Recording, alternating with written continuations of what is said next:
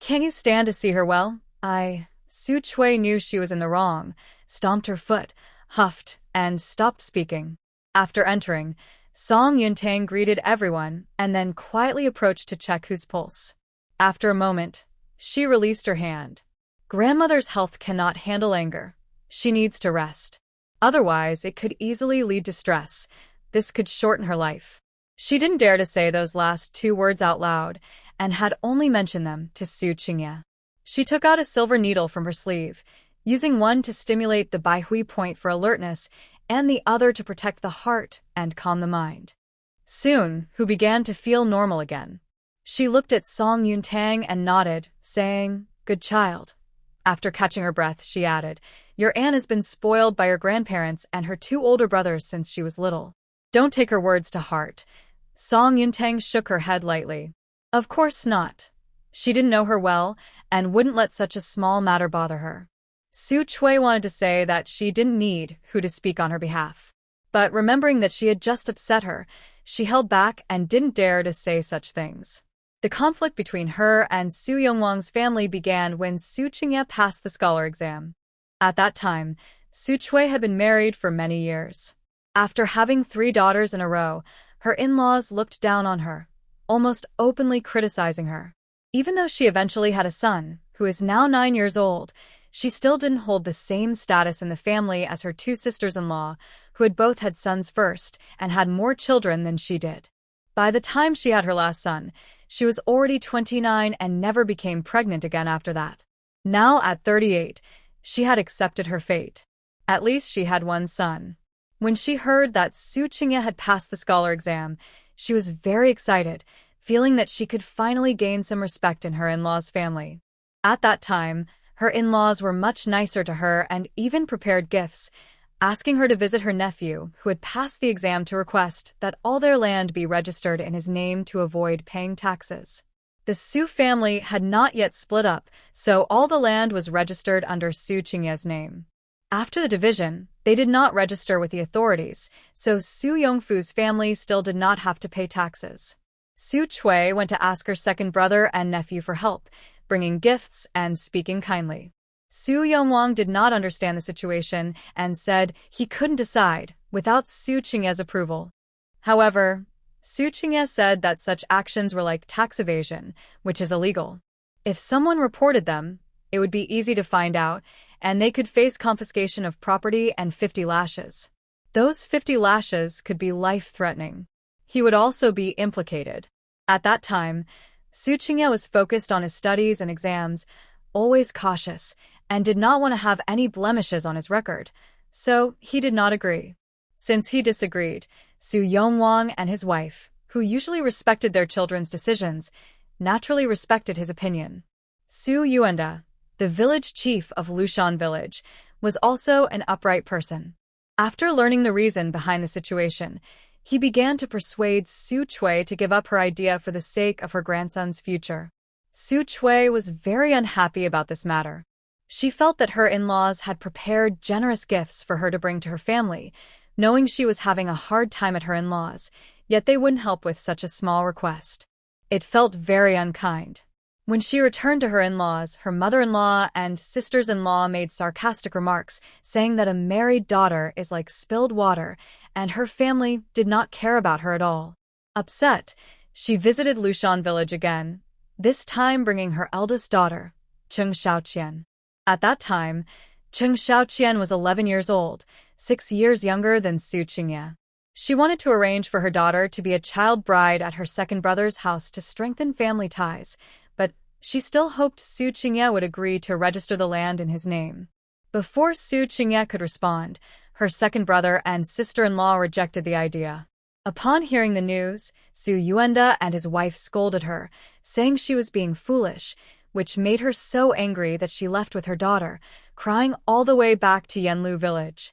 After that, she gradually reduced her interactions with her family. This time, Su Qingye's marriage prompted Jiang and Su Yongwang to discuss whether to invite the younger aunt for most of the night. In the end, they decided that since she was Su Qingye's aunt, it was only natural to invite her to the wedding. Whether she came or not would be up to her. However, Xu Cui did not disappoint anyone and indeed did not show up on the wedding day. Who held Song Yuntong's hand? Your younger aunt was busy yesterday and missed your wedding. She just arrived today and was worried you might mind, so we were discussing it. Getting married is not something that can be planned at the last minute. At least they had informed everyone more than half a month in advance. Saying she missed it was just Hu's way of putting it. Everyone knew the truth. Song Yuntang smiled. Before today, I didn't even know we had a younger aunt. My parents are always open-minded, so I guess they didn't think much of it. If that's the case, there's no need for the younger aunt to take it to heart. Xu Cui raised an eyebrow. Did my second brother and sister-in-law never mention me to you? Song Yuntang pretended to be surprised. Why would my parents bring up the younger aunt out of nowhere? Did she ever help our family? Or are they telling me that our aunt didn't attend the wedding? I don't even know her, so it wouldn't make sense for them to mention her to me. Xu Cui must have thought she was important just because she was the youngest daughter in the family. She never held grudges for long. Whether physical or emotional, it was better to settle things on the spot rather than go home feeling unresolved. Standing nearby, Su Wencheng heard Song Yuntong's words and covered his smile with his hand. His sister-in-law, who usually seemed as indifferent as his brother, was quite sharp-tongued at a crucial moment. This was good. He wouldn't have to worry about her being bullied in the future. You, Xu Cui huffed, looking at Hu. Mom, how did Qingya end up with such a sharp-tongued wife? At this rate, she might not even match half of our little Qian. Among the three girls standing nearby, the oldest one lowered her head and remained silent, looking shy. 6 years ago, her mother brought her to the Su family and mentioned marrying her to her cousin Qingya. At 11, she was not too young to understand. Her cousin was knowledgeable, smart, and handsome, a rare find in a farming family, and no girl could resist him. But then her cousin fell ill. She gave up on her hopes. At that time, her mother was still at home, reveling in the situation. Unexpectedly, her cousin's illness mysteriously improved, and he suddenly got married. Song Yuntang was not foolish. She understood from Xu Cui's words that there was an intention to stir trouble between her and Su Qingya. What era is this? Do you still think cousins should marry? Aren't you worried about the intelligence of their children? Aunt Zhang quickly asked. Is there any significance to this belief? Earlier, her aunt suggested that her 15-year-old daughter should be engaged to her own son, who had just turned 16, claiming both were nearing marriageable age. She was not very keen on this idea. In the Chung family's environment, her aunt's self-centered nature raised concerns about the daughters she raised. However, due to past events, her aunt had been visiting less frequently. Her parents thought that if the girl was decent, she should consider it. The girl seemed fine on the surface, but Song Yuntang just couldn't warm up to her. After hearing her words, she was even less inclined to let her son marry her aunt's daughter. Song Yuntang said, cousins are considered close relatives. The children of close relatives who marry within 3 generations have a higher risk of health issues compared to those of ordinary couples. There are many examples of cousin marriages in real life. At this point, Su Wencheng quickly chimed in. That's true. The dog from the Liu family in the neighboring village married his cousin, and their first child was not normal from a young age. And there's heir Zhu from Yonglu village. He and his wife tried for 3 years without conceiving. Finally, when she became pregnant, the baby passed away just 5 days after birth. Is there anything else? As the conversation continued, Su Cui's eldest daughter, Qing Xiaoqian, and her second daughter, Qing Xiaofang, grew increasingly pale. Su Yuanda and his wife, along with the family of the elder uncle, wore serious expressions. That's enough, Su Cui shouted angrily. Can you say something nice? Su Wenqing muttered. Why is my aunt so upset? I didn't say anything bad. Does she really want my elder brother to marry his cousin? That can't happen. My brother and sister-in-law have a good relationship, and my parents are very satisfied with her. You can't break them apart. In his heart, he believed that his brother and sister-in-law were the perfect match. He couldn't let outsiders ruin that. Su Cui's chest heaved with anger. Dad, Mom, Su Wencheng is talking nonsense. Aren't you going to say anything? Even ordinary couples can have children who don't succeed. What does that have to do with cousins? What he said was just a coincidence. Su Yuanda glanced at Su Wencheng and then at Song Yuntang, his expression turning serious. Tang girl has good medical skills. She cured Qingye's illness. Since she said that, she must have her reasons. We need to be careful about Xiaofang and Liangping's situation. Hearing this, Su Wencheng felt relieved inside. So, it wasn't about his brother after all. That was a relief. The matters concerning the elder uncle's family were for them to worry about. However, since his sister-in-law said cousins shouldn't marry, given their grandfather's cautious nature, she would probably take that advice to heart, right? He had been so focused on dissuading his aunt's family that he had blurted out all the rumors he had heard over the past 2 years without thinking much. Now that he thought about it, children born from cousins did indeed have many health issues.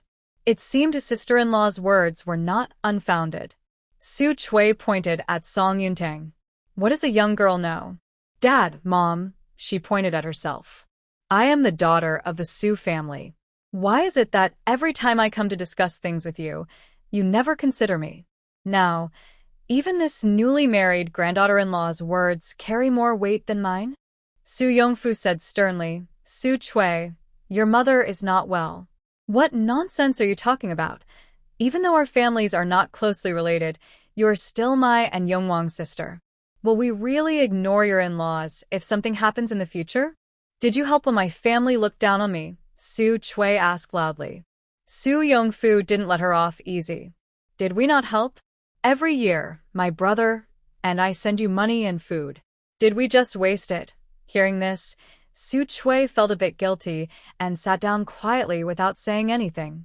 At that moment, the eldest daughter-in-law of the uncle's family, who is Hu Er's mother, brought bowls of sour plum soup to everyone. Zhang was trying to ease the tension. We're all family. Even if we have disagreements, we should talk it out. Why get so angry? Let's have some sour plum soup to cool down. It smells nice. People from farming families usually don't spend money on things that don't fill their stomachs. Hu was still upset, but after sipping the cool sour plum soup, she felt a bit better. She looked at Song Yuntang and asked, Girl, is this expensive? You work hard for your money, so don't spend it on us. We can't afford such nice things. Song Yuntang smiled and shook her head. Don't worry, Grandma. I made the sour plum soup myself. It's not expensive, just requires some effort to prepare. If you like it, I can ask Wencheng to bring you some ingredients so you can make it at home. Since she had already delivered the soup, she didn't plan to stay longer. Since Grandpa and Grandma have things to do, Wencheng and I will head back now. We have things waiting for us at home. Zhang, as the head of the household, quickly stepped forward. I'll see you off. Song Yuntang thought she had something to ask her, so she didn't refuse. Zhang escorted them out of the yard, and after passing a crooked tree, she quietly asked Song Yuntang, Tanger, what you said about cousins not being able to marry, was that just a saying, or is there really such a rule? Song Yuntang shook her head. I never joke about this. My master told me about it when I was studying medicine. He has traveled a lot and knows much more than I do, so he wouldn't say something he wasn't sure about. Talking about genetics is too complicated for Zhang to understand, so it's better to put the blame on that imaginary master. Hearing this, Zhang gently patted her hand. Well, now that I know, I really owe you for today. Otherwise, I wouldn't know how to refuse your aunt. Thinking about her purpose for coming today, Song Yuntang looked at her. And, do you have some time in the next few days? I have something I need your help with. Zhang quickly asked. What is it? I'm free these days, and if I can help, I definitely will. She actually liked her niece-in-law very much. Although she was young, she was smart and sensible, and she acted with maturity. I recently bought a farm, and I want to raise some chickens and ducks there, but I don't know where to buy them, Song Yuntang said, leaving it at that. Zhang smiled and said, That's a small matter. How many do you want to buy? I can take you right now. This year, due to the grain shortage, the prices for chicks and ducklings are lower than usual. In truth, she was a bit surprised. She had only heard that Song Yuntang was a girl from Rongshu village and had been a wealthy young lady in the Lin family for 13 years. She also knew that her relationship with the Song family wasn't good. She vaguely felt that Song Yuntang had some background, but she didn't expect her to own a farm. Song Yuntang looked up at the sky. It was still early. If she moved quickly, she might be able to take the chickens and ducks to the farm today. I'll go home to get the mule cart and come back to pick you up, Aunt. Zhang nodded. All right, I'll talk to the people inside. With that, she turned and walked toward the yard. She was glad to leave the house, as it meant she wouldn't have to deal with the awkwardness. As long as she wasn't home, Su Yongfu couldn't make decisions. Even if Xu Cui threw a fit in front of him, it wouldn't matter if she didn't agree. No means no. Moreover, she planned to take her son with her, so he wouldn't be influenced by her aunt's daughter. The two went back to their homes. Song Yuntang and Jiang explained the situation, then led the mule, while Su Wencheng helped to harness the mule cart. Big sister, can I go with you and Aunt to buy chickens and ducks? This way, Big brother can stay home and study more, Su Wencheng said, eagerly touching the strong body of the mule. Sure, Song Yuntang replied, looking at him uncertainly. But the question is, can you drive the mule cart? Su Wencheng scratched his head. I've driven an ox cart. It should be similar, right? To save time, Song Yuntang climbed onto the mule cart and got into the carriage. Let's go. Surprised by Song Yuntang's trust in him, Su Wencheng felt quite touched. Jiang rushed out of the house, looking worried. Su Wencheng, if you dare to let your sister-in-law fall, just wait until I get my hands on you. Don't worry, Mom. Even if I fall, I won't let my sister-in-law fall, he replied, lifting the reins and driving the mule cart towards Su Yongfu's home. Jiang was still a bit anxious. Qingye, do you think it's safe to let Wencheng go? Wencheng is always smart. You don't need to worry, he assured her, knowing his brother well. The mule cart stopped steadily beside the crooked tree at Uncle's house.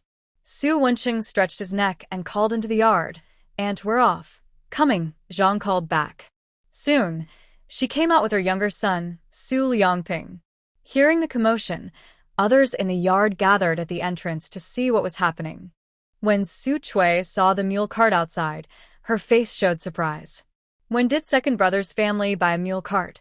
In farming families, only wealthy households could afford a mule cart. What good fortune had befallen second brother's family? Do we not know about second brother's affairs? They haven't bought a mule cart, Su Yuanda said confidently. He had seen a man driving a mule cart to their house yesterday, respectfully busy with her things. This girl probably had many secrets they were unaware of. Second brother's family hasn't bought a mule cart. Could these two be borrowed? Xu Cui asked, puzzled. However, although everyone heard her words, no one answered her question. Song Yuntang and Su Wencheng acted as if they hadn't heard anything. Su Wencheng jumped down from the mule cart. Aunt, please go sit in the carriage with my sister-in-law. Later, my cousin will sit outside with me while we drive the mule cart. Okay. Zhang was helped into the mule cart by Song Yuntang, while Su Liangping sat down on the other side of the cart. Su Wencheng smiled at the elderly couple, Su Yuanda and his wife. Grandpa, Grandma, we're leaving. Be careful on the road, who reminded them. Got it, Grandma. As Su Wencheng finished speaking, the mule cart turned around and headed toward the village entrance. Watching the cart leave, Su Cui looked at Hu. Mom, why did Song suddenly pull my sister-in-law away? Is she trying to take Liangping with her? I don't know what they are up to, Hu said as she returned to the yard and sat down again. Chuier, if there's nothing else, you all should head back. You weren't planning to go to your second brother's house anyway. Yanlu village is not close to Lushan village, so if you go back now, you'll make it home before dark. Zhang took Su Liangping away, making it clear that the engagement between the cousins was not going to happen. Perhaps she truly took Song Yuntang's words to heart.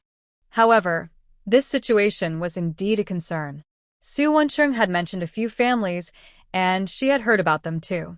If a foolish great-grandson came about, it would harm the eldest family. Su Cui scoffed inwardly and said sarcastically, Fine, I know you don't want us around, so we'll leave you alone. She then turned to her three daughters. Xiao Qian, Xiao Fong, Nianer, let's go. The three girls quickly followed Su Cui after exchanging glances with Su Yuanda and his wife. Seeing Su Cui walking ahead in silence, Xiao Qian cautiously asked, Mom, are we going home now? She actually didn't want to go back, just yet. In that house, no one cared about the daughters. They had the worst food and the worst living conditions. Although Grandma's house wasn't their own here, They ate and lived the same as everyone else and wouldn't be treated differently. Xu Cui glanced at her 3 daughters. Go back home? Your cousin got married yesterday. We must go congratulate him. They have a mule cart, and we can ride back in style. Let's see if that old lady from the Chung family dares to say anything to me. Then she looked at her second daughter, Chung Xiaofang, with a hint of disapproval in her voice. Be smart when we get to your second uncle's house. Your cousin Xingye will surely be better than your eldest uncle's family. Su Wencheng is your age. Maybe you'll have a chance. Chung Xiaofang nodded obediently. I understand, Mom. 12-year-old Cheng Yenner glanced at Xu Cui and then at her 2 sisters, feeling a deep sense of helplessness. She was the youngest in the family, and when she was born, Grandma almost harmed her because she was another girl. Fortunately, her uncles had gone to the Chung family to congratulate them, which saved her from Grandma's hands. Actually, her mother was the youngest sister in the Xu family. Even if she didn't take her daughters to her brothers' houses, they wouldn't neglect her. But her mother didn't see that. After being targeted by Grandma and her 2 aunts in the Chung family, she always wanted to prove something to them. However, she used the most foolish and hurtful way to her siblings. Even if she understood, she couldn't express her thoughts. Otherwise, she would surely face her mother's anger. Fortunately, she was still too young to marry. When she got older, she would have to think of a way to keep her mother out of her marriage plans. Under Zhang's guidance, Su Wencheng drove the mule cart to a house in Biluo village. This house had a mountain behind it, with 4 or 5 mud brick rooms lined up at the foot of the mountain, where they raised many chickens and ducks. Chicks were the cheapest, costing 3 coins each, while fist-sized chickens were a bit more expensive at 5 coins each. Zhang pointed at the fist-sized chickens and leaned closer to Song Yuntang's ear.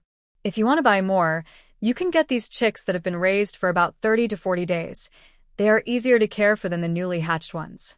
If you only want a few for personal use, you can buy the ones over there for 8 coins each. Raising them for 2 to 3 months will let you enjoy chicken meat sooner. Also, there is a way to choose healthy chicks. Healthy chicks have bright eyes, smooth feathers, a firm belly, are strong when they struggle, make loud sounds, have thick legs, and are quick in their movements. Avoid those that look sickly. Song Yunting nodded. I must say, Su Qingye's aunt is quite practical. Next, the 4 of them each took a basket to start selecting chicks.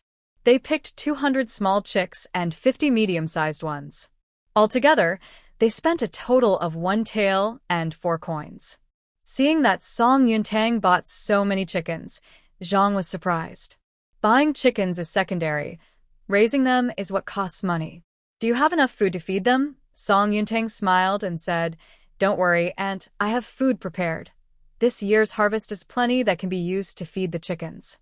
Plus, with the leftover grains from brewing, there is no worry about chicken and duck feed. Thinking about the pond at the foot of the mountain that hasn't been dug yet, Song Yuntang spent just 100 coins to buy 20 ducks, letting Aunt Meow raise them to practice.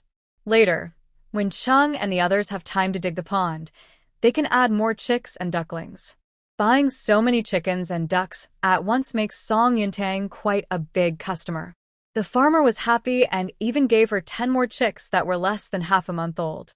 With food currently scarce and prices rising, having these 200 to 300 fewer chickens and ducks will lighten the burden significantly. After loading the chickens and ducks onto the mule cart, Su Wencheng drove the cart, following Song Yuntang's directions to her farm. He was curious about what his sister-in-law's farm was like. As the mule cart approached Sile Town, it turned a corner and headed toward a nearby area with people. Aunt Meow spotted the cart from a distance. Seeing 2 unfamiliar young men sitting in front, she hurried out of the yard and called toward the direction where the second granary was being built. Too sure, Tianci, the girl is back.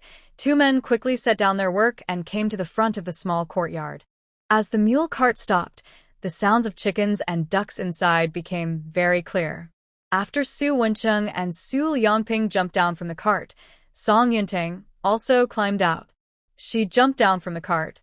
Too sure, Tianci, please take the chickens and ducks from the cart to the chicken coop on the mountain. You can keep 10 smaller ones in the courtyard with the 2 chickens we had before. In the evening, We can bring Da Huang and Jiang Jun near the coop to help watch over them. Okay. The two responded, and after Zhang got off the cart, they began moving the chickens and ducks to the mountain to assign them to the coop. Da Huang and Jiang Jun had been raised by Song Yuntang for a month. Since arriving at the farm, the two dogs had completely embraced their nature, running wild in the mountains and growing stronger. Zhang and her companions looked around the farm for the first time, feeling a bit surprised. The farm didn't look luxurious. It mainly had wooden sheds and adobe houses, but there were plenty of things and people around, making it seem quite lively. It must cost a lot to have so many people working here, right? Taking a deep breath, she could still faintly smell the aroma of grain alcohol in the air. Is Yuntang still making wine? Zhang asked. Song Yuntang smiled and pointed to the wooden shed next to the courtyard. That's where the wine is made. A few days ago, we steamed 3 batches of grain, and it's currently fermenting. And your nose is really sharp. No wonder. Zhang pointed to another shed. What's that one for? Song Yuntang looked in the direction she was pointing. That's a simple workshop for making bamboo containers. She then looked towards the courtyard. Aunt Meow, please prepare 6 jars of shampoo. I need to take them later. Aunt Meow responded and hurried inside to get busy. After arranging things here, Song Yuntang decided to check on the chili seedlings that Fang Tianxi and Tushi had planted in the morning. Both of them were skilled at farming. The soil in the field is finely tilled and smooth, with the chili seedlings planted at almost equal distances. I counted roughly. There are 3 rows in one plot, with 30 seedlings in each row, totaling nearly 200 seedlings across 2 plots. Additionally, there are seedlings planted in the small courtyard and at home in Lushan village. If all of them survive, the yield should be good. At least, it will be enough to supply our family's tavern next year. Later on, we can save a lot of seeds to promote in the county and even the provincial city.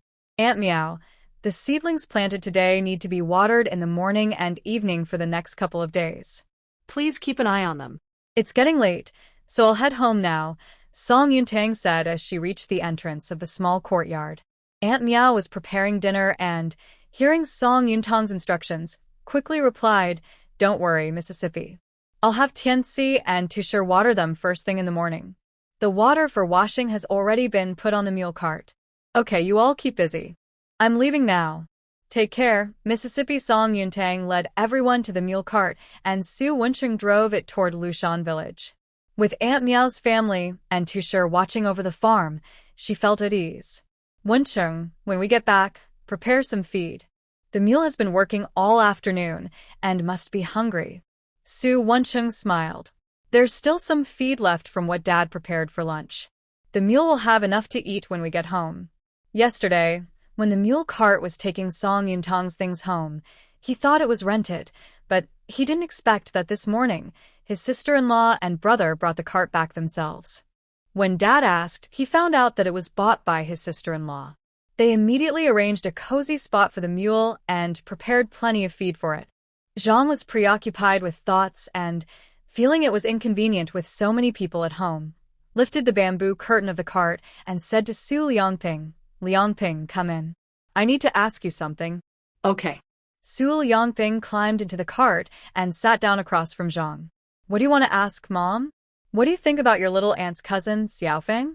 Zhang asked directly. Su Liangping scratched the back of his head, feeling a bit shy. "I don't really have any thoughts. I'll let Dad and Mom decide." Seeing her son's unclear response, Zhang decided to speak plainly. "Let me be honest with you. I don't really like or dislike Xiaofeng, but I am not very willing to have her marry into our family." Su Liangping blinked in surprise. "If you don't want her, then just say no. That's why I asked for your opinion. If you truly like her and want to be with her, I can accept that. But if you only see her as a sister and have no other feelings, I think I should send a message to your aunt to decline the proposal." As she spoke, she glanced in Song Yuntang's direction. "You know your cousin-in-law is skilled in medicine. Today, she mentioned that cousins shouldn't marry, and I specifically asked her about it. It's not just a random thought. It concerns your future, and I hope you can think it over carefully." Su Liangping shook his head without hesitation. "I have always seen Xiaofeng as a sister. Until today, I never thought my aunt would suddenly come to propose a marriage. If it's inappropriate, please just help me decline. Hearing this, Zhang felt relieved. Good. With your words, I feel at ease. She looked towards the carriage. Go outside with Wencheng and get the mule cart ready. Okay, Su Liangping replied and climbed out of the cart. Zhang looked at Song Yuntang. Don't take your aunt's words to heart. Previously, when Qingye passed the exam, she brought gifts to our home, hoping that Qingye would have all the land from the Chung family registered under his name. When Qingye passed the exam, we hadn't separated yet, so your grandparents had the land registered in his name.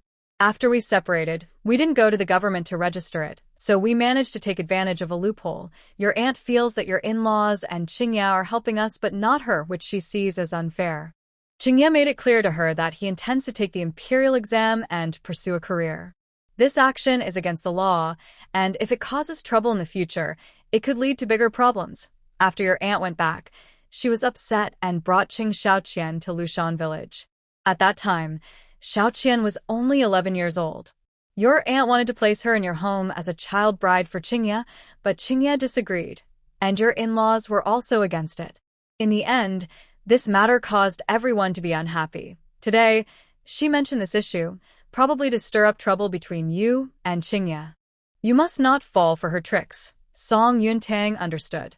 So, Xu Cui had this kind of grudge with the family. It seemed that Xu Cui was not a good person either. Don't worry, aunt. I didn't take her words to heart at all. That's good, Zhang said with relief. I was worried you might misunderstand, so I explained the background to you. Qingye grew up under our watch. He has always been quiet and principled. Now that you are married, you can live your life confidently with him. Song Yuntang nodded. Thank you, aunt. Oh, Zhang felt a bit shy. Why are you thanking me? I haven't done much. It's really thanks to Qingye over the years. The mule cart was much faster than the ox cart. In less than half an hour, they arrived home. As soon as they reached the door, they heard voices in the yard. It turned out that not only Xu Cui and the others were there, but the grandparents had also come over. Song Yuntang couldn't help but sigh inwardly. It seemed that today would be another scene of chaos. Mom, we're back. As soon as the mule cart stopped, Su Wenqing shouted loudly. Hearing the noise, Zhang hurried to the door. Was everything smooth? Su Wenqing joked. Don't worry, your precious daughter-in-law is doing well, completely unharmed. Zhang shot him a glance. You brat. Of course, I was worried since you haven't driven a mule cart before. Song Yuntang climbed out of the mule cart. Mom. Wenqing drove the mule cart really well. Su Wenqing beamed with pride at his sister-in-law's praise. Zhang smiled. That's good to hear. Seeing Song Yuntang getting down from the cart, she stepped forward to help her. Zhang stepped out of the mule cart and, while helping Zhang, glanced towards the yard and lowered her voice. Sister-in-law, why is your aunt here again? She thought that after the big argument a few years ago with the second branch of the family, they would never speak again. Yesterday, she didn't come to Qingye's wedding and showed no intention of visiting.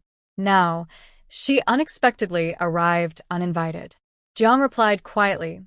Wensheng and Tanger left not long ago, and I thought since we had such a big conflict in the past and haven't spoken in a long time, I would ask Su Yonglong to bring my parents over. After sitting for a while, they said they wanted to stay for dinner, and I couldn't refuse directly, so I asked Zhener to catch a chicken for my sister-in-law's coop, Zhang's daughter-in-law. He is named Hezhen. As she spoke, she counted out 52 copper coins from her purse and handed them to Zhang. That totals 2 jin and 6 liang, 20 per jin. You can do the math, sister-in-law. Zhang didn't count but simply stuffed the coins into her own purse. You've already done the math, so it must be correct. She then pulled Zhang closer and said, just today at noon, as soon as we finished eating, your aunt came over wanting to marry her daughter Xiaofeng to my Liangping. I didn't agree, so you should be careful. Hearing this, Zhang frowned tightly. After all these years, I didn't expect her to be so stubborn. All right, just keep an eye out. You have guests at home, so I shouldn't stay longer. I'll head back now, Zhang said, greeting Su Yuanda and leaving with Su Liangping. Xu Cui saw the mule cart return, and her eyes lit up. She smiled and asked, Second brother, when did your family buy a mule cart? I didn't even know. Su Yongwang, being straightforward, felt happy that his long-lost sister was willing to reconnect. This mule cart isn't ours. It belongs to Tanger from her own farm. Xu Cui was even more surprised. She had only heard that Song Yuntang was the daughter of a wealthy family who was mistakenly taken in and sent back to the countryside a few years ago. The Song family in Rongshu village was very poor, and her reputation in the village wasn't good. She never expected that she not only had a mule cart but also a farm. Isn't this much better than what ordinary people have? She glanced towards Su Qingye's room through the window, her tone a bit sour. Qingye, no wonder you want to marry Song Yuntang. It seems you are interested in her background, she said, slowly sighing. But you both want something from each other. You really are a good match. Her voice was neither too loud nor too soft, just enough for Song Yuntang at the door to hear. After she spoke, the yard fell silent, with only the occasional sound of a mule, who was so angry that she trembled all over. Su Yuanda saw this and, fearing his wife might get too upset, quickly reached out to pat her back. Su Qingye, who had been quietly reading in the room, frowned in displeasure. He looked up and met Song Yuntang's gaze at the door. Feeling unjustly involved, Song Yuntang felt a bit annoyed. If someone less resolute had been in her place, they might have been swayed by her words. Since it was clear she was trying to stir up trouble, there was no need for her to hold back. When I met my husband, he was weak and thin, and I was just a poor country girl. When we got engaged, I had just left the Song family and was living in a rented place with nothing. I built my business little by little with the money he gave me. This was the truth. When she first moved to town, Su Qingye had sent her 30 taels of silver, and later, he helped her get the 200 taels awarded by the government for the water wheel. At that time, she hadn't even suggested getting engaged to him. As for wanting his name, there are many scholars in the world. Why would I choose him over others? Your words today sound like you're trying to stir up trouble between us. This statement, if said by anyone else, could be misinterpreted. But when Song Yuntang said it herself, it felt just right. Seeing her defend Su Qingye like this, Jiang felt quite touched. This daughter-in-law is really something. She has her own opinions and isn't easily manipulated, and importantly, she doesn't look down on Qingye and is willing to protect him. She is someone who can build a good life. Su Yuanda and Mrs. Hu exchanged glances without speaking. Their daughter had truly become more unreasonable. Before she got married, her little temper was not a big deal, but after over 10 years in her in-laws' home, she had become increasingly sharp-tongued. While her in-laws were difficult to get along with, she shouldn't bring that attitude back to her own family. Moreover, the marriage with the Chung family was initially opposed by them. It was Xu Cui who insisted on it with tears and tantrums. Now that things were not going well, who could she blame? Xu Cui forced a smile. You're overthinking it. How could I stir trouble between you? I am your aunt by blood. Song Yuntang scoffed. If you are truly my blood aunt, why didn't you come to our wedding yesterday? Is Yanlu village so far from Lushan village? Or did I only send a letter to my aunt on the day of my wedding? It's unacceptable for a blood relative to miss such an important occasion. This shows that you, as an aunt, don't care much for your nephew. Su Cui became a bit angry. You girl, why are you speaking so harshly to your elder? Is this how the Song family raises their children? I always treat others with respect, but how I treat my aunt depends on how she treats me. If you speak harshly, should I still greet you with a smile? She rolled her eyes. I won't lower myself. Seeing Su Wensheng had already taken down the cart and was leading the mule to the shed prepared by Su Yongwang, Su Yongwang hurriedly stepped forward to take the reins from her. I'll handle it. That shed used to keep cows during the busy season, and it smells. Song Yuntang forced a smile. Thank you, Dad. Seeing Song Yuntang being so rude and her own brother still pampering her, Su Cui became even angrier. Brother, are you really going to let your daughter-in-law treat me like this? Do you still see me as your sister? Before Song Yuntang arrived, everyone was chatting and laughing and the atmosphere was quite good. But once she came, her brother changed. Su Yongwang held the reins and turned to look at her. I think what Tanger said is not wrong. I can't just favor you because you are my sister. You're practically twice her age, so there's no need to argue like a young girl. Women generally dislike others mentioning their age, especially older women, particularly when it comes from their own brother. Xu Cui cried in frustration. Dad, Mom, should I not have come to my second brother's house? I came to resolve conflicts, but look how he treated me. Who sighed? Today, don't blame anyone else. You started this. Your parents may be older, but they are not blind or foolish. Seeing that it was getting late, she stood up. Since it's late, let's go home. Don't keep thinking about visiting your brother's houses. Tonight, you should stay at home, and tomorrow morning, you three can return to Yenlu village peacefully. Jiang quickly stepped forward. Mom, why not eat before we leave? The chicken is already cooking. Who waved her hand. Your parents can eat at your house another time. Today, your sister is back home, so naturally, we will have a meal prepared here. With your sister and 3 granddaughters helping, it will be fine. She didn't deserve a good meal after causing trouble by coming back home. But she couldn't stay here any longer. Qingye had worked hard to find a wife, and if she disrupted their marriage, it would be the grandchildren who suffered. Surviving 5 years of illness from 18 to 23 was not easy. She saw it and felt for them. Xu Cui had no choice but to reluctantly leave with Su Yuanda and Hu, heading back to the old house. Watching them walk away, Jiang finally sighed in relief. It's for the best. I was worried she might stir up more trouble. She looked at Song Yuntang and said somewhat shyly, Tanger, believe me, I've never had the thoughts your aunt mentioned. I believe Qingye hasn't either. Song Yuntang smiled at her. I believe you, Mom. My aunt is trying to create discord between us. I understand that. Su Yongwang was feeding the mule in the shed and said, Your girl isn't foolish. If she really minded, she wouldn't have said those things earlier. Jiang looked at him with a smile. You see things clearly. Su Yongwang chuckled, happy to see the mule eating so well, even more than he enjoyed his own food. Song Yuntang took a basket of shampoo from the mule cart. Wencheng, can you help me take something to Annie? She helped me a lot today, and I should show my appreciation. Su Wencheng moved quickly, appearing in front of her as soon as she finished speaking. What does sister-in-law want me to deliver? This is shampoo. After wetting your hair, use some of this. It's better than soap. My sister-in-law couldn't take it out earlier, so please take 4 jars to Annie's house and leave 4 jars for us. As Song Yuntang spoke, she took out 4 jars and handed the basket to him. Su Wencheng didn't ask any more questions and ran off with the basket. In the kitchen, Jiang looked out the large window at the yard. That boy, at 15, is still so reckless. Running so fast, he doesn't even worry about falling. Su Yongwang laughed. Isn't he always like this? Yes, Jiang replied sarcastically. Just like you, carefree. Su Yongwang didn't take her words to heart. After feeding the mule, he happily went to lie down on a chair under the eaves. Lately, he felt unusually tired and just wanted to lie down when he had free time. Before long, he fell asleep.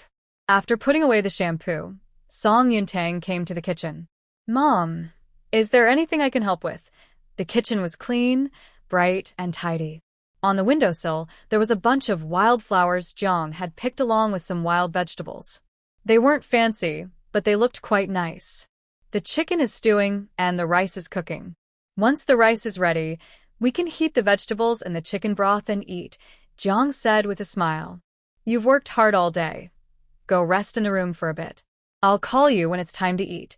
Seeing there was nothing else to do in the kitchen, Song Yuntang turned and left. As she passed by the sleeping Su Yongwang, she made sure to walk quietly, so she wouldn't wake him. As she glanced at his face, she suddenly stopped, walked over to the lounge chair, gently shook his arm, and whispered, Dad, wake up. Seeing that Su Yongwang didn't respond, Song Yuntang immediately grabbed his wrist. Then, she took out a silver needle pouch from her sleeve. Su Qingye, come help me. Su Qingye had already noticed her actions. Usually, even though Su Yongwang slept deeply, he could still be awakened. He quickly put down his book and hurried to the side of Su Yongwang's lounge chair. What should I do? Help me loosen Dad's clothing to ensure he can breathe easily. Something is wrong with him, Song Yuntang said directly. Without asking why, Su Qingye followed her instructions and loosened Su Yongwang's clothing. Song Yuntang took out silver needles from the open pouch, focusing on key points to stimulate his mind and nourish his liver and kidneys. She also targeted additional points to clear the meridians and support brain function. Jiang Shi, who was in the kitchen, heard the commotion and rushed out. When she saw Su Yongwang covered in silver needles but still sleeping soundly, she panicked and started to cry. What happened? Wasn't he fine just a moment ago? Song Yuntang was now sweating lightly on her forehead. She checked Su Yongwang's pulse again and sighed in relief. Fortunately, we noticed in time. He should wake up once the needles are removed. Tanger, what illness does your father have? Jiang Shi asked cautiously. The temperature difference between day and night has been significant these past few days, lowering his resistance and making him susceptible to heat stroke. But we caught it early and managed to stop it. We must remain vigilant in the coming days, and you need to keep a close eye on him. He can't drink alcohol during this time. Seeing that it was almost time to remove the needles, Song Yuntang began to take them out one by one. Does he need medication? Jiang Shi asked again. Mom, please prepare some warm water. I have the medicine here. Song Yuntang set the collected needles aside and went to her room to find 2 pills she had made earlier. She had originally planned to sell them in the county to make some money, but she didn't expect to use them on her own family. However, Su Yongwang is a decent father-in-law, so it's fine for him to use it. When he came out of the room, Su Yongwang was already awake. Seeing his wife, son, and daughter-in-law all looking at him, he was startled. Why are you all staring at me? It's a bit creepy. Seeing him like this, Jiang asked in confusion. Do you feel unwell anywhere? Unwell? Su Yongwang touched his chest, stomach, arms, and legs. I feel fine. Then he looked at Jiang again. If I said I've been feeling a bit low on energy lately, would you believe me? Thinking about what he had done last night, Jiang smiled slightly and handed the water cup to Su Qingye. The food in the kitchen might burn. I need to check the fire. Looking at Jiang's back, Su Yongwang was puzzled. You see, you want to ask me, but if I tell you, you won't believe me. What should I say? Jiang peeked her head out from the kitchen. I do believe you. The food really might burn. Song Yuntang took a pill from the box and handed it to Su Yongwang. Dad, you fainted a bit while you were sleeping, but you're fine now. Su Yongwang took the pill she offered with some doubt. How can you faint while sleeping? He vaguely remembered just dozing off for a moment. I know you might not understand, but it can happen, Song Yuntang said, taking the water cup from Su Qingye and handing it to him. Please take the medicine first and rest at home for the next few days. Although he still found it hard to believe he was really sick, Su Yongwang enjoyed being taken care of by his daughter-in-law. It was much more attentive than the 2 rough boys at home. Watching Su Yongwang take the pill, Song Yuntang put the teacup back in the room. She sealed the remaining pill and took it back to the room, storing it in the medicine box. Thank you for earlier. Su Qingye's voice suddenly came from behind. Song Yuntang paused her actions, finished putting things away, and turned to look at him. I married you, so he is also like a father to me, and I can feel that he treats me well. You don't need to thank me. Su Qingye responded with a sound of acknowledgement. Have you heard anything about my aunt from elsewhere? Song Yuntang nodded. My aunt told me.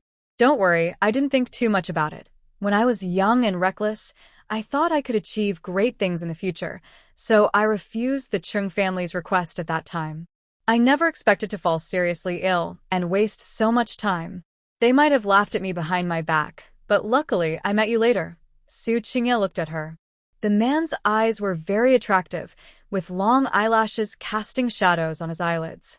When he looked at someone seriously, it seemed like he held deep feelings, drawing people in. Song Yuntang dared not look at him. She glanced away, raised her hand to cover her mouth, and pretended to cough. Everyone has a youthful time. My past isn't much better than yours. We're both in the same boat. The older brother doesn't laugh at the younger brother. After saying that, she quickly ran out of the room and headed to the kitchen. Mom, is dinner ready? Almost. Are you hungry, Tanger? Yes, I ran around outside all afternoon, so I'm really hungry. Hearing the conversation from the kitchen, Su Qingye shook his head helplessly. He wanted to tell her that marrying her had nothing to do with gratitude or anything else, but the young girl seemed a bit shy about being around him. Did he look too strict? Thinking of this, Su Qingye went to the courtyard and forced a smile. Just then, Su Wencheng, who had rushed into the courtyard, saw him. He looked at Su Qingye as if he had seen a ghost. "Brother, are you possessed?" Hearing this, the man's smile faded. From the kitchen, Zhang's voice came. "You little rascal, what nonsense are you talking about?" As Su Wencheng walked toward the kitchen, he said, "Mom, I'm not talking nonsense." Brother just smiled for no reason, and it was really creepy. "I thought he was possessed." Zhang shot him a glance. "I think what you said is scarier. Hurry up and wash your hands and set the table. It's time to eat." She had seen Song Yuntang rush into the kitchen earlier, and she knew very well why her son was laughing. Smelling the delicious chicken soup, Su Yongwang felt very hungry. He walked to the dining table and grabbed his usual wine glass from the cupboard. "Wencheng, pour me a glass of wine." "No way." Zhang stopped him immediately. "You've had enough to drink these days. You need to take a break." "I'm not drinking much. Just a small glass," Su Yongwang bargained. Zhang didn't give him a chance and took the glass from his hand. "Not even a drop. You need to behave. You just took Tanger's medicine, so don't waste its effect." Su Wencheng was surprised. Had something happened at home while he was away? "What's wrong with Dad?" Zhang replied. "It's nothing.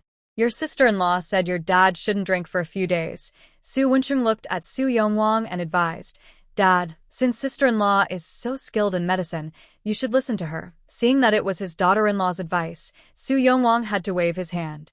"All right, if I can't drink, then I won't."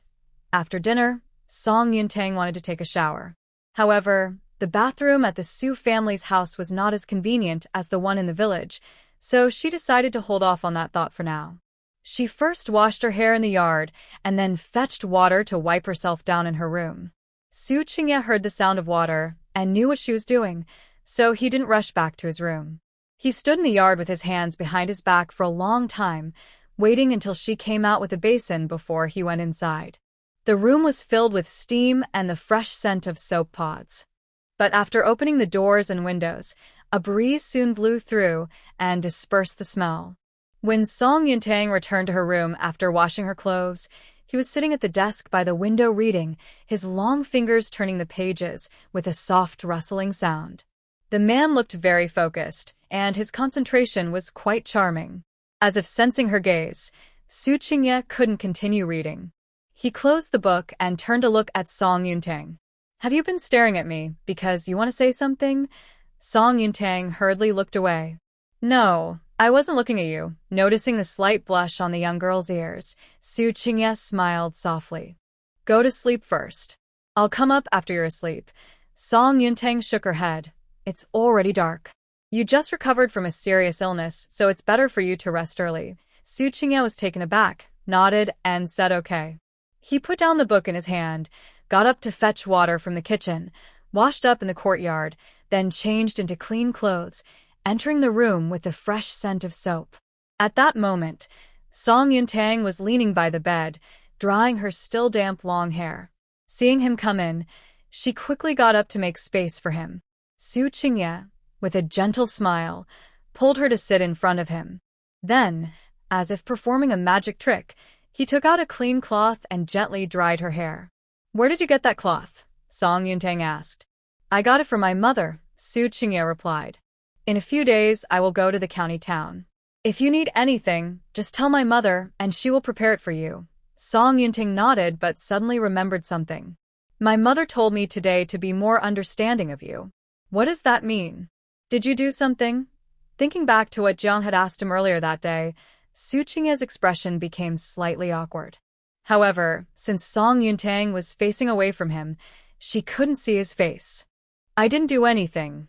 Song Yuntang didn't believe him. "If you really didn't do anything, why would she tell me to be understanding of you?" Then she added, "Actually, I don't want to pry too much, but since my mother said that, it must be related to us." "Shouldn't I have the right to know?" Su Qingye replied. "She might have misunderstood something. I'll explain it to her when I get the chance." Song Yuntang was even more curious. "What exactly is it?" In the darkness, the man's intense gaze was fixed on the girl in front of him. "Do you really want to know?" Song Yuntang asked casually. "Is it something I should know?" "Not really," Xu Qingye coughed lightly. Actually, it's fine to tell you. Last night before bed, my mother specifically reminded me that there was hot water on the stove. When I got up this morning and saw the water hadn't decreased, she thought I had a hidden issue. Song Yuntang suddenly felt that being too curious sometimes wasn't a good thing. Thinking about how a usually mature and composed man would react to these words made her want to laugh. Seeing her slightly shaking shoulders, Xu Qingye showed a helpless expression. If you want to laugh, just go ahead, he said. Feeling it was inappropriate, Song Yuntang stopped smiling. Didn't you explain it to your mother? No, Xu Yingye replied. Let her misunderstand for now. Otherwise, she might come to talk to you about it one day. A strange feeling flashed through Song Yuntang's heart. She wasn't thinking as deeply as Xu Qingye was. After all, getting married but not sharing a room with her husband was quite unusual in the nearby villages of Siletown. Only Xu Qingye would rather let his family misunderstand him than push her. She turned to face him, leaned down, and took his hand, placing it over his pulse. After a moment, she let go of his hand.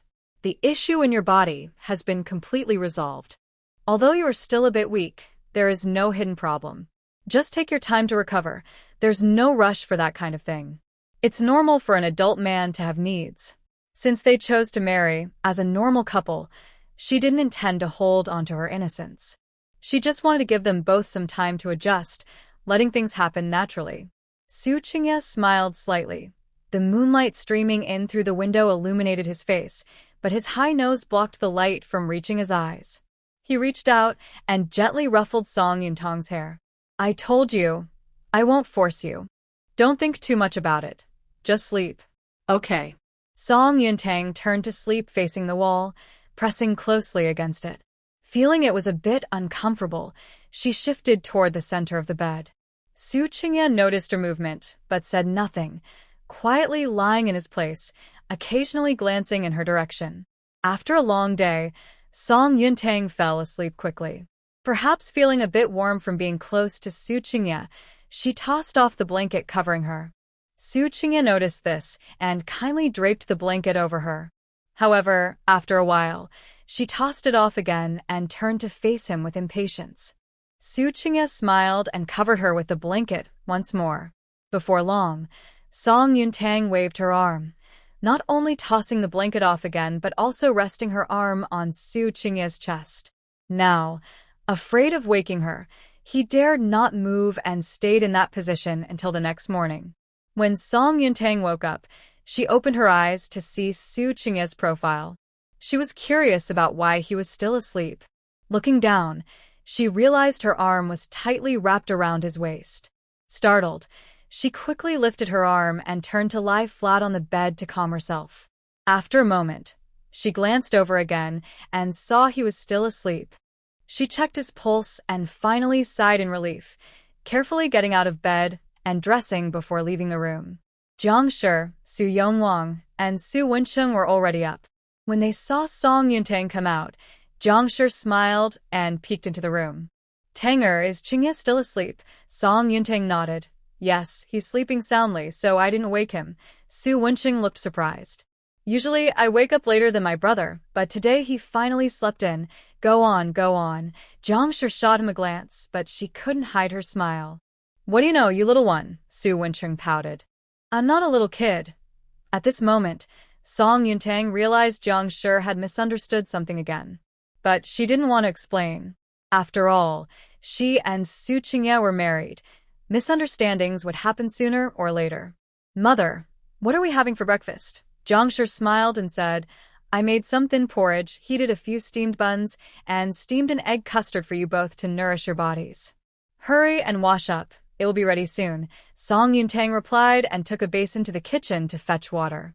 Mother, I have a business meeting in town today, so I won't be home for lunch. You don't need to wait for me. Jiang Shi was taken aback. You're not coming home for lunch? Song Yuntang confirmed with a nod. These days have been busy. I hope you can understand, Mother. Jiang looked at her with a calm expression. Normally, being busy is a good thing. It means business is doing well. I shouldn't say anything, but you also need to take care of yourself. When we are young, we all feel like we have endless energy, but we still need to know our limits. Song Yunting nodded. Don't worry, mother, I know what I'm doing. Jiang continued. Wencheng is at home and has nothing to do. If there's anything he can help with, you can ask him. There's no need to pay him. We're family and saving a little is good. If Wencheng really helps, we still need to give him the proper payment. Song Yuntang joked.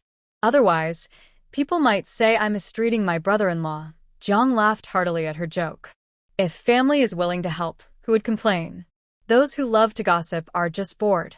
Just then, someone knocked on the courtyard door, and a small voice called out from outside.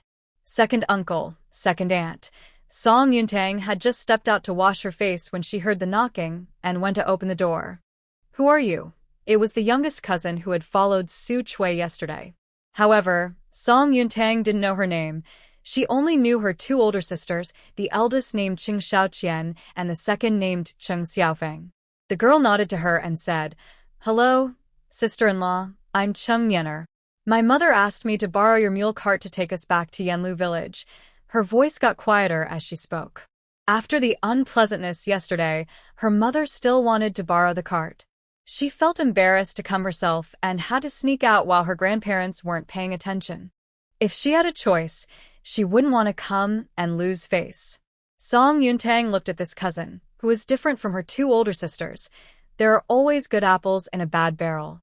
I'm not trying to make things difficult for you, but I need the mule cart later to go to town for some business. I had already made plans with someone else a few days ago, so I can't delay. Since that's the case, I won't hold you up, sister-in-law. Cheng Yener turned to leave but thought for a moment and turned back, gathering her courage to ask, I heard that my cousin and her family don't get along, and later she started her own business. Could she teach me how to run a business? Song Yuntang was surprised. Don't you want to stay with the Cheng family?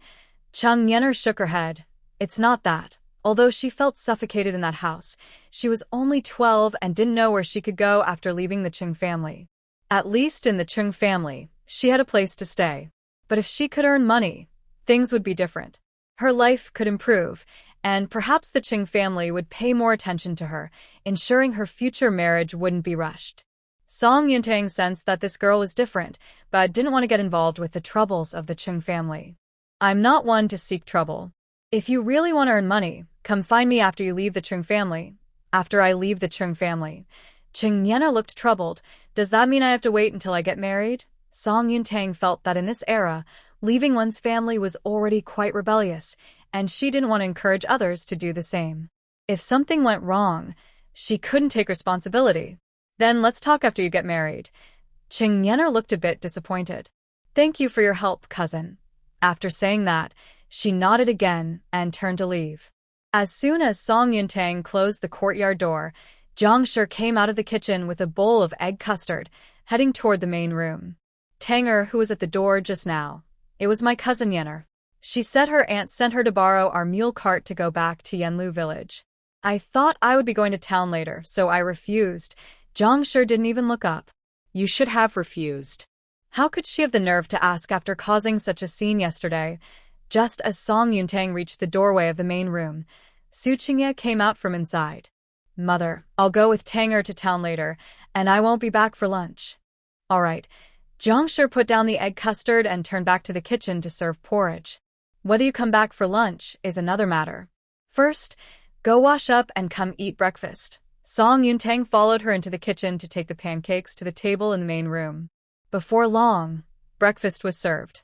Su Wencheng, while eating, looked at Su Qingye and said, Brother, since I'm free, can I accompany my sister-in-law to town later? You can stay home and read a few more books. Zhang's opinion was different. You can read any time. Your brother is going to the county soon, and he'll have plenty of time to read then. It's important to spend more time with your sister-in-law these days. Su Wencheng pouted. All right, then I'll go dig for wild vegetables in the mountains this morning. Song Yuntang swallowed her food and said, If Wencheng has nothing to do, he can help me grind the herbs at home. After grinding them into powder, he can store them separately for when I return. That works, Su Wencheng replied. I'll dig for wild vegetables in the mountains and then help my sister-in-law grind the herbs when I get back. After the family finished their thin porridge and pancakes, Su Qingye set off for town with Song Yuntang in the mule cart. Upon learning that Song Yuntang refused to lend the mule cart, Xu Cui angrily scolded her several times. After breakfast, Hu urged her to return to Yanlu village. She felt embarrassed to linger any longer. Marrying into the Chung family was her own choice, and now that she was unhappy, she couldn't blame her parents. As she walked along the road, she was very upset and kicked several stones into the middle of the path. How can you refuse such a small request? You deserve to fall. Chung Yenu walked at the back, shaking her head. When the others weren't looking, she quietly kicked or threw some sharp stones back to the side of the road. Xu Cui blamed all her misfortunes on her 3 daughters, who were born before her. She often scolded or hit them over minor issues. Her 2 older sisters were not easy to deal with either. If they saw her throwing stones, they would tell Xu Cui, and she would get punished again. So, after moving the sharp stones, she hurried to catch up with the 3 women ahead. Song Yuntang sat in the mule cart, bouncing around and nearly hitting the side of the cart.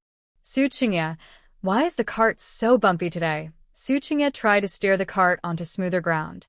Someone threw stones in the middle of the road. Hold on tight. Song Yuntang climbed out of the cart and sat beside Su Qingye, frowning at the stones on the road. Who would do something so unkind? Throwing so many stones on a perfectly good road. It must be intentional, right? Su Qingye nodded. Let's go to the town first, and we can clear the stones on our way back when we have time, Song Yuntang agreed. We need to clear them. Otherwise, with all the coming and going, anyone who rides through will feel sick from the bumps. The 2 of them first visited the farm. Chun and Tao had already gone to the tavern. Since there were no mules to carry the ice water buckets that morning, Tu Shi also took 2 buckets of ice water with him. He was strong, so carrying 2 large buckets of ice water on his shoulder was easy for him. Aunt Meow was at home watching the 2 children, preparing meals for those working on the farm and feeding the chickens and ducks on the mountain. With Fong Tianxi and Tu Shi helping, she could manage. Soon, Fong Tianxi would definitely be sent to work at the tavern, while Tu Shi would stay at the farm, and for now, that should be manageable. Meow, how many jars of shampoo have you made these past few days? Song Yuntang jumped down from the mule cart and entered the yard. After feeding the chickens and ducks in the morning, Aunt Meow had started boiling shampoo in the pot. In her spare time, she was doing some sewing while watching the 2 children, Fu Bao and Xiao Bao, play. Seeing Song Yuntang arrive, she quickly put down her sewing basket. The young lady is here. She poured a cup of water for Song Yuntang. After taking into account what Mudong comes to collect daily for the town shelves, we still have over 500 jars in stock. Song Yuntang took the cup. Great, if we boil some more today, that should be enough. After finishing her water, she returned the blanket to Aunt Meow. You keep busy, I'll go check on the chickens and ducks in the mountains. The 10 little chicks in the yard were still lively, but she wondered how the chickens on the mountain were doing. She needed to take a look to spot any issues early on. Aunt Meow walked her out of the yard, saying, yesterday, Tu Shi and Tianxi put over 200 chickens in 5 pens, with 50 in each. There are still 3 or 4 pens empty now. 200 should be enough to raise well. By the end of the year, those half-grown chickens should start laying eggs. Next year, if we want to raise more, we can hatch them ourselves. You're right, young lady. Looking at Song Yuntang leave, Meow hurried back to the kitchen to check on the fire. Su Qingye parked the mule cart behind the house, and then went up the mountain with Song Yuntang. Su Qingye, now that we are married, do I still need to pay taxes to the government for this farm? Song Yuntang asked as they walked. Su Qingye not that. That's right. Do I need to inform the officials? I heard they are about to collect land taxes, Song Yuntang inquired. I'll go to the county town and tell Lord Zhu. He will have someone register it, Su Qingye replied. Walking behind her, Su Qingye occasionally raised his hand to clear branches that she didn't notice, to prevent them from snagging her hair or scratching her skin and clothes. Since Su Qingye would help her with this, Song Yuntang felt relieved. When Tu Shi has some free time, I want him to clear a few acres of land on the farm. The Huajian Zue will open soon, and we need to grow some vegetables for ingredients. As she spoke, she stopped and turned to look at Su Qingye. By the way, when you go to the county town at the end of the month, I want to go with you. They were climbing up the mountain at that moment. Song Yuntang was ahead, standing at a much higher spot, allowing her to look directly at Xu Cui. Xu Cui kept clearing branches above her head. Their distance was already close, and when she turned around, their noses were less than an inch apart, almost bumping into each other. Xu Cui remained calm throughout.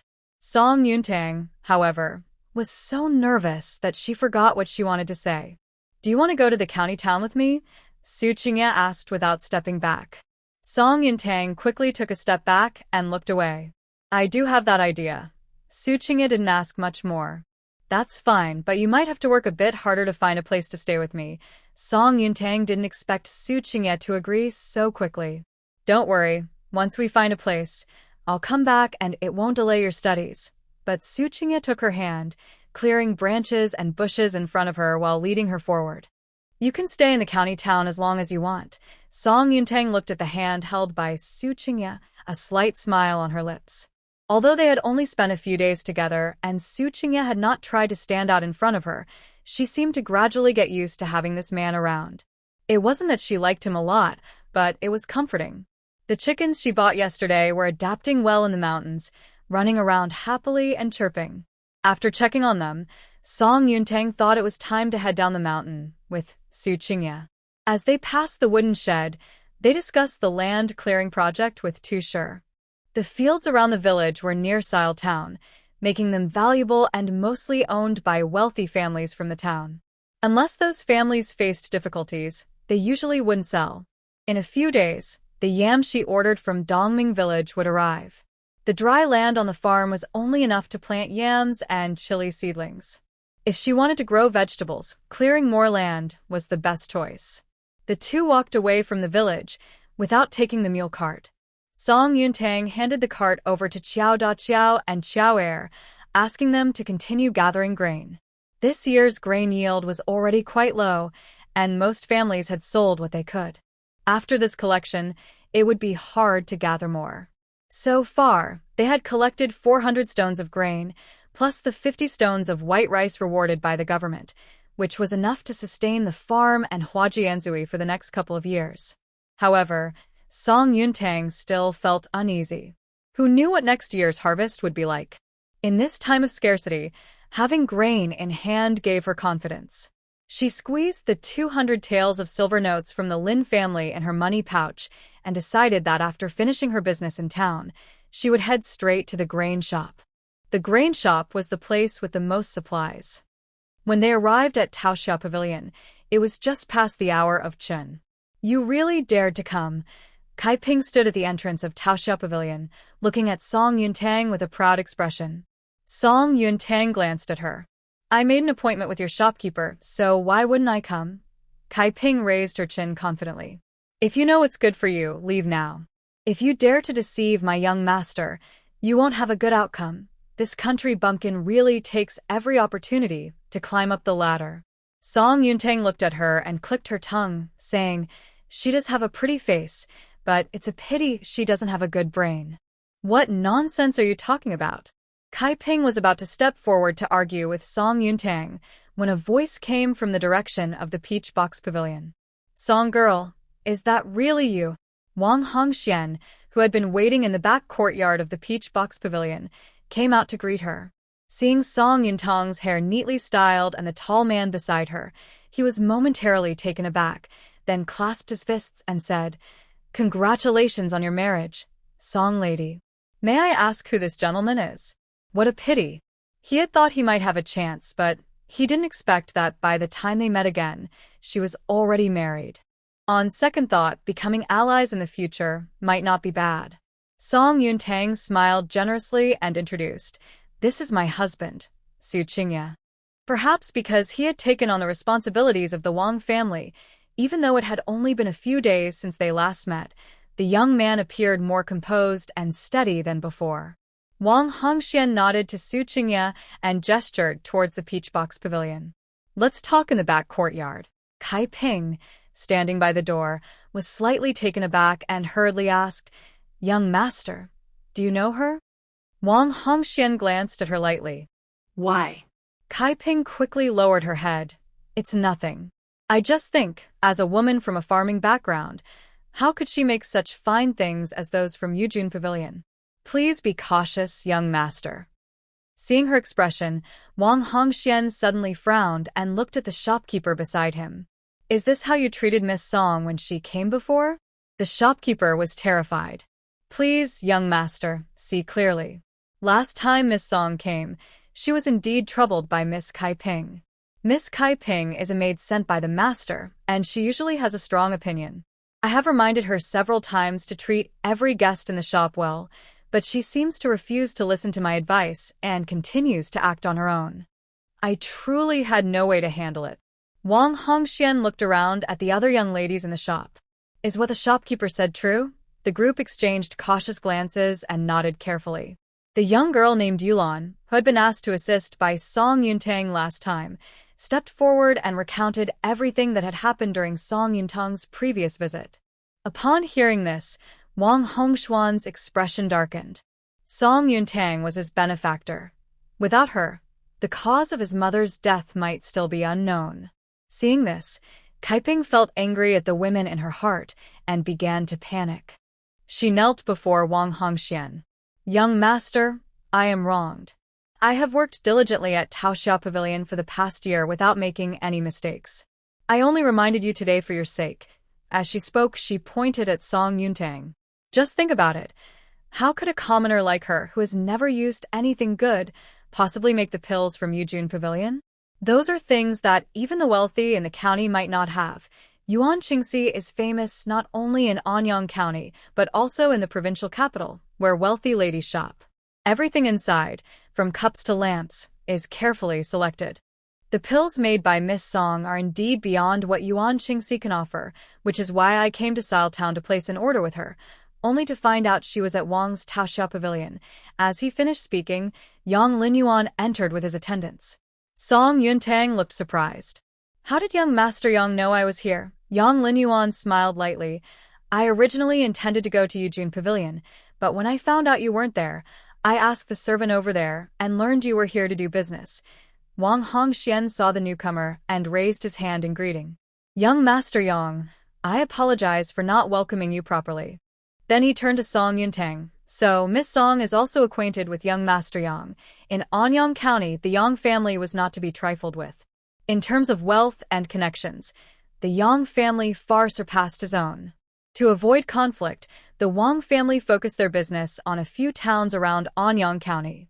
Song Yuntang smiled lightly. It was a chance encounter. I owe my acquaintance with young Master Yang to Miss Jiang.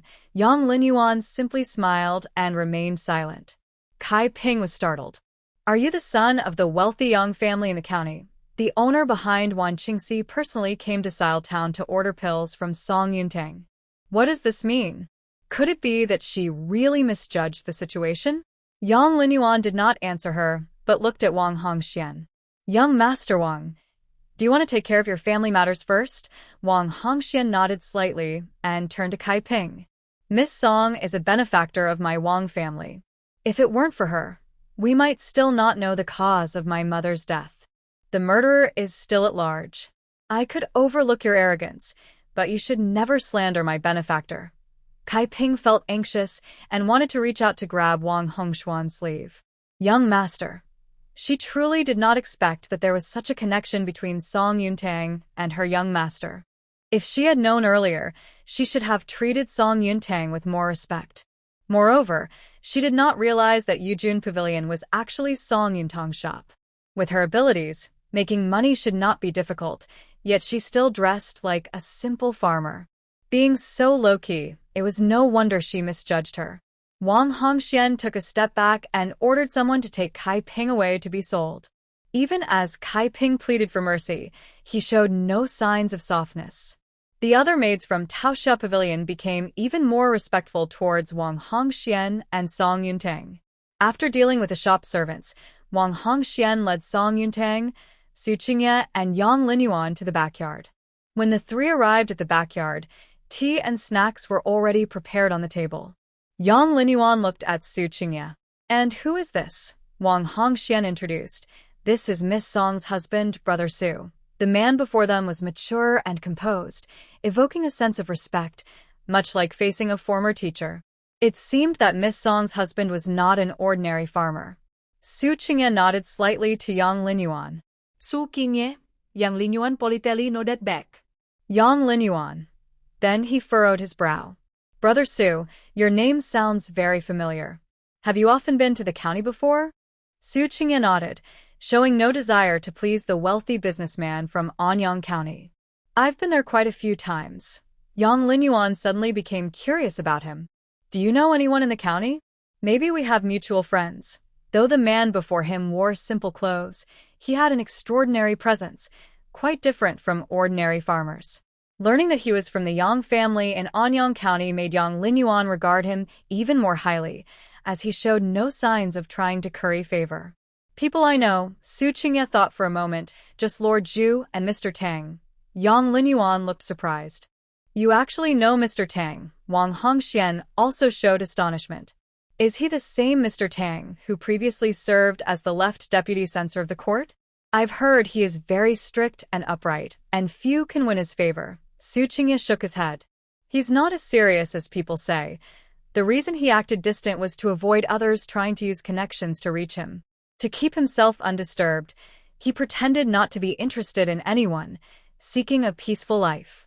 After all, having held such a high position in the past, he had seen his share of challenges and now just wanted to enjoy a quiet and safe old age. Yang Linyuan, intrigued, asked, "What is your relationship with Mr. Tang?" His expression suggested he must have interacted with Mr. Tang, as he wouldn't say such things otherwise. After all, Mr. Tang was known to be difficult to approach in Anyang County. He is my teacher, Xu Cui replied calmly. That makes sense, Yang Linyuan said excitedly, raising his hand slightly. With Mr. Tang's support, your future success is just around the corner. Wang Hongxuan's shock turned into admiration and envy. Being valued by Mr. Tang surely meant Xu Cui's future achievements would be significant. Xu Cui looked at the two of them. My teacher is a low-key person, so I hope you won't mention this to outsiders. Don't worry, I'm not a gossip, Yang Linyuan quickly assured him. I won't say anything either, Wang Hongxian added. Song Yuntang quietly sipped her tea and remained silent. Yang Linyuan suddenly looked at her. Miss Song, besides doing business, are you also helping Lord Zhu with cases now? From Wang Hongxuan's words, it seemed that Song Yuntang had uncovered the cause of his mother's death. I really didn't expect that a woman like her would have such abilities. She truly is different from those women in wealthy households. Song Yuntang put down her teacup and shook her head. Not really. I just know a bit about traditional medicine, and since I'm a woman, Lord Zhu asked me to help him out. As for handling cases, I'm not skilled enough for that. Miss Song is being modest. Yang Linyuan finally got to the point. The hair wash you provided for Wan Qingxi took us some time to gather feedback from our customers, and everyone has responded very positively. The herbal pills we had the maids and close female relatives try were surprisingly effective. The reason we didn't place an order sooner is that we still had a lot of the previous herbal pills in stock. We wanted to finish that batch first. Actually, I came here mainly to ask if you are selling the recipes for those herbal pills. We can discuss the price. He was a businessman. For a businessman, controlling costs is crucial. If he could buy Song Yuntang's recipes and make them himself, over time, the costs would definitely be much lower than buying from her. Song Yuntang was taken aback. She hadn't thought about selling her recipes before. After all, she couldn't just ask for an outrageous price. 100 or 1,000 taels would be the maximum. But if she became a supplier over the years, she could earn much more than that. Young Master Yang, since we are both in business, I understand your perspective. Although selling the recipes could bring in a quick profit, I currently have no plans to sell them for long-term reasons. I hope you can understand. Seeing this, Yang Linyuan wasn't angry. Instead, he admired her long-term vision because only with that mindset could one go far in the future. The Lin family was truly strange. They didn't take the capable and intelligent adopted daughter seriously. The true heiress causes trouble all day, but is treated like a treasure. With such short-sightedness, they will surely regret it one day. All right, since Miss Song doesn't want to sell, I won't force it.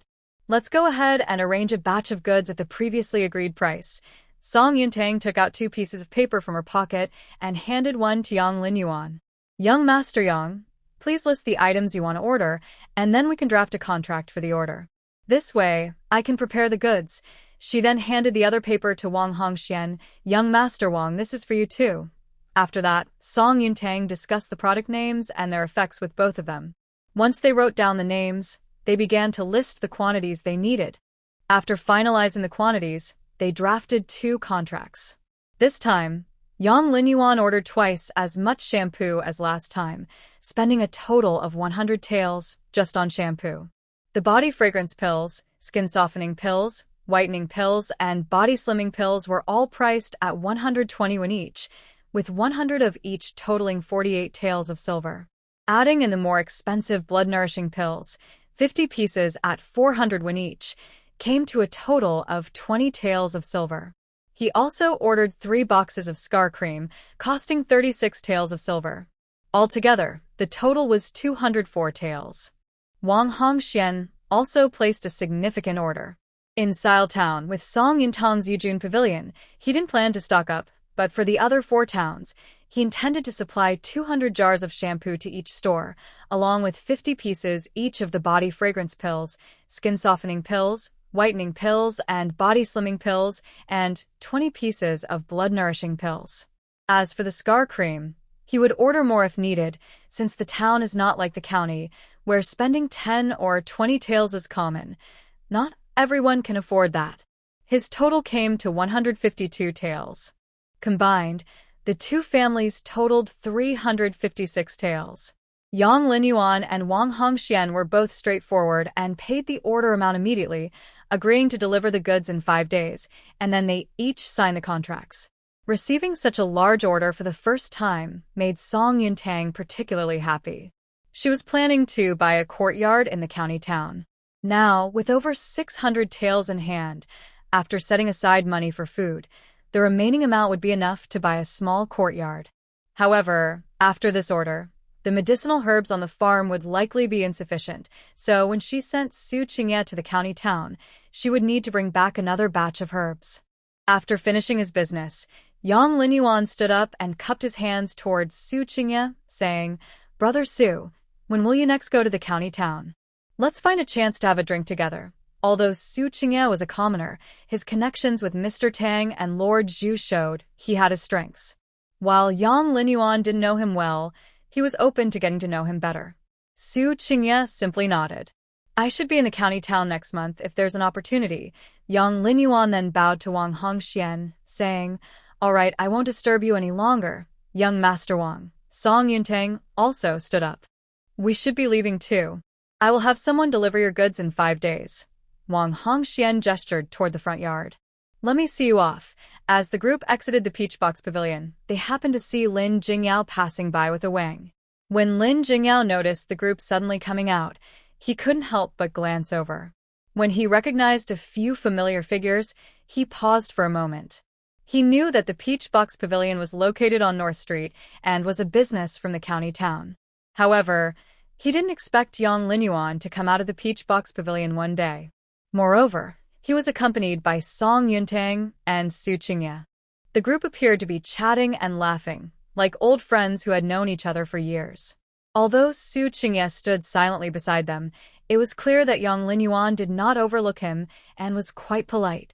Previously, his father had worked hard to arrange a marriage for Zhao Zhao into the Yang family, hoping to use their connections and wealth to pave the way for him, but he didn't expect Xu Cui to gain it so easily. Why was that? But now that they had met, he could ignore others, but he couldn't overlook Yang Linyuan. "Young Master Yang, what a coincidence." Yang Linyuan smiled. "It is a coincidence. I happen to be discussing business with Miss Song at Young Master Wang's Peachbox Pavilion." "Where are you headed, Young Master Lin?" "I just visited the pharmacy to buy medicine for my mother and was planning to head home," he replied, glancing at Song Yuntang. He expected to see some change in her expression, but there was none at all. Xu Cui quietly took Song Yuntang's hand and said, "Gentlemen, we have matters to attend to, so we must take our leave." Yang Linyuan and Wang Hongxian quickly cupped their hands in respect. "Brother Xu, remember to visit the Yang family when you go to the county town." Xu Cui replied with a "yes," and led Song Yuntang away. Watching their hands tightly clasped together, Lin Jingyao felt a tightness in his chest and a bitter taste in his heart. After a moment, he turned to Yang Linyuan. Are you and Su Qingye close? Yang Linyuan looked at Su Qingye's retreating figure with admiration. We just met today, thanks to Miss Song. He then turned to Lin Jingyao. Have you had a falling out with Miss Song? Wang Hongxian was unaware of the connection between Song Yuntang and the Lin family. Do you know Miss Song too, Lin Gongzi? Yang Linyuan smiled mysteriously. That connection runs deep. Seeing Lin Jingyao remain silent, he cupped his hands to both of them and said, I have matters to attend to, so I will take my leave. Wang Hongxian quickly added, Goodbye. With everyone they knew having left, Lin Jingyao felt no need to stay and talk with Wang Hongxian. He nodded slightly and led Wang away. Song Yuntang was actually helping Su Qingye build connections. He had previously thought she and Su Qingye were just playing around, but it seemed she truly wanted to marry him. Lin Jingyao finally realized that Song Yuntang was not just a weak girl without connections. At least she had a link to Yang Linyuan, which made doing business with the Yang family no small feat. If he had been kinder and brought her into the Lin family, would their situation be better now? But remembering the humiliation she had given him on her wedding day, Lin Jingyao's mood became complicated again. In the Peachbox Pavilion, Wang Hongxian felt curious and turned to ask Manager Yun. What is the background of the Lin family? What is the relationship between Miss Song and the Lin family? Manager Yun had been at the Peachbox Pavilion in Sile Town for several years and knew quite a bit about the families in North Street. The only Lin family in North Street is the one at the official's residence. It seems they raised a girl for 13 years who is actually not their own, and her last name is Song. Could she be Miss Song? The shopkeeper Yun's words sparked Wang Hongxuan's curiosity. What happened? Tell me more. Here's the story. After Su Qingye took Song Yuntang away from Taosha Pavilion and turned a corner, Song Yuntang smiled and held Su Qingye's hand. Why are you suddenly pulling me along so fast? I don't want you to worry about the Lin family, Su Qingye replied, looking back at her. But if you're still concerned, I can go with you to the Lin family. Song Yuntang shook her head. You might think I'm heartless, but I really don't care about them anymore. You're not heartless, Su Qingye said, continuing to walk with her. After all, they raised you for 13 years. If they truly cared, they wouldn't have neglected you before. It's natural for you to feel disheartened now. Song Yuntang didn't respond.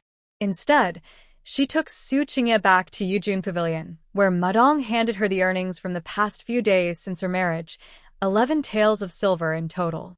After receiving the silver, Song Yuntang led Su Qingye to a nearby pharmacy to get some medicine for Su Yongwang. Next, she took Su Qingye to a grain and oil shop.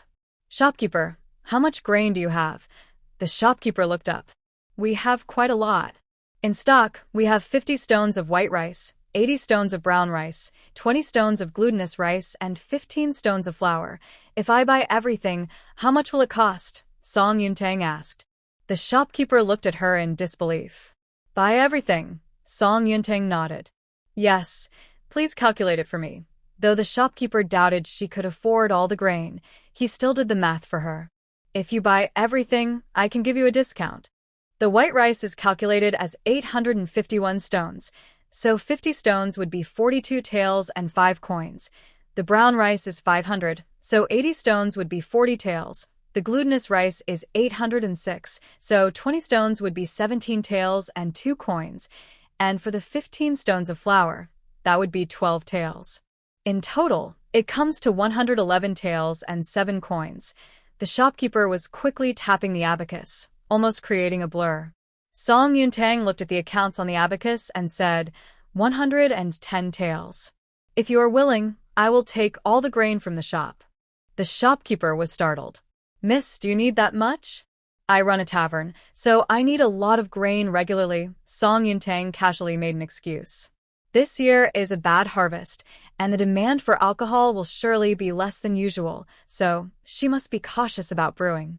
The shopkeeper understood and nodded, saying, All right. You are buying a lot today. If it's not too far, I can have someone deliver it to you. It's not far at all. Thank you for your help. Having the delivery option made things easier for Song Yuntang. After paying, The shopkeeper called the workers to start sorting the grain. We have more grain in another warehouse. If you need more, we can bring it over within half a day. Song Yuntang thought for a moment. Please prepare 200 stones of brown rice for me, and just send it to the delivery location today. I will come back to pay then. The shopkeeper considered that they needed to restock the shop anyway. 200 stones of brown rice was not a big deal. Even if she didn't buy it, it would just sell a few days later, so he agreed without asking for a deposit. Okay, once it's ready, I will have someone notify you. 15 minutes later, a total of 165 stones of grain were loaded onto 8 carts. Song Yuntang and Xu Cui led the way as the carts rolled out of Sile Town towards a village. When they arrived at the village, everyone in the wooden shed came to help. Song Jingsheng arrived a bit late today. When Song Yuntang saw him, he was planting trees in the open space of the village. Perhaps worried about straining his ribs, he was working slowly. Second brother, you still need to rest your injury. You can't work, Song Yuntang said as she took the shovel from his hands. Song Jingsheng wasn't angry. Instead, he smiled and looked at her, then turned to Xu Cui. Sister, is Xu Cui treating you well? He had been quite worried at home these past few days. He was afraid that Song Yuntang might be mistreated at the Xu family. Everything is good. Song Yuntang looked at the dozen peach trees brought by Song Jingsheng. Where did these peach trees come from, second brother? I dug them out from the mountains with Zhuangzi. The weather is nice now, perfect for planting, so I brought them for you. Song Yuntang had mentioned wanting peach trees many times before. He had kept this in mind. If he hadn't been injured, he would have brought her even more. Has Zhuangzi stopped studying? Song Yuntang asked. He is still studying, but Mr. Zhuang has some matters to attend to, so he gave them 2 days off. He pointed to the small trees. They dug these trees up. I didn't have to do much. Thank you for your effort, second brother. She looked at Song Jingsheng. Let's have lunch and dinner at the farm today, before heading back. I'll ask Tu Shi to buy some meat. Song Jingsheng nodded and hesitated before saying, Tanger, can I stay in the granary with Tu Shi? Both granaries can accommodate people. If you want to stay here, there's no problem. I can ask Uncle Chiao to build you a bed. Song Yuntang looked at him. But why do you suddenly want to live at the farm? Song Jingsheng sighed. Mother arranged a marriage for me, and I'm not very happy about it. Song Yuntang was puzzled. What kind of marriage? Song Jingsheng was a bit overly filial. If he wasn't particularly unhappy, he wouldn't oppose it. His desire to move to the farm must come from a deep discomfort with the situation. The girl is a year older than me, 19 this year. The age isn't a problem, but she is someone else's child bride. Although her husband has been missing for 4 years, the family that raised her says she is still pure and treats her like their own daughter. Song Jingsheng looked troubled. I'm not asking for much. I just want to find someone to live a good life with. I don't mind if her background is not great. If her husband doesn't come back, that's fine, but if he does return and they have feelings for each other, what will I do? I can't shake the feeling that something isn't right. If they got married, feelings would eventually develop between them. He didn't want to live in constant worry. Song Yuntang frowned. What does mother think? Why did she find you such a girl? Mother said that the girl's family only wants a small bride price of 3 or 2 silver coins. Maybe they are eager to marry her off since she is getting older, and this year's harvest was poor. Song Yuntang helplessly rubbed her forehead, feeling a bit annoyed, and her tone inevitably showed some impatience. Weren't the 10 silver coins from the Huang family given to you? I've already given you all the wages I've earned, which adds up to more than 10 coins. Can't we find you a proper wife? Seeing Song Yuntang's strong reaction, Song Jingsheng suddenly regretted bringing this up. He cautiously said, this year's harvest was not good, and we have to pay the land tax soon. Recently, I spent nearly 4 coins on the posts for the fence, and we need to save money for the midwife when my sister-in-law gives birth. Mother said there isn't much money left. Even so, Song Yuntang had no intention of giving the extra 20 silver coins from the Huang family to him to take back to Rongshu village. She realized something. Zhao's attitude towards Song Jingsheng was somewhat dismissive. When her elder brother got married, she noticed that the family situation was not as good as it is now, yet they still spent 5 silver coins for a proper marriage. Now, for her second brother, They could only offer 3 coins. In fact, her second brother earned more than all of them combined. It wasn't about having more or less money. If it were a proper girl, being frugal wouldn't matter. But the husband of that child bride was still uncertain if he was alive or dead. As her second brother said, what would he do if that person returned? Song Yuntang was almost laughing out of anger. She says she treats everyone the same, but she thinks her actions are fair. Song Jingsheng was frustrated, scratching his head. I'm used to it. If she wants to be good to my elder brother, I don't blame her, since they are siblings. But when it comes to marrying a wife, I really don't want to compromise. Then don't compromise. Song Yuntang looked at him. From today on, you should feel at ease living in the village. When cousin returns tonight, let them bring your belongings. If she comes looking for you, I'll help you deal with it. After all, it's a matter that will affect a lifetime. The Zhao family doesn't care, but my brother has helped her so much, so she still needs to pay attention to it. What if mother insists that I marry that girl? Song Jingsheng said, feeling uneasy. He had opposed it at home before, but mother always lectured him, as if not accepting her was a huge mistake. Song Yuntang stuck the shovel into the ground. Brother, tell me more about that girl.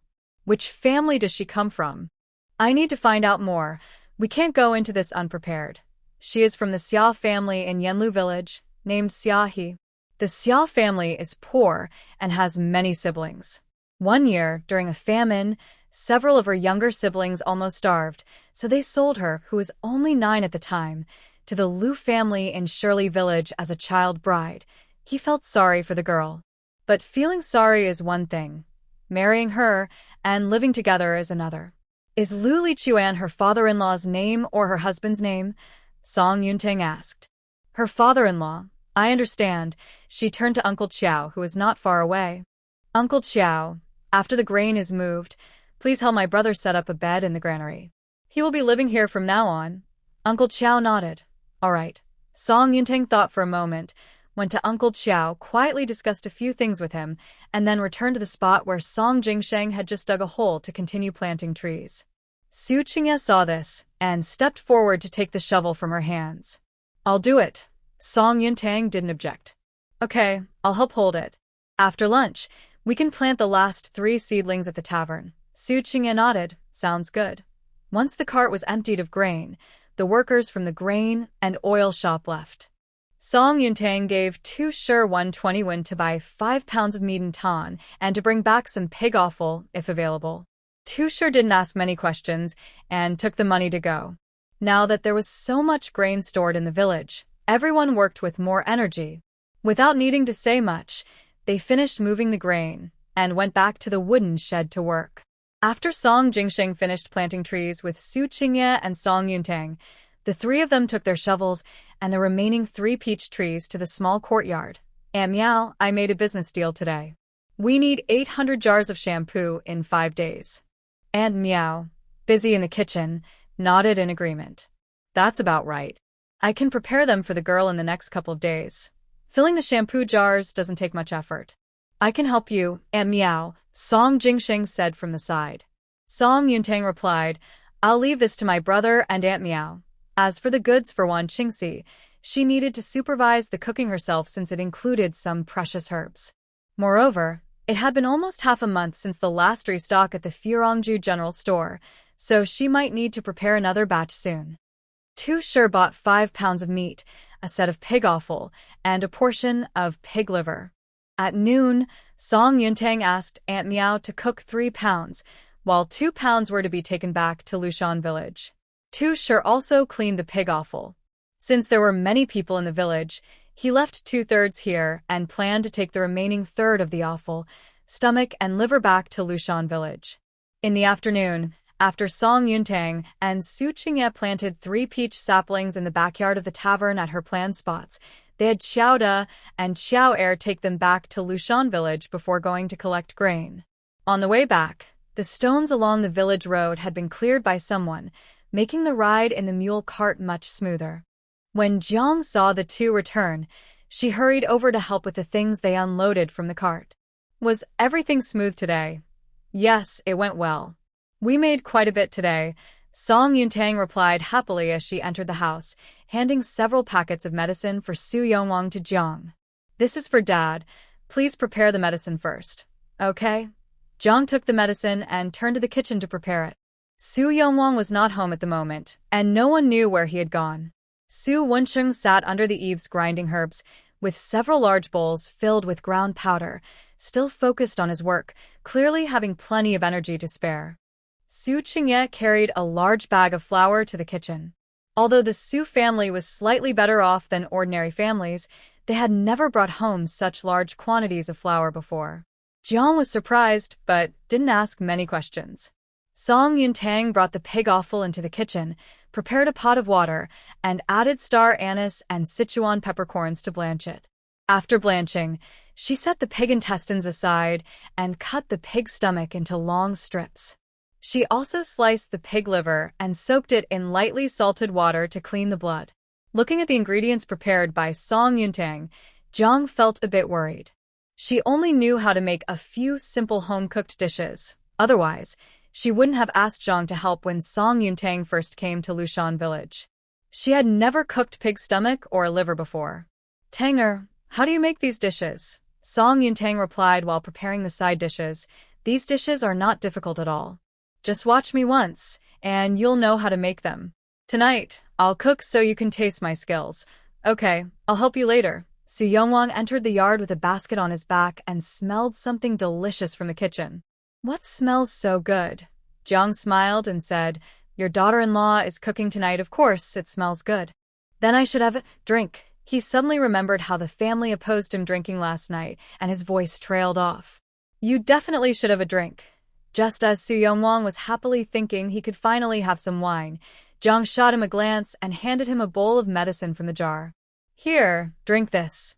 Su Yongwang reluctantly took off the basket from his back and carried the bowl of medicine to the main room. Song Yuntang smiled as she looked at the basket by the door. "Mom, what did Dad do this afternoon?" Jiang moved the basket to the side. "Your dad heard that the persimmons in the mountains are ripe and couldn't sit still. He insisted on picking some for you to try.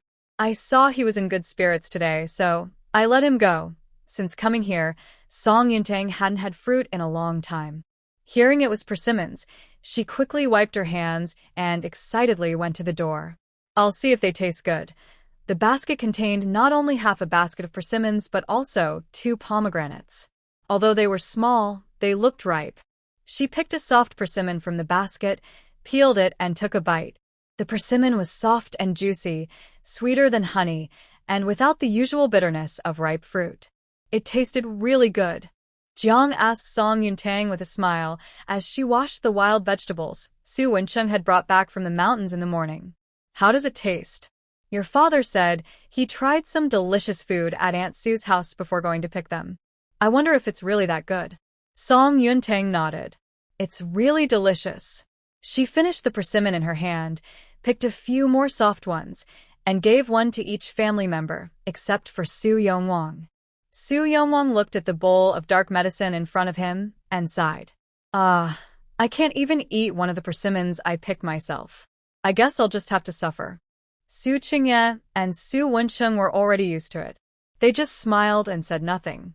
Jiang, worried that Song Yuntang might think too much, shot him a glance.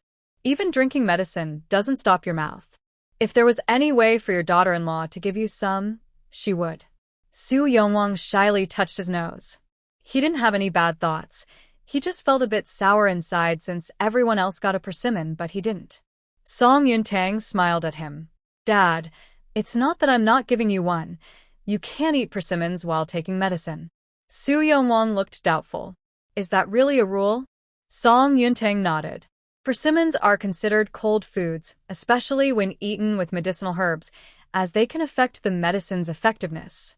Even if you want to eat them, you shouldn't eat them now. Also, it's best to eat them sparingly on an empty stomach. But since it's still early, and if your stomach isn't too weak, having 1 or 2 shouldn't be a problem. While eating her persimmon, Jiang said, "Did you hear that? I told you there was a good reason why Tanger didn't give you one." Su Yongwang didn't say anything more and felt a bit happy inside, knowing his daughter-in-law was thinking of him. Thinking the medicine should be cool enough, He picked up the bowl and drank it all. Since we have so many dishes tonight, why don't we invite your parents over for dinner? He asked Jiang, sounding like he was making a suggestion. Jiang glanced at Song Yuntang and saw that she did not seem to oppose. All right, you hurry to the old house and call your parents.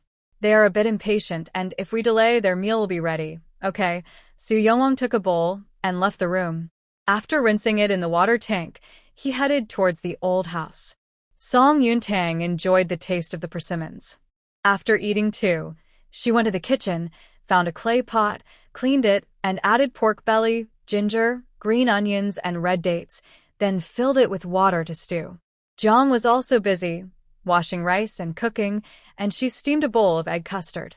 Who was feeling weak and had trouble chewing, so the egg custard was perfect for her. Before long, not only did Hu and Su Yuanda arrive, but Su Yongwang also brought along his little cousin, Tiger. As soon as Tiger arrived, the yard became lively. Aunt, uncle, little uncle, auntie, I'm here. Su Wenqing saw his little nephew and quickly put down what he was doing, moving everything out of reach of the child to avoid any spills.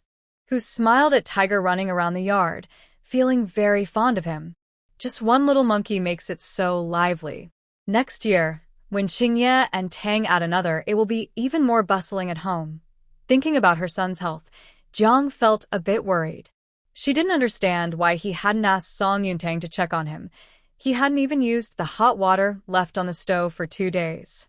This matter can't be rushed. They need to discuss it themselves. Who thought Jiang didn't want to put pressure on Song Yuntang and replied, that's true. When the child comes is all about fate. When the time is right, it will happen naturally. Song Yuntang, busy in the kitchen, didn't dare to say a word. Su Qingye, who was helping her with the stove, remained silent as well. Occasionally, he glanced at Song Yuntang and, seeing her expression was not quite right, tried to comfort her with a calm look. That's how elders are. They rush you to marry before you're married, and then rush you for children afterward. Just listen to what Grandma says and don't take it to heart. Song Yuntang nodded in response. She really doesn't want to have a baby so early. At least she thinks she should wait until her body is fully developed at 18. Having a baby comes with risks, and waiting will make it safer. She has seen many cases in the hospital where childbirth was very dangerous, which makes her quite scared. After all, ancient medicine is not as advanced as modern medicine. For dinner, there was pig stomach soup, steamed eggs, wild vegetables, and a spicy stir-fry of pig liver that was tender and delicious. The early autumn peppers were quite spicy, and the Su family, trying peppers for the first time, couldn't stop eating while making funny faces. Just a few pieces of pig liver were enough to finish a bowl of rice. Seeing everyone enjoying their meal, Tiger, driven by curiosity, took a small piece of pig liver and put it in his mouth. Then he started crying, shouting, "The pig liver from Uncle, and Annie bites my tongue. My tongue is going to be ruined." Wah. Seeing the child cry so hard scared everyone. Mrs. Jiang quickly poured him some water, and Song Yuntang added a bit of sugar to it. After drinking a big cup of sweet water, Tiger stopped crying, with tears still on his eyelashes, looking longingly at the empty cup. He licked his lips. The sweet water was really nice. Everyone sighed in relief when they saw he was okay and continued eating. "Here, Tiger, eat some steamed eggs. They won't bite your tongue," Su Wenqing said with a smile as he scooped 2 spoonfuls of steamed eggs into Tiger's bowl. Mrs. Jiang shot him a glance. "You shouldn't say such things to a child. I'm not saying anything wrong," Su Wenqing replied, smiling at Tiger. "Isn't that right, Tiger?" The 5-year-old nodded seriously. "Tiger likes steamed eggs. They don't bite my tongue." Everyone burst into laughter. Having not eaten spicy food in a while, even Song Yuntang ended up eating a bit more than usual. After dinner, Su Yuanda and his wife took Tiger home. Song Yuntang, who had already eaten 2 persimmons before the meal and had a bit more for dinner, felt a bit full, so she decided to take a walk around the village. Lushan village is surrounded by mountains. There aren't as many banyan trees here as in Rongshu village, and the mountains are not as bare. September is approaching. The maple leaves on the mountain have turned from green to red. Climbing up a slope, I looked out to see patches of red maple among the vast green, beautifully illuminated by the sunset. Su Qingye helped Jiang finish the household chores. Noticing that Song Yuntang was not in the yard, he said goodbye to Jiang and went out to look for her. From a distance, he spotted a small figure standing on the slope, the sunset casting a long shadow behind her. The girl appeared calm, her rosy lips slightly curved, as if she was enjoying the view ahead, looking quite happy. At that moment, Su Qingye felt a sense of unreality. It was as if she could vanish at any moment. What are you looking at? He asked as he approached her. Song Yuntang turned to glance at him, smiling. I suddenly think the scenery of Lushan village is quite beautiful. Su Qingye stood beside her, gazing at the distant mountains and sunset. People in the village are busy every day just to make a living. They mostly focus on their daily needs and probably never take the time to appreciate the beauty of Lushan village like you do. Song Yuntang thought Su Qingye had noticed something. Actually, I just ate too much tonight. Su Qingye shook his head with a smile. Tanger, I don't care who you are or what your past is. From the first time I saw you, you have been just like this. So, there's no need to explain anything to me or worry that I will discover anything different about you. I can accept everything about you. Hearing his words, Song Yuntang felt a strange emotion inside. It turned out he had already sensed it. Even her blood relatives and the Lin family, who raised her for 13 years, had not noticed her differences, yet he, who knew nothing of her past, had picked up on it. This man's insight was quite unsettling. But thankfully, this man was her husband, not an enemy. Do you think I'm a monster? She asked. Master Liao once said that everything in this world exists for a reason. He looked at Song Yuntang and said, the person standing in front of me is a real person, my wife. How could she be a monster? Song Yuntang met his gaze, and his deep eyes seemed to draw her in. She looked away. Su Qingye, even though I'm not sure if I should trust you, I initially agreed to the engagement just to silence others. But I find that I don't mind marrying you, and I'm getting used to having you as my husband. We're married, and you gave me a proper ceremony. Since I've already become your wife, I will slowly adapt to this role. I hope you can give me some time.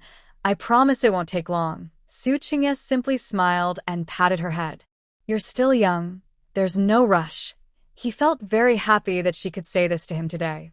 Song Yuntang took his sleeve and, looking at the setting sun, smiled and said, I'm not that young.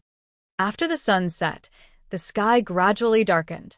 Song Yuntang was holding onto Su Qingye's sleeve as they walked home. She thought everyone at home would have already gone inside, but as soon as they entered the yard, they saw 3 pairs of eyes staring at them. Seeing this, Song Yuntang quickly let go of Su Qingye's sleeve. She had been walking behind him, hidden by his tall figure, and hadn't noticed the people in the yard. Su Qingye hadn't even warned her. Noticing the young girl was a bit shy, Jiang Shi quickly pointed at the sky. Dear, the moon is really round tonight. Su Yongwang looked at her in disbelief. It's the end of the month. Where would the moon? Then he heard Jiang Shi clear her throat and quickly changed his words. Yes, it is quite round and bright too. It's almost blinding me. Then why don't you go inside? As Jiang Shi said this, she got up and walked into the house. Seeing this, Su Yongwang hurriedly followed her, saying, Wait for me, dear. Only Su Wencheng remained sitting in the yard, looking at the sky in confusion, muttering, Why are Mom and Dad saying silly things with their eyes wide open? Standing behind Su Qingye, Song Yuntang couldn't help but chuckle at this remark. Su Qingye looked back with a gentle smile. The next morning, Su Liangping, the youngest son of his uncle, excitedly came to their house.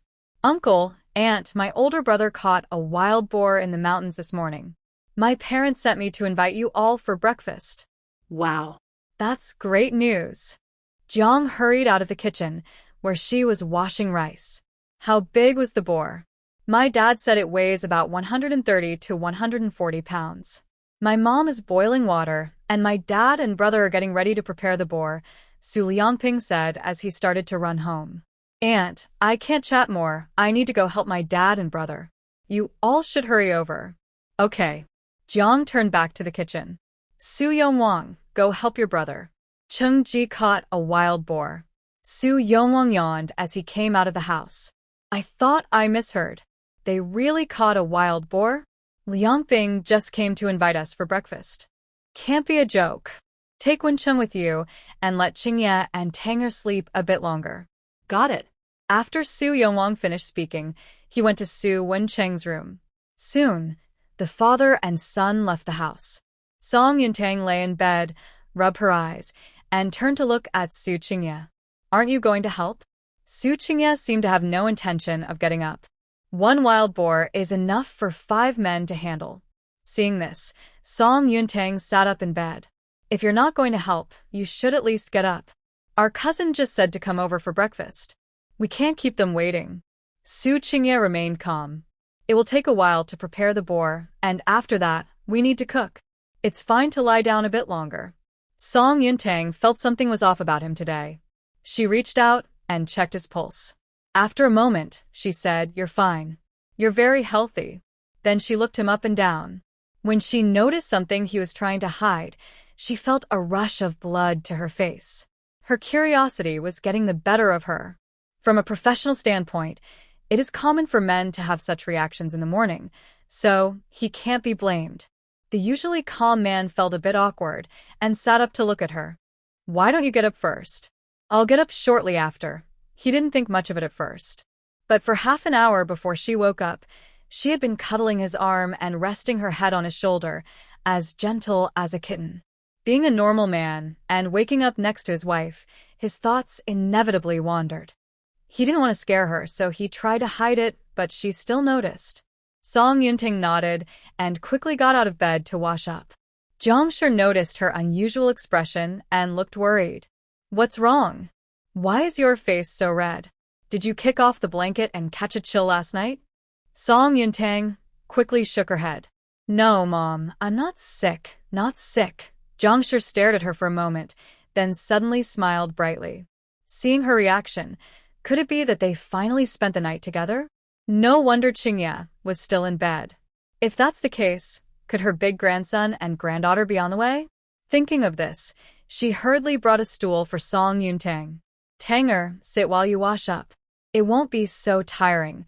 Song Yuntang looked at the stool behind her, puzzled.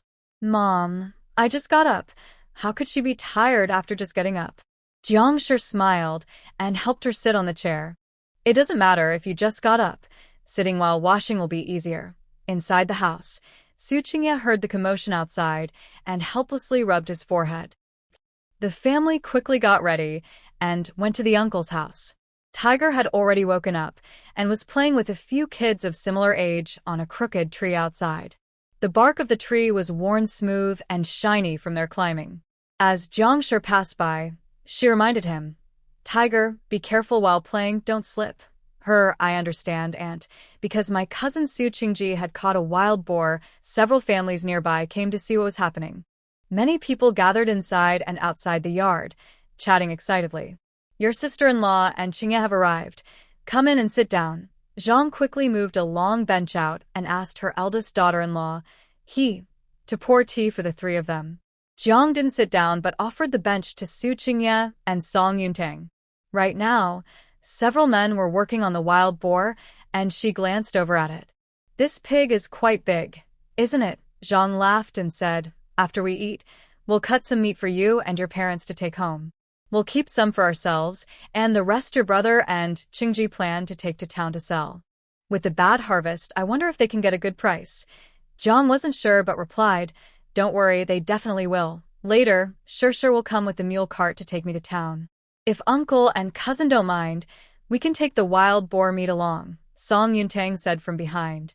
It was nice of this aunt to think of her family. It's only natural to help each other. Zhang smiled even more upon hearing this. Of course, we won't mind. It will save them some effort. Breakfast was plentiful. Zhang prepared dozens of brown rice cakes and simmered a pot of bone soup with plenty of meat. Everyone enjoyed the delicious soup while dipping the rice cakes. He was eating the rice cakes soaked in bone soup, his face covered in grease, looking completely satisfied. Hu and Su Yuanda watched him with delight, unable to stop smiling since they sat down. "Oh, look at this little monkey. He's got grease all over his face," Hu said, wiping his face with a clean cloth, then turned to smile at he and Su Qingji. But speaking of which, her is already 5 years old, and Qingji and Jinner still don't have a second child. He shyly stepped on Su Qingji's foot. Su Qingji quickly swallowed his bite and said, "Grandma, this matter depends on fate. Perhaps the second child isn't ready to come to our family yet." He nodded eagerly beside him. "Exactly," Hu smiled and said, "You two should hurry up and have more children while you're still young. It will be lively at home, and that will make everyone happy. Grandma is right," Su Qingji replied, looking at the quiet Su Qingye and Song Yuntang. "Qingye and his wife are married now too, so Grandma can encourage them. After all, Qingye is 2 years younger than me, and I already have a 5-year-old child, while he is none yet. Currently, only he and Su Qingye from the younger generation are married. They can't put all the pressure of having children on him and his wife. As a member of the Su family, Su Qingye should share this responsibility with his cousin." After saying this, Su Qingji winked at Su Qingye. Seeing this, Su Qingye cleared his throat. "Grandma, you know I just recovered from a serious illness, so there's no rush. Once I'm healthy, it will be easier to raise a child, right?" Hu thought for a moment. What Qingye says makes sense.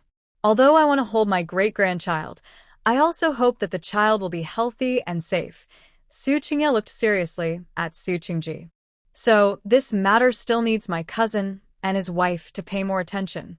Cousin, you must fulfill Grandma's wish." Su Qingji felt that Su Qingye had passed the responsibility back to him and gritted his teeth, but he still smiled and nodded, saying, "Don't worry, Grandma, we will do our best." He sure, who was nearby, kicked him several times. Why did he agree to this? Although she wanted children too, it's not something that can happen just because they want it. Seeing her grandson being so agreeable, Hu felt very pleased. That's the spirit. Eat well and sleep well. Grandma is waiting to hold her great-grandchild. Everyone except the younger generation in the Su family laughed heartily. Not long after they finished eating, Aunt Su from next door came, with a mule cart and butcher sure. "Jiang, this person says he is your daughter-in-law's servant, here to take her to town.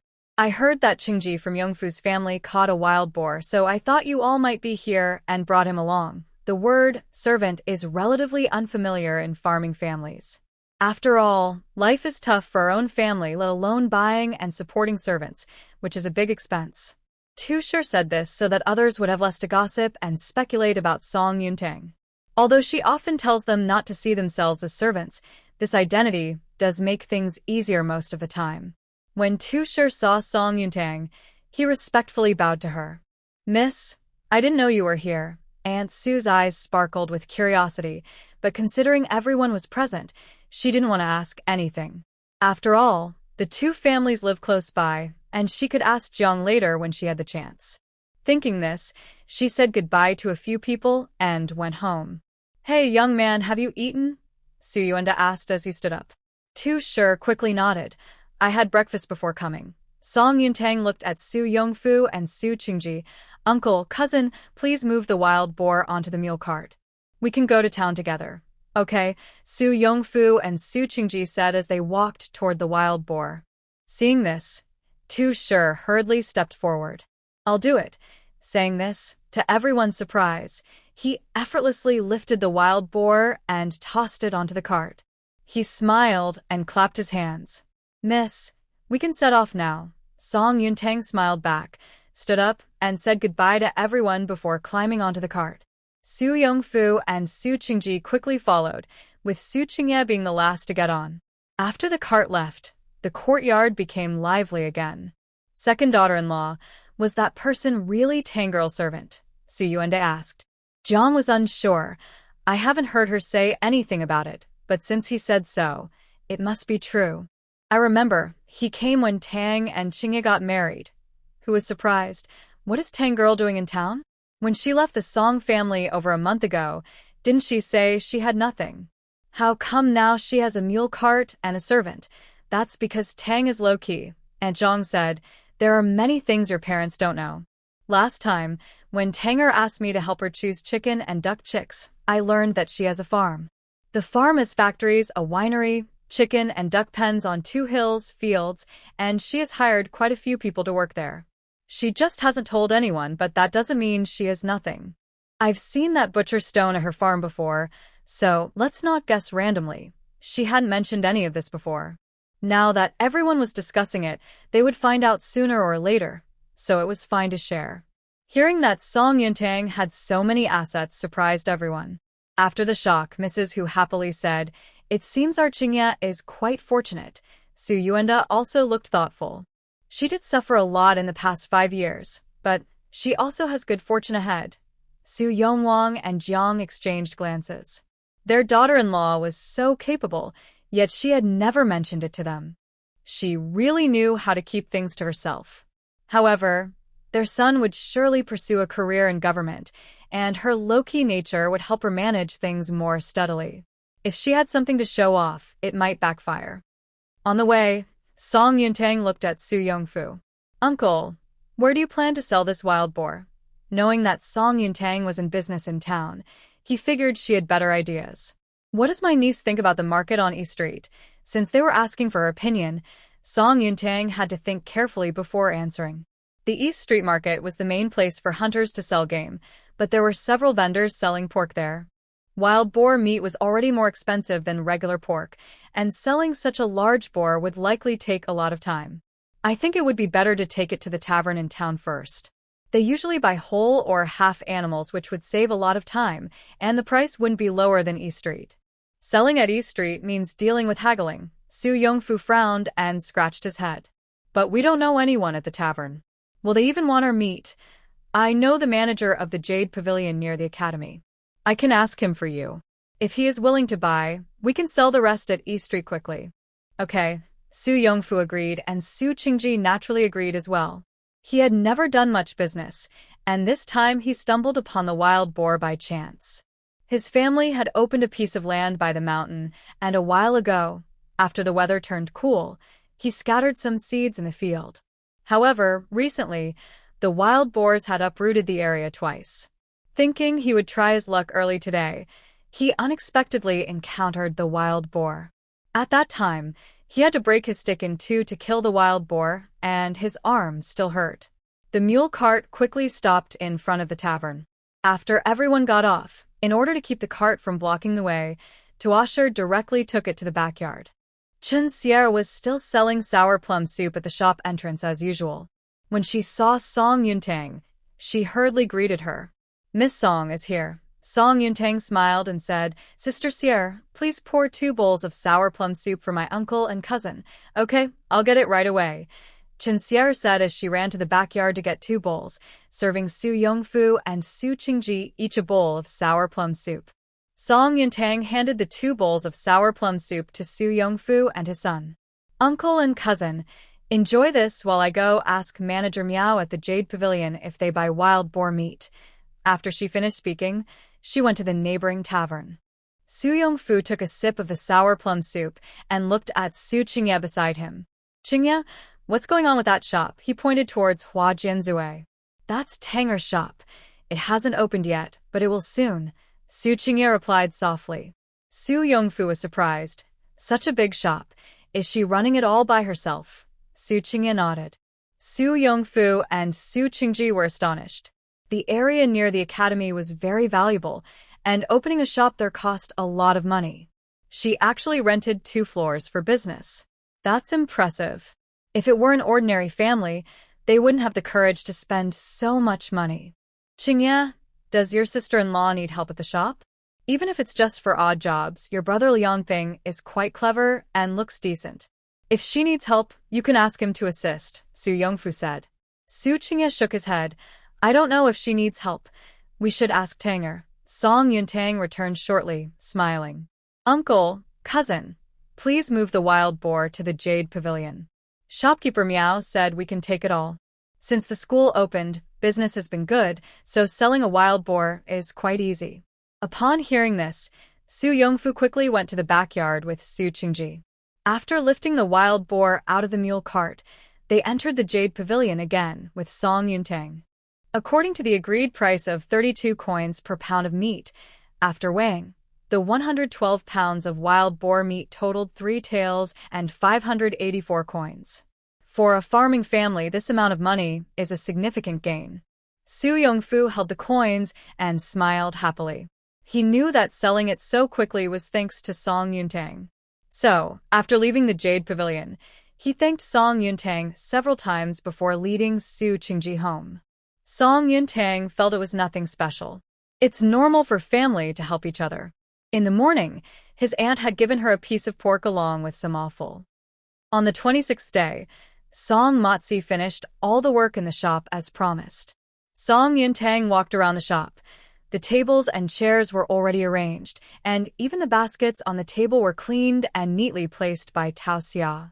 The stone path in the backyard, the swing set, the grape trellis, the stove, and the oven were all set up. The entire tavern looked brand new. Honestly, after your rearranging, it really looks good, Uncle Pan said as he walked in, looking around and clearly pleased with Song Yuntang's setup. Song Yuntang turned around. Uncle Pan is here. Uncle Pan nodded. When do you plan to open? The day after tomorrow, Song Yuntang replied with a smile. Uncle Pan calculated with his fingers. The 28th is a good day. Song Yuntang smiled at him. Uncle Pan can read dates too? Speaking of this, Uncle Pan chuckled. When I used to run a tavern here, a monk would often come to drink. When I had free time, I would ask him to teach me. Song Yuntang was a bit surprised. Can monks drink alcohol? Generally, monks are not allowed to drink alcohol. But that monk is an exception, Uncle Pan said, stroking his beard. He comes once a month, so it won't be long until his next visit. You should be able to see him soon. Hearing this, Song Yuntang became even more curious. What kind of monk could be so unique? Uncle Pan took a round in the shop and then left. Song Yuntang checked everything in the shop and then went upstairs. She sat across from Su Qingye by the window, took a sip of sour plum soup, and made a list of items needed for the shop. Seeing that she was almost done, Su Qingye lowered his eyes and said, Tanger, when you finish, please pack 2 small jars of wine to take with you. Song Yuntang thought he wanted to give them to someone, so she didn't look up. Okay. She handed the list and 5 taels of silver to Butcher Shi and reminded Chen and Tao to organize the items they bought. Then she filled 2 jars of wine and headed back to the village. On the way back, Su Qingye stopped by East Street to buy 2 pieces of pork, 2 bags of brown sugar, and 2 bags of orange cakes. Song Yuntang assumed it was for Jiang Shi and didn't ask further. The first thing she did when she got back to the village was to check on the chili seedlings she had planted a few days ago. The seedlings were growing well and stood upright, so they seemed to be thriving. After checking the seedlings, she waved to Uncle Qiao, and they went to a spot a bit farther from the shed. Uncle Qiao, did you find out about the child bride from the Liu family in Shirley Village yesterday? Uncle Qiao nodded. I found out. That girl was originally from the Xia family in Yanlu Village. She was sold to the Liu family as a child bride when her family fell on hard times. Her husband is named Liu Zixi. This matched what Song Jingsheng had told her before. Liu Zixi is a scholar. He went to the county town to take the scholar exam 4 years ago and has been missing since. No one has heard from him. Some say he married into a wealthy family in the county and is living a good life, so he hasn't returned. I think that's quite possible. That possibility was indeed significant. If that were true, then Xia Shi would be quite unfortunate. However, being unfortunate is one thing. Regarding the happiness of my second brother for life, we cannot marry her just because we feel sorry for her. What family members are still in the Liu household? What is the character of the Xia family? Qiao shared everything he had learned. The head of the Liu family is Liu Lichuan, who is 42 years old. He has 3 sons and 2 daughters. Xia is the child bride of their second son. According to the villagers, she has no major flaws, is honest, and has a good relationship with Liu Zixi. The strangest thing is that the eldest son of the Liu family is 22 this year, and he has been married for just over 3 years, yet his eldest child is already 4 years old. So, regarding this child, I gave a few coins to a village woman to ask more. She said that the eldest grandson of the Liu family was actually born to the second son's wife, Xia. However, The second son went missing the year Xia gave birth, and during that time, they were too heartbroken to care for the child. A few months later, the eldest son got married, so they raised the child under his care to have both parents present. It's uncertain whether this is true. Xia he is 19 this year, so if the child is 4, she must have given birth at 15. Although she is a bit young, it is quite common for child brides to have children early once they start their periods. For peasant families, child brides are not much different from regular wives. They sleep in the same room as their husbands. Xia He and Lu Zi had spent 4 years together from 11 to 15, which is enough time to develop feelings, and it is quite normal for them to have had relations. Even though having a child is not Xia's fault, the Lu family deliberately hides this information, claiming that Xia is still a young maiden, which is akin to deceiving someone into marriage. When the money is received, the Lu family will send her over and wash their hands of the matter, leaving my second brother to suffer in silence. The most concerning part is that Xia has a good relationship with Lu Zisher. If she refuses to remarry, she might even resort to desperate measures once she arrives here. I don't understand how Xiao could believe the family's lies. Song Yuntang took a silver coin from her purse and handed it to Qiaoda, saying, "Thank you, Uncle Qiao. Please take this silver. You've been running around outside every day. It must be tiring." Qiaoda declined, saying, "You've already paid us for our work. I can't take this money." However, Song Yuntang insisted on giving him the silver. "Uncle Qiao, just take it. You know you have to keep an eye on the work in the shed while you're out every day." After hearing this, Uncle Qiao didn't refuse. Since the boss was generous, he would naturally work even harder. Seeing Song Yuntang walking over, Su Qingye looked at her and said, "Tanger, today is our 3rd day of marriage. Before I left, my mother specifically reminded me that I should accompany you back to your family today." Realizing the many things Su Qingye had just bought, Song Yuntang understood. "So that's why you bought so many things, to accompany me back home." It was perfect timing since she wanted to talk to the Zhao family about Song Jingsheng's marriage, so a trip was fine. Su Qingye nodded. In this world, blood ties cannot be severed. The Song family is your family after all. On our wedding day, they also sent you off, so it's only right that we visit them. Song Yuntang agreed. "I have no objections to going back. Before the wedding, my mother even sent me 5 taels of silver as a dowry. It's fair. Although she can be forgetful, she does care for me. If you hadn't reminded me, I wouldn't have remembered the custom of visiting home. Things had been quite busy lately. Since it was her first marriage, she really didn't know much without reminders." Fortunately, Jiang remembered. Since they were going back to Rongshu village, they might as well take some food with them. Before her second brother returned to recover, Zhao had seen the food in his house. She didn't want to hear her complain later about forgetting her family, so at least she would bring something. After that, she wouldn't have to say anything. She didn't want to listen to her nagging. As long as the Song family wasn't endlessly asking for things, she could give some help, but the rest they would have to manage on their own, doing what they could. Thinking this, she asked Fang Tianxi to help carry a bag of rice from the granary onto the mule cart. Fang Tianxi dusted off his hands and said to Song Yuntang, "Miss, the manager of the grain and oil shop sent someone this morning to deliver a message. He said they have gathered 200 stones of rough rice." Song Yuntang nodded. "Got it. I'll go to the grain and oil shop to collect the rice when I have time." The manager of the grain and oil shop was indeed quick. In just 1 day, he had delivered the message. "Well then, miss, I'll get back to work." Fang Tianxi pointed to the nearby pavilion. "Let's go," Song Yuntang said, looking at Song Jingsheng, who was helping with some light tasks in the wooden shed. "Second brother, we need to return to Rongshu village. Will you come with us?" Song Jingsheng looked at her and stretched his neck, saying, "I think I'll stay here and help out." "All right, then we're off." After saying this, Song Yuntang climbed onto the mule cart, sitting on one side with Su Qingye, and they drove back to Rongshu village. The mule cart moved quickly, and in less than half an hour, they could see the big banyan tree at the village entrance. The weather was cool now, and the busy farming season had ended. Under the big banyan tree, many men and women were chatting, along with a group of playful children. As they spotted the approaching mule cart from a distance, the crowd began to talk. Hey, those people on the mule cart look really familiar. What are you talking about? That's Mr. Xu and the daughter of the Song family. How could they not be familiar? Why are they here? It seems today is the day for the daughter of the Song family to return home. Mr. Xu used to be quite reserved and elegant. I never thought someone like him would get married one day. The Song family's girl is indeed very beautiful. Although Mr. Xu is reserved, he is still a normal man. He must have noticed her looks. Speaking of which, that girl has quite the pride.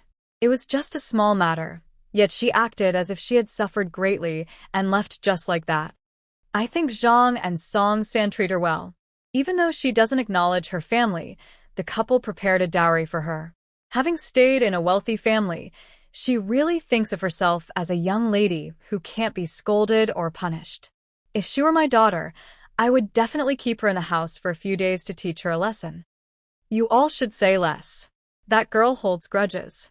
Last time, Ma was kicked out when she went with the Song family to see her off. Even now, Song Air hasn't gone to pick her up. Who knows if she said something. Although Ma isn't great, she went to see her off out of kindness and is an elder. How could she be kicked out? That's too much. Exactly.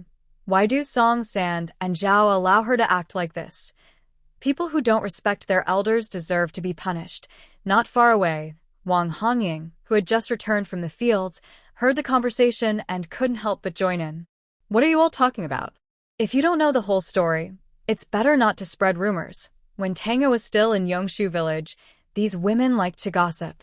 As a young girl, she couldn't handle such talk. Unfortunately, her sister-in-law was not involved in the matter. She could only speak up once when she saw something, but it didn't have much effect. Now that Tanger was married, if these people continued to spread rumors, it could reach the Su family in Lushan village, which wouldn't be good. From her position, she couldn't see the mule cart approaching from the other side of the big banyan tree. When the crowd heard the noise, they quickly turned to look and saw it was Song Yuntong's aunt. Someone asked, Wang, you went to see your niece off on her wedding day. What really happened? Well, on Tanger's wedding day, my sister-in-law was at fault first. Wang Hongying briefly explained what happened that day. Tanger did act a bit harshly by sending the person away, but it was a desperate measure. We can't blame her entirely. The crowd was taken aback. So there was more to the story. When Ma came back that day, she said terrible things about your niece, and we believed her without question. Wang Hongying waved her hand. They say family matters shouldn't be aired in public. My sister-in-law may not be clear to others, but we've known each other in this village for so long. Don't just listen to her side of the story. She continued, now that Tanger is married, let's stop talking behind her back. As a young woman, she has already faced many changes in her life. Now that she has finally gotten married, if unfounded rumors reach Lushan village, it could make her life difficult with her in-laws. Then my brother and sister-in-law will have to worry about it too. The crowd exchanged glances. Most of them had daughters at home, so they could empathize with Wang Hongying's words. Since she left, we haven't talked about her. We only started discussing her again after seeing her return with Mr. Xu. Someone pointed towards the village entrance, where the mule cart was approaching just under 10 yards away from the big banyan tree. Wang Hongying took a few steps away from the banyan tree towards the village entrance and smiled when she saw Su Qingye and Song Yuntang driving the mule cart. Your son-in-law and Tanger are here. Song Yuntang smiled and asked, Auntie, did you just come back from the fields? Wang Hongying nodded. Yes, I didn't expect to run into you. I need to hurry back and tell your grandparents. They were talking about you last night. After saying this, she turned and headed back to the old house. As the villagers saw the mule cart getting closer, they quickly congratulated the couple. Congratulations, Mr. Xu. Thank you. Su Qingye replied calmly as he continued to drive the mule cart until he reached the front of the house. As soon as they got off the cart, Song Jinbao and Zhao Qiaoyi came out of the yard, saying, Tanger and Mr. Xu are back. The family had stayed home all morning, worried that no one would be there when Song Yuntang returned. They had been waiting since early morning almost until noon, feeling disappointed that they might not come, but now they were pleasantly surprised. Su Qingye got off the cart and said, You can just call me Qingye, father-in-law and mother-in-law. As he spoke, he reached out to help Song Yuntang down safely.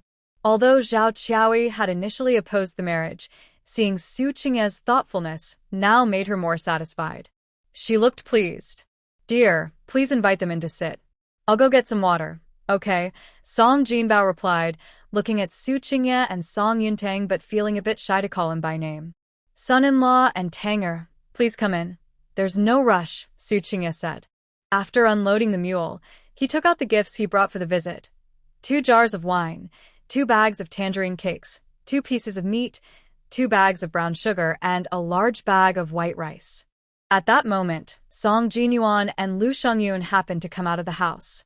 Seeing Su Qingye unloading so many items from the cart, they quickly joined Song Jinbao to help carry the things into the yard. People watching the scene outside were envious as Song Yuntang and Su Qingye brought so many things back home. Compared to Song Jimei, who became a concubine in the Huang family, the Su family may not be as wealthy, but they are much more generous and polite. If Ma knows that the 3rd daughter of the Song family returned with so many things, she would be furious. Not necessarily. When Song Jimei went to the Huang family, Ma at least got 5 taels from them. When Song Yuntang got married, Zhao even gave her 5 taels. Even though she brought back so many things, she probably won't even recover the cost of those 5 taels. Exactly. Song Jimei is now a concubine in the Huang family, receiving monthly allowances and having servants. Recently, she sent a few pounds of meat to the Song family, and Ma bragged about it in the village for several days. That's true. Mr. Su is a scholar, and studying will cost a lot. Song Yuntang probably won't have much chance to support her family, but Song Jimei is different. Once she receives her monthly allowance, she might send things home every month. When Song Yuntang got married, only close relatives from her family attended. Ma was very concerned about appearances and was angry when Song Yuntang sent her away, so she wouldn't talk about Song Jimei with the villagers. As for the other members of the Song family, they aren't gossipers, so the people of Rongshu village still don't know about Song Jimei's situation. Lu Shangyun learned that before Song Yuntang's wedding, Zhao sent her a dowry. She thought it was only 2 or 3 taels, but it turned out to be 5. She felt a bit upset about it. It's already hard for the family to earn money. She has many wounds on her fingers and can only make a couple of 100 coins each month. 5 taels would take the family a long time to earn back. The key is that when she married Song Jinyuan, the bride price was only 5 taels. They say a married daughter is like spilled water. Daughters are different from sons. Usually, daughters receive bride prices, but in their case, not only did they not receive any, but they also gave away so much in dowry. But even though she was upset, seeing so many people comparing Song Yuntang and Song Jimei, she couldn't help but approach, supporting her 6-month belly, and spoke up. Song Jimei has fallen out of favor in the Huang family and has become the lowest servant. You all might not know this yet. Although our Tanger received a dowry, Jing Sheng works for her and earns a good wage. Just look at my uncle's 4 sons to understand. Even though I am upset that Zhao gave Song Yuntang 5 taels of silver as a dowry, I have to admit that Song Yuntang hasn't completely forgotten her family. Recently, just the silver that Song Jingsheng sent home has been over 10 taels. Few farmers earn that much in a month. Without Song Yuntang's help, Song Jingsheng wouldn't have been able to do it on his own. Everyone looked at each other, thinking about Song Jinju's 4 sons and Qiao de Qiao's 2 brothers, as well as Song Mazi and Song Cheng, who have been busy in town lately. Since they started working with Song Yuntang, it seems their families are doing much better than before. The most obvious improvement is in their food. Before he got injured, Song Jingsheng was always helping Song Yuntang. He is her brother, so his pay is definitely more than the others. Everyone lives in the same village and they all know each other's situations well. Not long ago, Zhao said that Song Jingsheng's marriage would probably be delayed until next year because Zhuzi and Zhuangzi were struggling to support one person in school. But now, not only are Zhuzi and Zhuangzi both in school, but even Song Jingsheng's marriage is being discussed, which means their family has recently come into a lot of silver. So, it seems that Song Yuntang, who appears to be distant from her family, is doing much better than Song Jimei, who is a concubine in the Huang family. Didn't Song Jimei send meat to Ma Shi recently? How did she fall out of favor so quickly? Someone asked curiously. Lu Xiangyun snorted. That's because she is spiteful and can't stand to see Tanger do well. Our little uncle got hurt because of her, attacked by the Huang family. The women present were all surprised. Really? Is that true? Masha was so proud in the village not long ago. I wonder if she'll have the face to talk about her daughter when she comes back. Seeing the gloating expressions on everyone's faces, Lu Xiangyun said nothing more and returned to the courtyard, holding her waist. Feeling a bit angry, she did not greet Song Yuntang when she entered, but stood silently in the corner. Seeing Song Jinbao talking to Su Qingye, Zhao Qiaoyi approached and took Song Yuntang's hand. Tanger, come help me in the kitchen. I will make a couple of dishes for you. Song Yuntang nodded and followed her to the kitchen. Zhao Qiaoyi opened the bag of rice that Song Yuntang brought and started washing the white rice. Tanger, is Su Qingye treating you well? Song Yuntang nodded. Yes, he is quite good. As she washed the rice, Zhao Qiaoyi said, I used to oppose you marrying him because he has been sick for a long time and is 7 years older than you. I worried that he might not live long, and you would be left alone.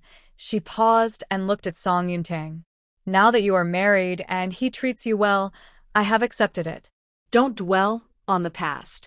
I know I haven't always been right and I struggle to connect with you, but this is how I have lived my life, and some habits are hard to change.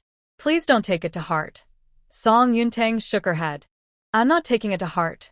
After all, she was not the original person and did not have high expectations of Zhao Qiaoyi. As long as she did not cause trouble, they could get along as relatives. Zhao Qiaoyi sighed in relief and put the washed rice into the pot. I'm glad to hear that. Seeing the rice was in the pot, Song Yuntang went to light the stove. Has the matchmaker talked to my second brother about a marriage recently? Zhao Qiaoyi looked at her.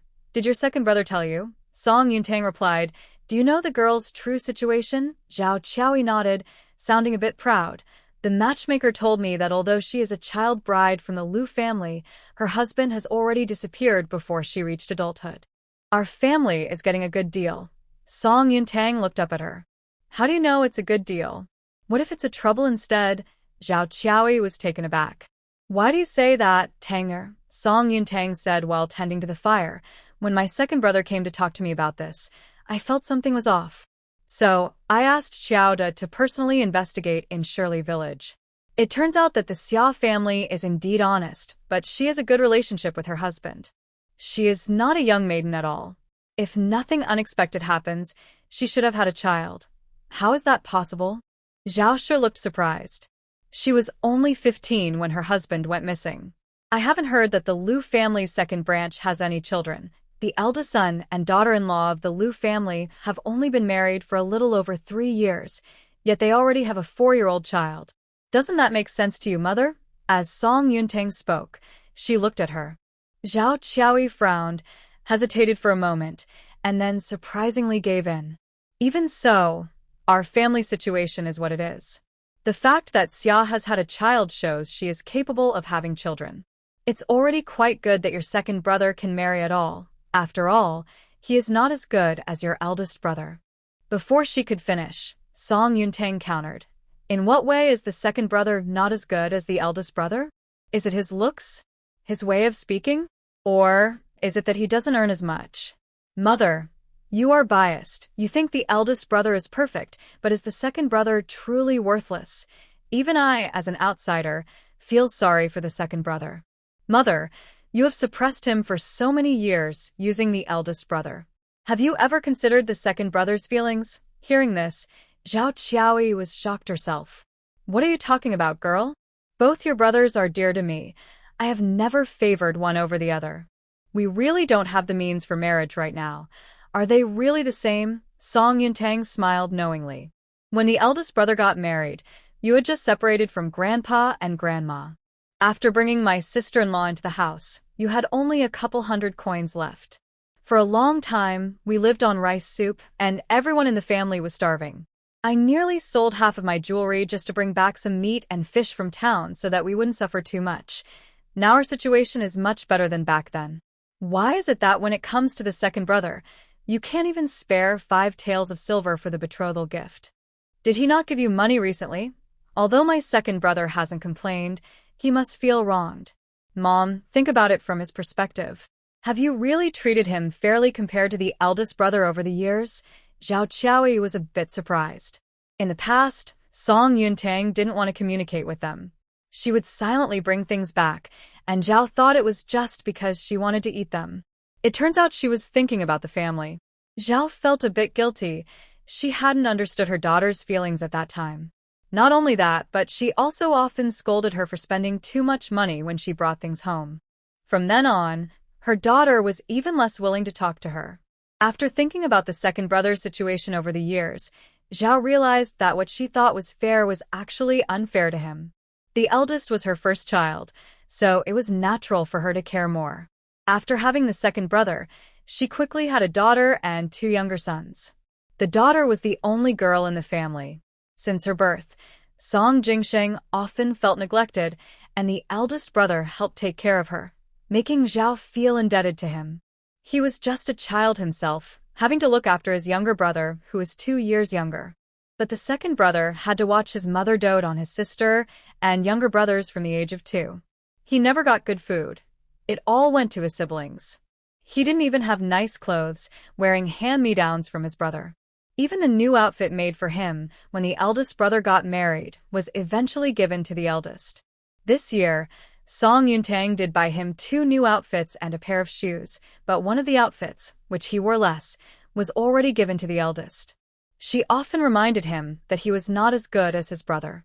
Thinking of this, Zhao Qiaoyi suddenly felt sorry for Song Jingsheng. Is Tanga coming back today to speak on behalf of your second brother? Song Yuntang replied calmly. The second brother doesn't even know that I've inquired about the Xia family's matters, or that I'm discussing this with you today. If he truly wanted this marriage, he wouldn't have come to my place while still recovering. Zhao sighed. Previously, when your older brother got married, our family didn't have any special expenses that required saving money. Now your sister-in-law is about to give birth at the end of the year, and your mother is worried that we might face unexpected situations without money. Giving birth is a serious matter. Song Yuntang understood this very well. In that case, there's no need to rush your second brother's marriage, Zhao said awkwardly. I thought the matchmaker finally found a good match for your second brother, and he is of the right age for marriage, so I got hopeful. What if the girl from the Xia family doesn't want to marry him and causes trouble after coming here?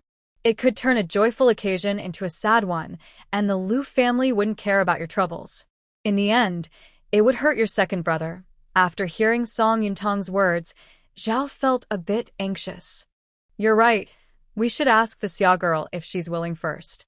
If she refuses, all our efforts and money would be wasted. Song Yuntang raised an eyebrow. Are you still considering this marriage for your second brother? Seeing Song Yuntang upset, Zhao felt a bit scared and worried about their relationship getting worse, so she softened her tone. I really think she's quite nice. Song Yuntang took a deep breath. She didn't want to argue with her mother on this visit. Let me handle your second brother's marriage. I can find a suitable sister-in-law for him. You and Dad just need to arrange a nice celebration, and I will cover the bride price. Previously, the Huang family had compensated her brother with 30 taels for medical expenses, and she still had 20 taels saved. 20 taels would be enough to find a good match for her brother. Zhao Qiaoyi felt uneasy upon hearing this. How can a brother's marriage be arranged by a sister? Song Yuntang replied quickly. If you were reliable, I wouldn't have to take the lead. Zhao Qiaoyi looked aggrieved. If our family were in a better situation, I wouldn't even think about the Xia girl. You have no idea how hard it is for us. Song Yuntang waved her hand impatiently. All right, let's do it my way. I'll handle the matter with second brother, and we should save the money at home for sister-in-law's childbirth. As for the posts, if they really aren't cut out for this, there's no need to waste money on both of them. With your situation, we can't afford to support 2 people in school. Right now, it's just a private school, but next year when they go to the academy, the expenses will only increase. If one of them shows promise in studying, that's fine, but if not, a few years in private school just to learn some letters won't be worth the money spent. Zhao nodded. I understand, and I will discuss it with your father later. With that said, Song Yuntang had shared everything she needed to and didn't say more. Lu Shangyun, sitting near the kitchen and listening to their conversation, felt very touched when she heard Song Yuntang mention preparing a betrothal gift for Song Jingsheng and asking Zhao to save money for childbirth. She was no longer as upset about Zhao giving Song Yuntang 5 taels of silver as a dowry. Song Jinyuan came out from the main room and saw Lu with red eyes, sitting alone. He quickly approached her and squatted down, asking with concern, "What's wrong? Did someone bully you?" Lu shook her head and softly said, "Although Tanga has been a bit distant with us, she still cares about us." Song Jinyuan smiled and squeezed her hand. "Blood is thicker than water. How could she really ignore our family?" Lu nodded. "We should treat her better from now on. Maybe you can work on her farm like Jingsheng and earn as much as selling bean sprouts. Right now, the bean sprout business isn't as good as it used to be, but we can still make 50 or 60 won a day. We'll see what happens when it really slows down," Song Jinyuan replied. Lu had a different perspective. Now that every household is starting to grow vegetables, many are already enjoying vegetable soup. Our bean sprout business probably won't last much longer. It might be better to hand it over to Dad, and you can find other work. My belly is getting bigger every day, and in a few months, we'll need to spend some money. Song Jinyuan thought for a moment. That's a good point. I'll talk to Dad about it. If he agrees, I'll look for other work. Zhao prepared a pot of white rice for lunch and sliced half a piece of meat. After rendering some fat from the fatty meat, she made a big bowl of meat soup. She also picked a small handful of tiny vegetable seedlings from the garden, washed them, and added them to the meat soup. For lunch, everyone enjoyed the vegetable meat soup with white rice and ate until they were full. Just as they finished, there was a knock at the door. "Third brother, is Tanger and Mr. Su here?" Hearing the noise, Song Jinbao quickly got up to open the door. Zhao also came to the door. "Have your parents eaten?" "They ate before coming," Lin Guifan replied with a smile. "I heard from your sister-in-law that Tanger returned home, so your father and I hurried to see you." Song Yuntang and Su Qingye stood up to greet them. "We should have visited grandparents, but we didn't expect them to come here to see us." "Not a problem," Lin said, gently holding her hand and asking quietly, "Are you both doing well?" Although Song Yuntang felt a bit uncomfortable with her sudden closeness, she didn't want to disrespect her elder. "We're doing well." Lin smiled at her granddaughter, who was very pretty and kind-hearted. She couldn't understand why she once thought Lin Zhaozhao was more caring. Song Jinbao brought out the 2 jars of wine that Su Qingye and Song Yuntang had brought for Song Xingye. "Father, these 2 jars of wine are from your son-in-law and Tanger for you. Here you go." Song Xingye loved this kind of thing. Seeing the young couple brought him wine, he couldn't help but smile widely. The 2 kids are thoughtful. Next, Su Qingye was pulled aside by Song Xingye and Song Jinbao for a chat, while Song Yuntang was taken by Lin and Zhao to her old room.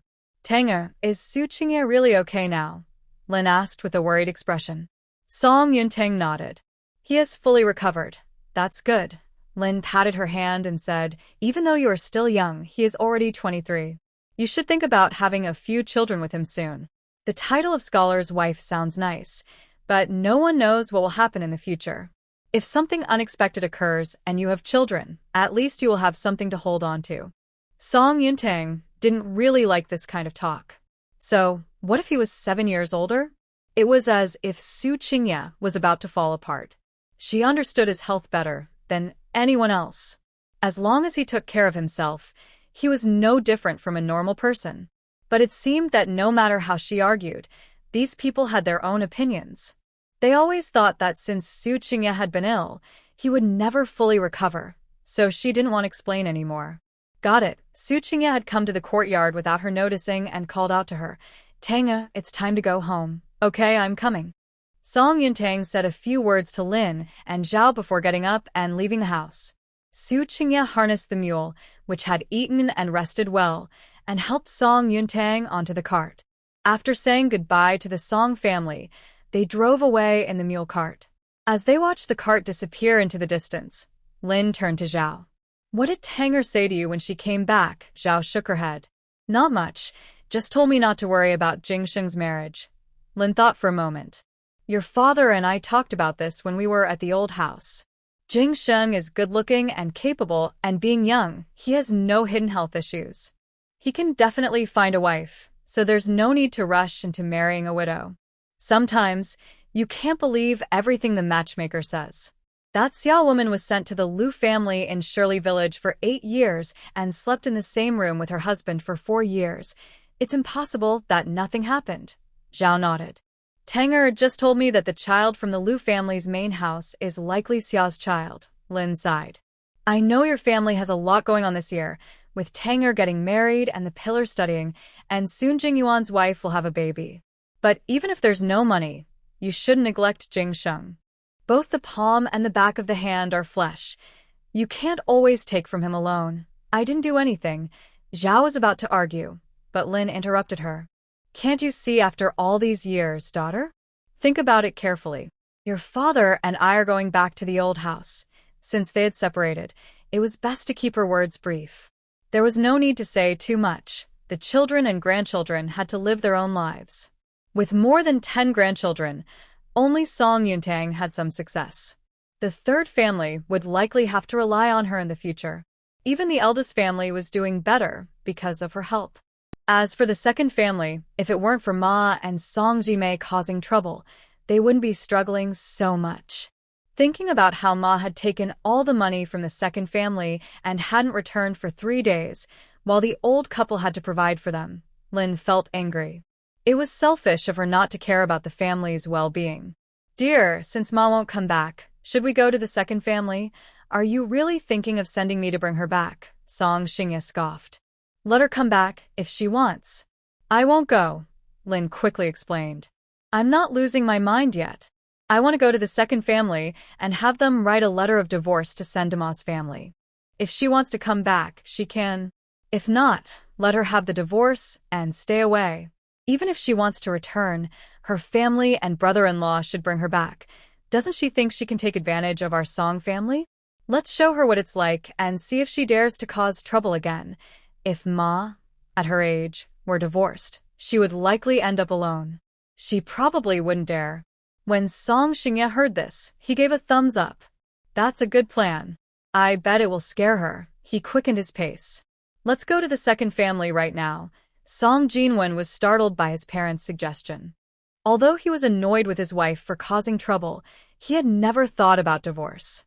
They had raised 2 sons and a daughter, all grown up now, and had spent most of their lives together. He never expected things to change. Mom, Dad, isn't that a bit extreme? Lin replied. What's extreme about it? Isn't Ma the one who doesn't want to stay? Just right, after you divorce her, you won't find a young woman like her again. There are plenty of widows without men outside, so finding someone to share your life with shouldn't be too hard. Without giving Song Jinwen a chance to speak, Song Xingye continued, You need to finalize this matter today and send it to the Ma family. Otherwise, don't call me Dad anymore. After saying this, he pulled Lin away and left. Song Jinwen stood there, staring blankly in the direction the couple had gone, scratching his head, feeling completely dazed. Nearby, Song Filai and Song Changju noticed and cautiously asked, Dad, are you really going to divorce Mom? Although Mom could be a bit much at times, she was still their mother and they didn't want their parents to be separated. Song Jinwen glanced at his 2 pitiful sons. What else can I do?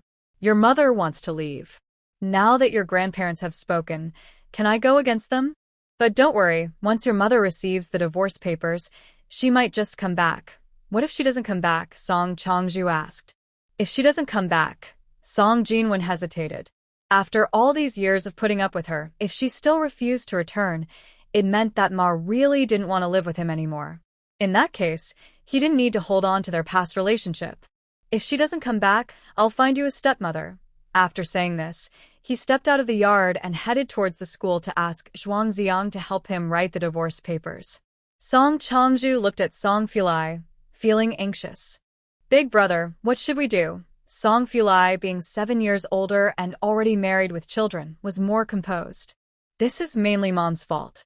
Don't worry, I believe she will come back. Even if she doesn't want to, our grandparents and uncles won't support her. It's best if we don't get involved to avoid ruining Dad's plans. After hearing this, Song Changju felt a little more at ease. Song Jinwen acted quickly, and by that afternoon, he had someone write the divorce papers and sent them to the Ma family. Song Yuntang and Su Qingye were driving a mule cart towards town. She occasionally glanced at the man. His profile was handsome, with a strong nose, deep-set eyes, and a firm jawline. Below that was a noticeable Adam's apple. Feeling a bit dry in her throat, Song Yuntang looked away. Su Qingye sensed that Song Yuntang's gaze held some meaning and couldn't help but look in her direction. "Did your mother-in-law say something to you?" Song Yuntang looked at the scenery around her, hesitant to meet his eyes.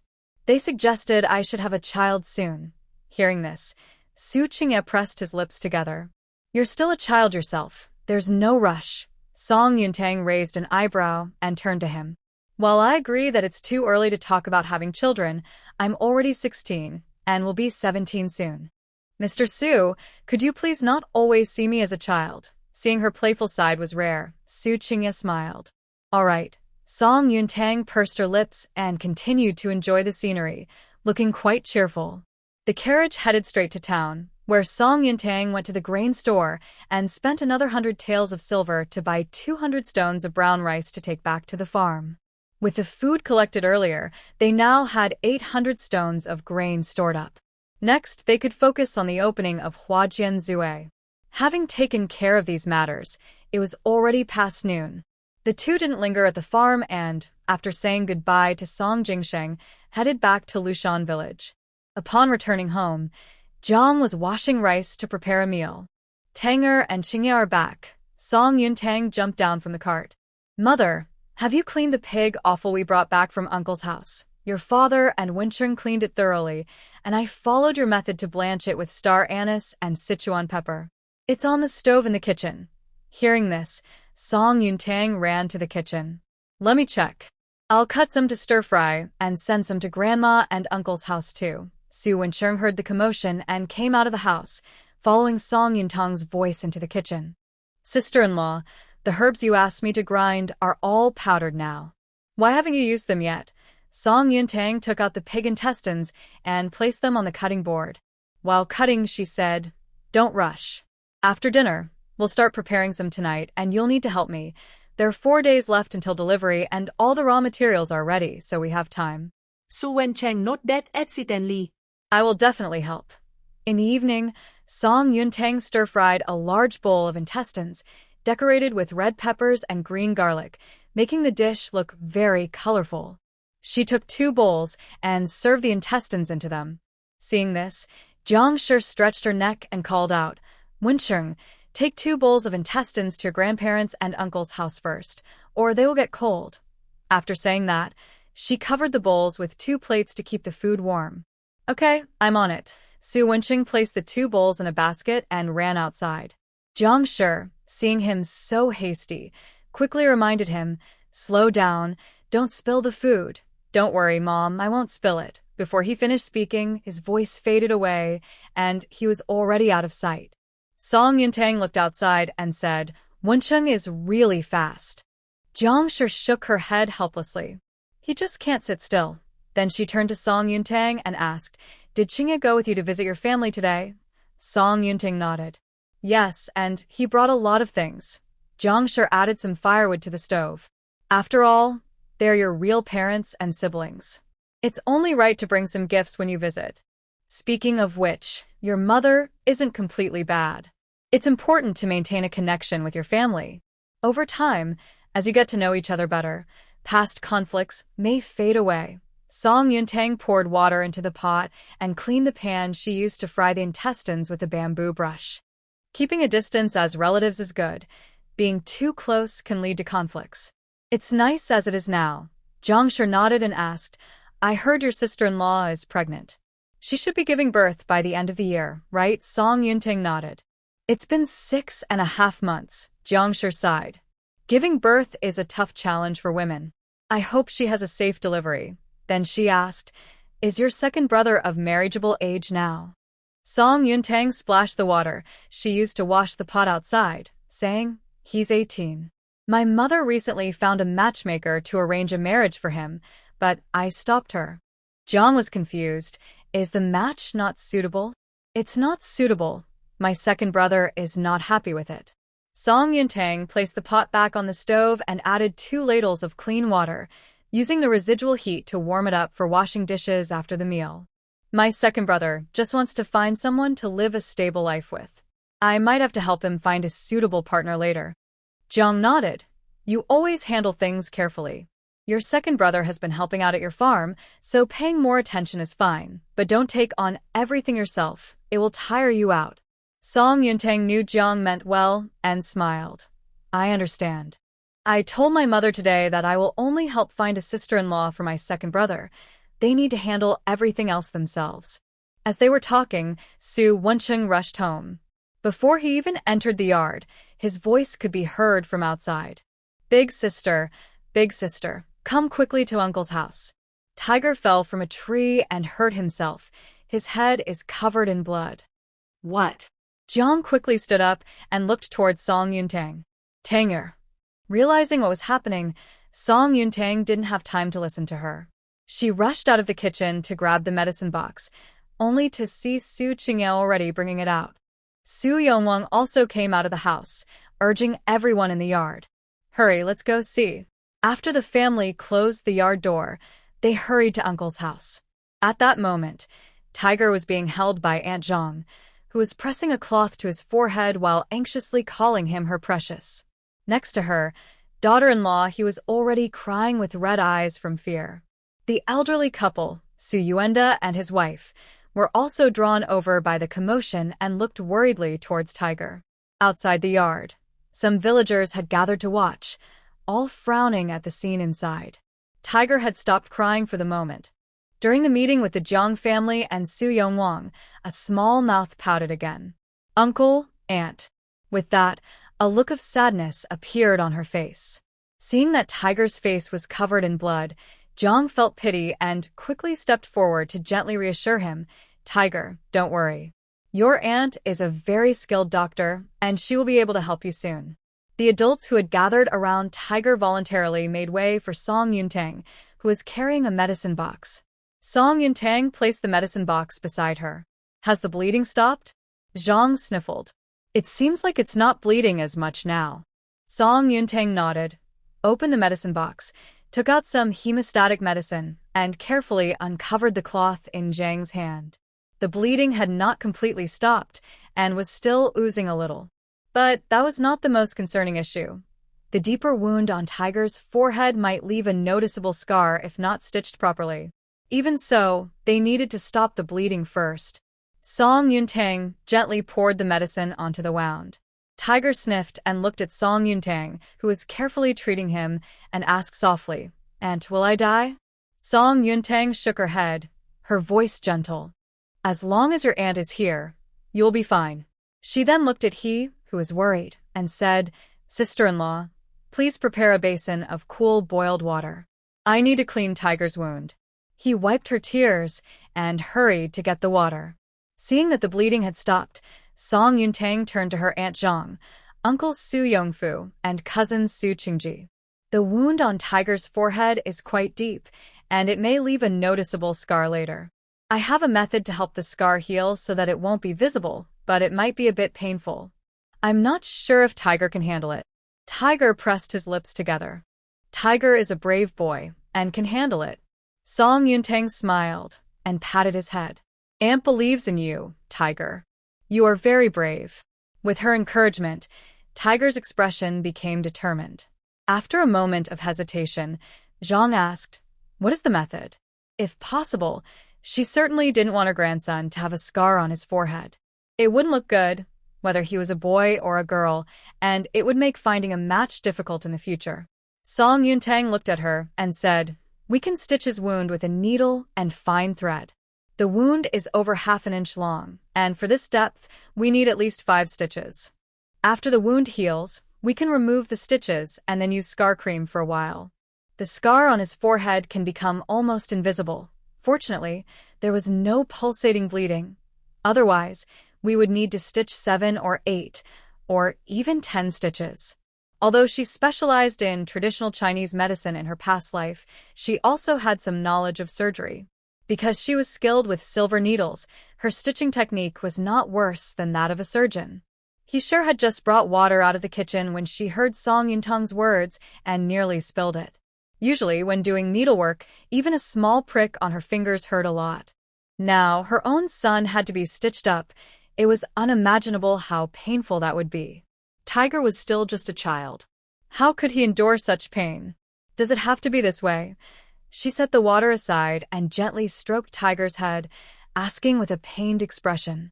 Not just her, but everyone around fell silent. Xu Qingye's wife was quite bold to suggest stitching up a wound on a child. Many kids get hurt in their childhood, but she had never heard of a doctor stitching up a child's injury. Song Yuntang first cleaned Tiger's face with a damp, clean cloth to remove the bloodstains. If you don't mind him having a scar on his face, we can just stop the bleeding. If we stitch it, I will use acupuncture to lessen Tiger's pain, but it won't completely eliminate it. Before Tiger's wound heals, my sister-in-law should consider this.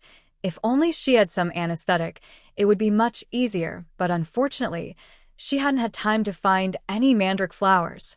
The entire plant is poisonous and rarely used, so pharmacies usually don't have it, but it is indeed one of the essential ingredients for making anesthetic. He sure felt uncertain and looked at Zhang Shi. Mother. Zhang Shi looked at Tiger in her arms with a pained expression. Aunt will stitch up Tiger's wound. Are you scared, Tiger? Tiger shook his head. Tiger is not scared. Tiger doesn't want a scar. Song Yuntang heard Tiger's response and took out the thin needle and thread she had prepared earlier, along with a small bottle of white liquor from the bottom of the medicine box. First, she used the white liquor to disinfect the thread, thin needle, and silver needle. After skillfully threading the needle, she placed the needle and thread in a small porcelain dish that had been wiped with white liquor. She then used the silver needle to puncture several acupoints on Tiger before pausing briefly to quickly stitch up his wound. The onlookers held their breath, not daring to make a sound. Watching Song Yuntang's skilled technique, they felt that their own embroidery skills were nowhere near as precise as her work on skin. Since the injured area was already somewhat numb from the pain, and with Song Yuntang's swift and accurate technique alleviating the discomfort, Tiger was able to endure the pain from the stitches on his forehead for the time being. He tightly closed his eyes and gritted his teeth in silence. Seeing this, Song Yuntang couldn't help but admire the little one's courage. Most children would have cried out in fear at such a scene, but it was rare to find a child who could cooperate so well. All done. As she spoke, Song Yuntang tied a knot and used small scissors to cut the thread. She then removed the silver needle from Tiger and found a small box of anti-inflammatory ointment in the medicine box, handing it to Mrs. He. Keep Tiger from doing any intense activities for the next few days to avoid reopening the stitches. Keep the wound dry and clean, eat light meals, and I will come back in about 6 or 7 days to remove the stitches. At that time, I will bring a box of scar cream for your sister-in-law. Mrs. He held the ointment that Song Yuntang had given her. How much do these things cost? Not to mention the ointment. She thought that ordinary families never bought such things. The ability to remove scars sounded impressive. Song Yuntang smiled as she closed the organized medicine box. We're family, so money doesn't matter. The cost was actually quite low. Her older cousin had hunted a wild boar, and they had plenty to eat and take. Right now, if they ask for money and take too little, they will feel it's cheap. If they charge the normal price, it doesn't seem right either, so they decide not to take any money. The goodwill remains, and there will be chances to help each other in the future. That won't do.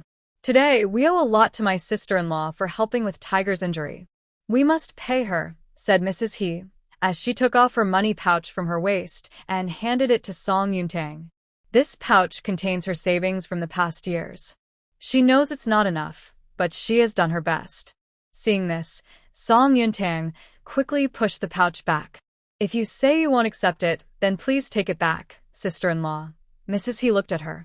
I know this isn't much, but it's all I have. Zhang quickly stepped in to ease the situation. We are all family. Whenever my family has something going on, you have always helped. Right now, Tanger is just lending a hand. It's not a business deal, so let's not treat it like a strict transaction between relatives. Seeing this, Zhang hurriedly turned to Mrs. He. Jinner, go catch 2 chickens for your aunt to take back to help Qingye's wife regain her strength. After Mrs. He left, she looked back at Zhang. 2 chickens aren't too expensive, and sister-in-law, you must not let your daughter-in-law refuse this. Jiang smiled. All right, no refusals. Who told you that my sister-in-law has so many chickens? The people in the yard laughed at this. Someone gave a thumbs up to Su Yongwang.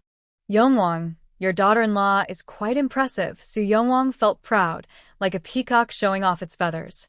After accepting everyone's compliments, he humbly said, It's nothing special, but you all know how serious Qingye's illness was. It was my daughter-in-law who treated him. Previously, when they heard that a young girl had cured Su Qingye's illness, the people of Lushan village had doubted the truth of that story during their chats. Now, after seeing Song Yuntang's skills, they all believed it. Jiang looked at her husband's proud expression and shook her head helplessly. He really gets carried away with a little praise. Thinking about the meal waiting at home, they took the chickens and headed home together. As they left the uncle's house, they noticed that the crooked tree outside had been cut down and lay on the ground nearby. Jiang first put the chickens into their coop. There were originally 4 chickens, and now with 2 more, there are 6. This year we have a shortage of grain, so we can't raise too many chickens. When the time comes, we can eat the 2 given by your aunt and keep the ones from our own farm for eggs. Song Yuntang and Su Qingye brought the food to the table and spoke softly. Don't worry about the grain. I have some at my farm. Jiang, who had no idea how much grain Song Yuntang had stored, scattered some feed into the chicken coop. Even if you have some, grain prices have gone up and you still have to buy it at a high cost. We need to save where we can. Thinking that there are plenty of chickens and ducks at the farm, and they could bring some back when they grow up, Song Yuntang didn't say anything more. Although the fire in the stove had died down, the residual heat made the rice develop a crispy golden layer. The crispy rice was delicious, paired with spicy stir-fried pork intestines and vegetable soup, making for a tasty meal. Su Yongwang was in a good mood today. As soon as he finished his bowl, he asked everyone to leave the table. He collected the dishes while humming a little tune and poured out the water that Song Yuntang had heated to wash the dishes. Seeing this, Jiang couldn't help but laugh. Your father is getting a bit too proud again. He can't stand flattery. Once he hears it, he floats in the clouds for days. Song Yuntang smiled and, while it was still light outside, began making pills. Su Wencheng watched nearby. He was quick and eager to learn, handing over tools, measuring herbs, lighting the small stove, boiling the medicine, and rolling the pills, being very helpful. With his assistance, Song Yuntang was able to make the pills much faster. Su Qingye was inside reading, occasionally glancing out the window at the yard, a smile forming on his lips. The next day, when Song Yuntang arrived at the farm, everyone from Rongshu village was already there, including Qiaoda and Qiao-er, Song Jingsheng and her 4 cousins from her uncle's family, as well as Song Motzi and Song Cheng, who had worked at the tavern before. After using the medicine that Song Yuntang had prepared for him, Song Motzi's face had noticeably improved, and from a distance, he looked quite handsome. Seeing the lively scene in the wooden shed, Song Yuntang couldn't help but walk over to ask what was happening. What happened? Just now, Song Jingsheng heard from Qiao-er and a few cousins about this matter. Seeing Song Yuntang arrive, he looked at her and asked, Did you hear what happened in Rongshu village yesterday? Second uncle asked Mr. Zhuang to write a divorce letter and sent it to the Ma family. Song Yuntang was a bit surprised. The Ma family was divorced by second uncle. When she left Rongshu village yesterday, there was no news. It must have happened after she left. How could that be? Song Chongbai said. After the Ma family received the divorce letter, second aunt's 2 brothers hurriedly brought her back. Song Yuntang laughed. They actually let her come back. Yesterday's incident caused quite a stir. Second aunt came back crying and making a scene. Second uncle almost let her brothers take her back again, Song Chongbai said with disdain. Besides, didn't second aunt take all the family's savings to the Ma family? She came back without a single coin and now has to rely on the grandparents for food. Song Yuntang found it amusing. I wonder if her family took all her money, or if she willingly gave her own food to support her family. Qiaoda said, I heard that the Ma family was worried second uncle would really divorce her, so they advised her to leave the money at home and get it after returning to the Song family. But the Ma family denied it and told her not to visit her family too often. Miao, who had just finished watering the chili field, came to the wooden shed, placed her bucket down, and leaned against a wooden post to listen to the gossip. How much money did she take back? Why did the Ma family not want their daughter anymore? It seems like she took about 17 or 18 taels, Chiao said. Miao was shocked. No wonder, that's a huge amount. Song Yuntang casually remarked, people's hearts are the hardest to test. She then turned to Song Motzi and Song Chung. Uncle Chung, Brother Motzi, please come with me for a moment. There are some matters to discuss at the farm. It was easy to imagine that the second branch of the Song family would soon be living in difficult times. Poverty makes everything harder, and the nightmare for the Ma family was about to begin. They're here. Song Motzi and Song Chung quickly followed Song Yuntang to the small courtyard. Song Yuntang took out a piece of paper from his pocket and spread out the drawing he made next to Su Qingye last night. I plan to build a courtyard near the mountain spring on the farm. Can you help me calculate how many bricks and tiles we will need, the costs, and how long the construction will take? Once we have that figured out, we can start laying the foundation. When my second brother prepares the bricks, tiles, and wood, we can begin. Song Chung is older than Song Motzi and is a bricklayer, so he is more skilled at calculating the materials needed for building. Leave this to us. Outside the courtyard, Su Qingye had already brought the mule cart to the door. Song Yuntang said goodbye to the two and climbed onto the cart, calling for Fong Tianxi. They took 2 small jars of sweet rice when they had brewed earlier, along with 2 large bags of white rice and 1 big bag of flour, and set off for the town. Tomorrow, the flour shop will open, so today they need to organize everything and finalize the menu they had planned. When they arrived, Chen was still selling sour plum soup at the shop entrance, while Tao was cleaning inside. Thanks to her efforts over the past few days, the shop was now clean and bright. Song Yuntang placed several bowls on a table near the entrance of the shop. Jeshir, let's pause the sour plum soup sales for now. Please serve a bowl to each of the people here. I have something to discuss with you, okay? Chun Jeshir replied, taking the sour plum soup from the ice bucket and heading into the shop. She served a bowl of sour plum soup to each of the 5 people present. Excluding Su Qingye, who sat at a nearby table, Tao Xia, Fong Tianxi, Chen Jeshir, and Song Yuntang each took a seat. We're in a hurry to open the shop and don't have much time to prepare everything. We'll add more items gradually as we go. Since this place used to be a tavern, selling alcohol will definitely be part of our offerings, and I've added some other items as well. Song Yuntang took out a small piece of paper from his sleeve. Unlike the Jade Pavilion next door, our Huajian Zui focuses on specialty snacks. Currently, we mainly offer sweet rice balls, sweet wine with eggs, fried chicken, fried dough, fried peanuts, spring rolls, marinated meat, and some unique pastries. The oven in the backyard has just been repaired, and I still need time to experiment before adding more items later. Some of these dishes are sold in limited quantities. Once they're sold out, we will only serve drinks and we close after 7 p.m. The others were confused. What if business is good? Do we still have to close so early? If it's a holiday, we can stay open until 8 p.m., but on regular days, there's no need to spend too much time here. Although they didn't understand Song Yuntang's reasoning, they decided to follow her instructions. Now that the weather is getting cooler, we can keep the marinated meat and other dishes.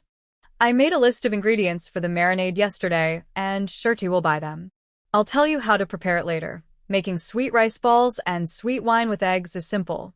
We have a stone mill in the backyard, and we brought glutinous rice with us.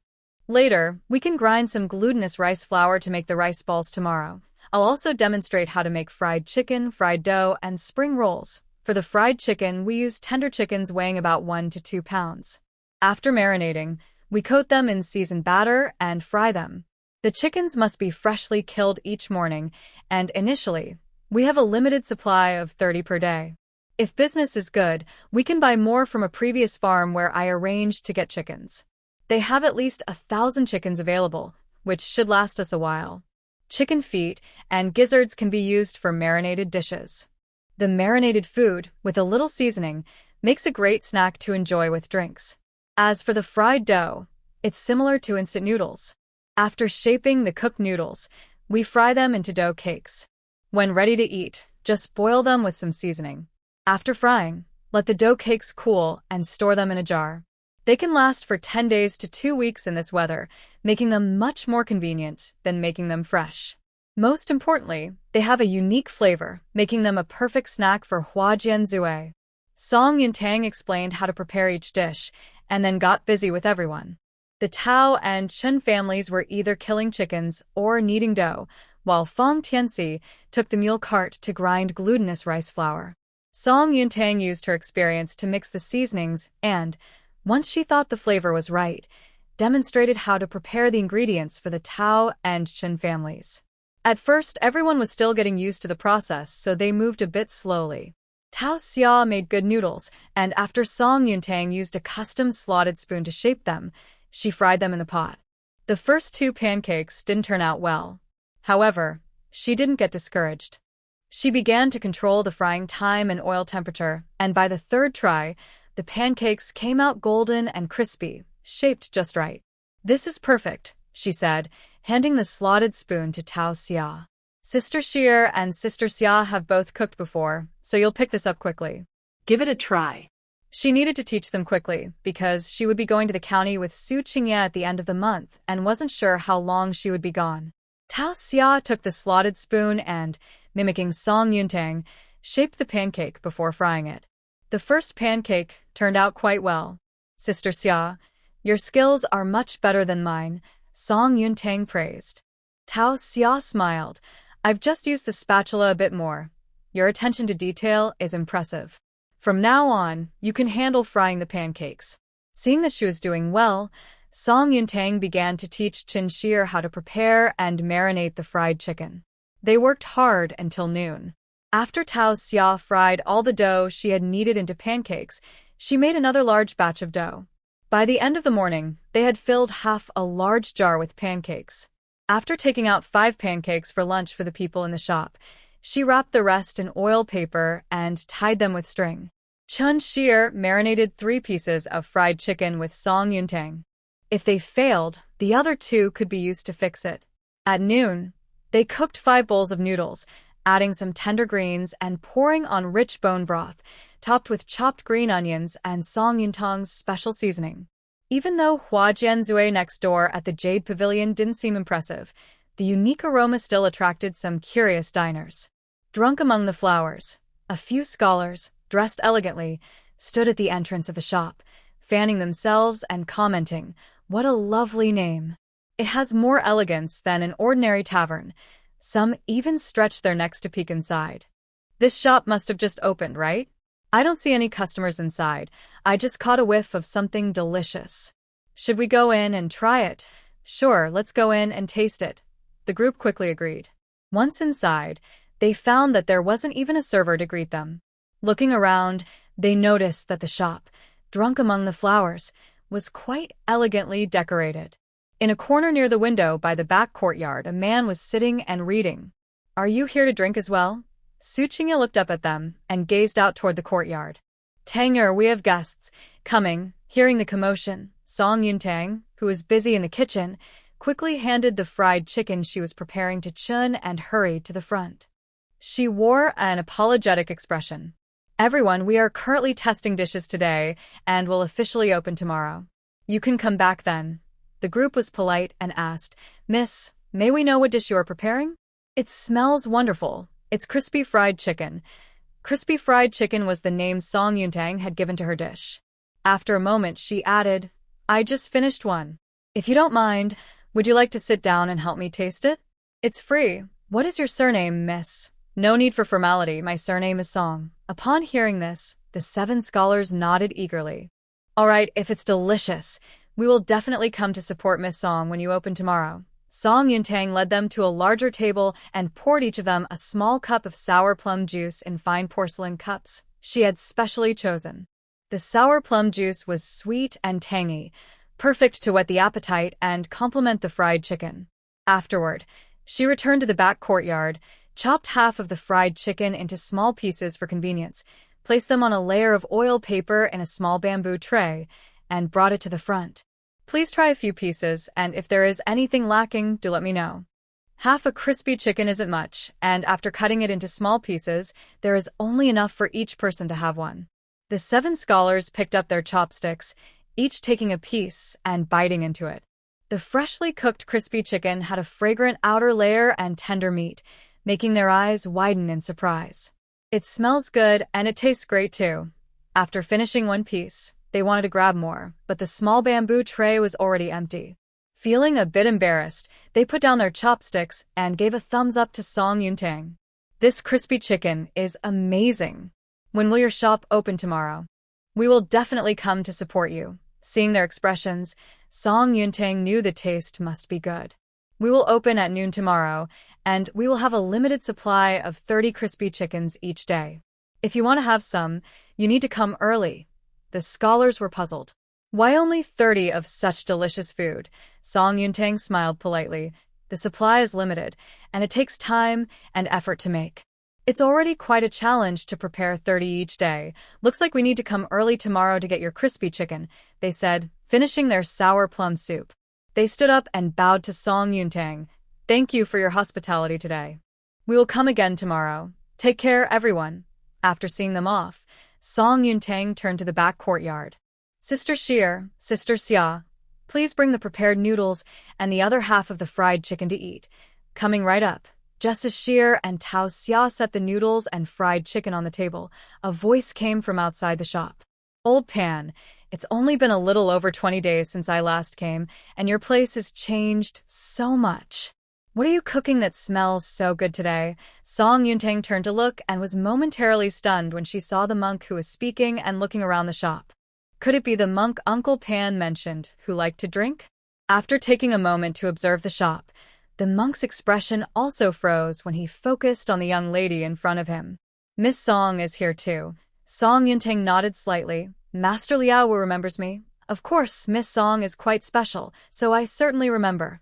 Master Liao laughed as he stepped into the tavern. Su Qingye put down the book he was holding. Is Master Liao here to drink? He had met Master Liao in Uncle Pan's tavern. When he was 18, Master Liao had pulled him and Uncle Pan to drink. After a few too many drinks, he drunkenly warned that a disaster was coming, and if he survived, he would surely succeed in the future. At the time, Su Qingye thought nothing of it, believing the old monk was just rambling while drunk. Soon after, however, he fell seriously ill. Master Liao looked at Su Qingye and then at Song Yuntang. Although he was in a peaceful place, he had heard about Su's marriage and was surprised to see the couple together in the tavern. Is this a couple's outing? He laughed and approached Su Qingye. You said you were here to drink, but you brought your wife along. Su Qingye quickly corrected him. I'm not here to drink. I came to accompany her. Master Liao sat down in front of him. So, no drinking? Su Qingye glanced at Song Yuntang and then looked back at Master Liao. Drinking too much is harmful. It's best to know when to stop. Master Liao stroked his beard in surprise. I didn't expect that after being ill, you would start to value your health. Su Qingye smiled and shook his head. It wasn't that he valued his life too much. He just thought about how young she was. He was much older and needed to stay healthy to be with her. In a marriage, they share both joy and hardship. If something were to happen to him, it would be sad to leave her all alone. This tavern has been passed on to Tanger by Uncle Pan. If Master wants any drinks, just ask her. Master Liao was taken aback. Uncle Pan isn't selling drinks anymore? Su Qingye replied calmly. He passed the tavern and brewing skills to Tanger. The drinks being sold now are all made by Uncle Pan before. I see. Master Liao noticed that the next table was already set with dishes. He stood up and looked at the food, especially drooling over a golden brown fried chicken leg. Tao and Chun had never seen a monk so tempted by food. Out of respect for someone in the monastic life, they stepped back a few paces, not daring to approach. Song Yuntang looked at Master Liao. Master, would you like to try our new dishes? Lao nodded eagerly. Yes, let me try. Song Yuntang smiled and was not surprised that a monk wanted to eat meat. She placed 2 bowls of noodles in front of Su Qingye and Master Lao and asked Chen to bring a piece of fried chicken that was draining oil from the kitchen. She also asked Tao Xia to cook another bowl of noodles. Lao Wu, who always enjoyed meat, was tempted by the fried chicken and took a piece to eat. Delicious. He looked at Xu Cui and pointed to the fried chicken, saying, I never expected there could be such tasty food in the world. Xu Cui calmly continued eating his noodles without looking up and said, Master Lao Wu, remember to pay after you finish. Lao Wu paused his eating. Seeing that Xu Cui was only eating noodles and not the fried chicken, Lao Wu swallowed his food with a smile. You, as always, are not willing to lose out. Xu Cui looked at him. Didn't Master Lao Wu say that monks believe in cause and effect? Since we are running a business, if you eat, you must pay. All right, I won't forget your meal costs, Lao Wu said, turning to Song Yuntang at the next table. Miss, please bring me 2 pots of aged wine, and I'll include that in the bill. Song Yuntang initially wanted to say that the fried chicken and noodles were on the house. However, recalling Xu Cui's earlier words about cause and effect, and remembering what Master Lao Wu had said during their first meeting, she, a person from the modern world, found herself inexplicably believing in it. Putting down her chopsticks, she went to the wine cellar in the backyard to get the wine. The price for the crispy chicken was 45 coins, the bone soup noodles were 6 coins per bowl, and the 2 pots of wine totaled 60 coins, making it 111 coins altogether. The aged wine was slightly more expensive at 30 coins per small pot, while regular wine could be bought for 15 coins. If one brought their own wine pot, it would be even cheaper at 12 coins. After Master Lao Wu had eaten and drunk his fill, he settled the bill and left. Before leaving, he turned back to Xu Cui and said, Xu, your troubles are over. Make good use of your fortune. If my words come true in the future, you must treat me to a nice drink. Xu Cui looked at him and nodded slightly. All right. Ha ha ha, food and drink pass through the body, but the Buddha remains in the heart. With that, he left without looking back. After finishing the meal, Tao and Chen cleaned the tables, dishes, and kitchen, continuing to prepare the ingredients for tomorrow. Song Yuntang had been busy all morning and felt sleepy after eating, so she sat down opposite Xu Cui. She rested her chin on her hands, curiously looking at him.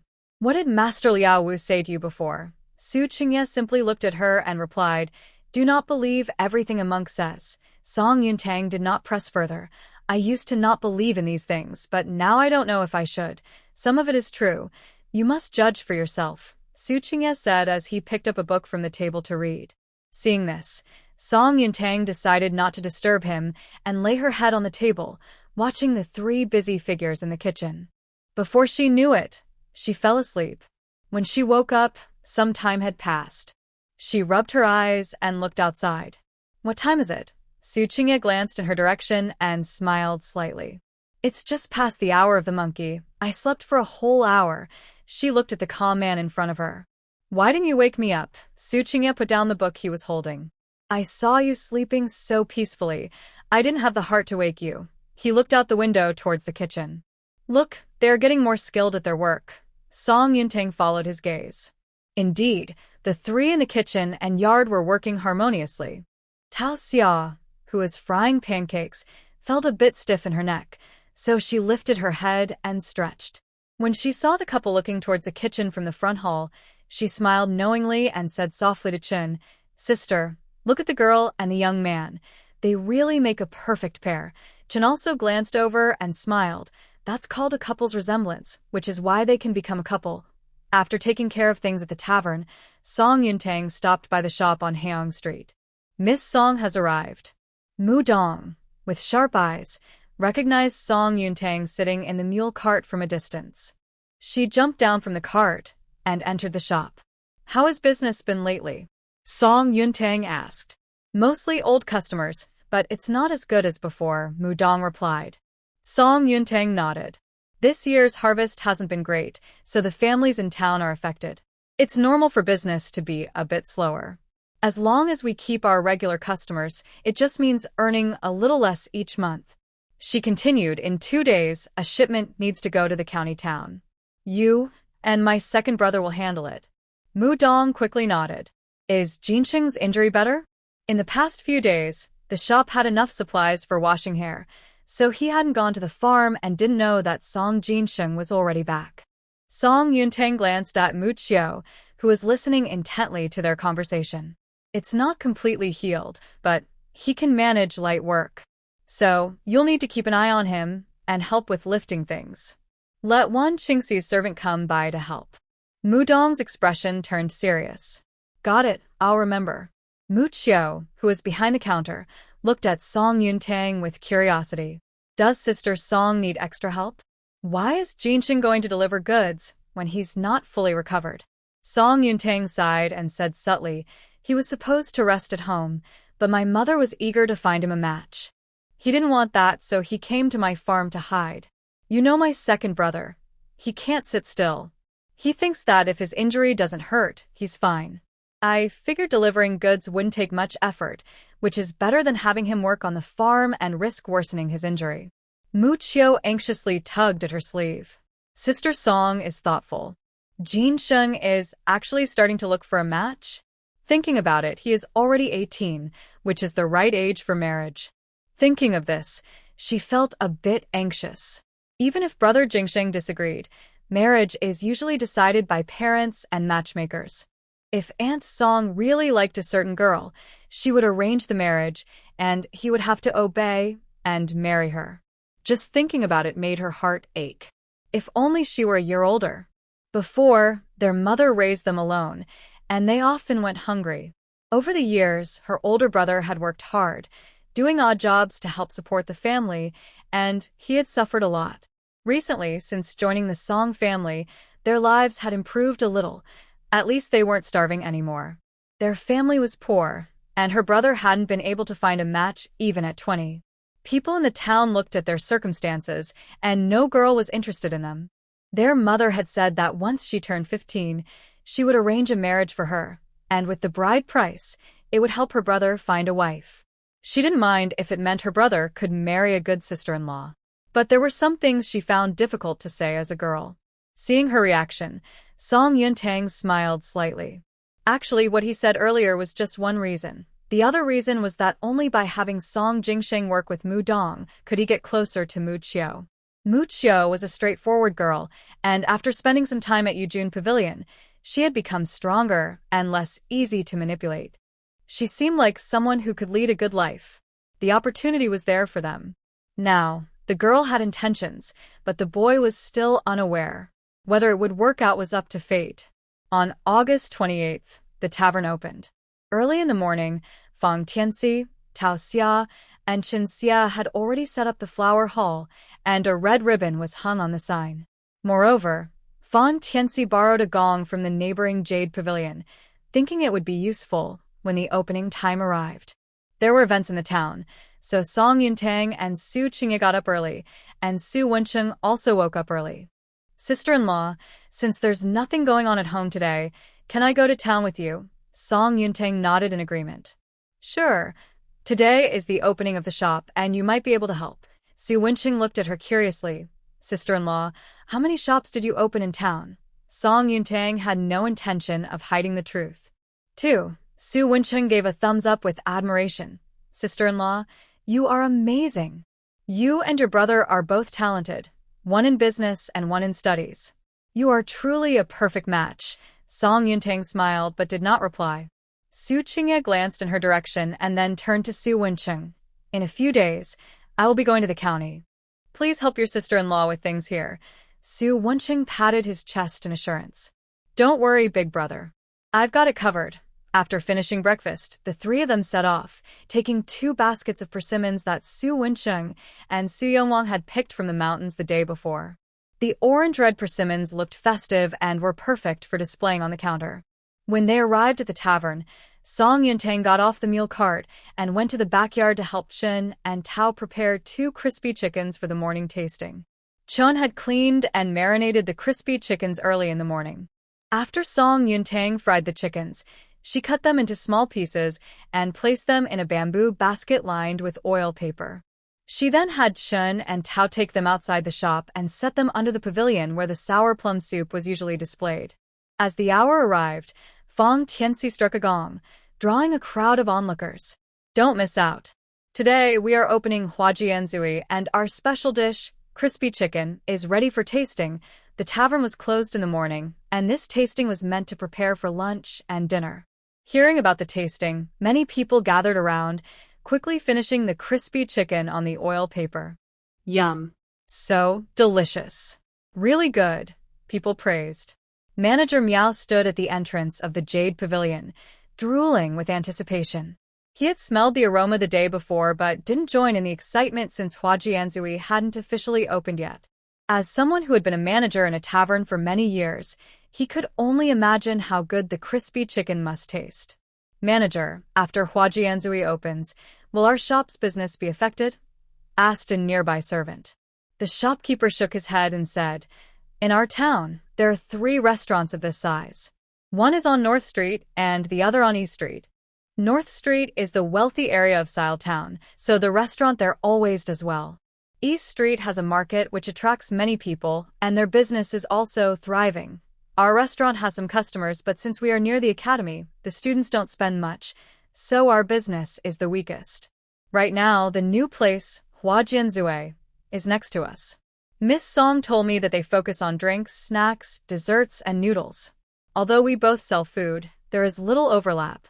If her business does well, it will only benefit us. The young servant looked confused. What benefits could there be? The shopkeeper tugged at a small strand of hair by his lip. They focus on unique offerings, which will attract many curious people to the town. Those people come here to eat, and who knows, after trying her food, they might want to change things up sometimes. The servant scratched his head, frowning. I don't understand. Seeing the shopkeeper getting upset, the servant quickly shrank back. Uncle, you know I'm not very bright, the shopkeeper sighed. Among the 3 brothers in the family, he was the second. He and his wife had 2 daughters, while the youngest brother had 3 daughters. Only the eldest brother had a son. As the only boy in the family, he was naturally spoiled by his uncles. Among the 3 brothers, the shopkeeper was the most successful, having worked hard to become the manager of the Emerald Pavilion in town. Thus, the family decided to let him guide his nephew along this path, which is why the nephew started as a servant at the Emerald Pavilion. It seems he has a long way to go. The shopkeeper gestured as he explained. For example, when you go to buy vegetables and see 2 stalls, one has only 2 big cabbages, while the other has cabbages, radishes, eggplants, and cucumbers. Which stall would you choose? Miao Dong thought seriously for a moment. If I happen to want cabbage that day, it doesn't matter which stall I go to, right? Manager Miao raised his hand as if to hit someone, but Miao Dong quickly slipped away upon seeing the hand. Please spare me, manager. I won't ask anymore. Don't get upset. My parents will definitely scold me later. Manager Miao let out a long sigh. You little rascal, are you trying to make your uncle angry? After calming down, he walked over to Huajianzui and cupped his hands, saying, Miss Song, congratulations.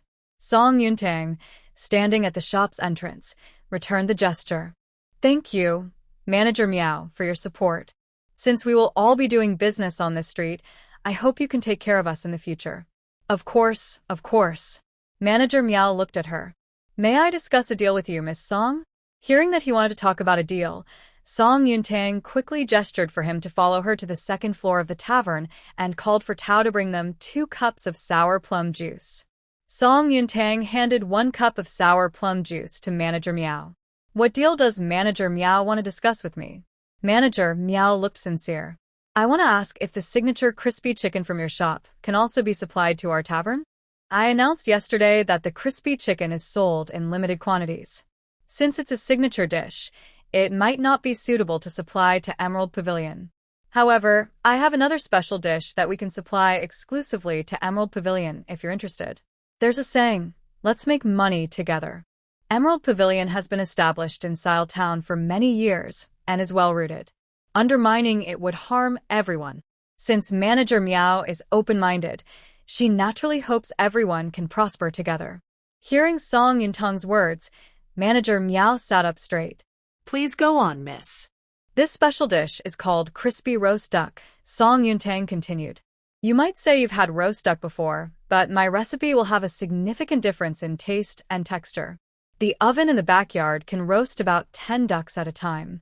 Crispy roast duck is indeed more suitable for a large tavern like Emerald Pavilion compared to Huajianzui.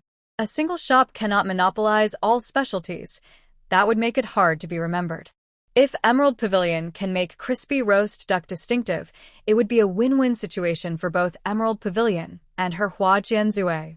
Manager Miao looked at her and said, I have indeed had roasted duck, but I wonder what makes Miss Song's roasted duck different? Don't worry, manager. Let me roast it tomorrow and send some to you at Jade Pavilion for you to try. You can taste it outside like this morning, but since roasting duck takes a long time, it would be best to limit the supply. Can't Miss Song sell me the recipe for the roasted duck? Manager Miao asked in a negotiating tone. Song Yuntang thought for a moment. Selling the recipe directly could work, and keeping the oven would allow her to make other dishes too. However, she still needed to perfect the roasted duck recipe before selling it. For her, she had only tasted it and had not roasted it herself yet. All right, I can sell the recipe to you, but let's wait until you taste it tomorrow before we discuss it further. Sounds good. Manager Miao finished his sour plum soup and nodded. In that case, I'll head back now. I need to check on things at Jade Pavilion. Song Yuntang stood up to see him off. Take care, Manager Miao. It was still early, and there wasn't much for him to help with in the back courtyard. Fang Tianxi, Tao Shi, and Chen Shi were all ready. He ran up to Song Yuntang. Sister-in-law, is there anything I can do? Song Yuntang looked at the shop. Tao Xia and Chen Xie would need to manage the kitchen and serve dishes, and Fang Tianxi running up and down alone might not be enough. Plus, someone needed to handle payments. It seemed they needed a couple more people in the shop. One to serve and one to wash dishes. Fang Tianxi was suitable for handling payments since he was under her care, making him more reliable than hiring someone from outside. You can help Brother Fang serve today since we don't have enough hands. I still need to write a notice to post outside to hire 2 more people, Su Wencheng suggested. Sister-in-law, instead of hiring outsiders, why not consider our own family? Aunt and mother could do this kind of work. Song Yuntang shook her head. Washing dishes isn't an easy job. In winter, soaking in cold water for too long can cause frostbite. Su Wencheng thought for a moment and replied, That's true. Song Yuntang suddenly remembered someone. Do you think your cousin Liang Feng can handle the serving job? Su Wencheng looked hurt and said, Sister-in-law, I'm right here in front of you. Don't you consider me at all? Song Yuntang smiled lightly and took out a piece of paper to start writing. Your older brother is going to the county soon, and we can't let the town's matters hold you back. Otherwise, if something happens at home, we won't have anyone to help. Su Wencheng was smart, quick in his work, and willing to help. Whether it was grinding herbs or going to the mountains to gather medicine, he was quite familiar with it. If he wasn't at home, he couldn't ask his father-in-law for help, as he was an elder, and it would be inappropriate. Su Wencheng sighed and said, All right, Liang Ping is actually quite capable and clever. Okay, I'll ask him tonight if he wants to work. I'll first hire a dishwasher. Song Yuntang finished writing a notice and posted it in a visible spot by the door. As soon as the school let out, several people rushed in after trying the fried chicken that morning. I'll have a crispy chicken and 2 bowls of noodles. I want a bowl of sour plum soup and half a crispy chicken and a serving of sweet rice balls. A pot of aged wine, 1 crispy chicken, a serving of fried peanuts for marinated chicken feet, 2 bowls of noodles, and we need a private room. A whole crispy chicken costs 45 coins, and half is 25 coins. Before long, 7 or 8 crispy chickens were sold. Just then, a new group of people entered, asking, Do you have any private rooms? Yes, we do. The shop was busy at that moment. Song Yuntang was helping in the kitchen, and Su Wencheng quickly approached, surprised to see the newcomers. Wow. Brother Zhuang, what brings you here? Zhuang Ziang entered the shop with a few friends. When your older brother and sister-in-law got married, we agreed to meet here when the tavern reopened. We must keep our promise. He looked around and said, I must admit, after all this effort, it looks quite elegant. It's much more comfortable than before. Then he turned to him. Why is Wencheng here? This tavern isn't owned by your family, is it? Su Wencheng quickly replied, This tavern was taken over by my sister-in-law before she married my brother. It has been under renovation and just opened. Zhuang Ziang looked surprised. I see. When I left the Song family, that girl had nothing. What happened? How could she open a tavern in such a short time? Another person said, No wonder Su was being mysterious with us before. It turns out it's his wife's business. When Song Yuntang saw a few familiar faces, She came to the front hall, greeted everyone, and looked at Su Wencheng, saying, "Wencheng, please take these gentlemen upstairs to find your brother. He's in the innermost private room reading." "Sure," Su Wencheng replied, gesturing for them to follow him upstairs. Song Yuntang then went to the backyard to help Tao and Chen. Fong Tianci was busy carrying trays in and out, sweating profusely. "Did we arrive too late? Is there any of that crispy chicken left from yesterday?" Another group entered the tavern. Fong Tianci recognized them as the 7 who had come to sample the dishes yesterday, and he led them to their seats. "We still have it. Besides the crispy chicken, what else would you like to order?"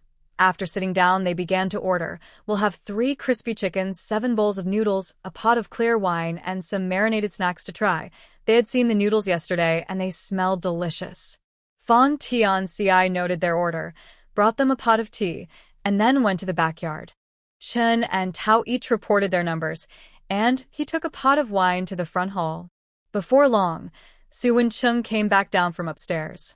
Sister-in-law, Zhuang, and the others ordered 3 crispy chickens, 2 servings of spring rolls, 2 servings of fried peanuts, and 2 pots of aged wine. Song Yuntang nodded. "Okay, I understand. First, bring them a pot of sour plum soup, and then serve a plate of marinated snacks, and tell them it's on me." "All right." Su Wencheng moved quickly, responding with a nod as he took a tray with a pot of cold sour plum soup, several cups, and a portion of marinated snacks upstairs. Seeing Su Wencheng leave, Song Yuntang hurried to Chen's side. "I'll help you fry." Chen was not troubled by the busy work. Instead, she was quite happy. "Miss Song, business is really good today." Song Yuntang smiled. "It started well, but we need to keep it up." Chen seemed very confident about the shop sales. "Our food is delicious, so it will definitely stay good." After Su Wencheng delivered the sour plum soup and marinated snacks to the upstairs room, he quickly returned to the backyard. "Tao Xia, there are guests in the front who ordered 2 bowls of noodles." Tao Xia was too busy to even look up.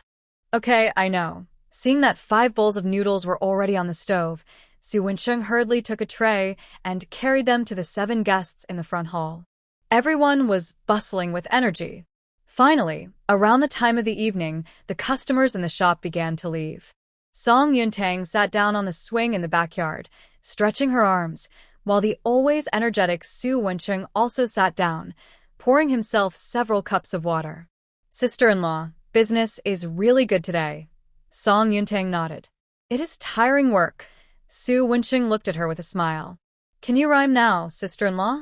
Song Yuntang swayed on the swing a couple of times and then asked him, "Where's your older brother?" "I'm here." As he spoke, Su Qingye came into the backyard carrying a pile of dishes. Seeing this, Su Wencheng, despite being tired, went over to him. "Brother, you should go read instead. I can handle this work." "It wouldn't be good for those who recognize you at the academy to see you here." Su Qingye shook his head. "No need to worry about what others think." He placed the dishes on the stove and turned to Song Yuntang, who was leaning on the swing. "Since you got up early this morning, do you want to go back to the estate and rest for a while?" The room where she used to live had not been touched. Miao had tidied it up, worried that she might not make it back to Lushan village one day and would have to stay overnight at the estate. Song Yuntang shook her head. "It's fine. I just need to rest a bit." She had indeed woken up too early. It was still quite dark when she opened her eyes. If she could sleep for another half an hour, she wouldn't feel so tired. Tao was washing dishes with Chen and said, "Miss, even without the fried chicken tonight, the 3 of us can manage. If you're tired, you can go back to rest. We'll take care of things here." Chen Xier nodded in agreement. "Yes, we can handle it without the crispy chicken." At that moment, Fong Tianci, who was counting the accounts at the front counter, called out to the backyard, "Miss, there's a lady here who wants to wash dishes for us." Hearing the voice, Song Yuntang immediately woke up and went to the front hall. When she saw the visitor, surprise flashed across her face. "Aunt Sun, is that you?" Aunt Sun was the wife of Uncle Qin, who had previously rented her the courtyard in the southern suburbs. Her daughter-in-law, Zheng, had caused a scene before, and Aunt Sun had come to apologize afterward. Seeing Song Yuntang, Aunt Sun was equally surprised as she looked around the shop. "Miss Song, did you open the shop?" Song Yuntang smiled. Isn't your daughter-in-law pregnant? Why do you have time to work here? Aunt Sun was quite capable, but worried that her daughter-in-law might cause trouble again. The previous disturbances at the house had passed without much loss, but if there were issues in the shop, it would mean losing money. Oh. Don't mention it. Aunt Sun waved her hand helplessly. She's been making a fuss at home, using her pregnancy to create chaos, causing me and Uncle Chin to separate from her. We've moved to the courtyard you used to rent and are trying to avoid her. Will she come looking for you if you work here? Song Yuntang asked. Thinking about the past, Mrs. Sun felt a bit embarrassed. I admit I was careless before, but don't worry. She is pregnant and has a child, so she wouldn't dare to come this far. Besides, we have separated, and if I don't tell her, she won't know where I'm working. Song Yuntang thought for a moment. I can give you a chance. If your daughter-in-law doesn't cause any trouble, you can keep working here. But if she does come, I'm afraid you won't be able to stay long. Mrs. Sun didn't expect Song Yuntang to agree so readily, and felt grateful. Thank you, Miss Song, for not holding a grudge. Song Yuntang led her to the backyard. Here, the dishwashing job pays 600 coins a month. If you're willing, you can start tomorrow, arriving before the morning hour. You can have 2 meals here, and leave after the evening hour. Your main task will be washing dishes, and if you have time, you can help in the kitchen too. She then introduced her to Tao Xia and Chen Xier. Seeing them washing dishes, Mrs. Sun hurried over to help. Miss Song, since I'm here today, I'll help out and get familiar with the work. Let's start counting my pay from tomorrow. Song Yuntang replied, since you're starting work today, your pay will begin from today. We settle wages at the end of each month. Today is the 28th, so how about we include your pay in next month's settlement? Mrs. Sun nodded eagerly. All right, I'll follow your lead. Fang Tianxi had already counted the money from lunch and came to Song Yuntang with the ledger. Miss, we sold all 30 of the crispy chickens today, and we sold quite a bit of drinks too. In less than 2 hours, we earned 5 taels and 6 coins. Song Yuntang nodded. That's good. The tavern's rent is 14 taels for 6 months, averaging less than 2 taels and 7 coins a month. Selling 5 taels and 6 coins at lunch, and without crispy chicken for dinner, we could still earn another 2 or 3 taels, making it possible to earn 7 or 8 taels in a day. Previously, taking over the shop cost 40 taels, repairs cost 10 taels, and the 6-month rent is 14 taels. Plus, buying supplies for the shop cost less than 10 taels, so counting it as 10 taels, the total investment is 74 taels. If one can earn about 7 or 8 taels in a day, that would amount to around 240 taels in a month. After deducting the cost of ingredients, one could break even in a month. The profits earned afterward, after covering costs, would be pure profit. It can be said that as long as one is bold and a bit innovative, making money in ancient times could be quite fast. Tian Ci, there's no one in the shop right now. Can you ride the mule and help me catch those 2 ducks from the farm? The ducks at the farm weigh over 2 pounds each, which is perfect for making roast duck. Fang Tian Ci quickly replied, no need to ride the mule. The farm isn't far from here. I can go catch them myself. After saying that, he locked up the items on the counter and headed to the farm. In about half an hour, he returned to the tavern with the 2 ducks. Song Yuntang rested for a bit and felt less tired. She boiled some water and asked Chen to help her clean and prepare the ducks. She kept herself busy too.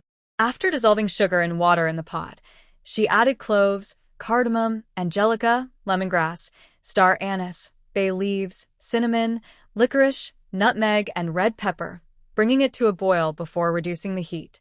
Finally, she added sauce, salt, and wine to prepare the marinade for the ducks, filling the whole yard with a delicious aroma. She wasn't entirely sure what to include in the marinade, so she mixed based on her knowledge of herbs. Although the proportions might not be exact, as long as the flavor turned out well, that was all that mattered. Sheer, are the ducks ready? Almost done. After Chen washed the ducks again, she placed them in a bamboo basket and brought them to Song Yuntang. Once Song Yuntang poured the prepared marinade into a small jar and let it cool a bit, she added the 2 ducks, pressing them down with a bowl to ensure they were fully submerged in the marinade. Tao and Chen stayed nearby, watching. Miss, are we going to have a new dish in the shop? Song Yuntang shook her head. This is for the Jade Pavilion next door. For the Jade Pavilion, Fong Tianci, standing at the back door of the front hall, asked in confusion, "Aren't you worried they might steal our business? They each have their own features. They take our customers and we can take theirs too," Song Yuntang patiently explained. The street where our shop is located is near the academy. On school days, there are many students, but when school is on break, business slows down.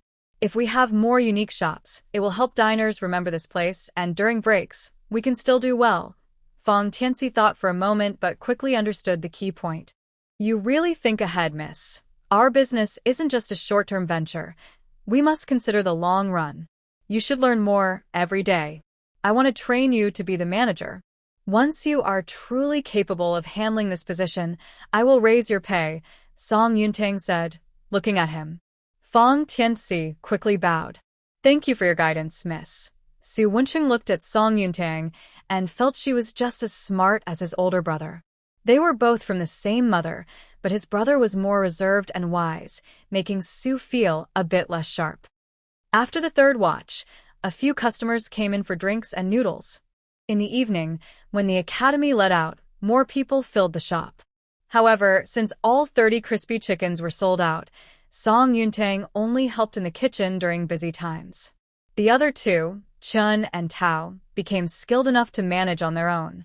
As for Su Qingye, Zhou Zilong, who had previously bought sour plum soup from Song Yuntang, brought Mr. Yu from the academy. Mr. Yu was once Su Qingye's mentor, and they were catching up upstairs. Song Yuntang didn't want to interrupt them and sat gently swinging on a swing in the backyard. The night breeze brought a chill, and she hugged her arms, shivering slightly. It was getting cold. It was time to prepare winter clothes.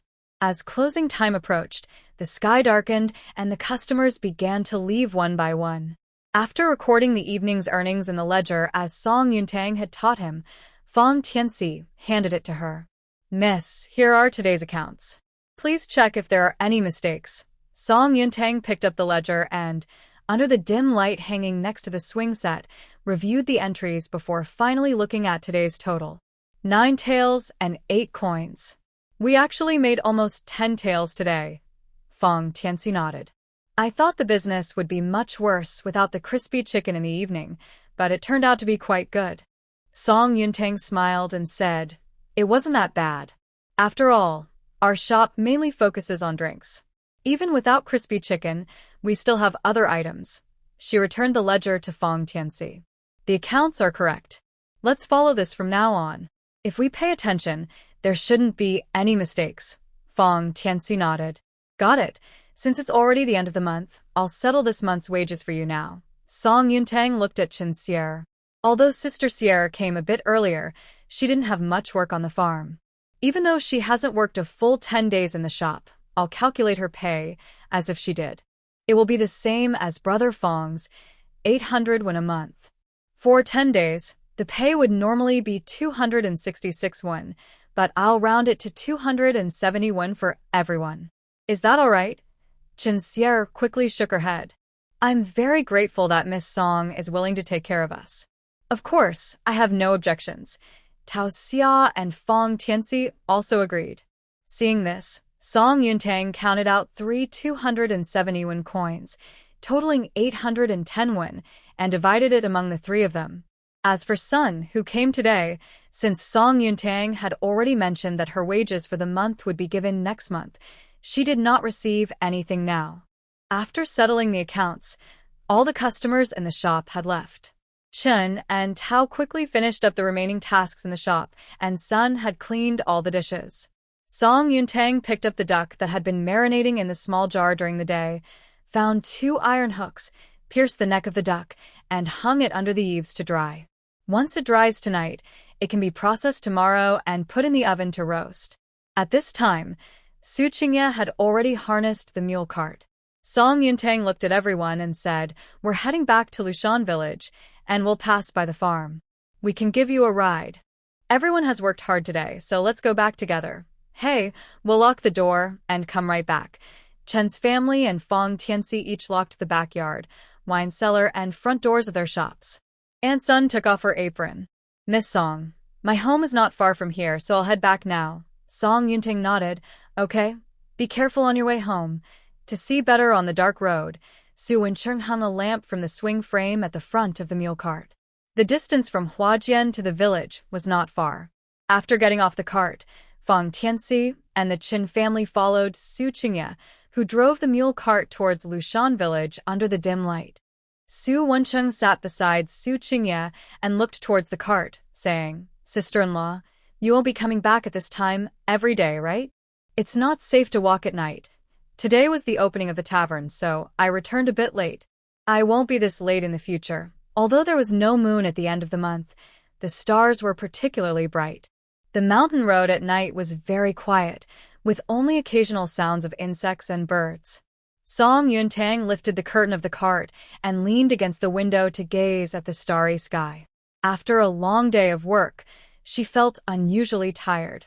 However, she had to hold on. After spending the day in the kitchen with Smoke, she needed to wash her hair, clean herself, and change into fresh clothes before going to bed. Su Qingye remained silent. He had walked the road from Lushan village to the town countless times before. Even without a light, he could find his way back by instinct. Noticing that Su Wencheng was yawning beside him, he thought about how early Song Yuntang had risen and how busy she had been all day. They didn't stop along the way and returned home in less than half an hour. The children had not yet come home, and Su Yongwang and Jiang Shi were restless. After getting ready, they each took a stool and sat at the entrance, watching the road leading to the village. Seeing the lantern hanging in front of the mule cart from a distance, Su Yongwang stood up. "The kids are back." Jiang Shi, upon seeing this, felt relieved and quickly took her stool back inside to heat water in the kitchen. Su Wencheng jumped down from the mule cart. "Dad, why are you sitting here?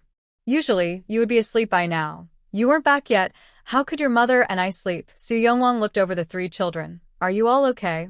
Song Yuntang was helped down from the mule cart by Su Qingye and greeted Su Yongwang. Su Wencheng quickly replied, "I'm doing well, just not used to this work on the first day, feeling tired." Su Yongwang seemed to have heard some exciting gossip. "You can feel tired? That means your sister-in-law's shop is doing really well." Su Wencheng looked proud. "Of course. I am a bit tired, but my sister-in-law's shop is thriving. They earned almost 10 taels in a day." In the past, he wouldn't have even dared to imagine that. His sister-in-law was really amazing at making money. Just then, they heard Zhang's voice from the courtyard. "The water is ready." Song Yuntang glanced at Su Qingye. "I'm going to wash up first." Su Qingye nodded and, after unloading the mule cart, led the mule to the wooden shed in the back. Seeing this, Su Yongwang hurriedly added some feed to the trough. After washing her hair and body, Song Yuntang, feeling too tired, put her dirty clothes in a basin by the door, planning to wash them tomorrow. She took a towel to the bed, thinking of drying her hair and then sleeping. After cleaning herself, she felt refreshed, but sleepiness hit her hard. After drying her hair a little, it was still dripping, and she began to sway. A strong arm supported her from behind. Just as she was about to fall asleep, a calm voice spoke softly in her ear. "If you're tired, just sleep. I'm here." Song Yuntang nodded and closed her eyes. Su Qingye sat by the bed, resting her head on his lap, letting her long hair hang down to avoid wetting the sheets. He then took the towel that had slipped from her hand and gently dried her hair, little by little. He continued until her hair was completely dry.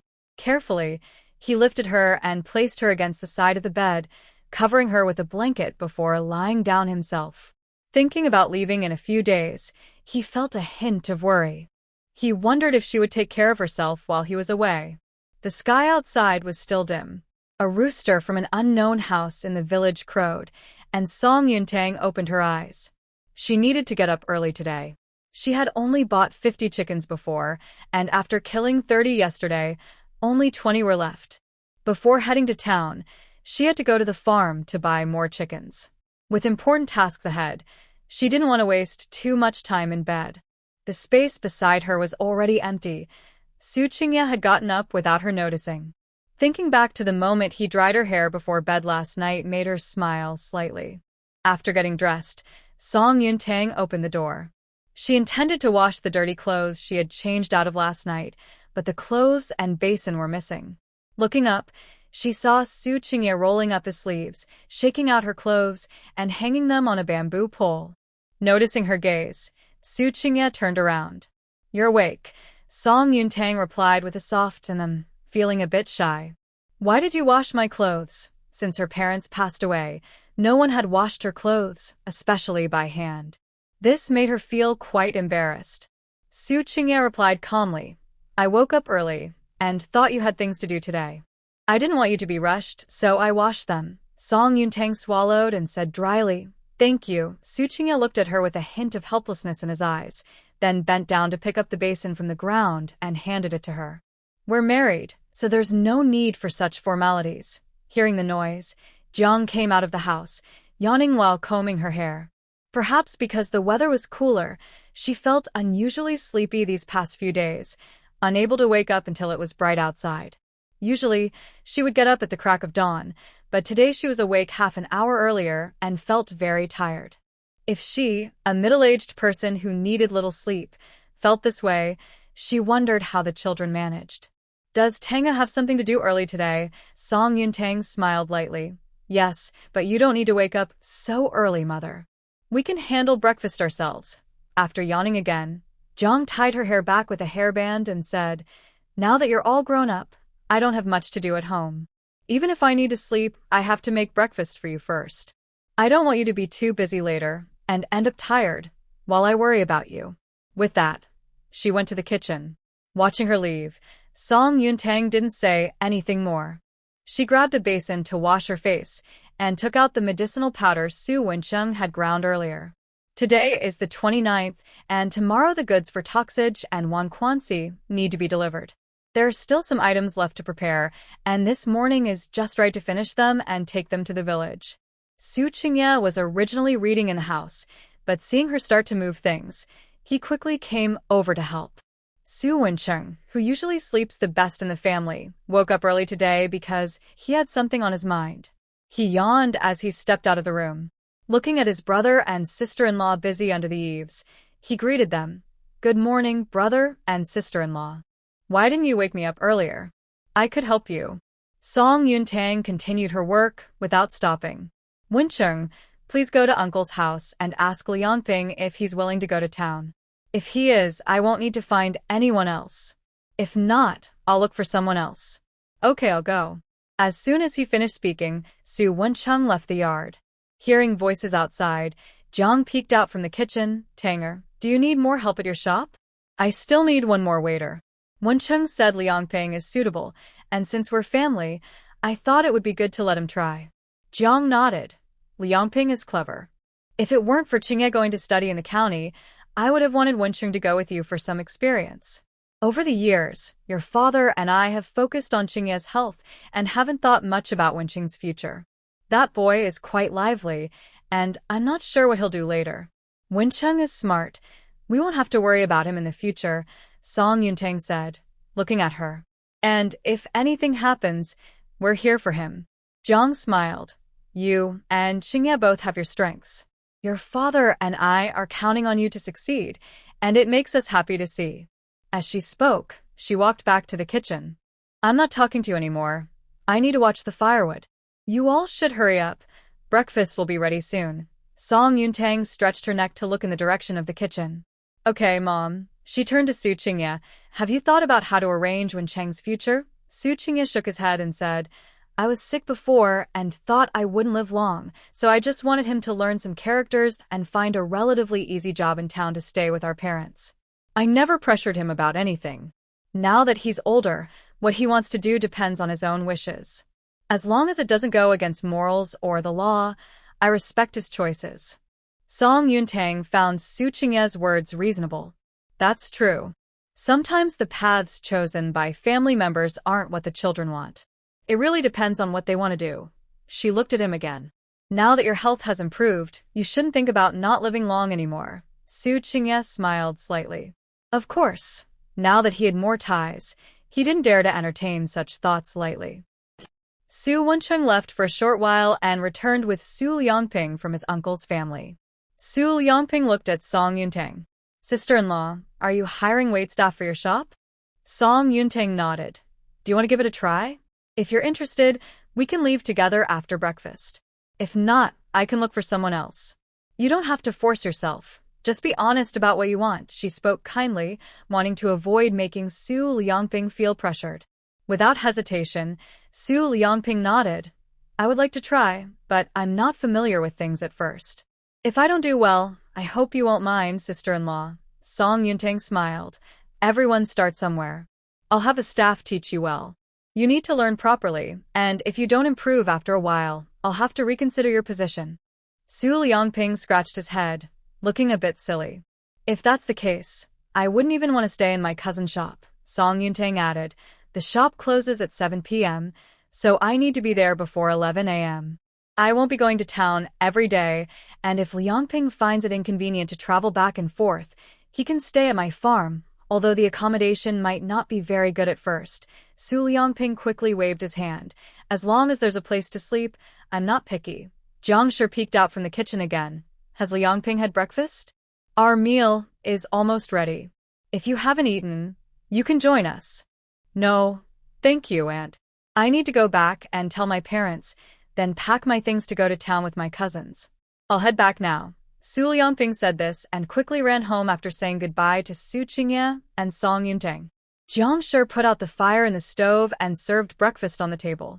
There was rice porridge, and she had made some egg pancakes with eggs and flour. She and Su Yongwang each had one, while the children had 2 each. The pancakes smelled delicious and tasted even better. Su Wencheng took a bite and gave Jiang Shi a thumbs up. Mom, your cooking has improved. Jiang Shi smiled and gave him a playful glare. You little rascal, how can flour and eggs not taste good? Su Wencheng chuckled. I just think what you make is especially tasty. Jiang Shi shook her head, her tone filled with affection. You have a big mouth. After finishing his 2 pancakes, Su Wencheng still looked unsatisfied, eyeing the last pancake on the table.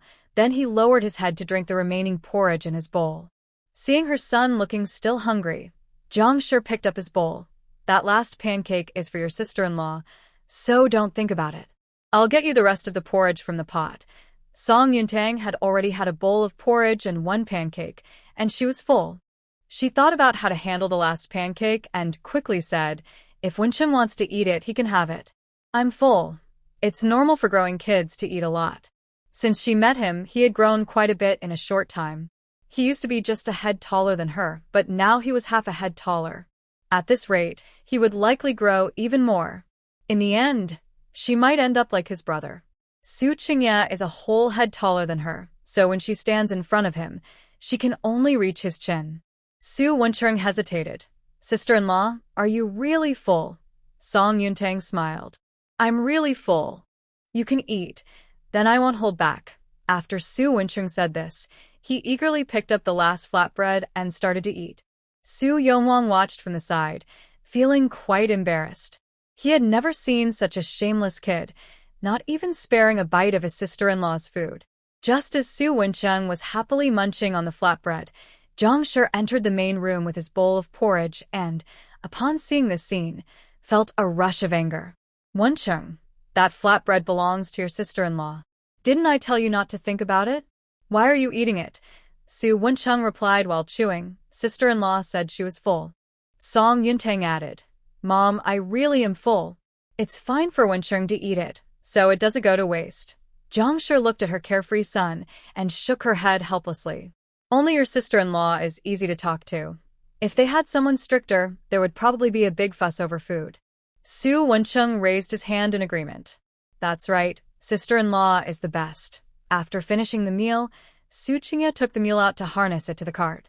Seeing this, Su Yongwang moved the 2 large baskets of fruit he had picked from the mountains yesterday onto the cart.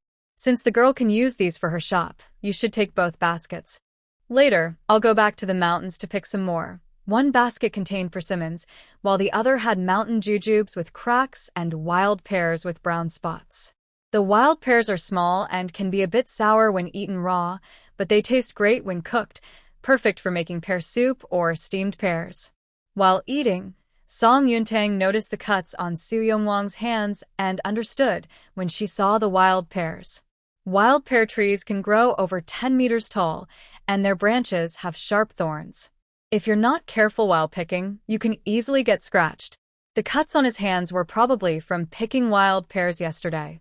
She returned to her room, took out a bottle of ointment from the medicine box, and handed it to Su Yongwang. Dad, don't go to the mountains today. Just rest at home.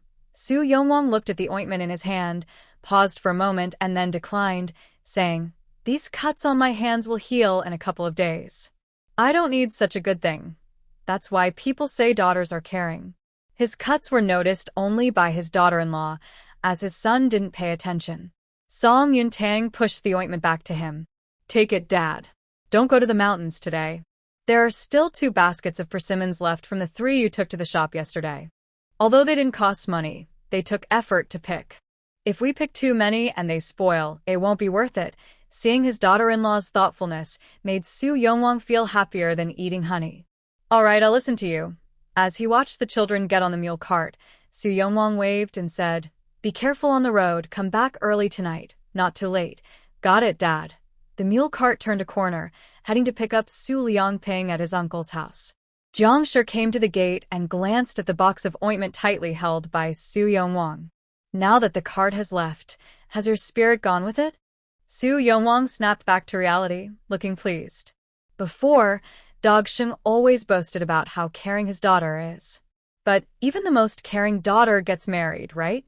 His daughter-in-law can't compare to ours. Jiangshi found it amusing and grabbed a broom to start cleaning the yard. "You men are always comparing daughters and daughters-in-law. They're all your own children. Just because someone else's child seems better doesn't mean yours are any less." Su Yongwang ignored her and approached the lounge chair, ready to sit down and apply the ointment. But before he could sit, he stood up again. "I can't. I need to go to Dogsheng's house first." He glanced at Jiangshi. "Once you're done sweeping, take a break. I'll make lunch when I get back." Su Yongwang moved quickly. As soon as he finished speaking, he left the yard. Jiangshi followed him to the door. "It's still early. Remember not to drink outside. If I smell it later, I will tell your daughter-in-law." Su Yongwang paused for a moment, then waved his hand helplessly. "Understood." After Su Qingye picked up Su Liangping from his uncle's house with the mule cart, he handed the cart over to Su Wencheng and Su Liangping to drive to the farm where they had bought chickens before. He then sat inside the cart.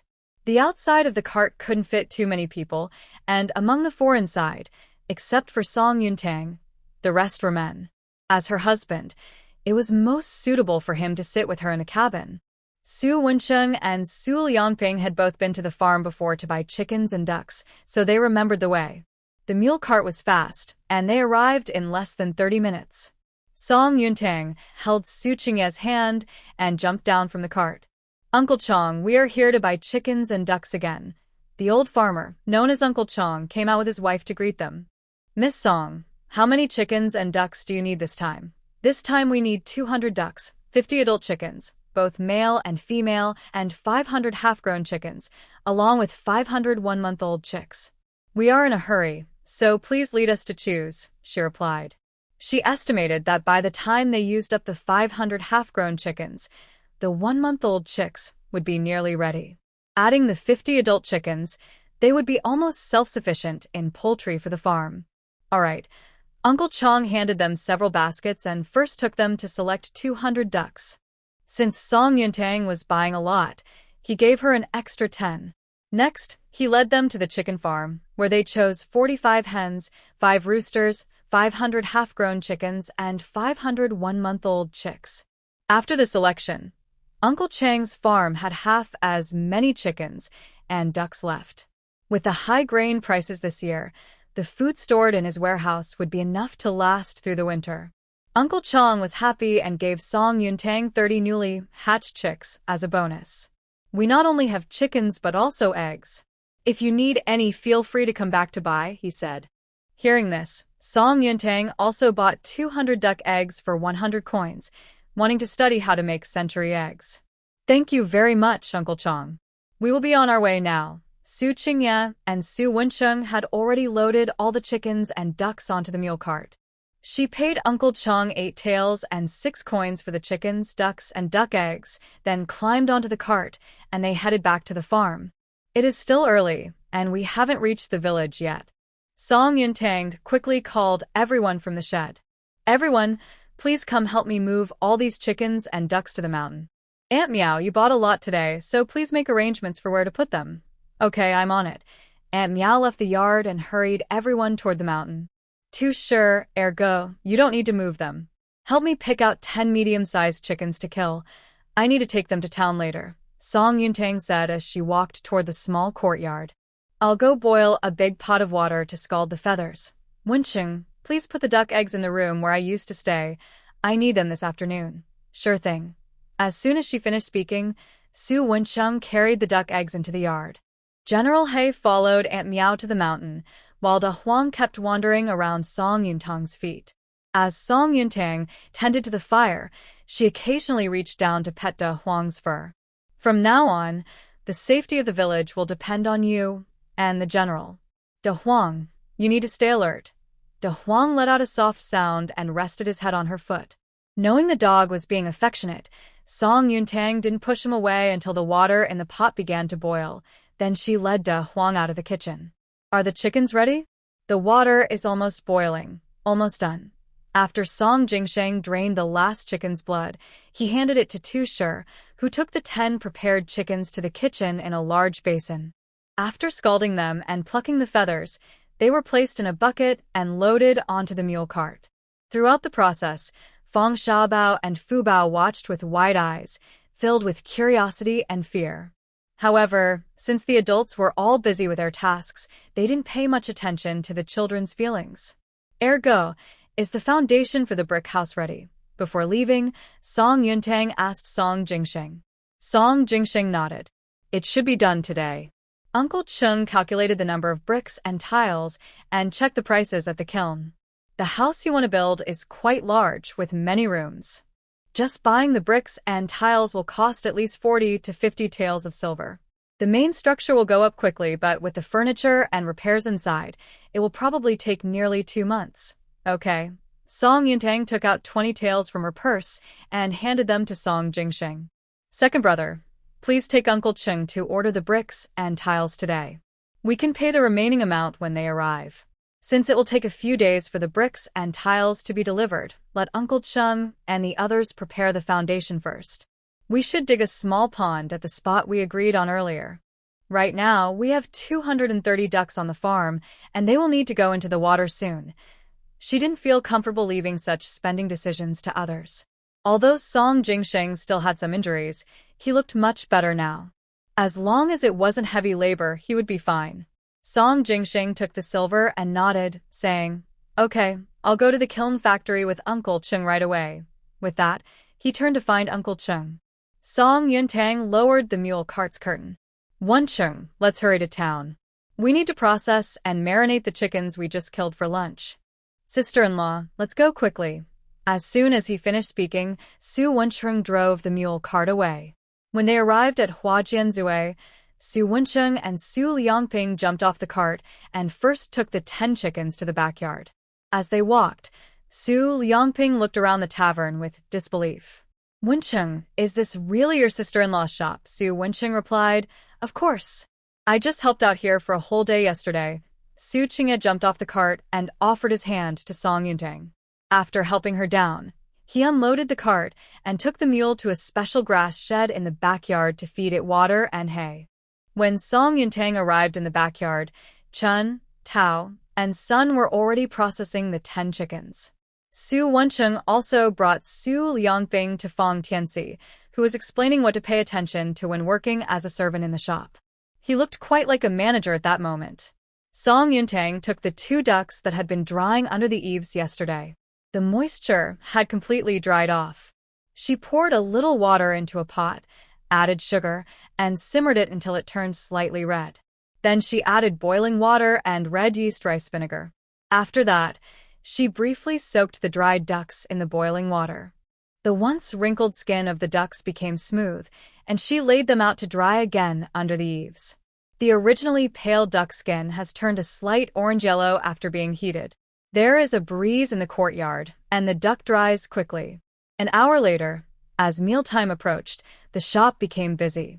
Seeing that several people in the front and back were managing well, Song Yuntang decided not to help anymore. She set up 2 hooks around the roasting oven, hung the duck, and started the fire to roast it. Before long, the aroma of the roasted duck spread throughout the shop. Manager Miao of Emerald Pavilion sniffed the air. "What is the kitchen making?" "It smells so good," Miao Dong cautiously replied. "Uncle, it seems like the scent is coming from the nearby Huajianzue." Huajianzue.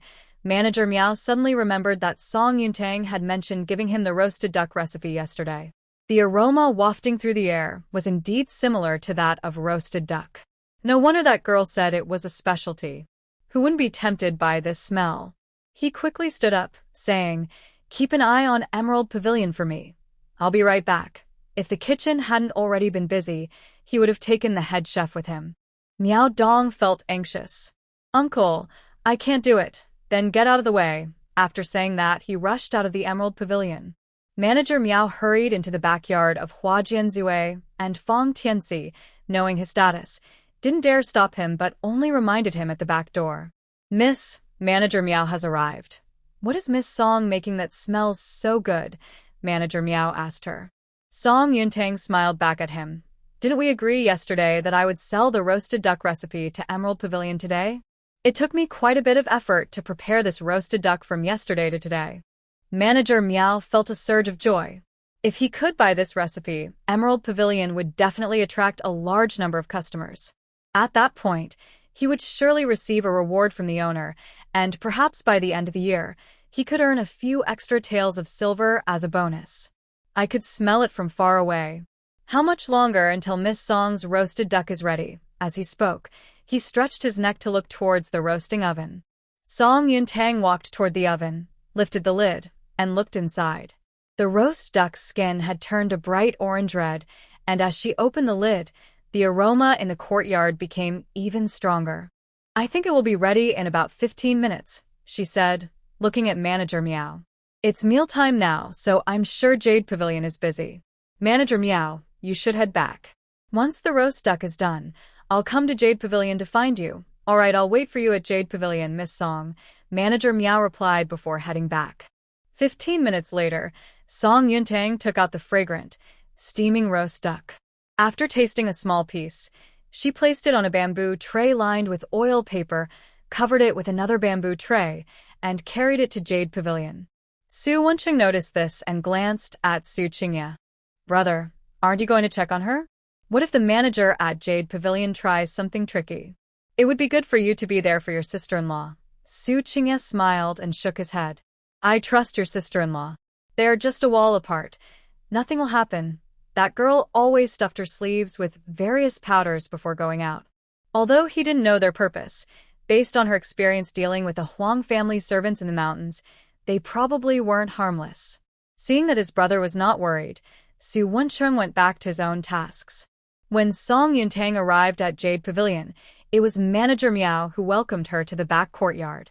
"Manager, Miss Song has arrived." Manager Miao quickly called for Zhang Qingfu, who was busy supervising the apprentices in the kitchen. "Chef Zhang, please come here." He then invited Song Yuntang to sit at a stone table in the courtyard.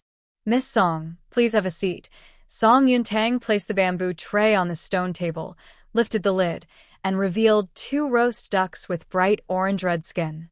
She picked up the small knife from the tray and cut a few small pieces of duck meat from the back of the roast duck, placing them on a plate. She then pushed the plate toward the 2 of them. "Manager Miao and Chef Zhang, please try some." They nodded and each took a small piece to taste. The roast duck had the perfect balance of fat and lean meat, leaving a delightful flavor in their mouths. Chef Zhang looked at Manager Miao in disbelief. "This taste?" Manager Miao was taken aback. "What's wrong with the taste?" He thought it was quite good. Chef Zhang's expression visibly brightened with excitement. "The skin is crispy, the meat is tender, and the aroma of the roasted duck mixed with the sauce is delightful. It has a hint of sweetness without being overwhelming. With my nearly 20 years of kitchen experience, if the owner includes this dish in our menu at Jade Pavilion, it will definitely sell well." As the head chef of Jade Pavilion, a successful restaurant would benefit him too. Some diners, pleased with their meal, might even ask their servants to bring tips to the kitchen. Moreover, The owner would also receive rewards. Manager Miao looked at Song Yuntang. I wonder what price you have in mind for the recipe of this roasted duck. Since the manager has tasted my roasted duck, you should know its value.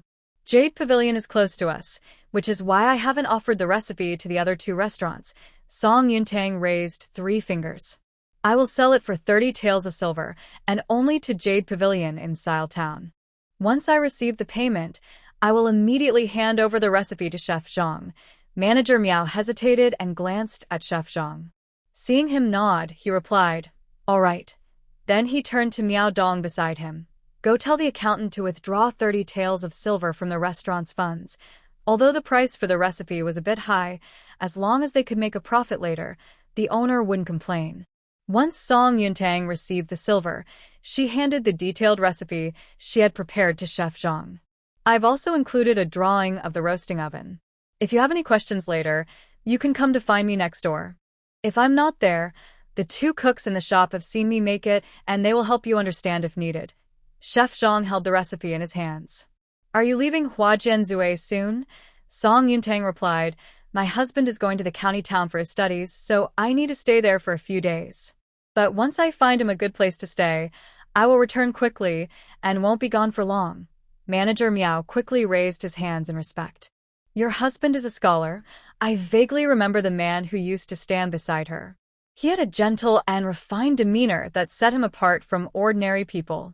It was clear he was well-educated, and someone who could study in the county must at least be a scholar. It seems I cannot afford to offend this Miss Song. Song Yuntang smiled and placed the whole roasted duck on a tray, then picked up another duck that had a small piece cut from it. This whole roasted duck is for Manager Miao.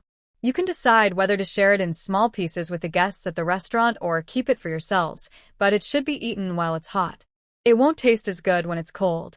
Making roasted duck is quite a task, and it's only right to let everyone in the shop have a taste. After saying this, she carried the roasted duck back to Huajianzue. After noon, there were fewer people in the shop, so Song Yuntang called Su Qingye and Su Wencheng to take the mule cart back to the estate. From a distance, she saw Song Jingsheng working in the wooden shed. As she walked over, she asked, Second brother, have the bricks and tiles been confirmed? Yes, they have. Seeing her approach, Song Jingsheng quickly stood up, wiped his hands on his clothes, and walked toward her. He took a contract from his clothing and handed it to Song Yuntang. This is the contract signed with the kiln factory. The total cost for the bricks and tiles is 46 taels of silver. I paid a deposit of 20 taels, and the remaining balance will be paid after the bricks and tiles are delivered and counted in 5 days. Please check if there are any issues. Since the amount of money was significant, he double-checked everything, worried about making a mistake. After all, he wasn't very familiar with contracts and was concerned about messing up what Song Yuntang had asked him to do, fearing she would suffer because of it, and he wouldn't be able to help. Song Yuntang looked it over and then put the contract away. The contract is fine. There's no need to be so nervous, second brother. Although Song Jingsheng wasn't particularly clever when it came to spending money, he was more trustworthy than others, especially since he was her older brother. There will likely be more matters like this in the future. Hearing that there were no issues, Song Jingsheng sighed in relief. That's good to hear. Song Yuntang looked at him and said, Tomorrow, my second brother and Mu Dong will have to go deliver the goods to Wanquanxi. On their way back, they can stop by the grocery store and Furong residence to check if any orders need to be placed, so they won't have to make another trip later. Song Jingsheng quickly nodded. Okay. He was happy that his sister was still assigning him tasks. Then, as if remembering something, Song Yuntang looked at him again. By the way, the yam we ordered from the Wu family should be arriving soon, right? Song Jingsheng replied, It should arrive at the beginning of September. I spoke with Uncle Qiao this morning. We have stocked over 1,000 empty bamboo jars in the granary and are not in a hurry to continue making more. I plan to turn over a few acres of land on the farm in the next few days. When the yams arrive, we can plant them, and with Wu Zhan around, we can ask him any questions we have. You are very thoughtful, second brother. Song Yuntang took out 5 taels of silver from her pouch and handed them to Song Jingsheng. Tomorrow, I will go to the county with Su Qingye for a few days to avoid missing Wu Zhan's visit. Take this silver. 4 taels are for the yam's final payment, and the other tael is your wages for late August. I need to prepare for tomorrow's delivery, so I won't talk to you for long. Song Jingsheng quickly pushed the silver back towards her. I haven't done much work this past half-month. Song Yuntang interrupted him. Because of me, you were hurt by the Huang family, so that counts as work-related injury. You need to rest at home, and I still have to pay you, right? Besides, you didn't rest much after getting hurt, and you've given all your previous earnings to Mother. Even though there's food and shelter at the farm, you still have your own expenses, like buying some snacks for a certain young lady. It all depended on whether his brother would understand. Song Jingsheng sighed. There's no such thing as getting paid for doing nothing. You're just being generous. Being generous is a blessing. She turned and walked towards the small courtyard. I have things to do. Watching her leave, Song Jingsheng squeezed the 5 taels of silver in his hand, carefully tucked it into his pocket, and went back to work in the wooden shed. When Song Yuntang returned to the small courtyard, she first prepared a pot of washing water for Wang Quanxi according to the agreed recipe. Then she took out the 200 duck eggs she had brought back from the farm that morning. She remembers learning how to make preserved eggs in her high school biology class. The teacher valued hands-on skills and guided them through the process. It hasn't been long since she graduated, and the recipe for preserved eggs isn't complicated. She can still recall the basics.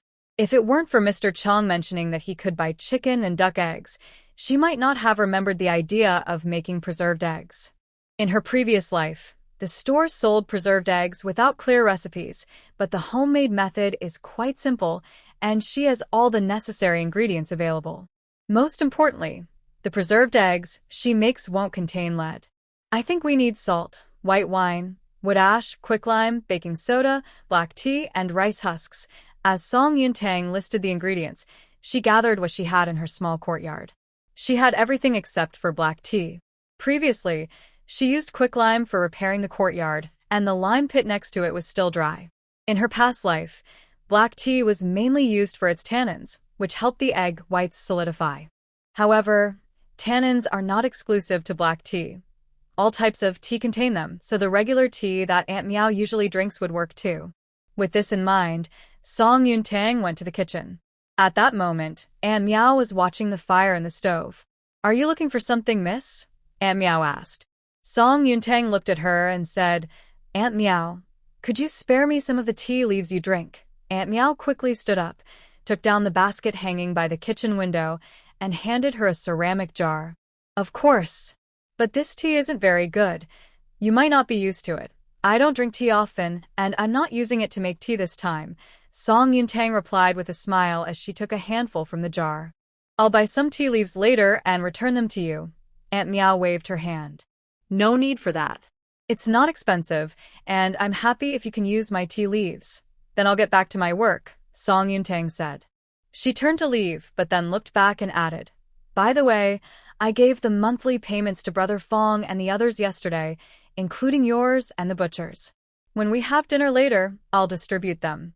I had said 600 won a month for you, but since there are many more chickens and ducks now and you have to manage the fields, I'll give you 800 won instead. Meow felt a surge of joy in her heart. Thank you, miss. Song Yuntang smiled and left the kitchen. She poured a large basin of water and carefully cleaned each duck egg with a cloth. Su Wencheng walked around and saw Song Yuntang washing the duck eggs, so he hurried over to help.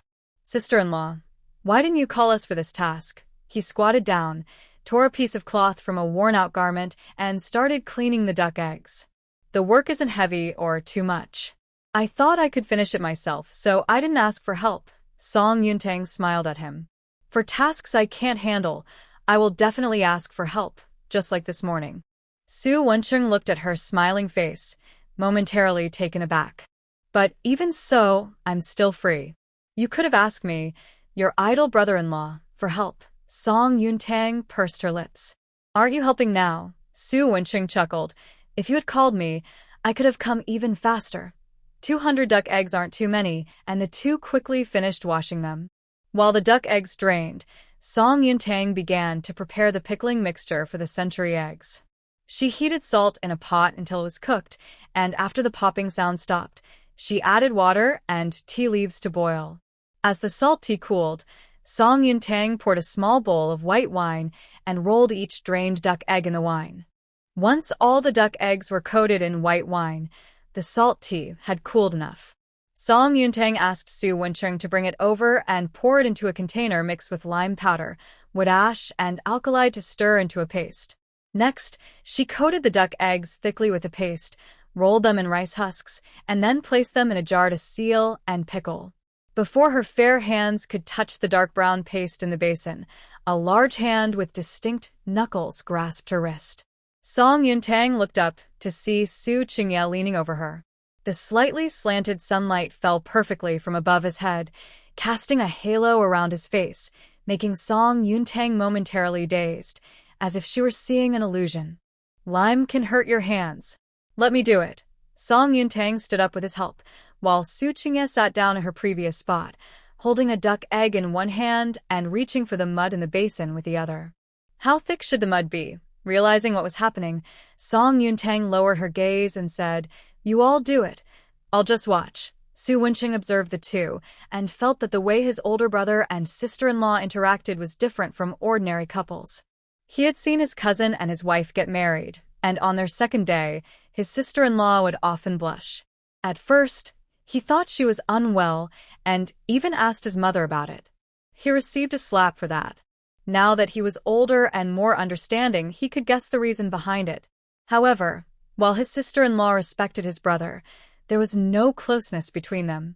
His brother, too, looked at his sister-in-law with a calm gaze, unlike how his cousin looked at his wife.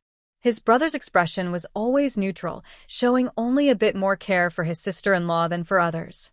Their conversations were few, both with him and with his sister-in-law. They truly treated each other like guests. No wonder his sister-in-law had said that the way their parents interacted was quite good. His brother seemed to lack understanding. Despite his thoughts, he continued with his task. Under Song Yuntang's direction, Xu Qingye and Xu Wencheng worked quickly. They covered the eggs in mud, while Song Yuntang put on an old pair of gloves. After rolling the mud-covered eggs in rice husks, she placed them one by one into a jar. 200 duck eggs fit perfectly into a small jar. Once done, she covered it with a wooden board and sealed the gap between the board and the jar with yellow mud, then moved the jar to a cool place in the house to marinate. Xu Wencheng, washing his hands nearby, asked, "Sister-in-law, what exactly are you making?" Song Yuntang pretended to be mysterious. "You'll find out soon enough." "How long will that take?" Song Yuntang thought for a moment.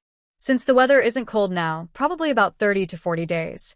By then, the chili seedlings she had planted would likely be blooming and bearing fruit. The weather was still warm, but in a month, she would need to set up a greenhouse. For the greenhouse, she would need transparent materials. Otherwise, she would have to rely on a charcoal stove for heating and lighting. The cost of lighting could add up, especially since she had planted quite a few chili seedlings. When she returned from the county, she would need to put some thought into these matters. Taking advantage of the free time, Song Yuntang went to the wine shed next to the house, where she steamed a large batch of glutinous rice. After mixing in the fermentation starter, she sealed it in 2 small jars to ferment. The sweet rice balls made from the fermented rice are delicious, filling, and affordable, making them quite popular. She had only made 2 small jars before, and over the past couple of days, she had used up more than half of 1 jar.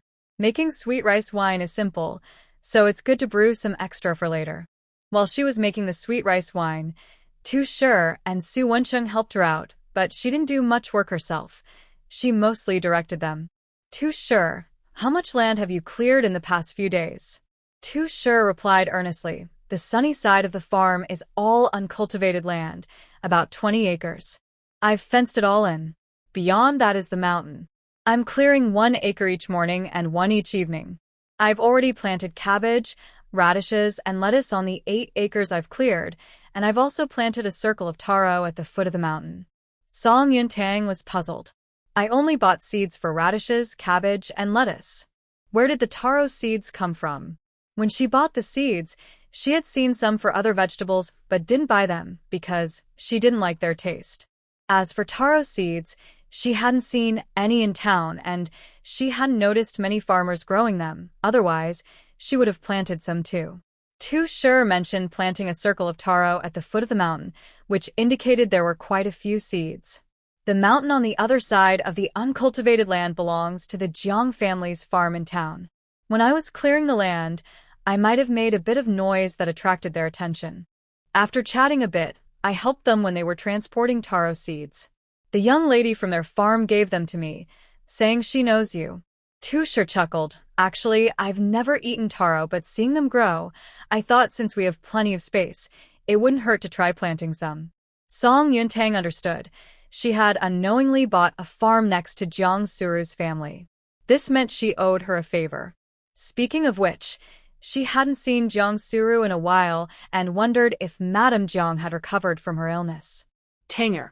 Just as I stepped out of the courtyard, I saw Song Jinyuan leading my cousins from my second uncle's family.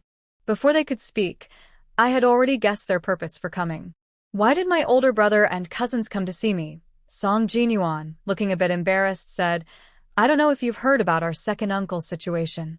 Second aunt took all the family's money to the Ma family, and they're holding it there. Second uncle has no choice but to ask for help from grandfather and grandmother. They couldn't do anything either, so they asked my parents for help, but my parents said they couldn't make a decision and told me to bring my cousins here to ask you. I found it somewhat amusing. It seemed that after all those people had asked for help, they had passed the hot potato to me. Song Fulai looked at my indifferent expression and felt uncertain. I had only been with the Song family for a short time, and I wasn't very close to my third uncle's family, let alone my cousins. He only dared to ask because he saw some of the older brothers from the family working here. I know my mother and sister had some disagreements with my cousin. If it weren't for being desperate, we wouldn't have the face to ask for help. I hope you can overlook this since we are all family. My father has already punished my mother and had Mr. Zhuang write a guarantee that she would not bother you again. If there were any grievances, they certainly had their share. Life at home was already tough, and while my mother had her tantrums, she should never have taken all the family's money away. In the end, she couldn't protect that money and ended up making the whole family go hungry. It's not that I want to hold a grudge against them. I pointed toward the shed. As you can see, I have more than 10 people working on the farm, so I don't need extra help. Song Changju murmured from the back. We are still cousins. Aren't we closer than Xiao Da, Xiao Er, and Song Chim? You could. Changju. Before he could finish, Song Fulai interrupted him and shot him a warning glance to stop speaking out of turn. Then he turned to me with an apologetic expression. Changju is still young. Please don't take his words to heart, Song Yuntang coldly said. In terms of blood relations, Xiao Da Xiao Er and Song Chung are not as close to you, but they do their work well and don't come to cause trouble for me. Even if I temporarily lack people in my village, I still don't want to use yours. The Ma family has caused me a lot of trouble before and damaged my reputation in the village. Song Jime even wanted to harm me. My not retaliating is already the greatest mercy. I can't pretend none of this happened. Song Changzu is only a year younger than her. Su Wencheng is also 15, but he is much more likable in his words and actions. Truly, people can be so different. Song Fulai scratched his head in frustration. He couldn't deny what his mother and sister had done because he had seen some of it. They really only cared about their own happiness, ignoring their family's well-being. He glanced towards Song Jinyuan, hoping he would say something nice. Seeing this, Song Jinyuan looked at Song Yuntang. Tanger, why don't you think about it again? Song Yuntang showed some impatience. It's useless for my brother to say more.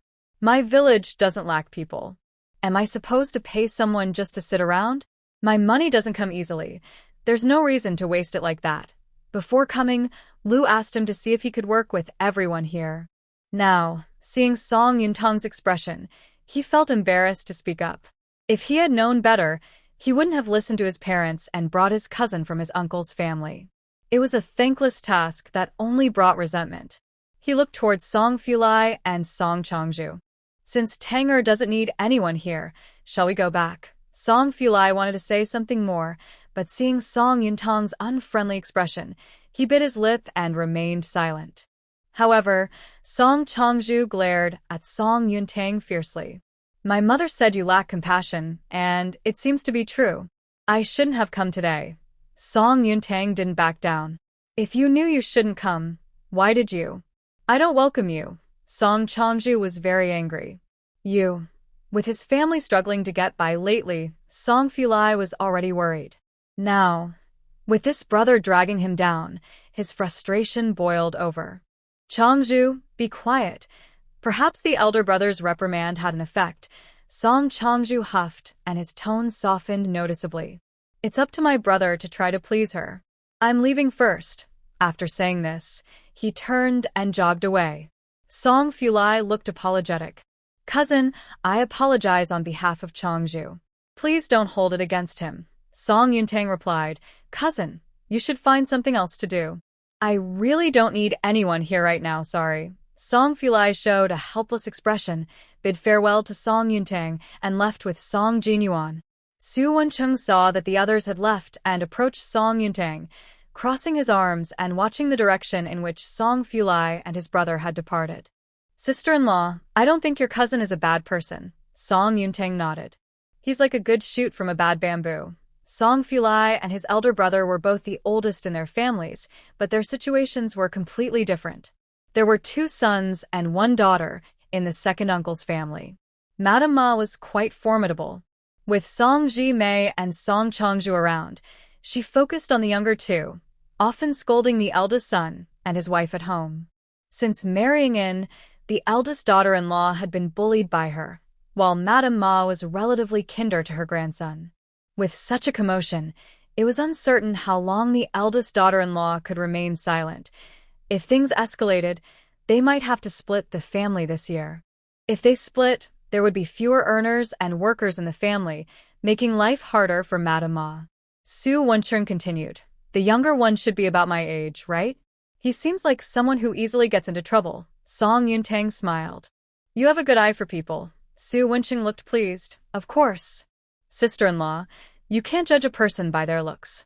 I have a knack for it. Smelling the delicious food wafting from the courtyard, Song Yuntang turned to walk toward the small courtyard.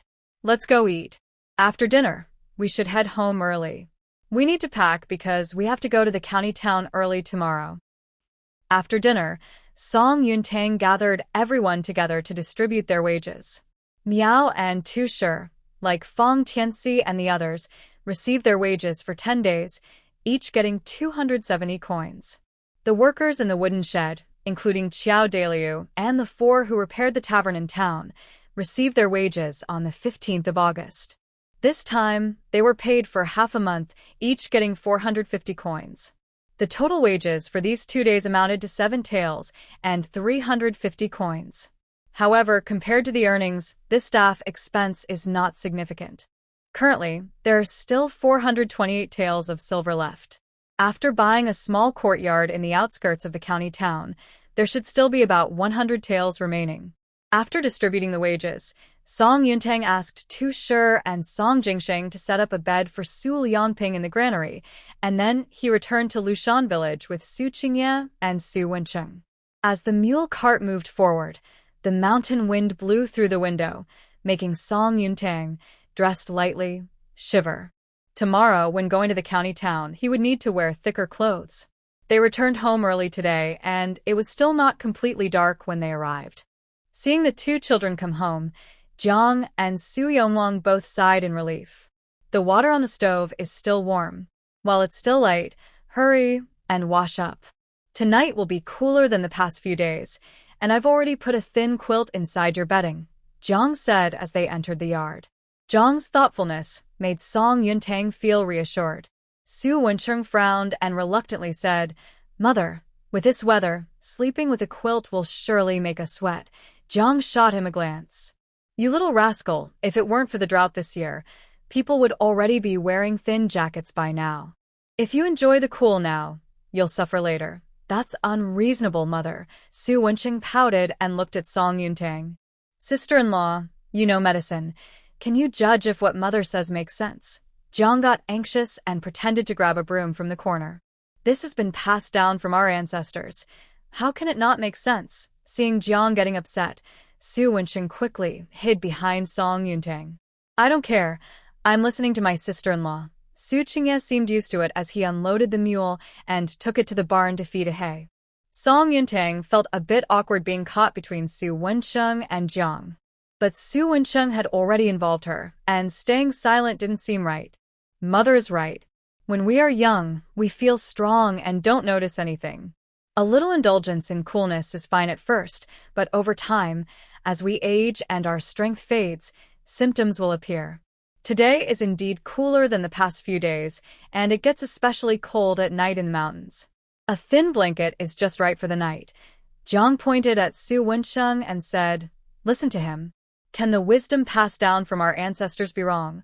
Su Wensheng still looked skeptical.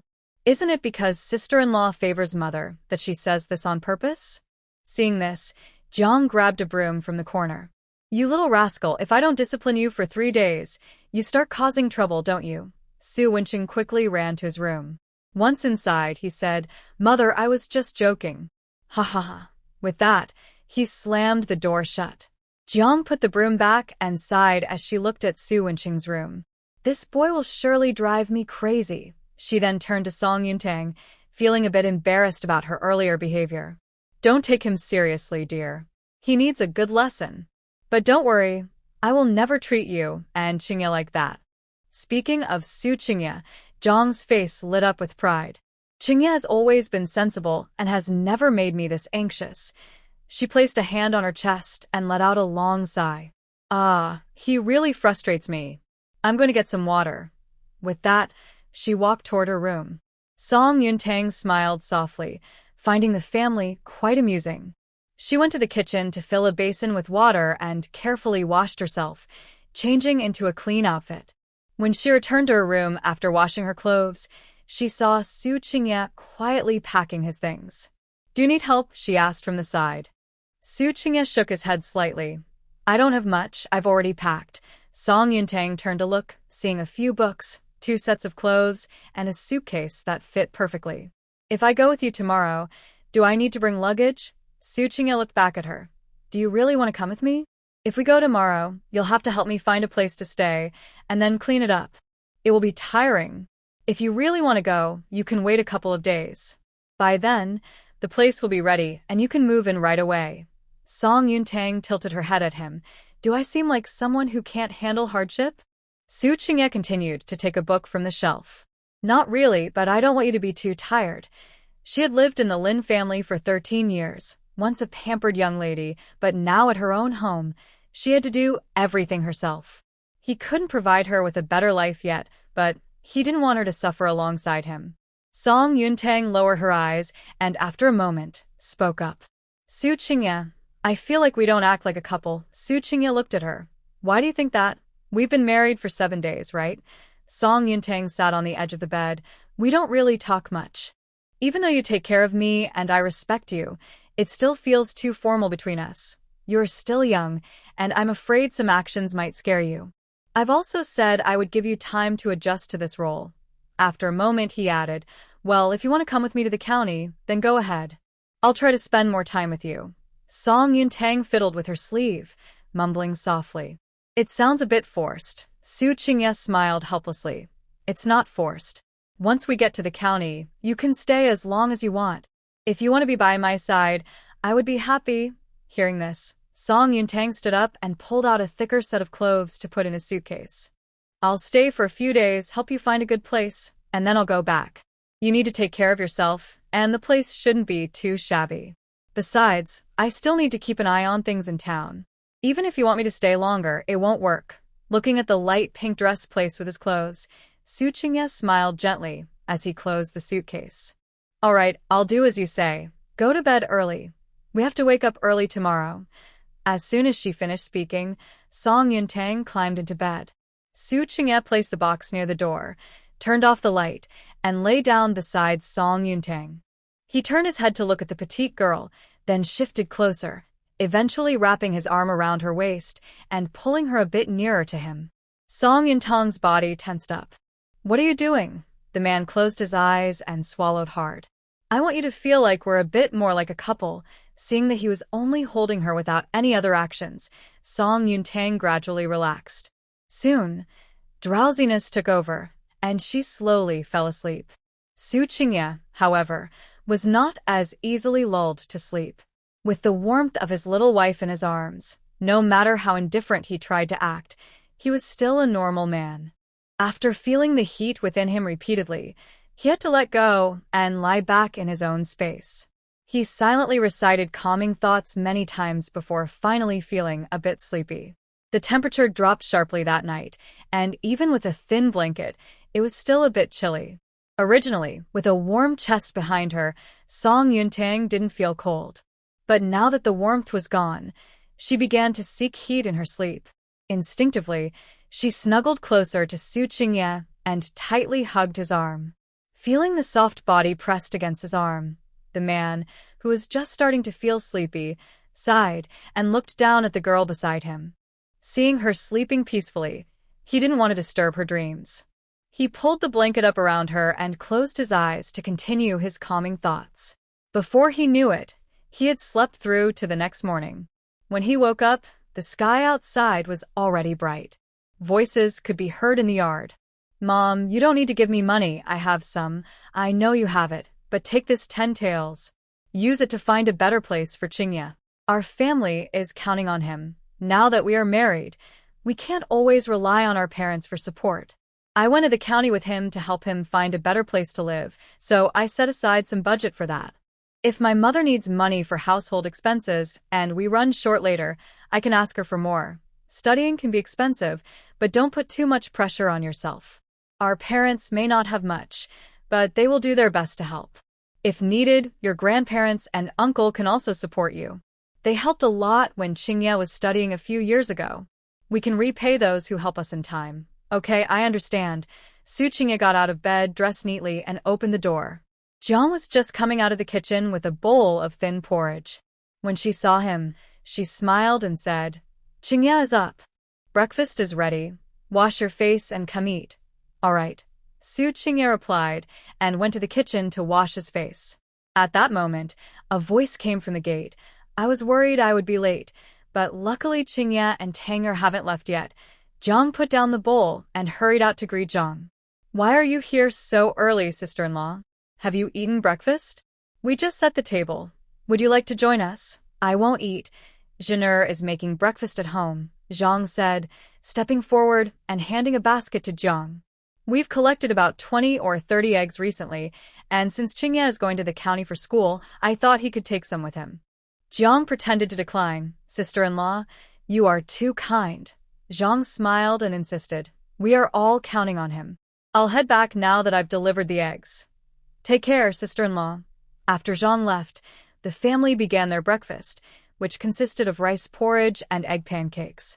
They mixed eggs and flour into a batter, added salt and chopped green onions, and cooked the pancakes until they were fragrant and fluffy. Su Wenchun had a big appetite, and since Su Qingye and Song Yuntang were about to leave for a long trip, Jiang made extra pancakes today for the children to fill up. While they were eating, there was another knock at the gate.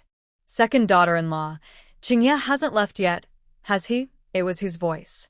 Hearing the noise, Jiang quickly stuffed a pancake into her mouth and got up to open the courtyard door. "Mom and Dad, Qingye is still eating inside, coming quickly." After saying this, she wiped her hands on her apron and helped Mrs. Hu into the courtyard. Su Qingye stood up. "Grandpa and Grandma are here." Mrs. Hu smiled at her eldest grandson and urged him to sit down, saying with affection, "You eat your food.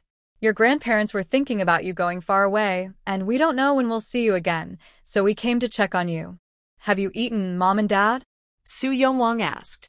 Mrs. Hu smiled and replied, "We ate before coming." "Have another pancake," Su Yongwang said, looking at Su Wencheng.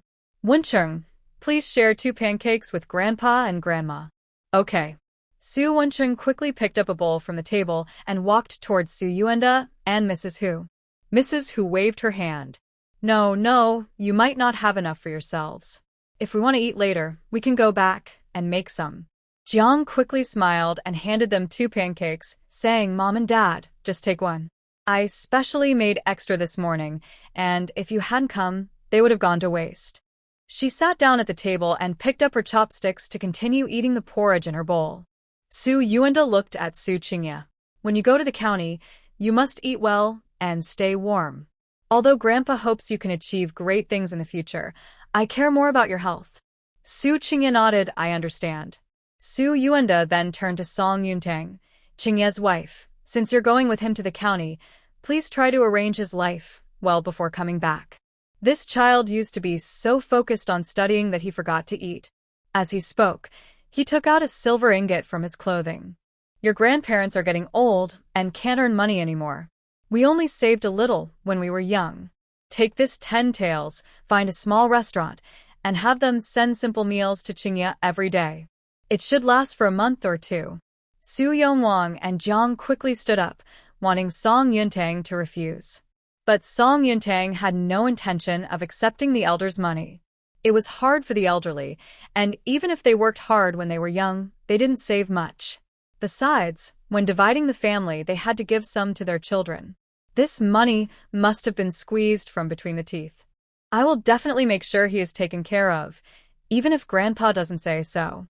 I can't accept this money, Su Yuanda said seriously. It is a gift from the elders. You must accept it. You need it, especially since Qingye is picking up his studies again. Expenses will be high in the future. After all, he had been a village leader not long ago, and when he was serious, he still had a certain authority. Song Yuntang couldn't argue and looked towards Su Yongwang and Jiang for help. Jiang glanced at Su Yongwang, then turned to Song Yuntang. Since it's given by your grandparents, just accept it. You can show them respect later. Su Yuanda placed the money in Song Yuntang's hand and waved his hand, saying, You don't need to worry about us. Your mother and I will take care of ourselves and try not to be a burden. As long as you can live well, that's enough. Song Yuntang thought for a moment. She couldn't just take the elders' money without giving anything in return. She went back to her room and took out one remaining Ngongyo Huangwan and 2 blood-nourishing pills from her medicine box. This is Ngongyo Huangwan for Grandpa, and these 2 blood-nourishing pills are for Grandma. If Grandma finds them helpful, we can give her one every 2 weeks. With enough energy and blood, her health might improve. She had previously prescribed medicine for Hu after checking her pulse, but Hu stopped taking it because she didn't like the bitter taste. She understood her own body. Now that she was older, she felt that life and death were fated and didn't want to waste money. The elders understood, and since her children had no objections, she, as a granddaughter-in-law, didn't want to say much more. Now that the elderly couple wanted to think of them, she naturally hoped they could live a little easier. When she heard that it wasn't necessary to take it daily, Hu didn't refuse but asked, Is this expensive? Song Yuntang smiled. I made it myself. It's not very expensive. Only then did Hu carefully put the items into her sleeve pocket. After finishing his meal, Su Qingye went to the barn to harness the mule to the cart. Song Yuntang brought his box and also carried her medicine box, just in case they needed it when they went to the county. As soon as she stepped outside, Su Wencheng came forward to take the box from Song Yuntang's hands. Big sister-in-law, let me carry that for you. Su Qingye packed the box and medicine chest into the mule cart and looked back at his elders. Mom and Dad, Grandma and Grandpa were leaving. Please take care of yourselves. Before they could leave, Hu wiped her eyes and said, You too, be sure to take care of your health. Don't stay up too late. It's getting cooler now, and I don't know if the bed in the county town is as warm as the one your father built for you. If it's cold, don't push yourself. You can come back to study just the same. There's no rush. Su Qingzi note that. Okay. Jiang, who hadn't felt so emotional before, couldn't help but tear up after hearing Hu's advice. Su Yuanda spoke up. Let's get going. The sooner we leave, the sooner we can make arrangements. Be careful on the road. Su Qingye replied and helped Song Yuntang onto the mule cart before heading toward the village entrance. Song Yuntang did not enter the cart but sat on the other side, watching Su Qingye's tense expression without saying much. The mule cart first stopped at a small courtyard. Mu Dong and Song Jingsheng, who were already waiting at the gate, hurriedly loaded the prepared goods onto the cart. Since Taosha Pavilion was nearby, they needed to deliver its goods first before returning for the items from Wanquanxi. Song Yuntang jumped off the cart and stopped Song Jingsheng. Second brother, Mu Dong, and Tu Shi can handle this. You shouldn't be doing heavy work right now.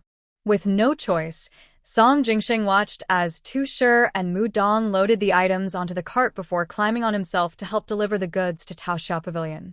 After returning, they loaded the items from Wang Quanxi. Fortunately, after loading Wang Quanxi's goods, there was still some space left in the cart. Song Yuntang and Su Qingye made their way to the county town in the small space. Feeling cramped, Song Yuntang pulled Su Qingye down as soon as they reached the city gate. Now that you're in the county town, shouldn't you go greet your teacher first? Su Qingye looked at the boxes, medicine chest, basket, and 2 chickens they were carrying, and shook his head. There's no rush. We have so much to carry. Let's find a place to settle our things first. Earlier, at Taoxiao Pavilion, Wang Hongxian had mentioned that if they needed a place to stay in the county town, he could help arrange it. Currently, the two of them are carrying so many things, and it would be troublesome to move around with all the bags. Song Yuntang said to Su Qingye as they walked into the city, "Let's find an inn to put our things down first. It will be easier to look for a place afterward." Su Qingye thought for a moment and agreed. He couldn't let the young girl carry everything while they searched for a place. Okay, they found a small inn and booked the simplest room for 80 coins for the night. Since they were only staying for one night, Song Yuntang gritted her teeth and agreed. They placed their clothes, books, and eggs in a room and handed the 2 chickens to the innkeeper, asking him to keep them in the backyard with some food. This request was reasonable, and the innkeeper agreed. After leaving the inn, they asked for directions and headed to the nearest pawn shop. Next, they were led by a servant to see 3 houses located in the outskirts of Anyang County. The first house was in a busy area, and Song Yuntang found it too noisy and quickly rejected it. The second house was in a poor neighborhood, crowded with people and houses. When they arrived, it was mealtime, and they could smell food from nearby homes. Song Yuntang found the atmosphere unpleasant and thought it would be bad for Su Qingye's health, so she rejected it too. The third house was just a small alley away from a lively area, and Su Qingye refused to enter without even looking. Seeing that the two had a low budget but many requirements, the servant excused himself to go home for dinner. After wandering around, Song Yuntang and Su Qingye were hungry and found a noodle stall on the street. I wonder if that servant was doing it on purpose. Leading us to a house near the fragrant pavilion, Song Yuntang said after sitting down. Su Qingye picked up 2 pairs of chopsticks and handed one to her. That house had a scholar who died there, and I thought it was unlucky, so I didn't want to go in. Song Yuntang took the chopsticks, curious, and asked, "How did he die?" "He had too much indulgence with the girls from the fragrant pavilion," Su Qingye said quietly before starting to eat. Song Yuntang felt a chill. She shouldn't have asked. What kind of respectable way is there to die near the fragrant pavilion? After finishing their noodles, the two wanted to return to the inn to rest for a while. As they walked past the alley where the noodle stall was located, they caught a faint scent of osmanthus flowers. "This osmanthus smell is really nice. I wonder whose it is," Song Yuntang said while looking around. Just then, the creaking sound of a wooden door came from a nearby house. A woman ran out, crying, holding a 3- or 4-year-old girl. She shouted loudly, "Is there anyone who can help my child? Who can save my child?" The child in her arms appeared to be choking on something. Her little face was red, and her body was convulsing, with her eyes starting to roll back. In an urgent situation, Song Yuntang quickly rushed forward, forgetting about the osmanthus tree. "I'm a doctor. Quickly give me the child." The woman, panicking, didn't care if the person in front of her was really a doctor and immediately handed the child over. Song Yuntang held the child close, leaning her back against herself. She placed her hands on the child's stomach and pressed down repeatedly. In a moment, a jujube fell out of the child's mouth. Startled, the child began to cry loudly.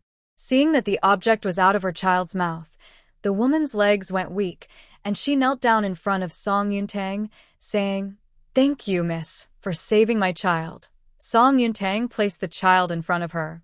"She's still young. Please don't let her eat things like jujubes in the future." The woman nodded while holding her child and crying. At that moment, a woman in her 40s or 50s leaned against the door, eating jujubes, and casually glanced at the woman. "What's the fuss about? The child is fine now, isn't she? A little girl, if she had died, it wouldn't have been a big deal. Song Yuntang, who was about to leave, turned to look at the woman. If it weren't for the timely rescue, the child would have already lost her life. The woman glared at her, pointing and saying, "Don't exaggerate. I think you just want to use this opportunity to get my daughter-in-law to repay you." Song Yuntang was both angry and amused. "Oh, so the child I just saved is your granddaughter? I thought she was just a stranger." The woman spat out the pit of the red date and approached Song Yuntang, saying, "Who are you? What does our family's business have to do with you? Why are you talking here?" In the moment she spoke, Su Qingye had already reached Song Yuntang's side. The woman holding the child saw her mother-in-law about to attack the person who saved her child and quickly pushed her away.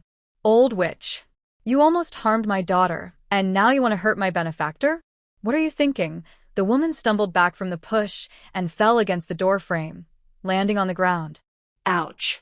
"Everyone come see. My son is dead, and now my daughter-in-law is bullying me, an old woman. How am I supposed to live?" She then pointed angrily at the woman. "Jiang, how can you treat your elder this way? It's heartless, and you will be punished for it." Many people gathered to watch, some starting to whisper about the situation.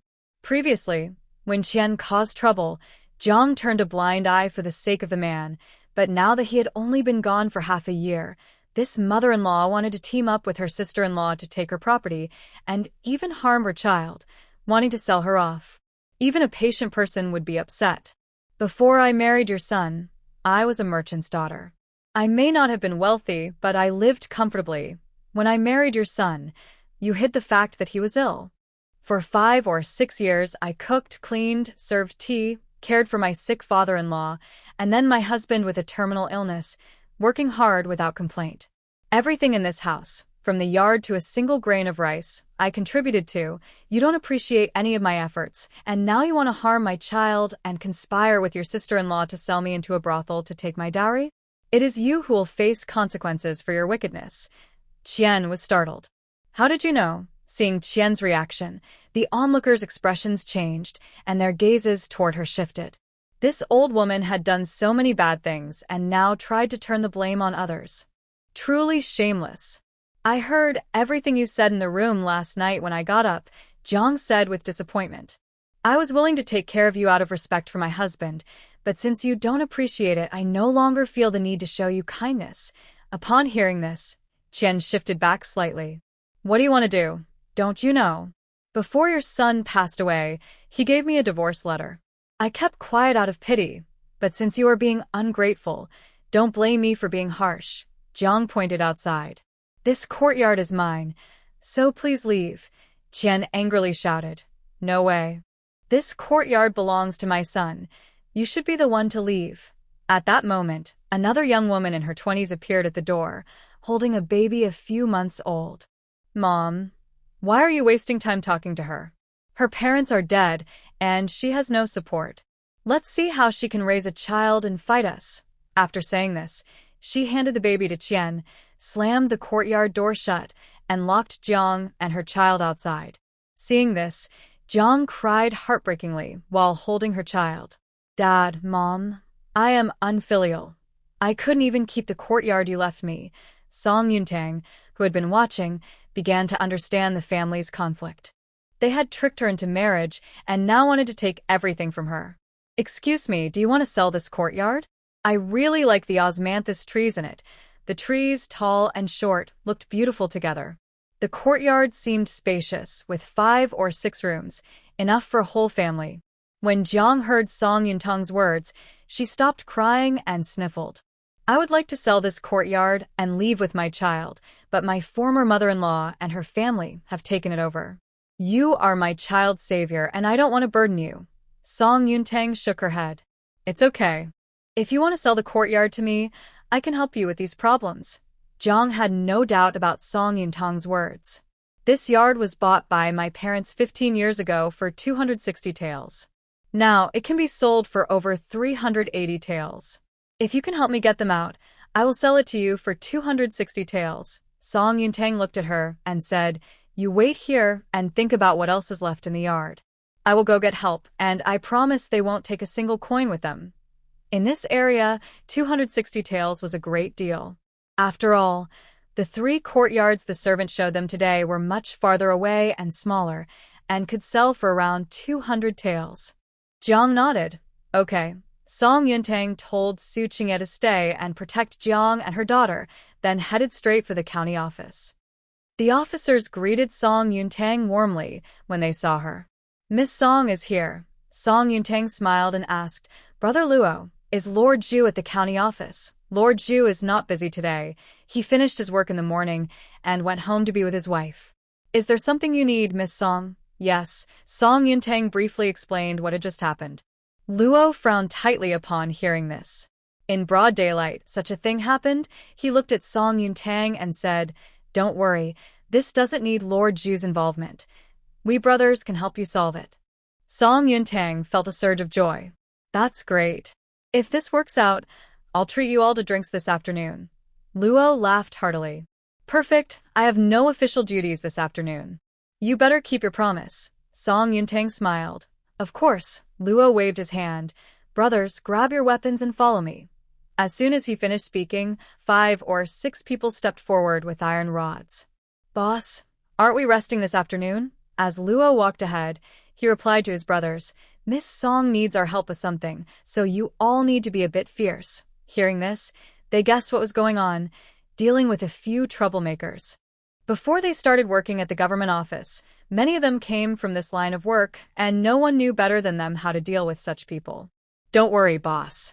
We will make sure Miss Song is satisfied. When Song Yuntang led the officers confidently to face the Jiang family, everyone outside, including Mrs. Jiang, was taken aback. She didn't expect Song Yuntang to actually bring the officials. These officials were not easy to deal with. How did she manage to bring them here so easily? Luo Gang looked at Song Yuntang with a friendly expression. Young lady, is this the household you mentioned? Song Yuntang nodded. Yes, this is the one. Sister Zhang's former mother-in-law, Mrs. Qian, hid her son's illness. After marrying Sister Jiang, she made things difficult for her. Now her son has divorced Sister Jiang, but Mrs. Qian refuses to leave her courtyard and even wants to harm her daughter's life, planning to sell her to a brothel. All right, we will handle this matter, Luo Gang said, cracking his neck. His friendly demeanor instantly turned fierce as he stepped forward and knocked loudly on the courtyard door. This is the government. Someone has accused you of occupying another's property. Open the door. The people inside, hearing it was the government, were already frightened. Mrs. Qian opened the door, and upon seeing the officials, she immediately backed down. Sir, who accused us? This courtyard was left to me and my daughter by my late son. We have not occupied anyone else's property. Luo Gang raised an eyebrow and looked at Song Yuntang. Song Yuntang turned to Mrs. Jiang. Sister, go find the property deed. Mrs. Jiang nodded, handing her child to Song Yuntang before entering the courtyard. Seeing this, Mrs. Qian's daughter rushed after Mrs. Jiang, trying to grab the property deed, but Luo Gang stopped her. You... Stop right there. The girl immediately halted, watching helplessly as Mrs. Jiang entered her own room, clenching her fists in frustration. Earlier, she had searched through Mrs. Jiang's room and couldn't find where that deed was hidden. She was furious that she hadn't discovered it. Before long, Mrs. Jiang emerged from the room with a wooden box. Jiang, I didn't expect you to hide so many things belonging to my son. You are truly despicable. These all belong to my son, so give them back to us, Qian said angrily, and she lunged towards Jiang. One of the officers saw this and swung an iron ruler at Qian's leg. Although the ruler was not sharp, it was still powerful. Qian's leg, no matter how strong, was struck down, and she fell to the ground, unable to get up for a long time, groaning in pain. Move again, and you'll regret it. With this warning, not only did Qian stop moving, but even her daughter and son-in-law dared not move. Jiang approached Song Yuntang with a box and took out a property deed. Sir, please look. This house was bought by my parents when they were alive. I am their only daughter, and it was written in my name when they bought it 15 years ago, when I was just 8. After my parents passed away, everything was given to me, and the deed has an official seal. This cannot be faked, and it can be verified at the government office. Luo Gang glanced at the deed and looked at Qian. Are you still claiming that you did not occupy someone else's property? Qian quickly changed her tone. Sir, she is my daughter-in-law. Even though my son is gone, it is only right for her to support me. Jiang seemed determined and quickly searched the box again. This is the divorce certificate my ex-husband left me before he died. I was soft-hearted and did not drive my former mother-in-law away, but I never expected her to set her sights on me and my daughter. Luo Gang presented the divorce certificate to Qian and her family. Do you see this? It is clearly written. Since it is a divorce, the bride's dowry should belong solely to her. How can you claim it for yourselves? If you know what's good for you, pack your things and leave. Otherwise, it won't be as simple as just throwing you out. Although Qian was reluctant to leave the house, with the officers present, she dared not cause any more trouble. After being struck, her leg was still unable to move, and it seemed she would need months to recover. Sir, may we have a moment to gather our things? Qian began to soften her stance. Over the years, the Jiang family has given her quite a bit of money and jewelry. Even if she loses this courtyard, she will have enough to return home and build a decent brick house after her leg heals. At least when she goes back to the village, she will still have her pride. Sure. After Luo Gang spoke, he sat down on a stone bench by the osmanthus tree. Qian gave her daughter, Sun, a look, signaling her to tidy up their things. Just as Sun was about to go into the house, Song Yuntang spoke up. Stop. Sun turned back to look at Song Yuntang, impatiently asking, What now? Song Yuntang stepped forward. This courtyard, Sister Jiang has already agreed to sell to me. You can pack your things, but only Sister Jiang can help you with that. Sun got angry. Don't go too far. We can pack our own things. We don't need your help. Am I supposed to take your bricks and tiles with me?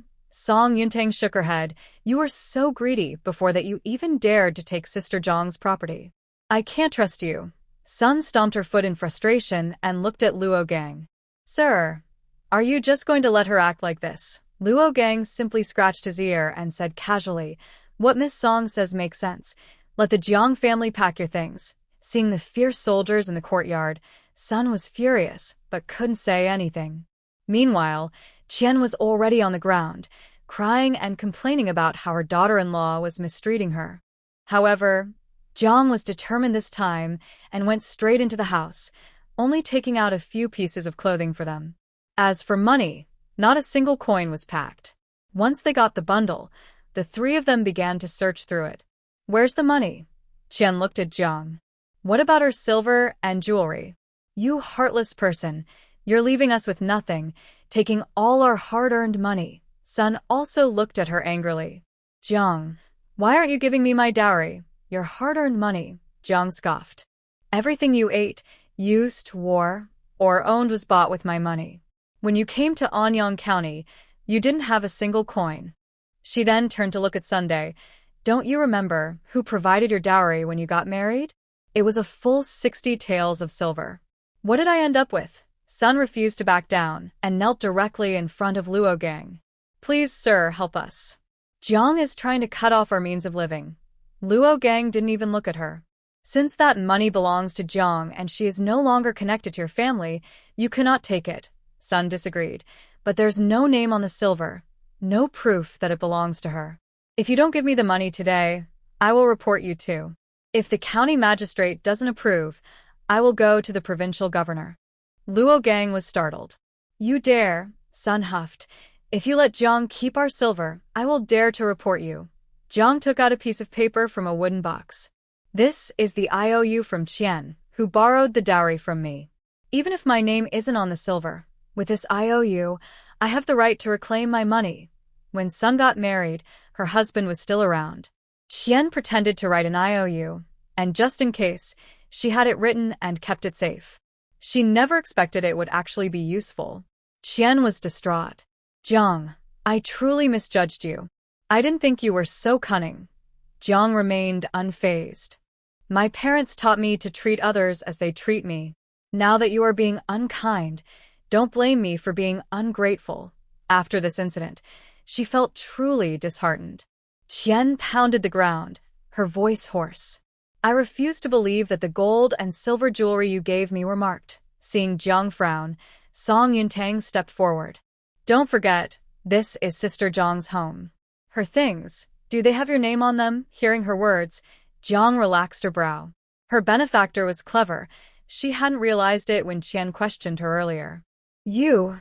Qian trembled as she pointed at Song Yuntang, her breath becoming erratic.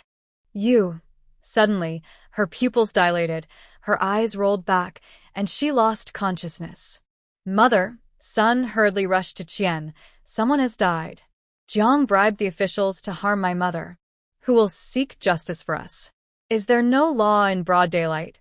While crying, she quietly used her own clothes to cover Qian's mouth and nose, hoping to make it look like an accident, so she could benefit from the chaos. Seeing Sun start to speak nonsense, Luo's previously relaxed expression turned serious. If someone really died, not only would he lose his job, but he might also face legal trouble. Song Yuntang, quick-eyed, noticed Sun's actions and immediately stepped forward to push her away.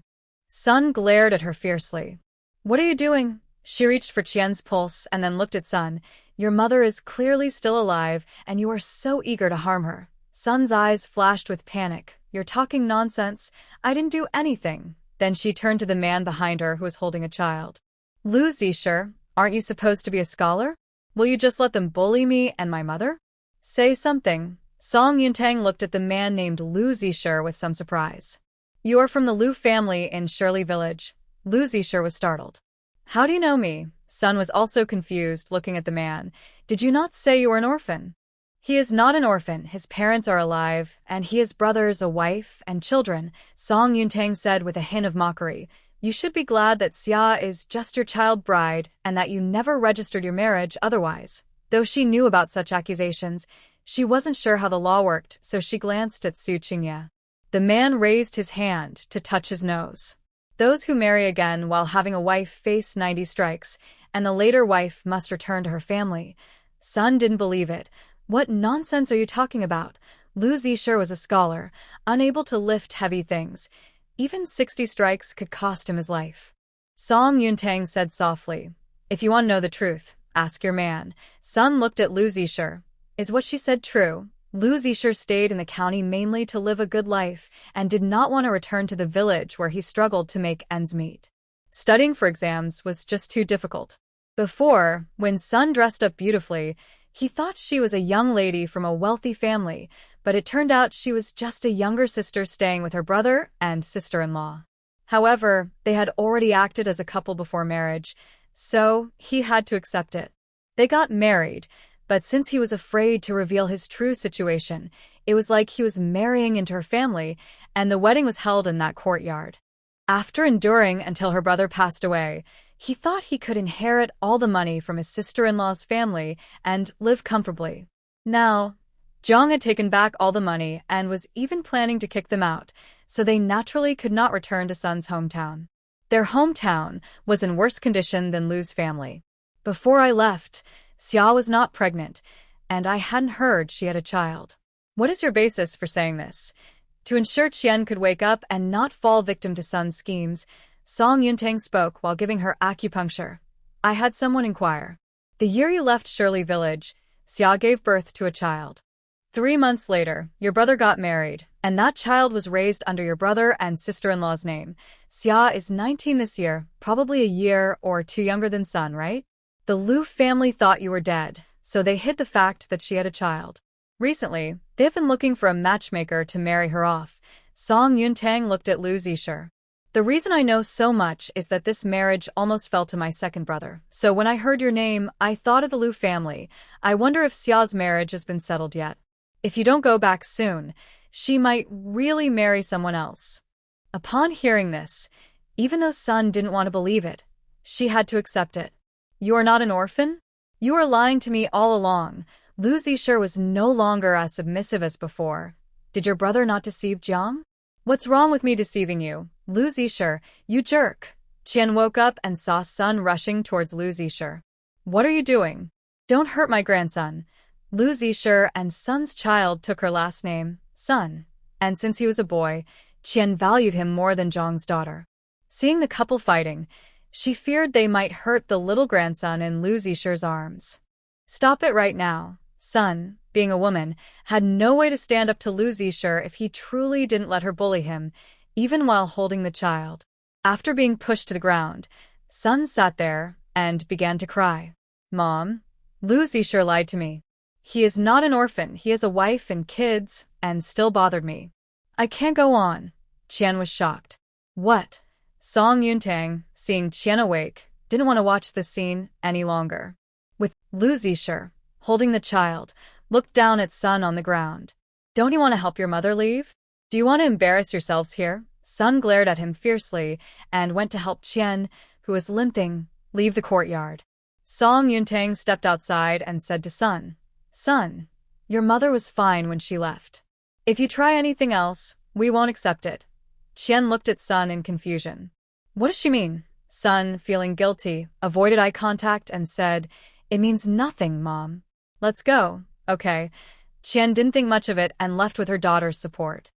Jiang, seeing that people had left, knelt down with the child in front of Song Yuntang and the officers. Thank you, benefactor, and the officials. Otherwise, my parents' legacy would have fallen into the hands of Qian and her daughter. Song Yuntang quickly helped her up. Sister Jiang, please get up. Luo Gang waved his hand and said, If it weren't for Miss Song coming to help us, we wouldn't have been able to assist you. He looked at Song Yuntang. Since things here are settled, I will take my brothers back. It was truly dangerous when Mrs. Qian fainted earlier. If Song Yuntang hadn't noticed, Mrs. Qian could have been seriously harmed by the Sun family, and they would have faced legal trouble. Song Yuntang smiled and took out 5 coins from her purse, placing them in his hand. This is for treating a few brothers to drinks. Thank you for today. The officers quickly waved their hands, saying, It's no trouble. Miss Song, if you need help again in the future, feel free to come to us. Jiang looked at the departing officers and then turned to Song Yuntang. Are you familiar with these officials? I've met them a few times. Song Yuntang replied, looking at her. I wonder if you are still selling this courtyard? Since you have a child, I won't pressure you. If you decide to sell, I will buy it. If not, I will look elsewhere.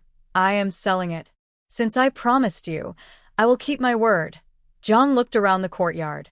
Although she felt reluctant, she was the only woman left with a child at home. If Mrs. Qian came to take the child by force, she couldn't bear the thought of losing her.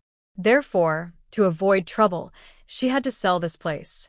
Could you give me some time? I need to gather my things. Song Yuntang nodded. Do you have a place to go, Sister Jiang? Jiang shook her head. My family is gone and I really don't know where to go. I might return to my hometown. My parents left an old house there, but I worry that without a father, my child might be bullied by people from that side. However, at least once we are at the old house, Mrs. Qian and her family won't dare to come there easily. In this world, a single mother and her child, even with some money, would not have an easy life. Song Yuntang thought for a moment. If the people in your hometown are difficult to deal with, you can bring your child to Huajianzue in Sile Town to find me. From the way Song Yuntang could summon officials, Jiang understood that she must have some influence. Moreover, her willingness to help them today showed she was kind-hearted. If things didn't work out in her hometown, seeking her help would indeed be a good option. Thank you, kind person. My name is Zhang Jian. I am originally from Xinghua Village in Yulan Town. Since childhood, my parents took me out to do business. We settled in Anyang County when I was 8.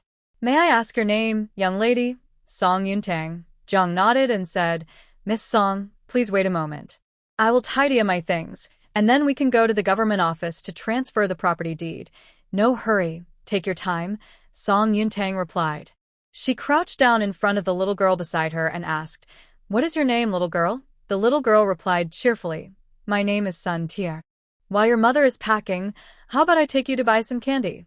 Song Yuntang suggested, pointing to a nearby stall. Sun Tian'er glanced at Jiang and, seeing no objection, nodded and said, Okay. Song Yuntang led Sun Tiano outside and Su Qingye, not wanting to stay in the yard, followed them to the candy stall nearby. She bought 2 portions of candied chestnuts and 1 portion of preserved fruits, putting them into 3 paper bags. Returning to the yard with Sun Tiana, The three of them sat at a stone table by the osmanthus tree, enjoying the fruits and candied chestnuts. Tanger, calling the officials today was a bit risky.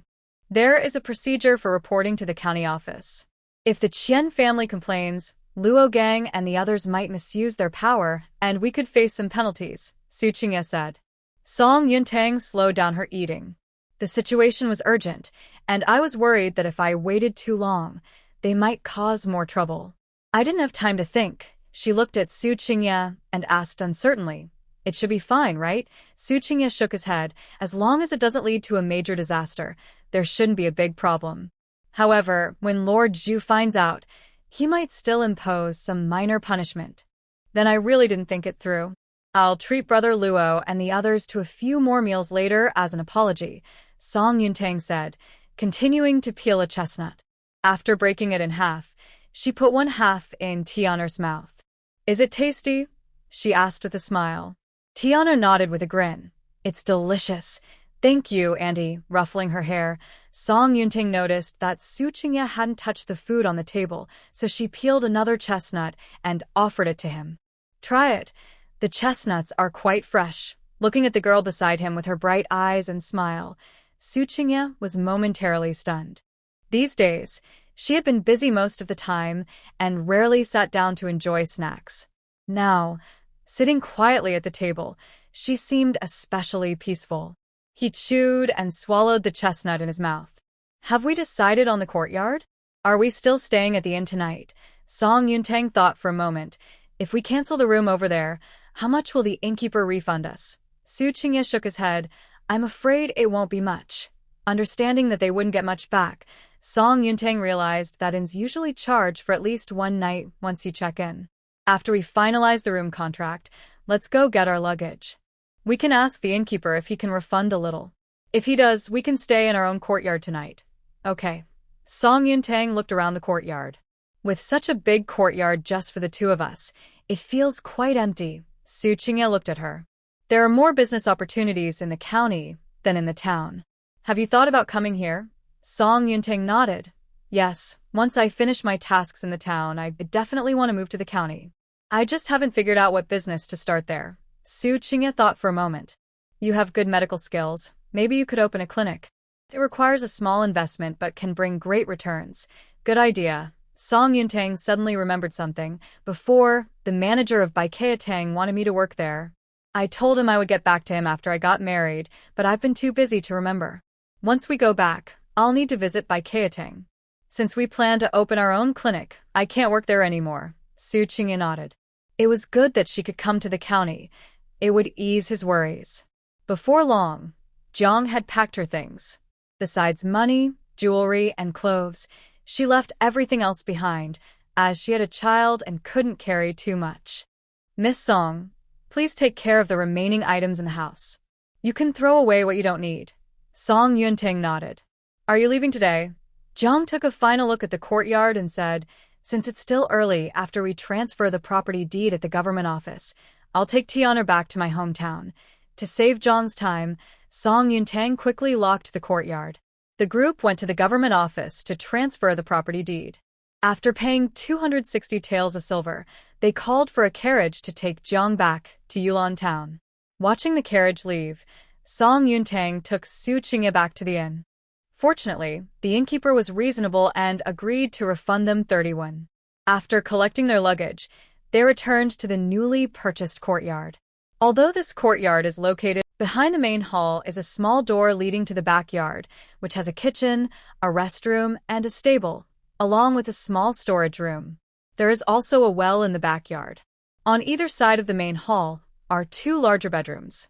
One of them was previously occupied by the Qian family, while the other was for Qian's son-in-law and daughter. Jiang inherited a room from her parents, yet she only has a side room to live in, while the Qian mother and daughter are quite impressive. Su Qingye built a small fence with old wooden boards in a corner of the courtyard and placed the two chickens he brought from home inside. Song Yuntang drew a bucket of water from the well and wiped down the furniture inside the house. Although the furniture is old, it is still usable for now. Once Song's family has more time and resources, they can gradually replace all the furniture with new ones next year. As for the yellowed old bedding, since it has been used by someone else, she will take clean sheets from the cabinet to lay on the side room's bed, which hasn't been slept in, for one night, and buy new ones tomorrow morning. Seeing Song Yuntang cleaning the furniture, Xu Cui sprinkled water around the house, and then swept all 6 rooms and the courtyard. In the backyard and front yard, after carrying several pots of water to clean all the rooms, Song Yuntang didn't want to move after changing the bed sheets. This body felt too delicate. Xu Cui replied calmly, "We have enough rice for dinner tonight. You bought in bulk, so it's naturally cheaper than for individual buyers." Song Yuntang thought to herself, "Then I should ask when I go back. If the price is right, I'll buy another 200 stones to make it 1,000. Besides the glutinous rice wine, I won't brew any more until the last batch that Uncle Pan taught me is sold out. I'll save the grains, and if there's any surplus by the end of the year, I can sell some for a profit." Xu Cui nodded. "You can decide on these matters." Thinking about these things made Song Yuntang feel a headache. With a poor harvest, even making some silver was difficult. She closed her eyes, rubbing her head. "Xu Cui, you still haven't told me what we're having for dinner." After a moment, the man's voice reached her ears again. "I've already steamed rice porridge and egg custard in the pot. Are you hungry?" As he spoke, his hands began to massage her temples.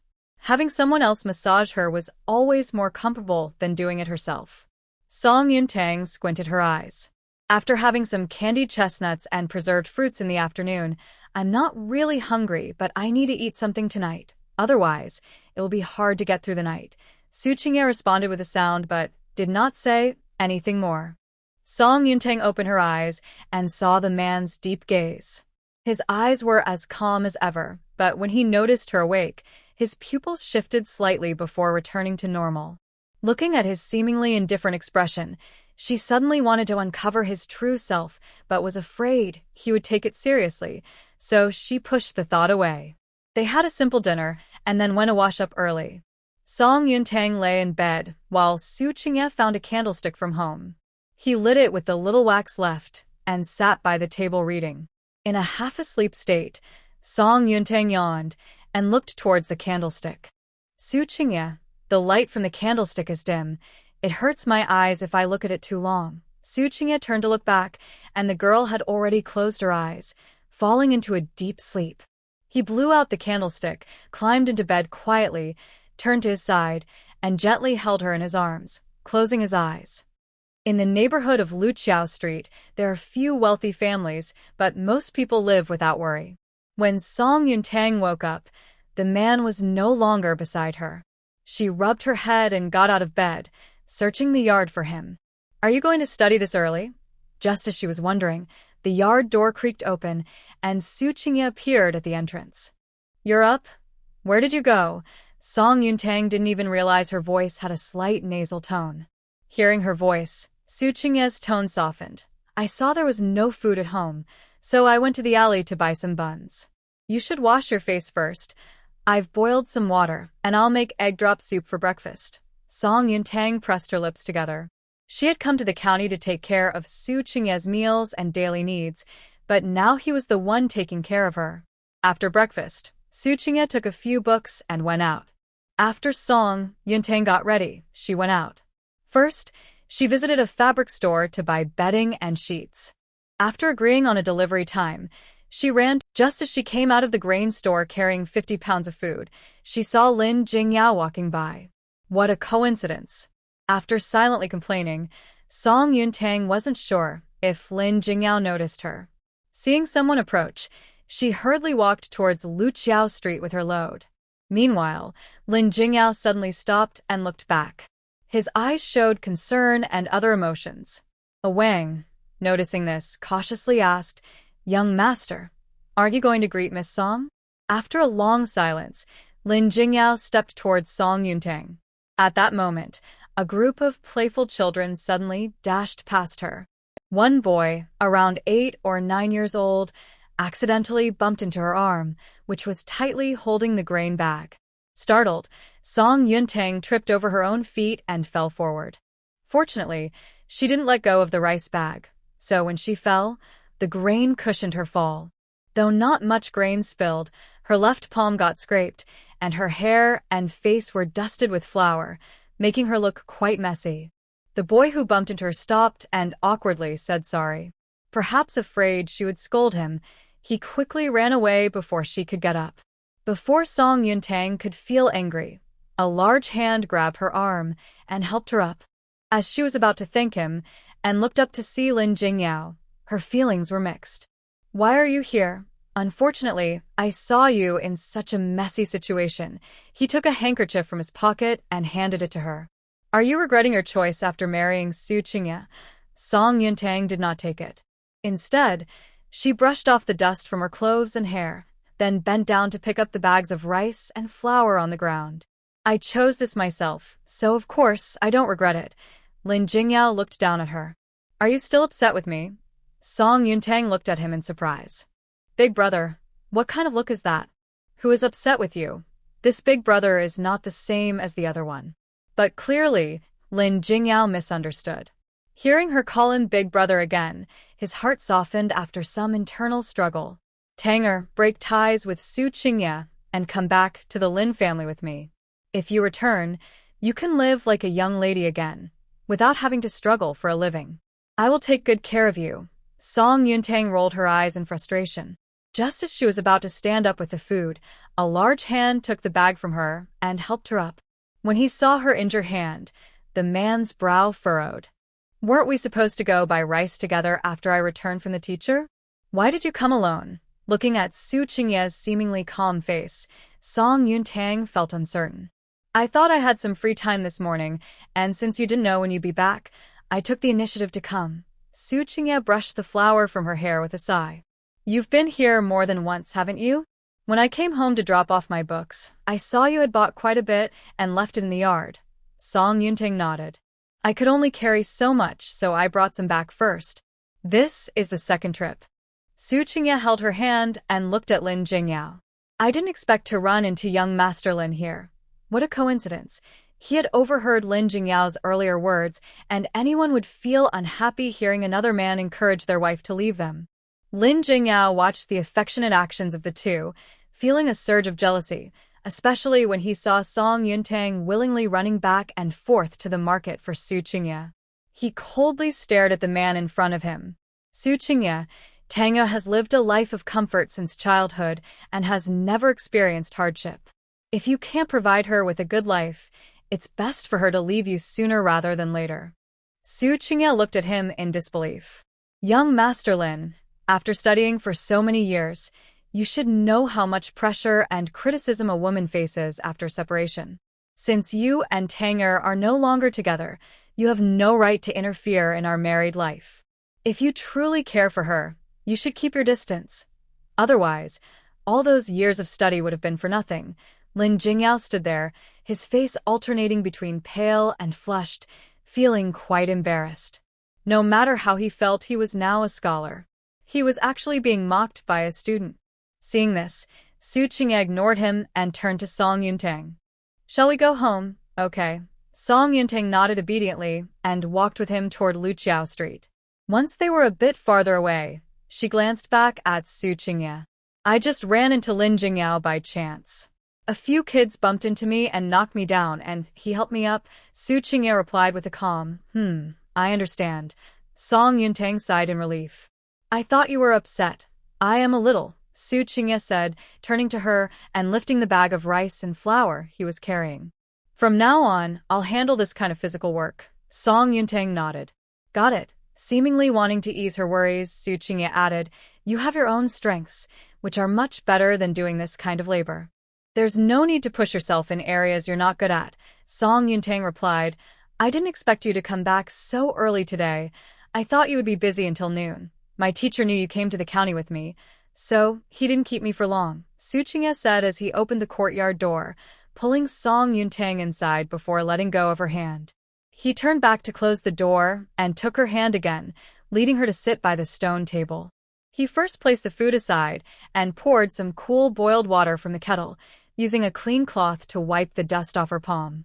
Seeing that she had only scraped her skin, and it was already scabbed over, he didn't bother to apply any medicine. Song Yuntang stared at him intently. Do I need to visit your teacher? Since he knows I came with you, she asked. Su Qingye shook his head. Not for now. I told him that when you officially move to the county, I will take you to see him. Okay, I haven't prepared anything anyway. She stood up and looked at him. Are you hungry? I can cook. Su Qingye held her hand. Your hand is still hurt. I can manage. Song Yuntang pulled his hand, leading him toward the kitchen. It's just a small scrape. It's fine. I want to help. Su Qingye wanted to refuse, but couldn't bring himself to let her go, so he followed her into the kitchen. However, he didn't let her do anything involving water. Most of the time, Song Yuntang just watched. Su Qingye first cut 10 pounds of lard to fry into a jar of pork fat. After straining the crispy bits, Song Yuntang mixed in some salt, making a nice snack. Then Su Qingye washed rice to cook plain rice, cut winter melon to braise, and chopped some meat to make a bowl of tender meat soup. After they finished eating, the shopkeeper delivered the bedding, sheets, and fabric that Song Yuntang had purchased. Today, she spent a total of 2 taels of silver on all these items. She moved the things to the main room on the left, removed the old bedding, and replaced it with new quilts. After cleaning and airing out the room all night, it felt fresh and had no smell. Then she cut a piece of fabric to lay on the desk by the window and placed the 2 new lamps along with writing materials on it. Among the rooms, the main room on the left had the best light, making it the most suitable place to read. As for the room on the right, Song Yuntang planned to keep it for Su Yongwang and Jiang Shi. Although they may not come this way, Su Qingye is studying in the county town now, so they will eventually come. After Su Qingye tidied up the kitchen, he looked at Song Yuntang, who was busy in the main room on the left, and at the clean and fresh room she had arranged. A slight smile appeared on his lips. Will we live in this room from now on? Song Yuntang nodded. I've observed it all. This room on the left side of the main hall is the brightest, making it easier for you to study here. The larger room on the right is reserved for our parents, and Wenchun can choose any of the 3 side rooms. She then pointed to the bed and said, the bed is all made up and the sheets and blankets are brand new. Do you want to rest a bit? It would help you feel more refreshed for studying at the Tang residence this afternoon. We're not going to the Tang residence this afternoon. We'll go there every morning for the next few days, and the rest of the time, we'll stay at home. Su Qingye went to the side room where he slept last night and moved all his and Song Yuntang's things to the main room. There was a small bookshelf next to the desk, perfect for placing books. Seeing this, Song Yuntang placed a few storybooks she had bought on it. The bookshelf was right by the bed, so she could easily reach for them when she wanted to read. Su Qingye noticed that Song Yuntang had also bought books and became curious. What books did you buy? As he reached for her storybooks, Song Yuntang quickly moved in front of them to block his hand before he could touch them. I bought them to pass the time. They're not suitable for you. Seeing this, Su Qingye withdrew his hand. At that moment, he stood in front of the bookshelf, less than an arm's length away from it, while Song Yuntang was pressed against the shelf facing him, their distance very close. Close enough that they could feel each other's breath. The faint fragrance from the girl filled the air, making Su Qingye's breathing deepen as he looked into her eyes, which seemed to grow even more profound. Song Yuntang felt her heart racing and didn't dare to look in his direction. She turned to grab a storybook from the shelf and moved away from the space between him and the bookshelf. She placed the book under her pillow and turned to go outside.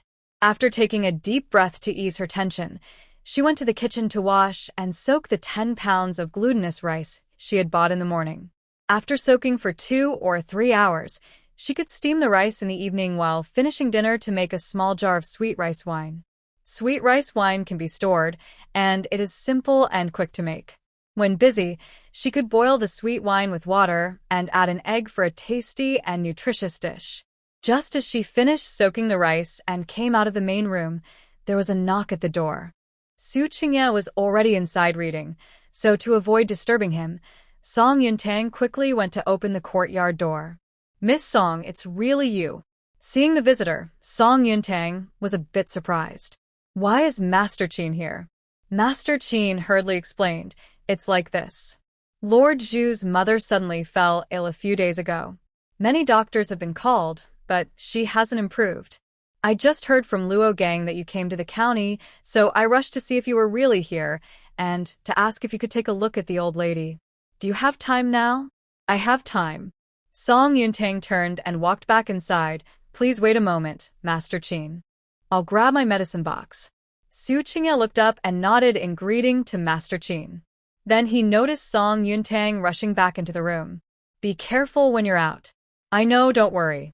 I'll return after I check on Lord Zhu's mother. After saying that, she shouldered her medicine box and left with Master Qin. And County is indeed larger than Sile Town, and Luqiao Street is quite remote, while the Zhu residence is not far from the county office, located in the center of An County. It takes about 45 minutes to walk, but the carriage is much faster, arriving in less than 30 minutes. After getting off the carriage, Master Qin gestured toward the Zhu residence. Miss Song, please. Song Yuntang nodded slightly and entered the Zhu residence with Master Qin. Zhu Deming quickly walked out from the front hall, smiling at Song Yuntang. Miss Song has arrived. Song Yuntang replied teasingly, since Master Qin personally came to invite me, I wouldn't dare to delay at all. Among friends, there's no need for such formalities, Miss Song. Zhu Deming led her to the backyard. My mother just came to the county from her hometown half a month ago. I don't know if it's the change in environment, but she suddenly got sick. We have seen several doctors, but there has been no improvement. I hope Miss Song can take a good look at her. Song Yuntang nodded. Since I am here, I will do my best.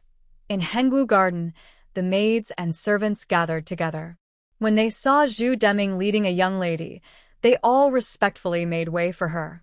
Madame Zhu, Yao, came out of the house. Upon seeing the girl next to Zhu Deming, her eyes lit up with surprise. If I'm not mistaken, this must be Miss Song, Song Yuntang, recalling the original owner's memory, bowed to Madame Zhu. Greetings, Madame Zhu. Madame Zhu quickly stepped forward to help her up, her expression warm. I have heard my husband mention you many times. He said you are skilled in medicine and have helped solve several cases. I have always wanted to meet you, but since you were not in the county, I never had the chance. Now that I see you, it feels like I have known you for a long time. Zhu Deming noticed that his wife was chatting away and seemed to forget that Song Yuntang needed to see his mother. He hurriedly pulled her aside to give her some space. Madam, let Miss Song check on mother first. If there's a problem, we can address it promptly, right? Madame Zhu glanced into the house and huffed. I think mother's illness came on suddenly, and it's quite serious. Whether it's early or late, it shouldn't matter. People inside the house seemed to have heard Madame Zhu's voice and began to groan. Zhu Deming, being a dutiful son, hearing his mother in such pain, quickly urged Song Yuntang to go in and see her. As Song Yuntang entered with her medicine box, Zhu's mother saw that the visitor was a young girl and immediately cried out again. Zhu Deming, you brought this little girl to treat me? Zhu Deming followed Song Yuntang into the room. Mother, you can't judge by appearances. Please don't underestimate Miss Song. She saved the Li family's only child who had been in a coma for many days. You are my dear mother. I would never joke about your health. Zhu's mother was skeptical. Really? Zhu Deming nodded quickly. Of course, it's true. Song Yuntang observed that Zhu's mother looked healthy and energetic, not at all like someone who was sick. She placed the medicine box on the bedside table. May I ask where the old lady feels unwell? Zhu's mother, sitting on the bed, huffed. If I knew where I felt unwell, why would I need you doctors? She didn't believe that a young girl could treat her. Zhu Deming looked apologetic. Miss Song, please don't take it personally. My mother might have been ill for a few days, and her mood is a bit unstable. I think she may not be adjusting well to An County. It's no problem. Song Yuntang extended her hand. Let me check the old lady's pulse. After feeling the pulse and examining the tongue, Song Yuntang had a general idea. The pulse is too wide, and the tongue is red, indicating excess yang energy. It's not a big issue. A remedy of Chaihu Guiji decoction will help calm her down, and she should feel better soon. Actually, Zhu's mother didn't have any serious problems. She just had a bit of a temper. Perhaps she was pretending to be ill to get her son's attention. Zhu Deming was surprised. Is there no other issue? The previous doctor prescribed the same remedy, but my mother still hasn't improved. Miss Song, would you like to take another look? Xu's mother also avoided eye contact. I told you a young girl can't diagnose anything. Then it seems the medicine isn't working anymore. Song Yuntang calmly took out some silver needles from the medicine box. If the old lady wants to feel better quickly, I can use acupuncture to relieve her condition. Xu Deming was shocked. Didn't you say it wasn't serious? Why do you need to use needles? Seeing Xu's mother looking nervous, Song Yuntang had an idea and pulled out the longest and thickest needle from the pack.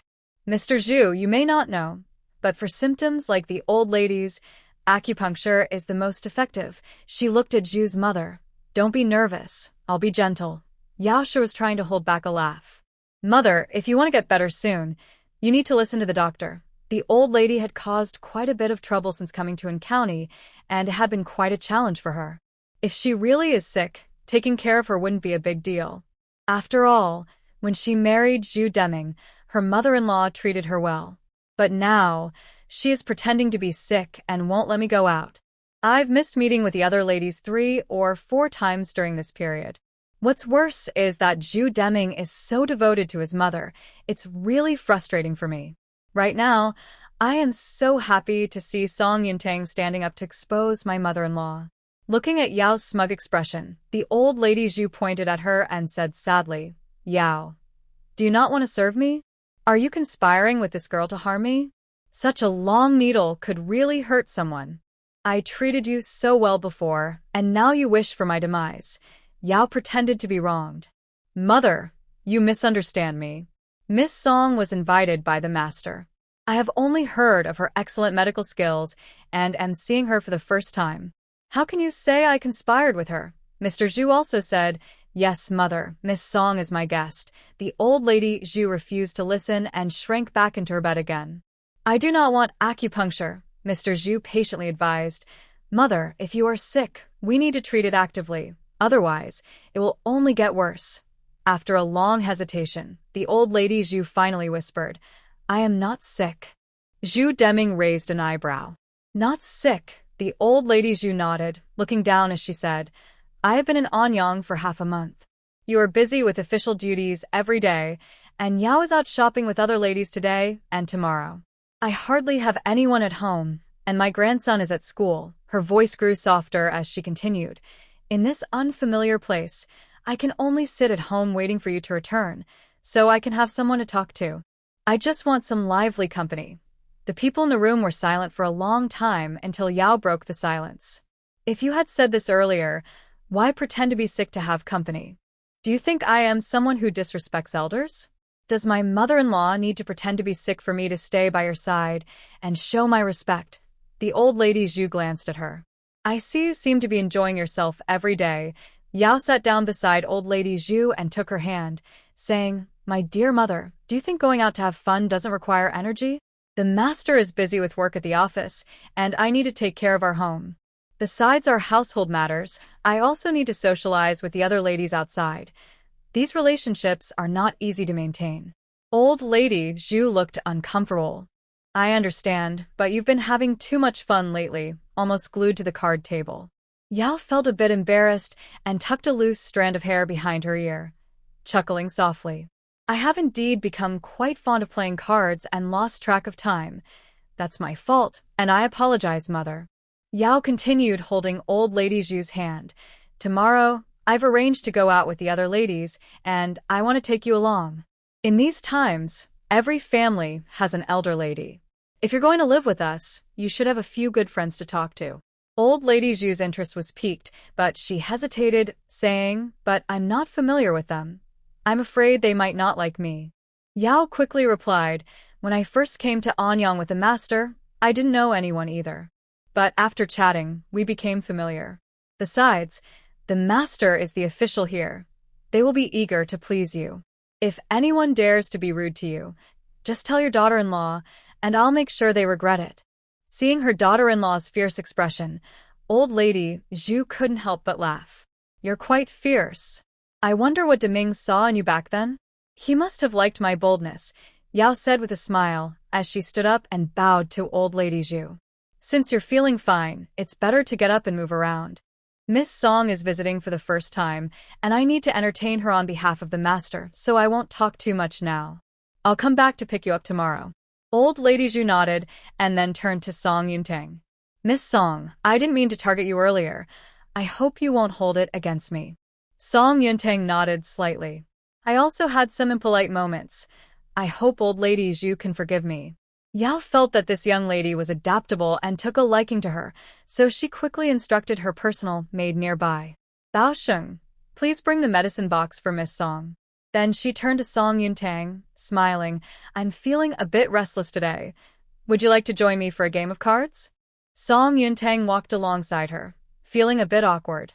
"To be honest, Mrs. Zhu, I don't know how to play that game." The original owner's memory seemed to lack any information about it, and she wondered if it was something that had become popular in recent years. Yao smiled at her. "It's very simple. I learned it in half a day." "You're so smart. You'll pick it up quickly." As she watched the two of them walk away, old Mrs. Zhu turned to Zhu Deming. "Look at your wife. She's in her 30s and becoming more out of touch. She has taken care of the household for so long. It's rare for her to find something she enjoys. If she wants to play, let her.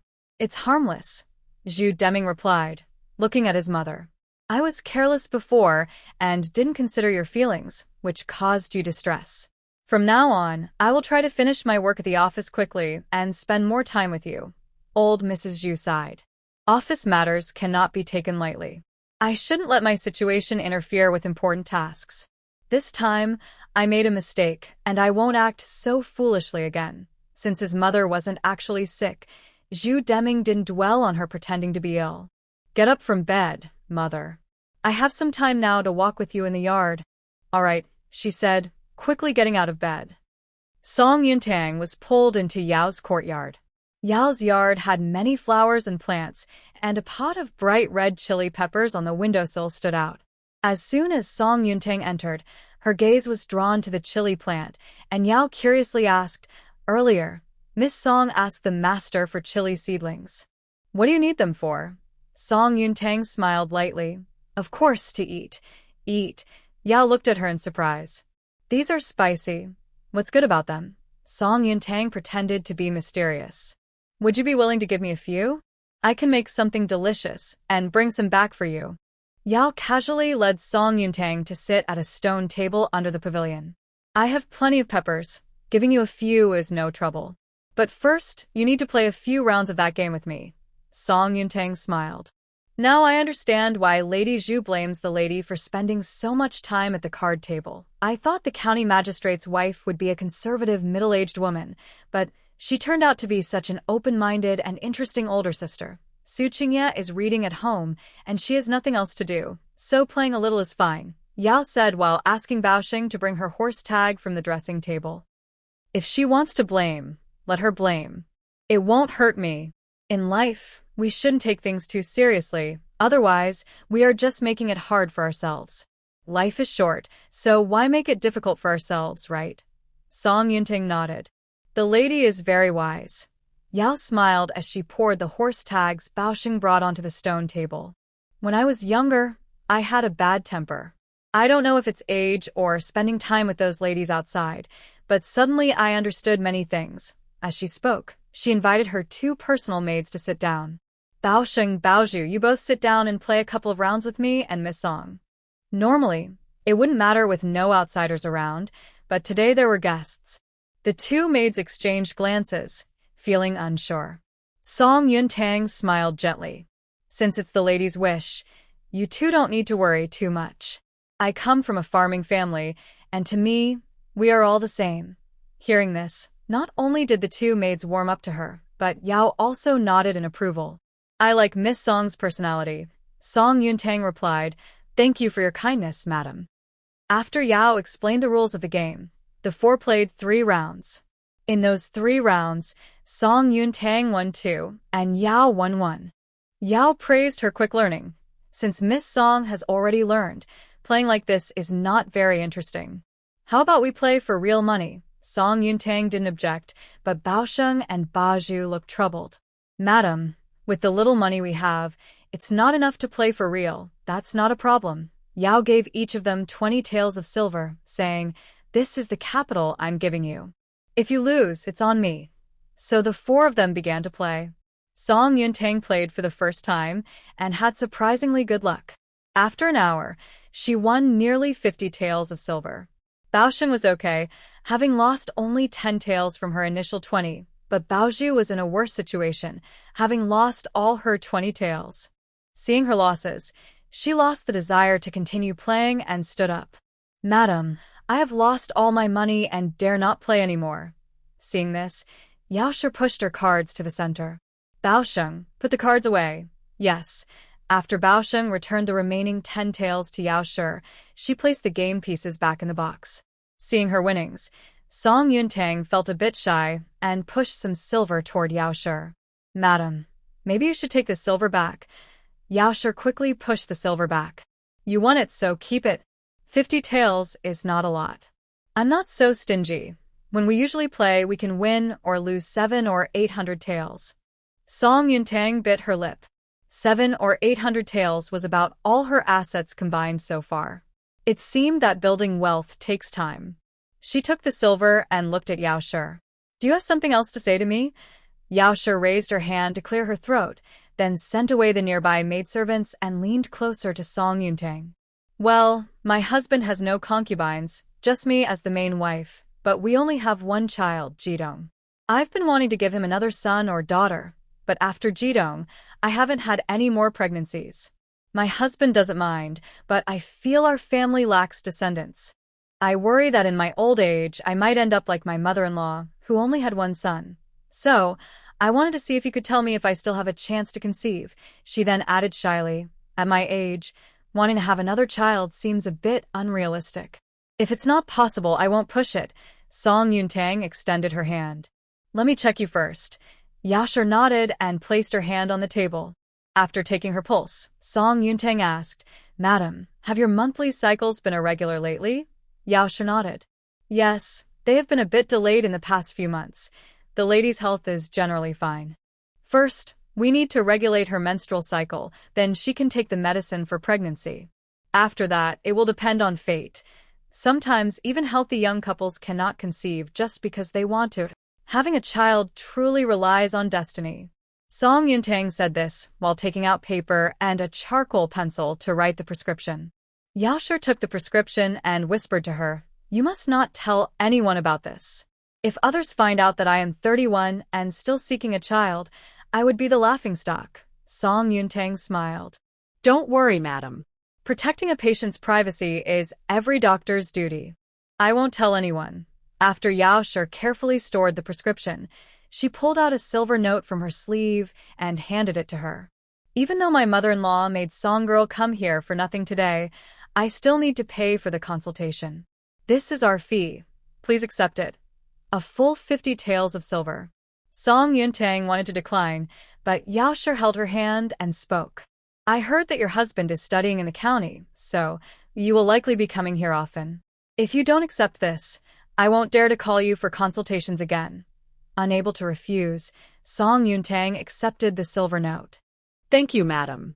"It's getting late, and my husband is waiting at home, so I won't trouble you any longer." Yaoshi quickly instructed, "Baosheng, bring Songgirl's medicine box and pick some peppers to send her off." Baosheng agreed, went inside to get scissors, cut a few peppers, and placed them in the bundle along with the medicine box to give to Song Yuntang.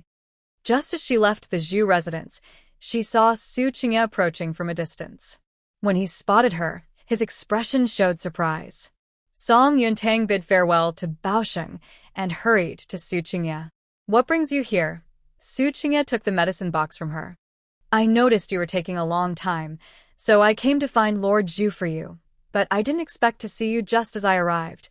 Hearing such words from the usually composed man made Song Yuntang chuckle. "I'm fine. It was just Madame Zhu who kept me busy for a while." She tugged at his sleeve. "Let's go home." He looked calmly at the hand that had grabbed his sleeve and smiled slightly. "Okay." As Song Yuntang walked, she turned her head to look at him. "If I hadn't come out yet, would you really go to Lord Zhu to ask for help?" Xu Cui replied softly, "My wife was taken by his people. If someone is missing, I will definitely ask him." Song Yuntang couldn't help but laugh. "Did I not cooperate well with you?" If I had known this would happen, I would have come out later. Xu Cui smiled gently. Some people love to watch the excitement. Have you ever seen anyone who enjoys watching the excitement complain about it?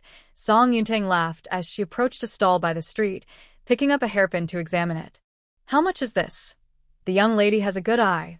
This hairpin is made entirely of brass, with peach blossoms and short tassels made of agate.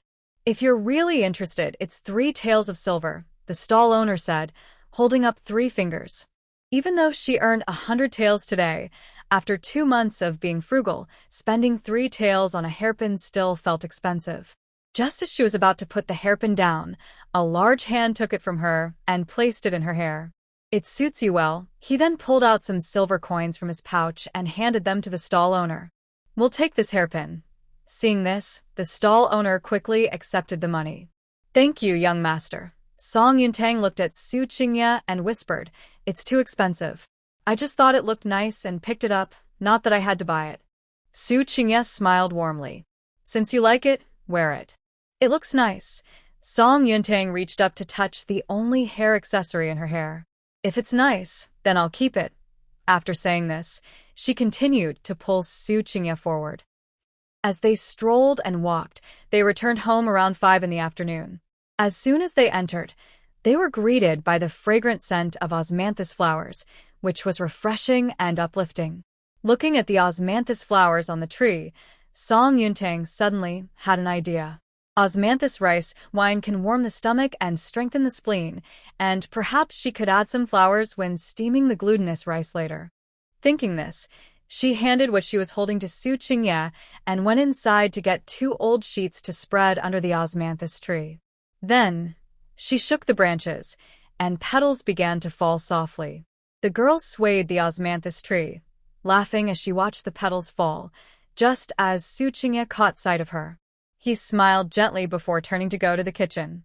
After cleaning the small amount of collected petals, Song Yuntang washed them and mixed them into the 10 pounds of glutinous rice soaked earlier.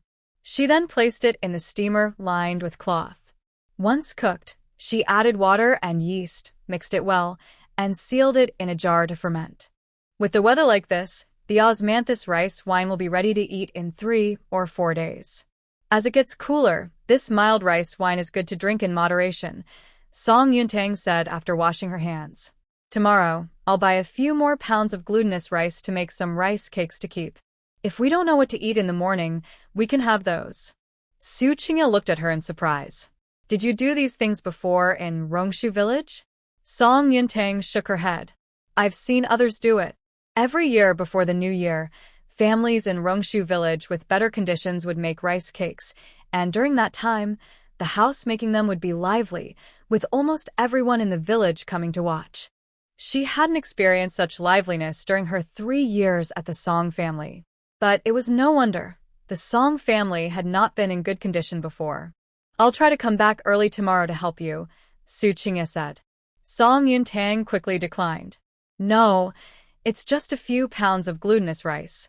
It's not heavy work. Besides, I came here to help you solve problems. If you insist, I'll just become the biggest trouble.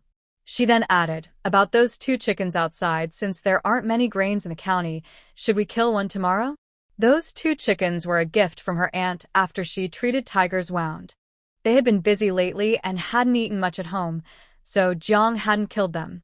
This time, she asked them to bring them along to the county. The white rice in the county is not cheap. Yesterday, she couldn't carry much by herself and didn't buy a lot.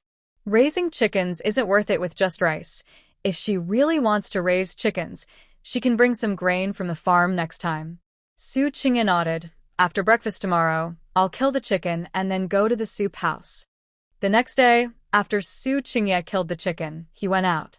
Song Yuntang cleaned the chicken feathers and was holding the bowl when she stepped outside. She wanted to find a place to dispose of them to avoid any smell in the yard. As she walked out, she saw the boy who bumped into her yesterday, around 8 or 9 years old. The boy seemed to recognize Song Yuntang. Upon seeing her, he hurriedly turned and ran into the yard across the small alley, quickly closing the gate. Song Yuntang was taken aback. Who would have thought that the boy who bumped into her yesterday was actually her neighbor? Just then, A woman's voice came from the yard. Shunner, why are you in such a hurry? What happened? The boy's voice was hesitant. Nothing. Nothing, Grandma. You didn't cause any trouble outside, did you? Grandma, you're overthinking it. The yard across the alley didn't look big from the outside. After disposing of the chicken feathers, Song Yuntang went next door and knocked on the gate. A woman in her 40s or 50s opened the door. She had a kind face and was wearing a gray cotton dress. Although it was a bit faded, it was clean and neat, and her half-white hair was neatly styled. The boy stood not far from the woman, and when he saw Song Yuntang, he instinctively shrank back behind her. The yard was indeed small, not even half the depth of her own. Besides the kitchen and bathroom, there were only 2 rooms that looked a bit old, but the yard was tidy. May I ask who you are? The woman asked curiously. Song Yuntang smiled gently and pointed to her own yard. I'm the new neighbor of your aunt. My name is Song Yuntang. May I know your surname? The woman understood. My surname is Wu, as in 5. Mrs. Wu smiled and called her grandson over. This is my grandson, Chao Shun. He is 9 years old. Shun, quickly say hello to this sister. Chao Shun timidly greeted her as sister and then shrank back behind Mrs. Wu again. Song Yuntang smiled and said, If I call you aunt, it seems strange for him to call me sister. Mrs. Wu had a kind expression.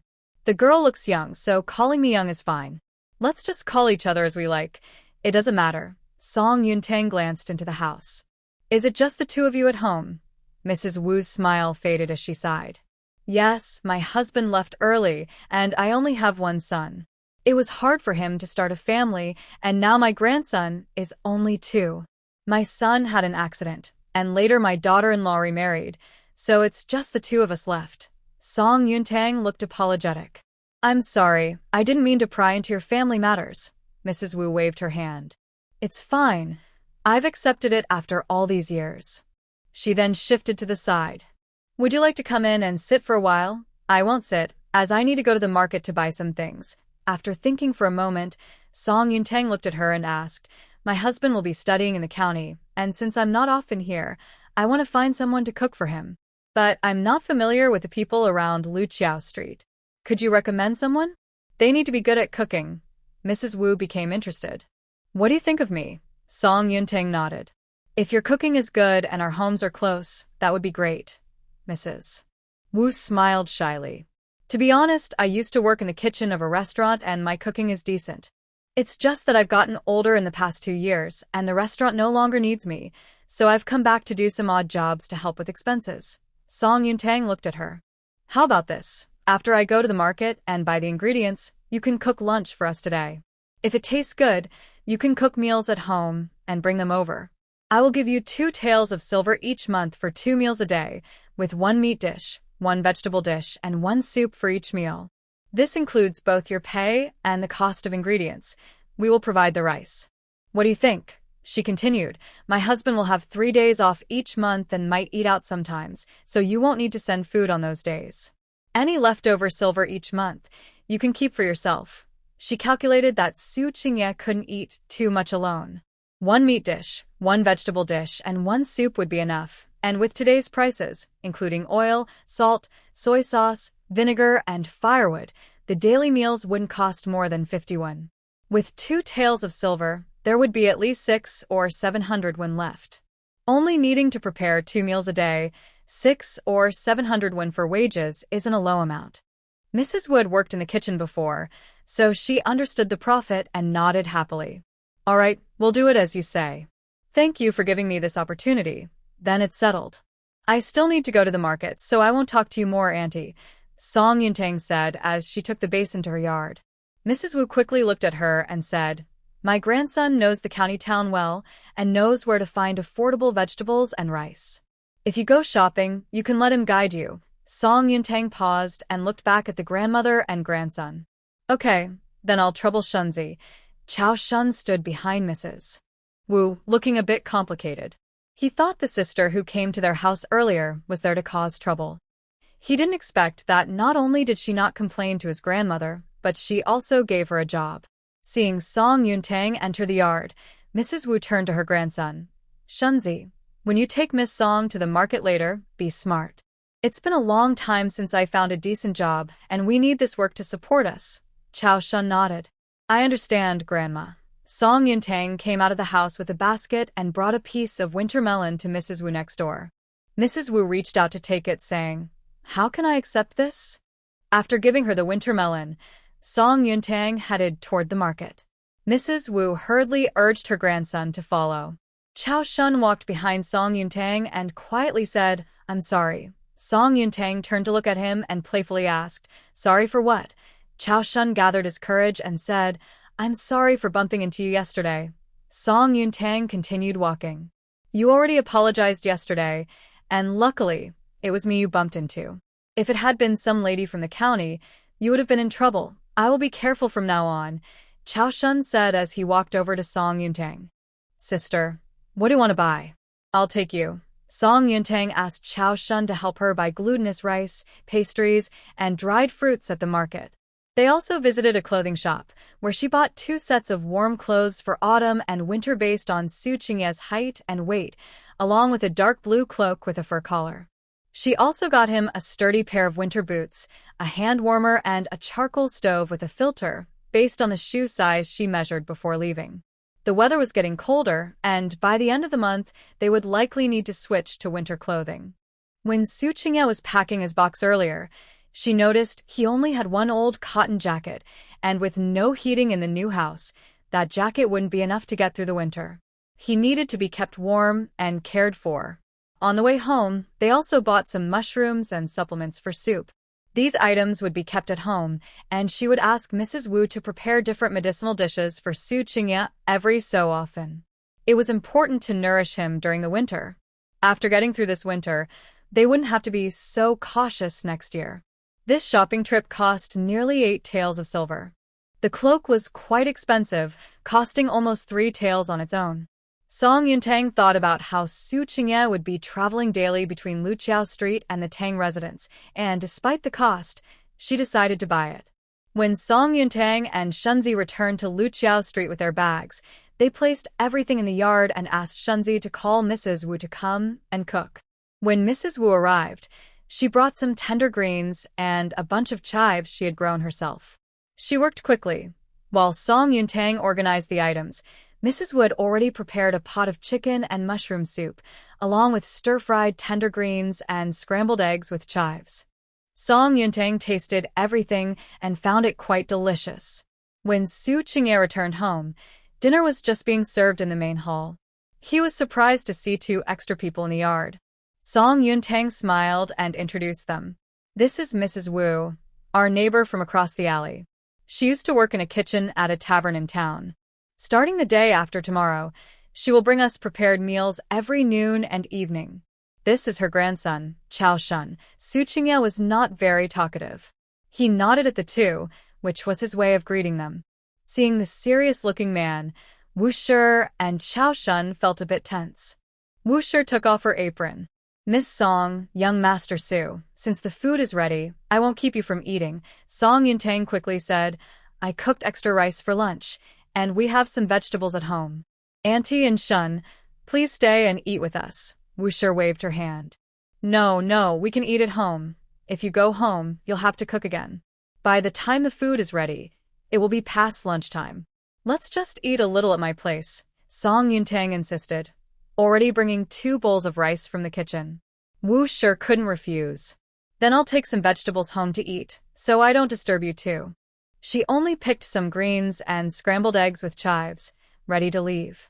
Seeing this, Song Yuntang quickly added some chicken and mushrooms to each of their plates.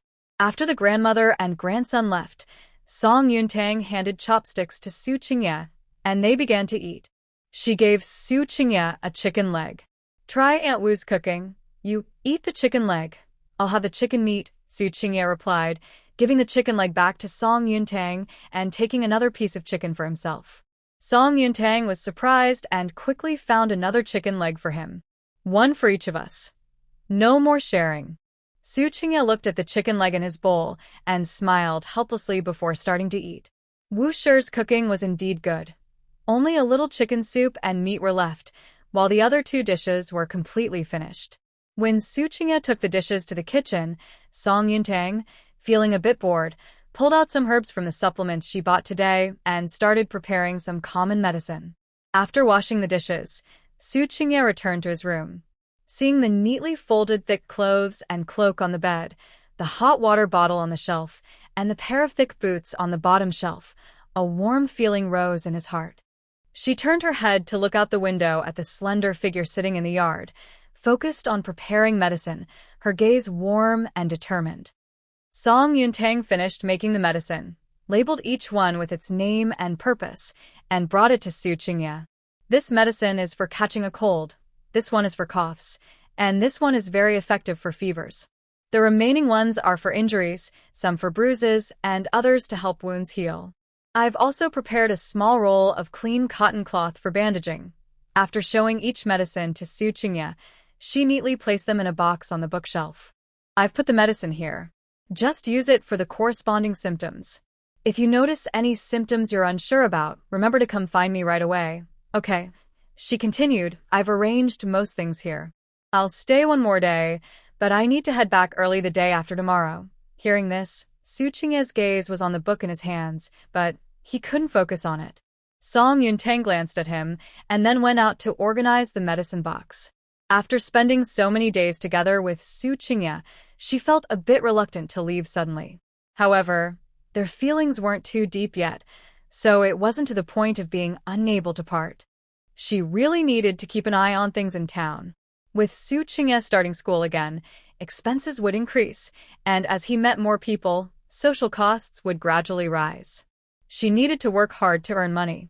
After putting the organized medicine box in her room, Song Yuntang leaned back on the bed and picked up a book from under her pillow to read. As she read, she began to feel sleepy, so she curled up and closed her eyes, falling asleep. Xu Cui turned around and saw her curled up, hugging her arms. He quietly got up and pulled a blanket from the side to cover her. Soon, it was the day for Song Yuntang to return. That day, she woke up early. The glutinous rice wine she made a few days ago was ready. She filled a large bowl and took it to the neighboring Wu family. From today on, she would officially hand over the cooking duties for Xu Cui. After that, she returned to the yard, where Xu Cui was already up and had finished washing up. He took a special hour off yesterday to accompany Song Yuntang to buy herbs and then see her off in a carriage. Song Yuntang closed the courtyard gate and said to Xu Cui, I just spoke with Aunt Wu. Starting today, she will bring you lunch and dinner on time. You need to take care of your health, so don't be careless about eating and dressing. Xu Cui nodded. I'll go make breakfast. After saying this, he went to the kitchen. Song Yuntang wasn't sure if she saw reluctance in Xu Cui's eyes. He was so calm that it was hard for her to guess his feelings. She packed her medicine box and organized the silver coins in her pouch. Buying the house and getting supplies cost nearly 270 taels, but she received 100 taels from the Zhu family, leaving her with 272 taels. Thinking about needing to buy herbs after lunch, Song Yuntang finished packing and went to help in the kitchen. For breakfast, they had sweet rice wine with eggs and fried 2 sugar cakes that Song Yuntang made yesterday with flour, sugar, oil, and sesame.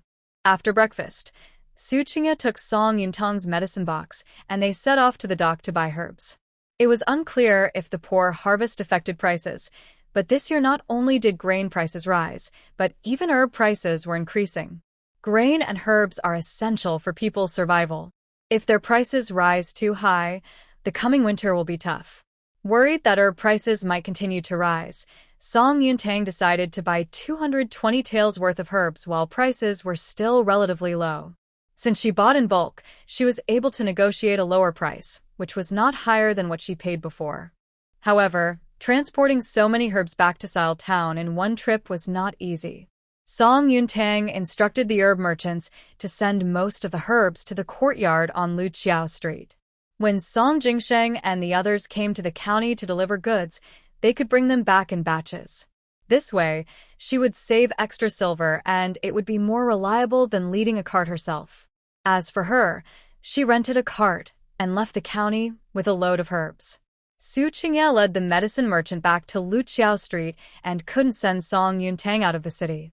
After giving the coachman some instructions, he let them leave. As the carriage left Anyang County, it came to a stop. Song Yuntang quickly lifted the curtain. "Why aren't we moving?" Li Xiuqi's face lit up with joy when he saw Song Yuntang emerging from the carriage. "Sister Song, it's really you. You are?" Song Yuntang asked uncertainly, "The young master of the Li family?" The boy quickly nodded with a smile. "Yes, it's me, Li Xiuqi." Song Yuntang was a bit surprised. "You've changed a lot in just half a month. I almost didn't recognize you." Li Xiuqi smiled shyly. "After you helped me wake up, I followed your advice to exercise every day. Plus, your medicine worked wonders and I got better, so of course I've changed a lot." Song Yuntang pursed her lips. "How did you know I was in this carriage?"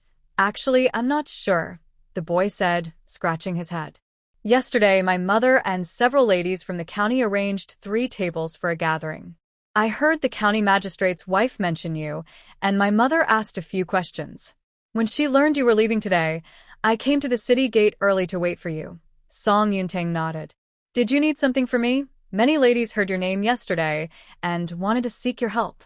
If they had known you were leaving today, the county magistrate's wife would have brought them to meet you one by one," Li Xiuqi said, looking at her. "Our family has a clinic in the county, and I wanted to ask if you would consider coming to the county to practice medicine." Song Yuntang looked at him. "I do have plans to open a clinic in the county, but I haven't thought about working at another clinic yet. I need to think about it more. If she worked at another clinic, she would be restricted by others. It would be better for her to open her own small clinic. With the county magistrate's wife's support, her business would surely thrive." Li Xiuqi took a box from his attendant and handed it to Song Yuntang. "I should have known that my sister, being such a skilled doctor, wouldn't want to be restricted. This document outlines the current situation of our family's clinic and a proposal. If you want to open a clinic in the county, we can consider collaborating. We have a ready location, and you would only need to provide your expertise. The profits would be split 80 to 20, with you receiving 80% and us taking 20%. A talented doctor will surely interact with various influential families and groups. By extending a helping hand before she grows, it will only benefit the Li family in the future." Song Yuntang looked at the young boy in front of her, who was only about 11 or 12 years old. "Isn't that a loss for you?" Li Xiuqi smiled. "You are my benefactor, so a little loss for the Li family is nothing. Besides, with your medical skills, whether we actually lose out is still uncertain. Li family kid, you're young but you're quite clever," said Yao, leading Baosheng and Baozhu out from the city gate. Upon seeing them, Li Xiuqi quickly bowed. Xiuqi greets the county magistrate's wife. Song Yuntang also hurriedly got down from the carriage and performed a respectful gesture towards Yao.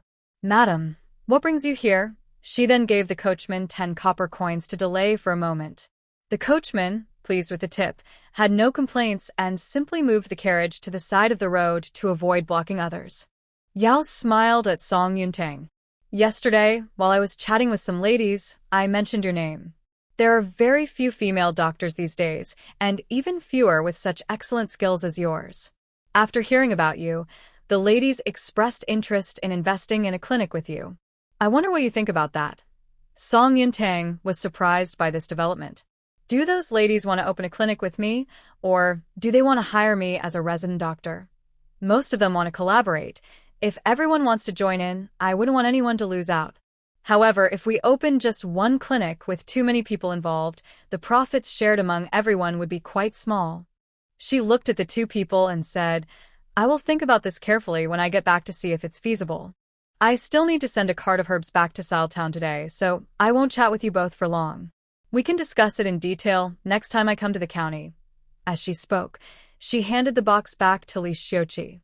"Please take this contract with you, young Masterly. Since so many ladies in the county want to get involved, I can't favor one over the others, so I won't consider the details of the contract for now." Li Xiuqi took the box. "All right, when Sister Song has made her decision, you must let me know at the Li residence." Mrs. Yao added, "This year has been very dry, and the harvest is poor for the people. Especially after the government collected taxes, there have been many cases of robbery reported at the county office in the last few days. Miss Song, please be careful on your way back. Thank you for the reminder, Mrs. Zhu. Song Yuntang got into the carriage and left after saying goodbye to the two. Thinking about what Mrs. Yao had just said, she took out the herbal powder from her sleeve pocket and held it in her hand, occasionally lifting the carriage curtain to check outside.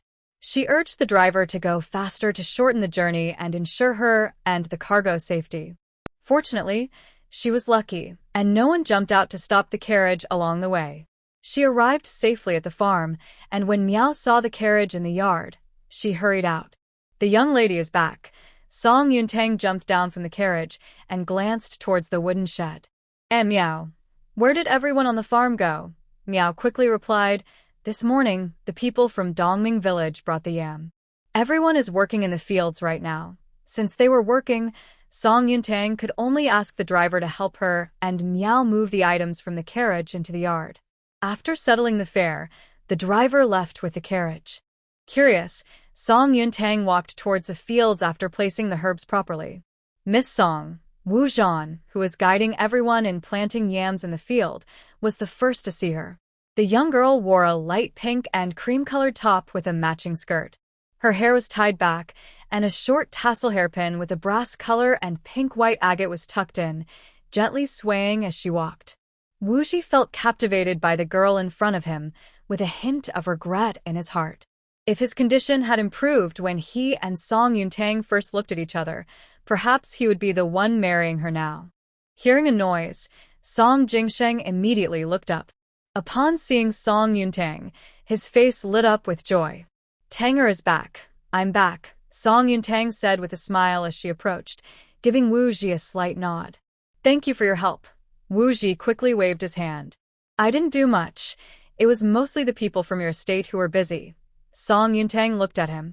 Aunt Miao is already cooking, and it will be time for dinner soon. Let's eat here before heading back, though the food might not be very good. Wu Zhi quickly replied, as long as there's food, I'm fine with it. Song Yuntang then turned to Song Jingsheng. Second brother, don't overwork yourself. If you hurt yourself again, it will only cause you more pain. Song Jingsheng didn't listen to her. The fields have been plowed these past few days. I just need to plant, and it won't take much effort. Song Yuntang hurried over to help him. Did you go to the Farang Bureau and the general store when you returned with the goods a few days ago? What was the situation there? Right now, after buying the herbs, she only had 52 taels left and needed to rely on these orders to earn some money. Song Jingsheng whispered. Last month, there were a few busy farming days, so business in the county wasn't great for a while.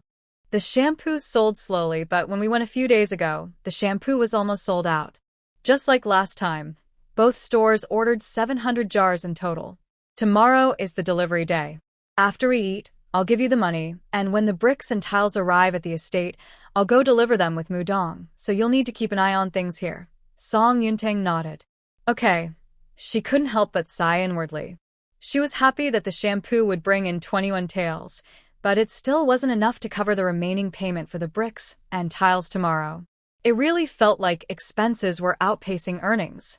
I don't know how business has been at Huajian Zue and Yujun Pavilion these days.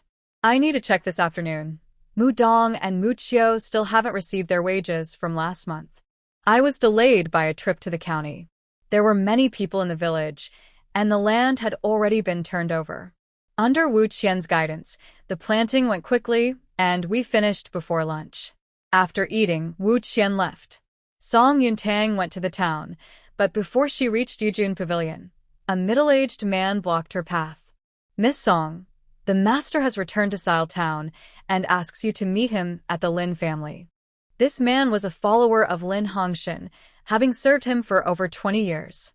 Song Yuntang was a bit surprised. According to her memories, since being expelled from the Lin family, Lin Hongshan had never shown himself. Even when Lin Zhaozhao was imprisoned, it was always Zhuang Wenin and Lin Jingyao who came to plead for her. This showed how indifferent he was. After 3 years, why did he suddenly want to see her today? She didn't want to have any more ties with the Lin family. Please tell Mr. Qian that I understand my lowly background and do not dare to seek connections with the gentleman's household. I am now married, and to avoid unnecessary misunderstandings, I will not go to the gentleman's household. She nodded slightly and tried to walk past Mr. Qian. Mr. Qian reacted quickly and blocked her again. Miss Song, the master raised you for 13 years. When you were with the Lin family, he treated you as his own daughter. I believe you can feel that although he is strict, he has always cared for you and the young masters. Song Yuntang remained noncommittal. I understand. After all, my parents also sincerely treated Lin Zhaozhao as their own daughter. During the years of their switched identities, no one expected that the girl they raised was not their biological child. In the Lin family, the main wife, Zhuang Wenin, only had Lin Zhaozhao as her daughter. Although there were 2 concubines, none had children. The concubine who switched her and Lin Zhaozhao's identities was punished by Zhuang Wenin, losing not only her child but also her ability to bear children.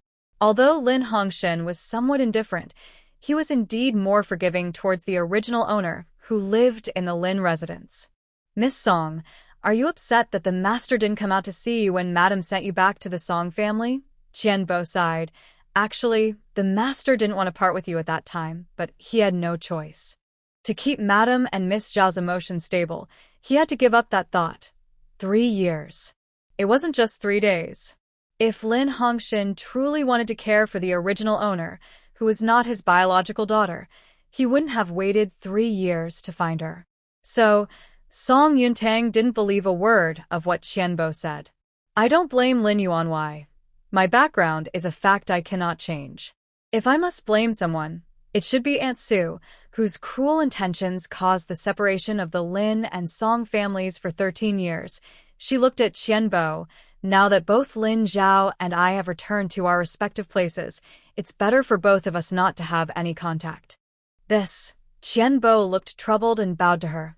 Please, Miss Song, don't put me in a difficult position. As soon as he finished speaking, 2 servants from the Lin residence appeared behind Qianbo. Seeing this, Song Yuntang frowned, feeling somewhat displeased. If I refuse to go, are you planning to force me, Qianbo? Qianbo signaled the 2 servants to step back a little and turned to Song Yuntang, saying, These 2 servants are just inexperienced. I hope you can forgive them. Although I don't know why Lin Yuanwei wants to see me, it must be related to Lin Zhao. However, I do not wish to compromise on this matter. If I go to the Lin residence, it will only lead to unhappiness for both sides. I hope you can understand my difficulties, Qianbo. After saying this, she walked around Qianbo and the 2 servants, heading towards Yujun Pavilion. Qianbo watched Song Yuntang leave and sighed, leading the servants back to the Lin residence. In 6 days, Yujun Pavilion earned a total of 17 taels. While the profit wasn't much, it was stable, which was quite good. After all, the people in the town had limited spending power. In August, Mudong sent goods to the county 3 times. Previously, it was promised that there would be an extra 50 won for each delivery, totaling 150 won for 3 times. Adding the monthly salary of 900 won and 100 won for meal allowances, the total comes to 1 tael and 150 won. Song Yuntang said as she settled the wages for Mudong. Thank you, Miss Song. 1 tael of silver is considered a good wage in the whole town of Sile. Mudong held the silver tightly in his hand, feeling very happy. He could finally support his mother and sister so they could have enough to eat. Mu Chio's wages for this month, plus meal allowances, total 1 tael of silver. Song Yuntang said as she handed another tael to Mu Chio. You 2 siblings have received your wages for August. Focus on selling well this month. If the shop's revenue exceeds 100 taels in September, I will give you both an extra 3 taels as a bonus. The siblings were overjoyed to receive their wages. Hearing Song Yuntang's promise of an additional 3 taels, they nodded eagerly. We will do our best. After handling this matter, Song Yuntang made another trip to Huajianzue. In the 5 days she was away, the revenue was not much lower than during the opening days. With the shop's special dishes, the limited 30 crispy chickens sold out in half an hour each day. Fong Tianxi handed Song Yuntang the 37 taels earned over the 5 days. He was very excited. Miss, our shop has been doing quite well these days. If this continues, we could earn over 200 taels in a month. Yujun Pavilion could bring in 100 taels, and Huajianzue could bring in 200 taels, totaling 300 taels. After deducting costs and wages, there would be at least 220 taels in pure profit. Earning over 200 taels in a month is considered a high income in a place like Town.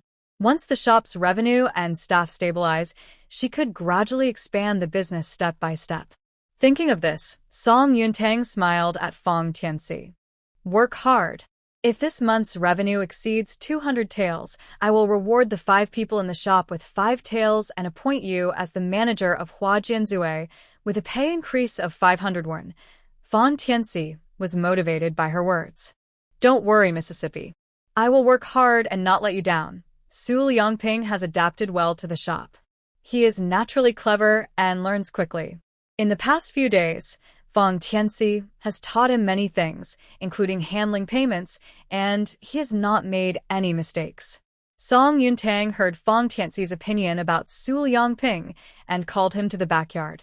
Liangping, are you managing well with the work at the shop? Su Liangping quickly nodded. I was quite busy the past couple of days, but Brother Fong helped me a lot. It's much better now. Song Yuntang patted his shoulder.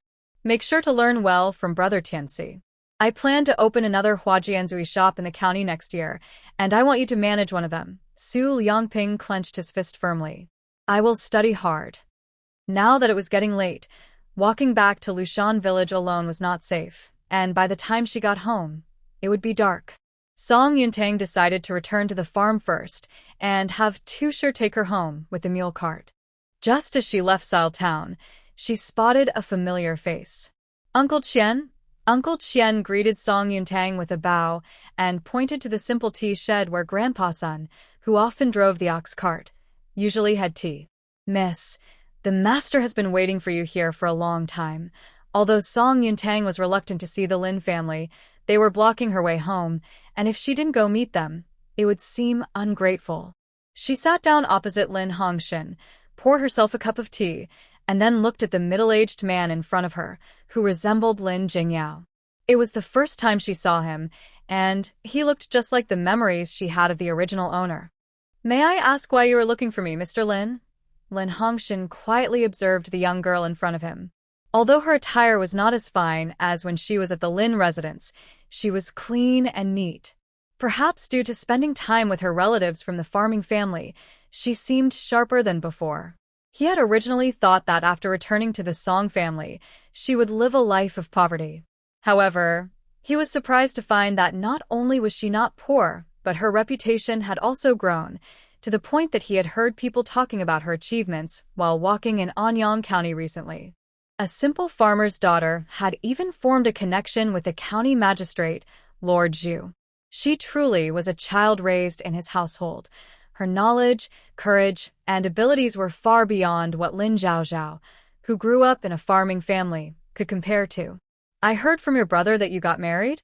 Such a big event, and you didn't even inform the family? Even though you left the Lin family, we're still your family. Song Yuntang raised her eyebrows and looked at him, saying, the Lin family was eager to cut ties with me because of Lin Zhaozhao. Surely Mr. Lin knows this, right? This old fox is pretending to be confused. Where has he been all this time? When the original owner wanted to see her adoptive parents, he didn't show his face. Now he comes to talk about family. However, the Lin family still has some influence in Town, so it's better not to offend them if possible. She continued, I know my status doesn't match the Lin family's standing, so I wouldn't dare to disturb them. Besides, I have my own family and they are handling my marriage. Lin Hongshin lightly tapped his hand on the table and looked at her, saying, before you got married, they could drive you out of Rongshu village and you think you can call them family? He expected to see sadness, pain, or regret in Song Yuntang's eyes, but there was none. The girl's eyes remained clear and bright, showing no signs of heartache. The Lin family also drove me away, didn't they? Song Yuntang put down her teacup and smiled at his evasive gaze. In these 3 years, Lin Zhaozhao frequently visited Rongshu village, and my relationship with the Song family worsened because of her. She crossed her arms. Moreover, the Song family didn't drive me away. I felt our views didn't align, so I chose to live independently for peace and quiet. This was indeed my oversight, and it brought them some undeserved criticism. Lin Hongshan looked at her, feeling that the once obedient and understanding daughter had changed a lot in these 3 years. She used to be innocent and kind. Now she is clear-headed and opinionated. She is not someone who can be easily swayed. He sighed and lightly said, "I've heard about Zhao Zhao's situation. She's still in the county jail because of her own actions." He had hoped to use Lin Zhao Zhao to connect with the Yang family in Anyang for a good marriage, but that foolish girl ruined it herself. The girl raised in a humble home has a narrow mind. She cannot compare to one who has been nurtured personally, lacking depth and often prioritizing her own interests over the bigger picture. If Song Yuntang had not left the Yuan family, with her looks, character, and grace, she would have been more than capable of being the head matriarch of the Yang family. Unfortunately, she is already married now. Song Yuntang was somewhat surprised. "This is unexpected. I thought Lin Yuanwei would blame me for not being sentimental like Lin Foran and Lin Gongzi." Lin Hongshan waved his hand, looking quite righteous. "It is us who have a past with you, not Zhao Zhao.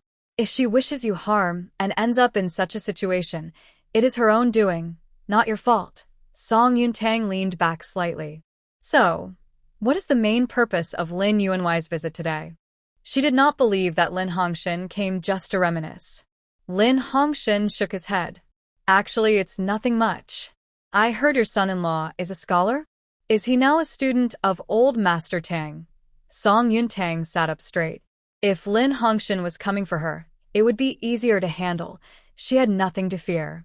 But she did not expect he was actually here for Su Qingye. He is a scholar and reputation is important. However, Su Qingye is not one to gossip. The only time it was mentioned that he was a student of old Master Tang was when Yang Linyuan asked about it, and she and Wang Hongxian were present. She certainly would not speak of it to others.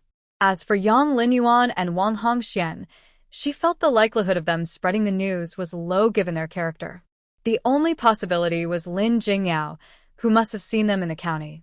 Thinking of this, Song Yuntang's tone turned a bit cold. "Did Lin Jingyao tell you?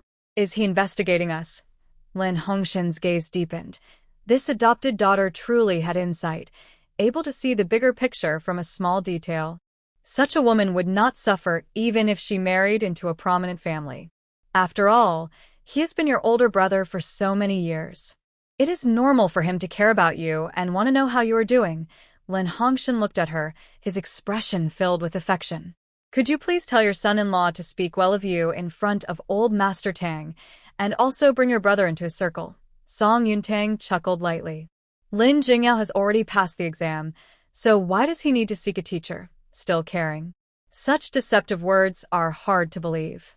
If Lin Jingyao really became a student of old Master Tang, he might even do something to undermine Su Qingye. Next August is the triennial autumn examination. Since Lin Jingyao is already a scholar, he doesn't need to participate again. But Su Qingye must take part, and with less than a year left, these matters cannot disturb his studies. Lin Hongshan shook his head and said, "Tang Lao was once a high-ranking official, serving directly under the emperor. Although he has few students, they all hold important positions and have extensive connections. If your brother gains his favor, his future will surely be bright." Old Master Tang has settled in Anyang County for 2 years. He has tried hard to speak with Tang Lao but has never succeeded, yet the man of his adopted daughter easily became his student. Song Yuntang's expression was calm. "What does his future have to do with me? Why should my husband and I help him? How can it not be related?" Lin Hongshan patiently continued to persuade Song Yuntang. "You are now a scholar's wife. If your son-in-law is valued by Tang Lao, his future will not be poor. Once your brother succeeds and holds power, you will also have a suitable status for a son-in-law." He spoke sincerely. Lin Zhao Zhao is already out of the picture. The adopted daughter is doing well now. If her husband has a bright future, he and their son can support each other, especially since he is a valued disciple of Tang Lao and is unlikely to struggle. No matter how well connections are maintained outside, they cannot compare to the closeness of family. Song Yuntang felt that the man before her was very hypocritical. If I want a status to match his, why do I need to rely on an outsider? At first, I didn't want to leave the Lin family because I valued the bond one had with my parents and brothers over the past 13 years. However, in these 3 years, Lin Jingyao and Lin Gingshi have neglected and hurt me to please Lin Zhaozhao. You and Madame Lin have avoided me, and Lin Zhaozhao has found ways to bully me in Rongshu village. She even teamed up with Huang Heyu to tarnish my reputation. You cannot claim to be unaware of these things, yet you still allow her to behave this way. People have feelings, and even if the past bond was strong, all these events have eroded it. Mr. Lin, please don't be like Madame Lin, using the fact that the Lin family raised me for 13 years to control me. The switch in status between me and Lin Zhaozhao is not what I wanted, nor is it what the Song family intended. This trouble was caused by the Lin family's maid, and I should not bear the consequences. I am also a victim. So, Mr. Lin, please do not say that I still have any ties to your family. My husband cannot aspire to be a son-in-law of the Lin family. As for having my husband speak well of me in front of old Master Tang, I won't mention it to him to avoid his displeasure. I also hope the Lin family will stop bothering us. From now on, whether the Lin family is good or bad, it has nothing to do with me. After saying this, she ignored Lin Hongshan's pale face and left the tea house, heading towards the village. Lin Hongshan had been in Sile Town for many years, and people had always treated him politely. It had been a long time since someone spoke to him so harshly, like Song Yuntang did. Now that Song Yuntang had exposed everything, he was momentarily speechless and didn't know how to respond. Fortunately, there were few people in the tea house. Otherwise, he would have lost face. Lin Hongshan placed a few coins on the table and stood up, leading Qian Bo into Sile Town. Qian Bo followed him closely and cautiously asked, "Sir, if Miss Song disagrees, what should we do next?" Lin Hongshan's expression was very serious. "Once we reach the county town, I will personally meet with Su Qingya. No matter what, we must ensure Jingyao becomes a disciple of old Master Tang." He truly hadn't expected Song Yuntang to refuse outright. Just 2 months ago, she was always at the Lin family, pursuing his 2 sons. In such a short time, how could she be so disappointed with the Lin family? What if he also refuses? Qian Bo asked again. Lin Hongshan said, "Song Yuntang has been raised by the Lin family for over 10 years. Even if she doesn't want to help Jingyao, I won't touch her. But if Su Qingya can't be of use to me, then he shouldn't expect to study smoothly." Song Yuntang returned to the village and thought for a moment before taking out paper and pen to write a letter to Su Qingya. The Lin family is concerned about his teacher, so she felt it was necessary to inform him to prepare himself. Tomorrow, Song Jingsheng and Mu Dong are going to the county town to deliver goods to Furongju and the general store, so they can take the letter along, and also bring him a stone of rice and a small bag of grains to feed the chickens. Song Yuntang sealed the letter in a piece of leather paper and handed it to Song Jingsheng. "Second brother, please help me deliver this letter to Su Qingya tomorrow. He lives in the 6th house on the left side of Luqiao Street. Also, please take a stone of white rice and a small bag of grains with you." Song Jingsheng took the letter and said with a hint of sarcasm, "You just got back from the county town, and you're already writing a letter for me to deliver. Look at your ambitions." Song Yuntang didn't know how to explain to him. "Anyway, second brother, you have to help me deliver these things." Song Jingsheng shook his head helplessly. Yes, I will definitely help you deliver them. Su Qingya is lucky to have such a thoughtful wife like you. If he dares to bully you in the future, I won't let him off easily." Song Yuntang smiled. After spending so much time with Song Jingsheng, she knew he was tough on the outside, but soft on the inside. "Second brother, Mother hasn't mentioned anything about finding you a match lately, has she?" Song Jingsheng shook his head. "No." Then he frowned, looking puzzled. "It's strange. I thought Mother would come here to scold me, but it seems like she has forgotten. Just the other day, she had elder brother bring me a new autumn shirt. I haven't even dared to wear it." Song Yuntang rolled her eyes. "You have the nerve to say I lack ambition when you have so little yourself. She sent you clothes, so wear them. Otherwise, they'll get ruined by mice." Song Jingsheng raised an eyebrow at her. "Don't you think it's odd that Mother is acting this way?" When has she ever made me new clothes without a reason? Song Yuntang remained non-committal. Maybe she has had a change of heart. Song Jingsheng still felt something was off. Did you say something to Mom when you last visited? Song Yuntang didn't hide it. I did mention that she shouldn't interfere with your marriage. Song Jingsheng became anxious. She can't do that. If she doesn't care about my marriage, how will I ever find a wife? I can't be single forever, can I? Song Yuntang glanced at him. Can't you find someone yourself? Song Jingsheng looked troubled. Where would I even look? Song Yuntang smiled. There are plenty of unmarried girls in town. You can choose any of them. Didn't Mom mention a girl who is a year older than you? Just find someone a couple of years younger, someone pretty and capable, and bring her home for Mom to see. If she remembered correctly, Muchio was half a year younger than her and 2 years and 7 months younger than Song Jingsheng, turning 16 next month. At 16, one could already get married. Song Jingsheng was almost laughing in frustration. This is ridiculous. I can't even talk to the daughters of farmers. Why would any girl in town with good qualities be interested in me? Besides, a girl a couple of years younger than me is practically your age. How could I marry someone so close in age to my sister? Don't joke around, Tanger. Song Yuntang bit her lip in exasperation. She almost named names earlier, but she didn't expect Song Jingsheng to be this clueless. At this rate, it would take a lot of effort for him to find a wife. Song Yuntang sighed.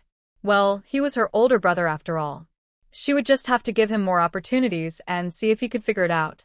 After thinking for a moment, she took out a sachet from her pocket. I made a few sachets the other day while I was in the county. I gave one to Chinsier and Tao Xia, but I forgot to give one to Muchio when I went to Yujun Pavilion. Can you take it to her tomorrow? Song Jingsheng took it. Is it really okay for me to deliver something so personal for you? Song Yuntang smiled. What's wrong with that? Just explain why you're giving it to her. Are you worried Muchio might take advantage of you? Song Jingsheng waved his hand dismissively. Not at all. Muchio isn't that kind of person. Exactly. Seeing that Tushar had already hitched the mule cart, Song Yuntang said goodbye to Song Jingsheng and ran towards the cart. The mule cart entered the village, heading straight for home. Su Wencheng, with sharp eyes, spotted them from a distance and came outside, waving at the cart. Sister-in-law is back. Jiang Shi, who was preparing to cook, rushed out with a basin. When she saw Song Yuntang peeking out from the cart, she smiled and said, I thought you were delayed by things in the county. I was wondering whether to start making your meal. Song Yuntang jumped off the cart, thinking that Song Jingsheng and Mu Dong would need to deliver goods early the next morning, so she asked Tushar to drive the cart back to the village. Mom, has everything been well at home these past few days? Everything is good, Jiang Shi said with a smile, pulling her into the yard. Have you arranged everything for Qingya? Song Yuntang nodded. Everything is ready, food, clothing, and common medicines. I even asked the aunt next door, who has worked in a restaurant, to prepare his lunch and dinner. He just needs to focus on studying. Jiang Shi patted Song Yuntang's hand with appreciation. Child, you've worked hard. Su Wencheng proudly approached Song Yuntang with a basket. Sister-in-law, this is the medicinal herb I found in the mountains based on the drawing you gave me a few days ago. Take a look and see if it's right.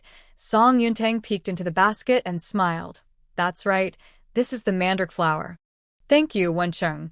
With this flower, they could make a special medicine. Su Wencheng scratched his head shyly. No need to thank me, sister-in-law. You're being too polite. Then he added, Sister-in-law, the stitches on Tiger's forehead haven't been removed yet, and I'm a bit hesitant to do it. Would you mind checking on him after you finish eating? Hearing this, Song Yuntang thought that removing stitches wouldn't take long.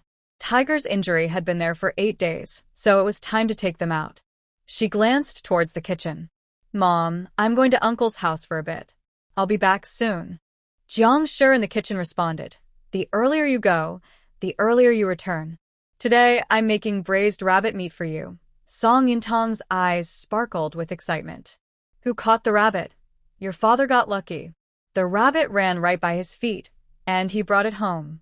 It's quite plump, Jiang said while busy. We were going to sell it in town, but your father said a dead rabbit wouldn't sell for much, so we might as well eat it. Your older cousin brought home some wild boar, so we kept half of the rabbit and gave the other half to your uncle and grandmother. Song Yuntang nodded and looked around the house. Is Dad not home? Jiang smiled helplessly. He probably went to your Uncle Goshing's house again. Your father has been keen on comparing himself to others lately, and is hardly home. Comparing what? Song Yuntang asked, confused. Jiang laughed loudly. Comparing whose daughter-in-law is better. What's there to compare? Song Yuntang said, feeling a bit shy as she picked up the medicine box. Mom, I'm going to Uncle's house now. All right, go ahead. Su Wencheng stepped forward and took the medicine box from Song Yuntang's hands. Sister-in-law, I'll go with you and help carry the medicine box. With someone willing to help, Song Yuntang didn't object. When they arrived at her uncle's house, Tiger ran out from the yard.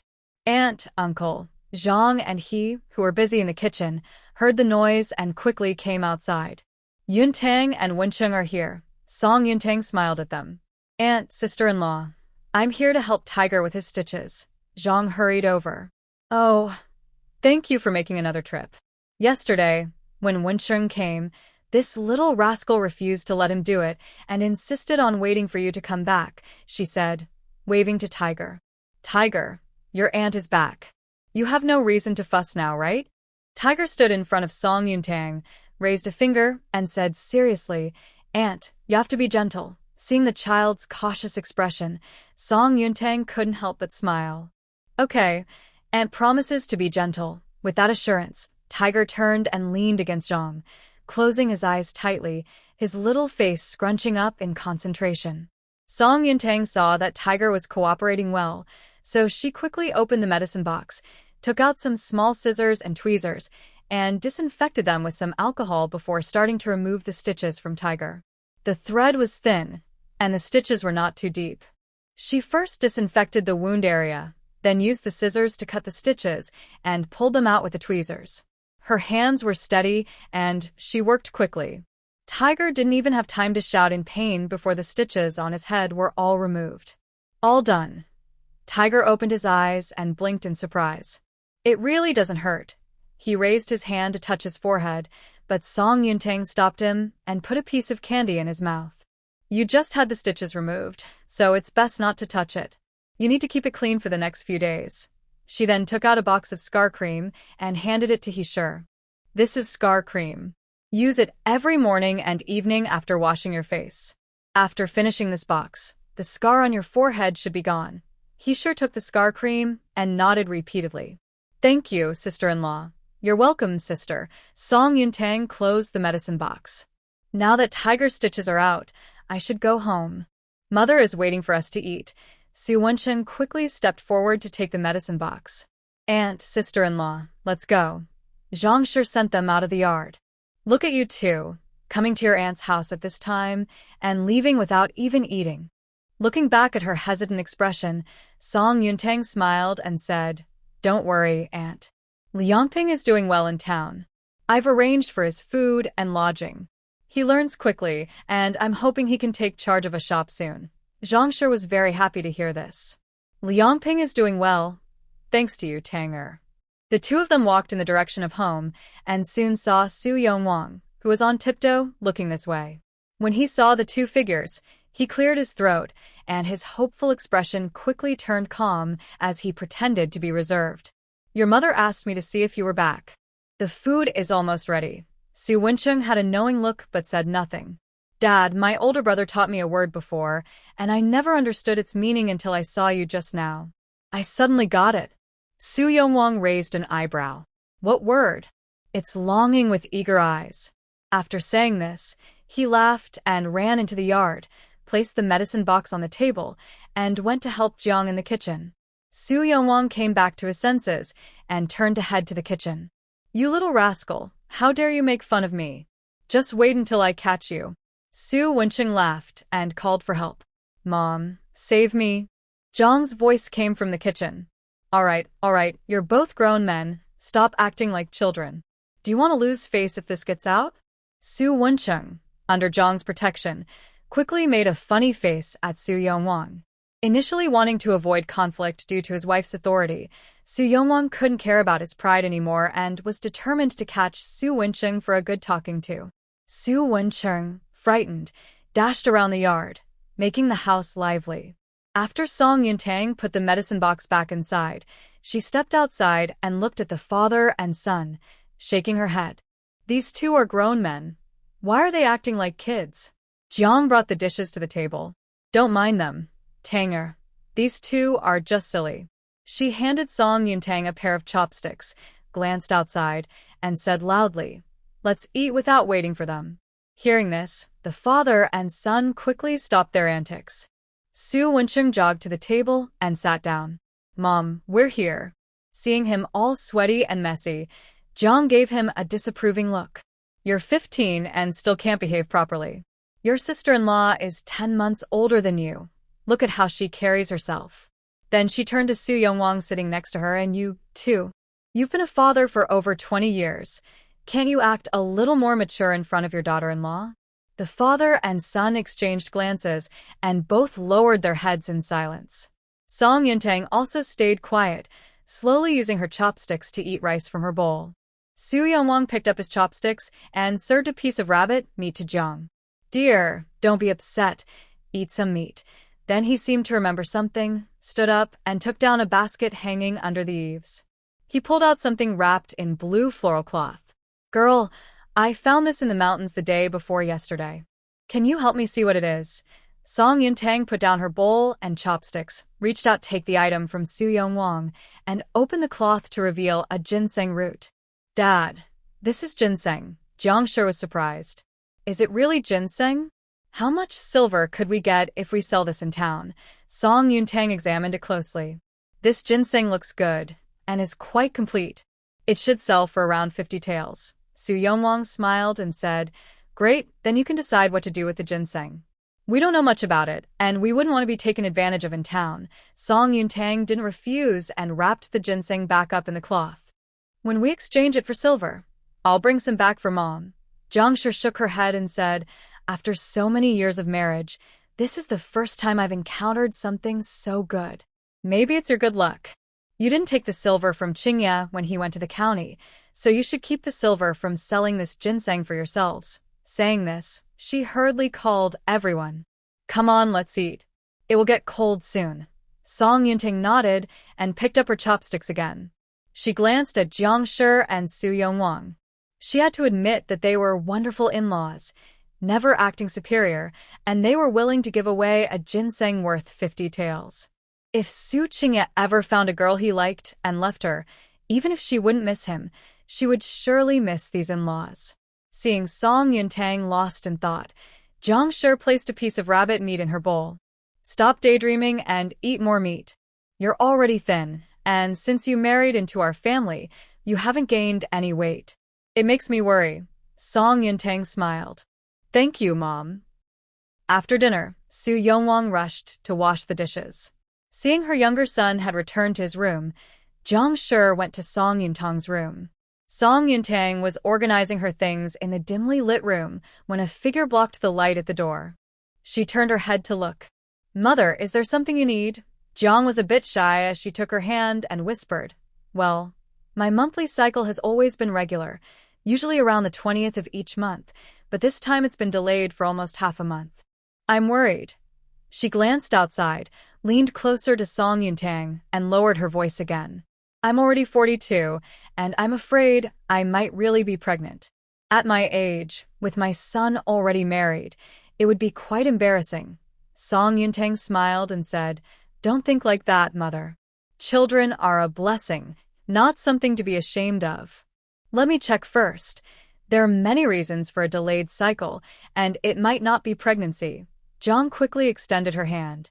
"Okay, check for me. If I really am pregnant." She steeled herself, closed her eyes, and said, "Tanger, just give me some medicine to end it." Inside, she felt very conflicted. She was worried about being pregnant and also about not being pregnant. After all, if it wasn't pregnancy, it could mean illness. Her son had just gotten married, and she hadn't even held a grandchild yet. She couldn't afford to be unwell. After a moment, Song Yuntang's expression changed to something strange. "Mother, maybe you should think about it some more?" Jiang's heart raced. Could it be? Am I really pregnant? Song Yuntang was uncertain. The pulse does feel slippery, but I can't confirm it yet. It might be too early. I'll check again in a few days to be sure. However, such a pulse could also appear before a normal cycle. Jiang looked down at her belly, unsure whether to feel happy or sad. After a long pause, she reluctantly said, "At my age, if I really am pregnant, I would be embarrassed to show my big belly in the village." Song Yuntang encouraged her. "Mother, it's quite rare to conceive at your age. If you really are pregnant, you should talk to father. After all, he is the child's father." Even though she had married Su Qingye, having children would likely take another 2 years. If Jiang really was pregnant, it might shift the family's focus away from her.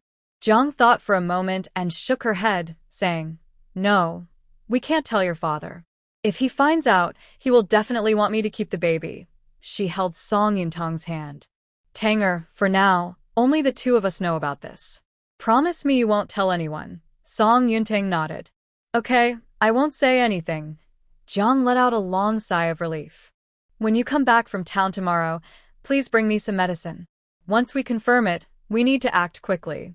Otherwise, if the baby grows bigger, I won't be able to let go." "Mom, are you really not going to discuss this with Dad again?" "No more discussions." Jiang looked at her. "I have Qingye and Wencheng, and now that you've joined our family, I feel content." She then looked down at her belly. "If I have to blame someone, it can only be this child for coming at the wrong time. If it had been 7 or 8 years earlier, I would definitely keep him." Song Yuntang noticed her reluctance. "All right, since you've made up your mind, I'll bring back the medicine from town tomorrow. Before we confirm anything, you still have a few days to think it over." Jiang nodded. "Okay, I'll go back to my room now." After Jiang left, Song Yuntang washed up, changed into clean clothes, and lay on her bed, staring out at the starry sky. Since Jiang asked her not to speak about it, she knew she couldn't tell anyone else.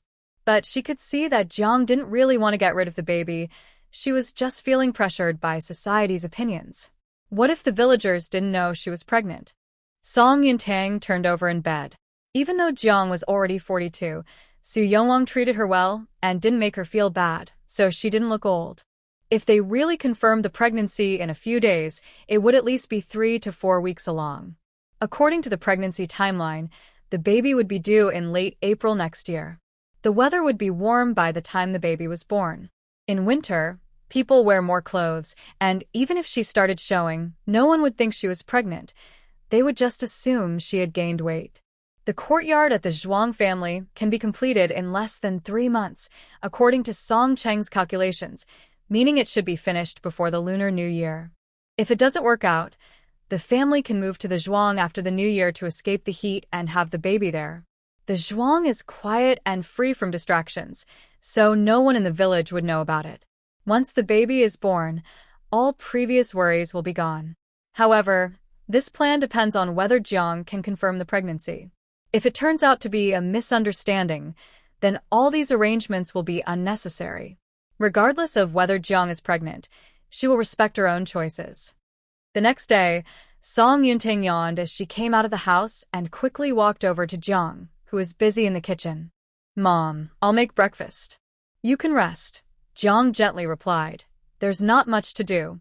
I can manage." As Song Yuntang scooped hot water into a basin, she said, "Mom, will you come with me to the town today? I want to show you my shop." Jiang forced a smile. "I'm just worried I might cause trouble. You know how my health is." She paused and added, "It might be inconvenient." "Mom, you're healthy. You won't cause any trouble." Song Yuntang checked the water temperature and added some cool water from the tank. Jiang looked at Song Yuntang, opened her mouth to speak, but seeing Su Wenshen and Su Yongwang coming out of the house, she changed her mind. "All right, after breakfast I'll go to the town with you." Su Wenshen entered the kitchen. "Sister-in-law, are you taking Mom to the town today instead of me?" Song Yuntang smiled. "Of course you have to come with us. I need your help to plant the second batch of pepper seedlings at the Zhuang. Plus, my second brother is going to the county today to deliver goods, and there's no cart to take us. It's not safe for just Mom and me to go out alone." After saying that, she carried the basin outside. Su Wenshen was taken aback, smiling at Song Yuntang. "Sister-in-law, I will definitely protect you and Mom." Su Yongwang, hearing the commotion, frowned as he looked toward the kitchen where the three were. Are you all leaving me alone at home? Jiang glanced at him and said, Who told you to not do good things all day long? Su Yonglong was confused. What have I not done well? Jiang huffed. You just haven't done good things. What else do you want me to do?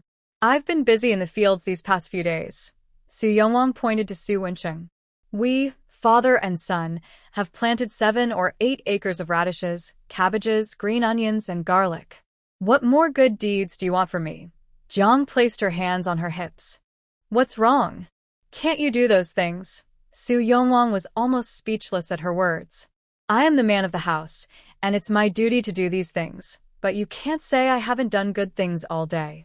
We should speak honestly. Jiang replied sharply. Yes, only you have a conscience. Su Yonglong felt a bit wronged. Wife, what's wrong with you these days? Last night you kicked me a few times for no reason, and this morning you're picking a fight with me. Is it that time of the month? Jiang felt her temper rise and quickly interrupted. Don't talk nonsense in front of the kids. Hearing the couple bickering, Song Yuntang found it amusing. She quickly washed her face and went to the kitchen to help Jiang.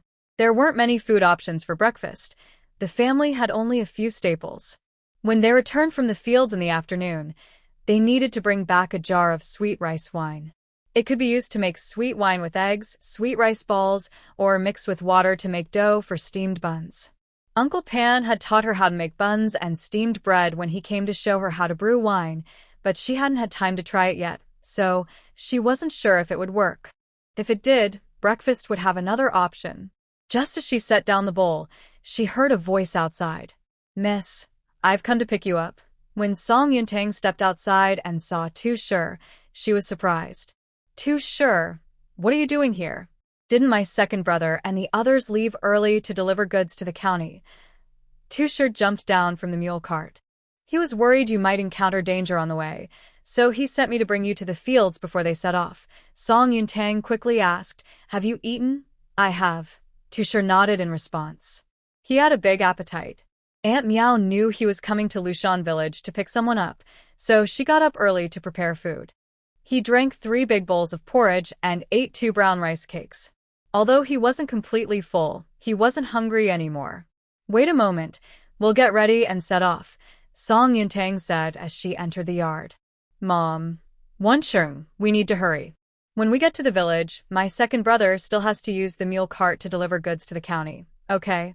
Jiang and Su Yonglong quickly cleaned the table and washed the bowls before putting them back in the kitchen and taking off their aprons to avoid delaying the important matters in the village.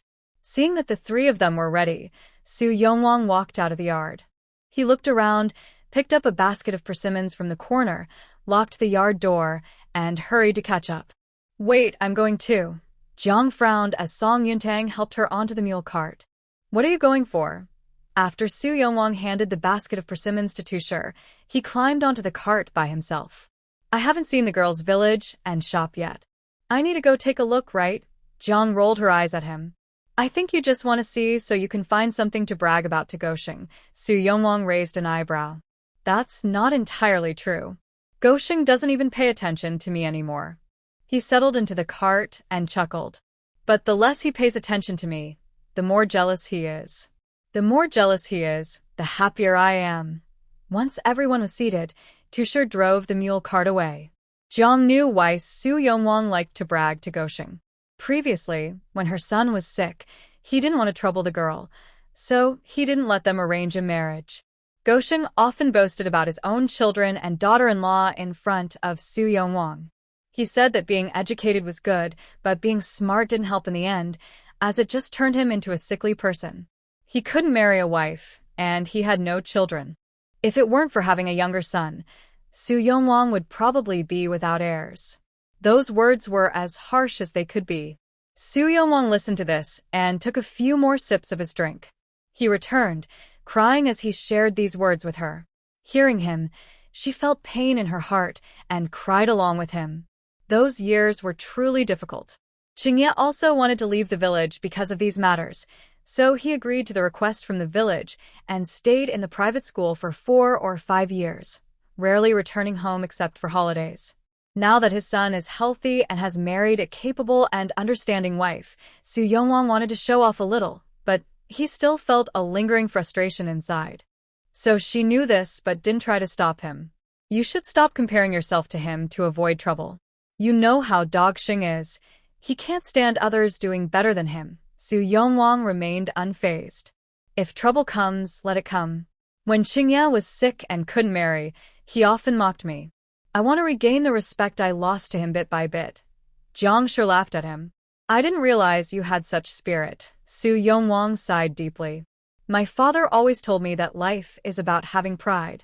After 30 years of ups and downs, it's time for me, Su Yongwang, to stand tall. Song Yuntang, listening to their conversation, curiously asked, Did Uncle Dogxing have any past issues with your family? Jiang sure didn't hide anything and explained the past grievances between the two families to Song Yuntang. Song Yuntang understood now. No wonder her father-in-law often visited his house to chat. It was because of the pride in his heart. Since our family is all here today, after I take care of the bricks and tiles at the farm, let's go to the town's clothing store to buy some outfits. Jiang Shi quickly said, Our clothes from last year are still wearable. What about you? You haven't started preparing winter clothes yet, have you? Song Yuntang had 2 sets of clothes for changing, which she made herself from fabric she bought in town for her engagement. Since the engagement was close to autumn, she chose thicker fabric. They were still wearable now, but soon they might not be enough. I do need to prepare. The clothes I wear during the day are fine, but it gets a bit chilly in the morning and evening. Song Yuntang looked at Jiang and Su Yongwang. I know that my parents and Wencheng still have clothes, but since I've come home, I haven't bought them anything. Today, I want to fulfill my wish and buy each of them an outfit. How about that? Jiang thought for a moment. It's urgent for Tanger to have clothes to wear, so buying ready-made ones is fine. We can buy fabric for our clothes to save some money. Unable to argue, Song Yuntang nodded. All right, let's buy fabric then. Jiang looked at her. Should we also make one for Qingya? Song Yuntang smiled. There's no need to worry about him. Before I came back, I bought him 2 winter outfits, a pair of winter boots and a cloak with a fur collar, along with a hot water bottle and a charcoal pot to keep him warm. Jiang felt relieved and held her hand. Since you are so thoughtful, I have nothing to worry about. Just then, the mule cart stopped, and the voice of Tu Shi rang out. Miss, we've arrived at the village. Song Yuntang lifted the curtain and jumped down from the cart, then carefully helped Jiang down. While helping her down, she placed her hand on Jiang's pulse and frowned slightly. Today's pulse seemed a bit different from yesterday's. It didn't look like a happy pulse, and she needed to observe further. Noticing her serious expression, Jiang asked, Is there a problem? Song Yuntang smiled and released her hand. Shaking her head, It's nothing. Mu Dong had arrived at the village early. Since the mule cart had gone to Lushan village, the workers in the shed hadn't arrived yet, so Song Jingxing sat with him in the yard waiting. When they saw the mule cart stop in front of the small courtyard, the two hurriedly moved things out. Seeing Su Yongwang and Jiang, Song Jingxing looked surprised. Uncle and aunt are here. Tanga asked us to come along and take a look. Jiang smiled at Su Yongwang and Su Wencheng. You two shouldn't just stand around. Hurry and help with the loading. The father and son responded and quickly went to help. Song Yuntang first took Jiang into the courtyard and introduced her to Miao. Since it was their first meeting, the two didn't have much to say, but they were both fond of the 2 children, aged 4 or 5, playing in the yard. Jiang looked at the children with a kind smile. My eldest son should have a family by now, and my grandson would be about this age. Right now, there is no sign of a grandson, but it seems she might be pregnant. It doesn't seem quite right. Miao joked, If my son-in-law married early, he wouldn't have met our daughter, would he? Jiang smiled and said, That's true. Compared to a grandson, I'd prefer Tanger. Miao glanced at Song Yuntang, who was digging up chili seedlings in the small yard, and leaned closer to Jiang, whispering, But I think the girl still seems innocent. She hasn't shared a room with my son-in-law, has she? Jiang was startled. She wasn't very good at reading these signs, but she knew some people could tell. I really don't know. Now that they are married as a mother-in-law, I can't keep an eye on their private matters. Miao lowered her voice. I see that the son-in-law cares for the girl, and she is polite to him. They don't seem to dislike each other. Since they have been married for a while, and he is young and strong, if there are any issues, they shouldn't wait too long. After all, Our girl is 7 years younger than him. We've all been through this. The longer it goes on, the harder it gets. Before, she couldn't understand why the girl's family arranged such a match, considering the girl had built a good life for herself. But seeing how attentive the son-in-law was and that he was a scholar, she began to think they were well matched. Miao spoke subtly, but Jiang understood her meaning. However, she had already talked to Xu Cui about this the morning after their wedding. She didn't know how he handled it. Now, more than 10 days into their marriage, they had only slept together once last night. Before that, they had been sharing a bed. If her son were normal, could he really remain indifferent?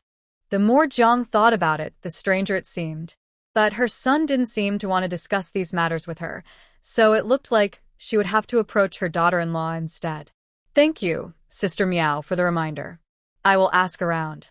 Miao said with a smile. Well, I also think the two children are a good match and wish them well. But I am just a servant, so I can't make decisions for the masters. You are the children's mother, so it's best for you to decide. After moving all the washing water onto the mule cart, Song Jingsheng and Mu Dong greeted Song Yuntang and drove away. Su Wencheng hurried over with a small hoe and asked, Sister-in-law, do we need to dig up all of these to replant them? Song Yuntang nodded, feeling a bit sore in her waist, and stood up from the ground. You and Tu Sure will take care of this. She calculated the days. Last month, her period started on the 6th day, and today is already the 5th. It seems it will arrive in a couple of days. After her last period, she had planned to take care of her health, but got busy and completely forgot. Just after sending off the mule cart, Tu Sure came into the yard and saw Song Yuntang rubbing her waist. He quickly stepped forward and took the small shovel from her hands. Miss, you don't need to work. I'll handle it. Song Yuntang didn't object and just reminded him, after you dig up the seedlings, plant them next to the pepper plants we planted before. It will make it easier to build the greenhouse later. Tu Sure nodded, okay. After washing her hands, Song Yuntang took Jiang to walk around the farm. Mom, I plan to build a brick house here. It's cooler in the summer than other places, so our family can come here to escape the heat. Thanks to you, your father and I will be able to enjoy a cooler summer, Jiang said with a smile as she walked alongside her. No wonder you said you ordered bricks. It was for building this house. Song Yuntang agreed, and, noticing they were a bit far from the small courtyard, lowered her voice. Mom, it was inconvenient to talk when we got off the mule earlier. I did find a slippery pulse last night, but today the pulse has changed. I suspect it might be either because it's still early or because my period is coming soon. Jiang looked a little surprised. Can you really diagnose a slippery pulse before your period? If someone is pregnant, a slippery pulse can definitely be detected, but a slippery pulse doesn't always mean pregnancy. Song Yuntang said, before a woman gets her period, if there is a lot of phlegm and dampness, as well as symptoms of food accumulation and heat, it is possible to diagnose a slippery pulse. We need to consider other symptoms for a proper diagnosis, which is why I told my mother yesterday that we should keep observing. No wonder. I've given birth to 2 children, so if I were really pregnant, I should feel something. But so far, I haven't felt anything at all, Jiang said, patting her chest in relief. I hope I'm not pregnant. I was really scared yesterday and couldn't sleep well all night. Song Yuntang smiled at her. I thought you would feel disappointed. At my age, I shouldn't be having children. Besides, I already have 2 sons and a wonderful daughter-in-law, so there's nothing to regret, Jiang said as she continued walking into the mountains with Song Yuntang. Tanger, tell me the truth. You and Xingye haven't been intimate yet, have you? Feeling her question, Song Yuntang found it hard to hide the truth. No, we haven't. Jiang was puzzled. What's going on? Xingye is already 23, and you are a doctor, so it can't be because you don't understand. Being asked such a personal question made Song Yuntang's cheeks warm. It's not that. We just feel it's not the right time yet. You're married and still think it's not the right time? After a pause, she added, all right, that's between you two, but your father and I are waiting for grandchildren, so don't keep us waiting too long. Song Yuntang rubbed her forehead with her finger. It would be easier if Jiang were pregnant herself, then she wouldn't have to worry about her and Su Qingye. leading Jiang to see the mountain spring, the chickens and ducks raised in the mountains, the 8 or 9 acres of yam in the fields, and the large dry land cleared for farming. When they returned to the small courtyard, all the workers in the shed had gathered. After a while, the delivery of bricks and tiles arrived. Everyone came to help, transporting the bricks and tiles to the site where the house would be built, stacking them neatly. Su Yongwang and his son, who had already planted the pepper seedlings, came to help. With more people, the work went quickly, and soon all the bricks and tiles were unloaded from the cart. A leader approached Song Yuntang with a delivery note. "Miss Song, the bricks and tiles have arrived. If the count is correct, please pay the remaining amount so I can report back to the manager." Song Yuntang nodded, checked the count, and paid the remaining 26 taels of silver, allowing them to leave. "Uncle Chung, now that the bricks and tiles are here, I'll leave the house construction to you and Brother Motzi," Song Yuntang said with a smile at Song Chung and Song Motzi. There was a lot to do for a long time ahead, and Song Chung was very happy, confidently patting his chest. "No problem, leave it to us." Su Yongwang looked at the bricks and tiles and glanced towards Jiang. "When we built our brick house back then, Jiesheng was very envious. If he knew our daughter-in-law not only has such a big estate but is also building a brick house, he might get really upset." Jiang shot him a warning look. "Don't mention this to him. It's best to keep our wealth hidden. Recently, many people learned that our daughter-in-law has servants, and some women have been gossiping.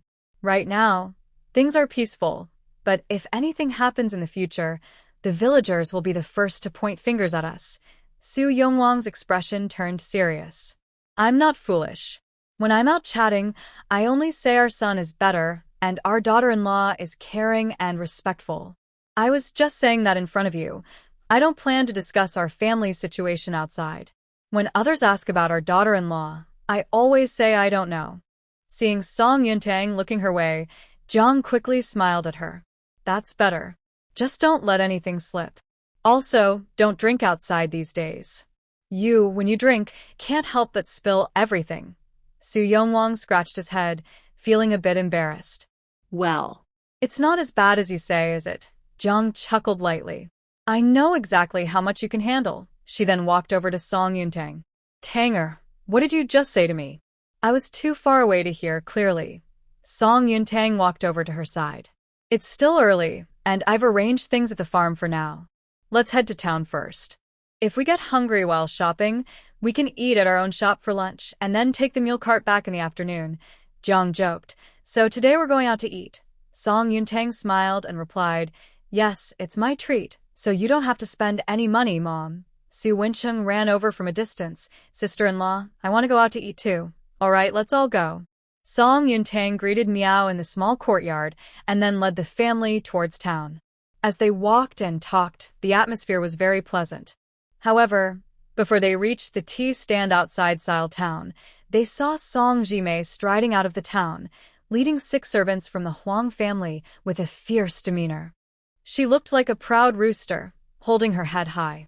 From Song Yuntang's perspective, Song Zimei's already somewhat flat face had particularly noticeable flaring nostrils. Seeing this, Song Yuntang quickly told Su Wencheng behind her, "Wencheng, you're fast. Hurry back to the farm and call some people." "Okay." Su Wencheng replied and ran back. Song Zimei didn't pay attention to Su Wencheng, thinking he was just running away from her imposing presence. Her target was Song Yuntang. It didn't matter whether Su Wencheng stayed or left. As she got closer, she waved her hand. "Grab Song Yuntang." The Huang family servants quickly moved out at her command. Su Yongwang stepped forward to protect Song Yuntang. "What are you doing in broad daylight?" Song Zimei signaled to the servants with a fierce look at Song Yuntang. "Song Yuntang, if you don't want to involve innocent people, I advise you to surrender. You've made me suffer so much before, and today, I will make you pay for it bit by bit." Seeing the Huang family servants closing in, Song Yuntang quickly pulled Su Yongwang behind her and took out a packet of powder from her sleeve. she tried to buy some time. "Huang Huyu has been in jail for half a month. How could you possibly be pregnant with his child?" Song Jimei's eyes flickered. "What nonsense are you talking about? He was framed and imprisoned by you last month, and before that, I had already entered the Huang residence." Song Yuntang said while protecting Su Yongwang and his wife as they stepped back. But that hasn't even been a month, right? Which doctor is so skilled that they can diagnose your pregnancy? She remembered moving from the town to the village in mid-August.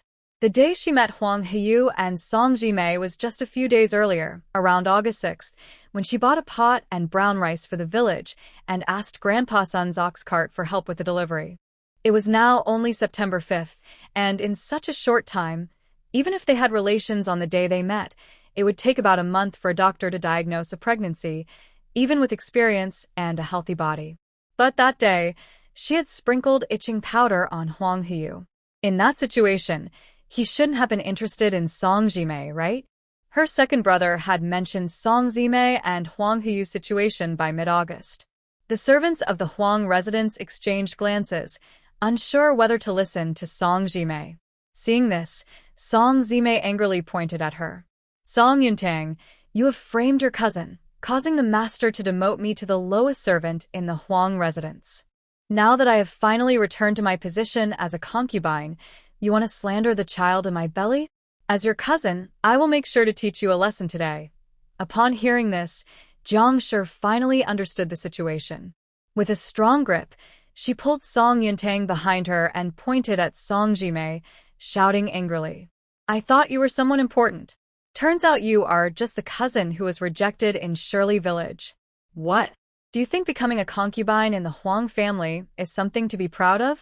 How dare you twist the truth and say our Yuntang is slandering you? Uft. You have fallen so low yourself, and you see others as bad.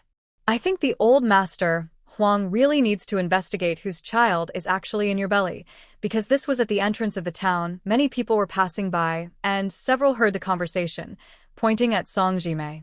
How shameless to become a concubine for someone else. Isn't that right? However, being rejected for marriage shows that she is not from a good family. Perhaps she has high hopes but low abilities and wants an easy life, so she resorts to these dishonorable means. Speaking of which, I have a relative who is a doctor. He says that a woman can only be diagnosed as pregnant after 1 to 2 months. This woman has been married for less than a month. It's uncertain whose child she is carrying. Such an unruly woman will bring trouble to whoever takes her in. Song Jimei was greatly angered by Zhang's ruthless words.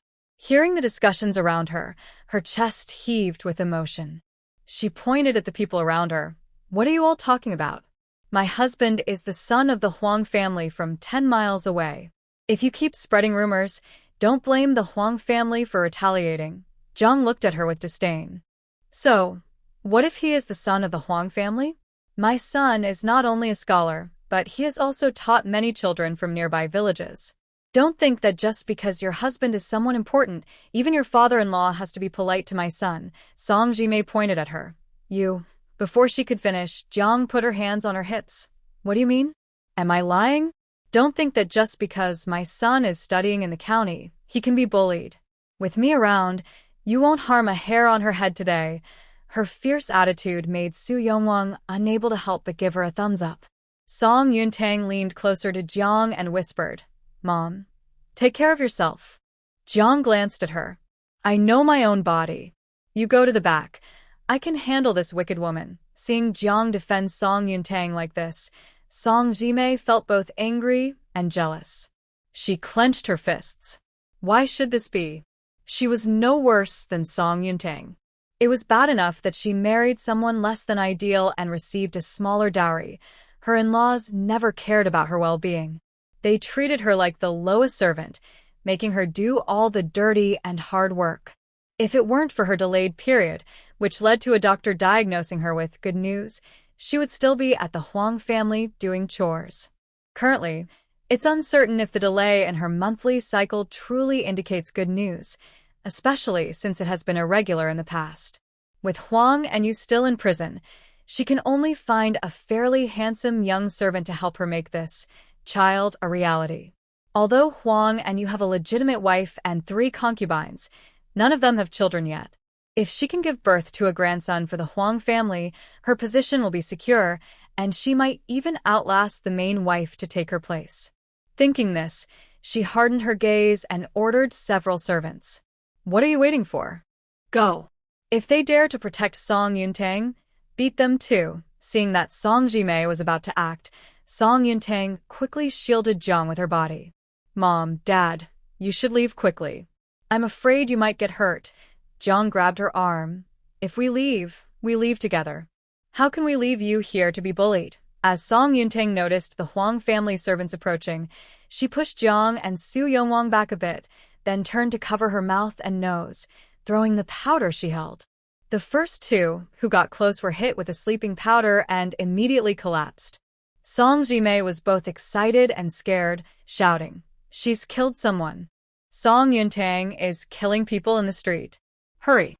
Someone catch her." Seeing this, no one dared to step forward, and everyone retreated, fearing for their own safety. Jiang and Su Yongwang were alarmed but instinctively pulled Song Yuntang back several steps. Su Yongwang even kicked the nearest servant away to protect her. Just then, Tu Shi and the workers from the village rushed over. "I dare anyone to move." There were 10 workers from Rongshu village, plus Tu Shi, making 11 in total. The 4 from the Huang family paused at the sight of this. Seeing this, Song Jimei angrily shouted, "Why don't you go? I want to see who dares to oppose the Huang family." "Song Jimei, what nonsense are you causing here?" her older cousin Song Xiaoming shouted. Song Jimei looked at her uncle's 4 sons. "Cousin, you can't favor her just because she's working for Song Yuntang now. We are cousins too, and she's bullying me. Aren't you going to do anything about it?" Cousin Song Qingren frowned. "How could Tanger bully you?" "Song Jimei, we know what kind of person you are. Don't make a fuss here." Seeing her cousins defending Song Yuntang, Song Jimei became even angrier. She pointed at the 2 people lying on the ground. "She killed someone and you still want to favor her." The newcomers in the village didn't understand the situation but instinctively felt that Song Yuntang was not someone who would act recklessly, and they all looked at her. Song Yuntang gave Jiang and Su Yongwang a reassuring look, then stepped forward with a cold smile. "How do you know they are dead and not just unconscious?" Song Jimei frowned. "Unconscious. Yes, just unconscious," Song Yuntang replied with a smile. "There were too many of you and I couldn't fight back. I couldn't just stand here and let you bully me. I'm not as foolish as you think. Do you know what the authorities would do to you for attempted violence in public? A failed attempt at violence in public can lead to punishment, exile, or corporal punishment," said Zhuangsheng, who was watching the commotion. Song Jimei took 2 steps back. "Which of your eyes saw me commit violence? I didn't even touch you." Song Yuntang pointed to the crowd watching. "So many people saw it. They can all testify for me." Looking down at her own stomach, Song Jimei suddenly smiled. "So what? You have no injuries, but I am carrying a child from the Huang family. The master won't let anything happen to me." Song Yuntang glanced at her. "Whether or not it's truly from the Huang family, you better pray that you really are pregnant." She then waved her hand. "Take them to the magistrate. The officials there will handle it." Just as Tu Shi was about to lead people forward, he saw Song Jimei turn and run towards Sile Town. "You can't catch me. I'm carrying a child from the Huang family. If anything happens to me, Master Huang won't spare you." Hearing her claim of being pregnant, the onlookers dared not stop her and watched as she squeezed through the crowd and ran away. The other 4 servants saw this and quickly scattered in different directions. Tu Shi was about to chase after them when he suddenly heard Song Yuntang's command, "Don't chase them, let them go." Seeing Tu Shi's confusion, Song Yuntang simply smiled. "The monk can run, but the temple remains." Who knows if Song Jimei will go to heaven or hell after returning to the Huang family. She will eventually face the consequences of her actions. Her words had surely planted a seed in the hearts of the Huang family servants. After Song Jimei returned to the Huang family, rumors about whether she was pregnant and if the child was of Huang blood would soon spread. 3 people make a tiger. No matter how much old Master Huang valued his descendants, Song Jimei's future would not be easy. Although Tu Shi did not understand Song Yuntang's words, he did not oppose her. He pointed to the 2 people on the ground. "What about these 2? Song Yuntang thought for a moment. "Isn't there a patrol office in town? Let's take them there and tell them everything that happened here. It will be good to give old Master Huang and Song Jimei some trouble." Tu Shi nodded, picked up 1 person, and threw him over his shoulder as he headed to town. His strength was so great that onlookers gasped and quickly made way for him. Song Yuntang turned to the others. Everyone go back to your own tasks. I doubt Song Jimei will dare to trouble me again. Be careful, Tanger. When we return, we will tell our grandparents and uncles and aunts about what happened today, Song Xiangming said before turning to join the others back to the village. Song Yuntang led her in-laws and younger brother to a clothing shop, where they bought 2 sets of clothes and 3 types of fabric. With no time to browse further, they headed straight to Huajianzue. By the time they arrived, it was noon, and the shop was busier than usual. There were 2 tables set up in the outdoor area, and several stools were placed outside for customers waiting for a seat. Seeing this, not only was Song Yuntang surprised, but Su Wencheng, who had helped out before, was equally astonished. There are really a lot of people today. The young lady has arrived. Fong Tianxi was the first to greet the visitor. Su Wencheng looked at him and asked, Brother Tianxi, do you need my help? Fong Tianxi wiped the sweat from his forehead and replied, That would be great. Liangping is busy setting up tables and chairs in the private room upstairs and could use some assistance. It was a busy time, as it had just passed noon and things were starting to ease up a bit. However, since Huajianzue was a tavern, most customers came for leisure, and they wouldn't be able to take a break until late afternoon. I'll go help him right now, Su Wencheng said as he ran upstairs. Seeing this, Su Yongwang pointed to himself. What can I do? Song Yuntang smiled at him. Dad, you don't need to worry. With Wencheng and Liangping, that should be enough. Why don't you take a rest in the backyard? Once the kitchen is less busy, I'll ask Sister Shi and Sister Xia to prepare us something to eat. Jiang Shi quickly added, Let's focus on the business in the shop. We're not in a hurry. After leading Jiang Shi and Su Yongwang to the backyard and pouring each of them a glass of water, Song Yuntang went to the kitchen to help Qin Shi fry chicken. Sister Shi, why are there so many people today? Qin Shi replied while working, Didn't the young lady promise Brother Tianxi that if this month's earnings reached 200 taels, we would get a reward and he would be promoted to manager? So, he made some pancakes this morning and divided them into small portions.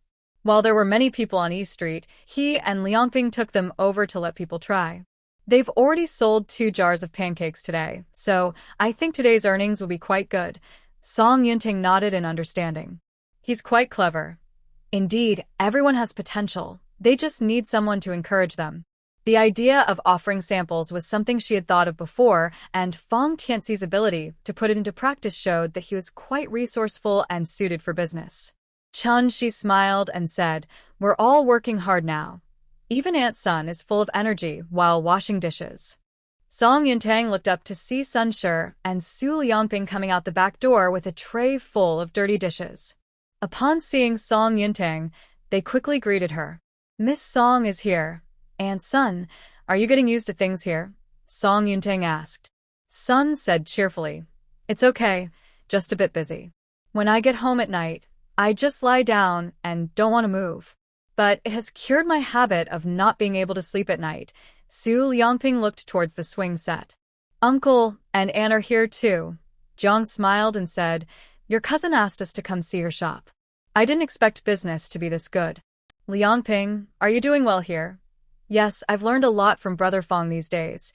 Su Liangping placed the tray next to the sink. Uncle and Aunt, I have things to do, so I won't chat for long. Jiang quickly replied, Oh, you go ahead and take care of your work. Su Liangping nodded and hurried to the front hall. Seeing this, Su Yongwang also got up and went outside the kitchen, stretching his neck to look over. Girl, what are you frying? Song Yuntang took the crispy chicken out of the oil and placed it on a rack to drain. Dad, this is crispy chicken. I'll save half for you and Mom to try later. It's really delicious. Su Yongwang wanted to eat it too, but he waved his hand and said, No need. Focus on the shop. Your mom and I can eat anything, it's fine. Song Yuntang didn't say more. She continued frying until the end, leaving half a chicken for Su Yongwang and his wife, selling the rest. At lunchtime, it was already past noon, and the family of 4 was very hungry.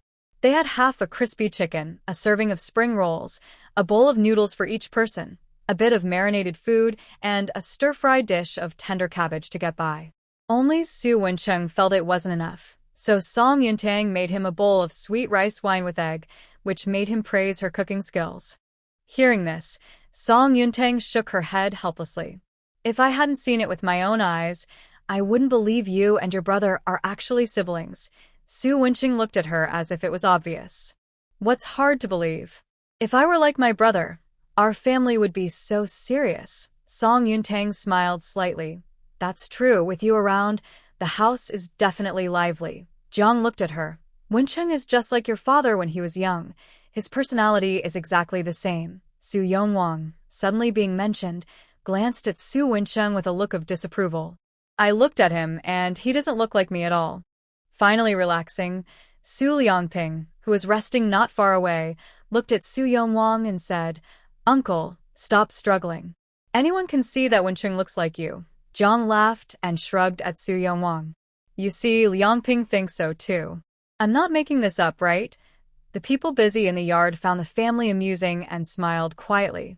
After dinner, the number of people in the shop gradually decreased.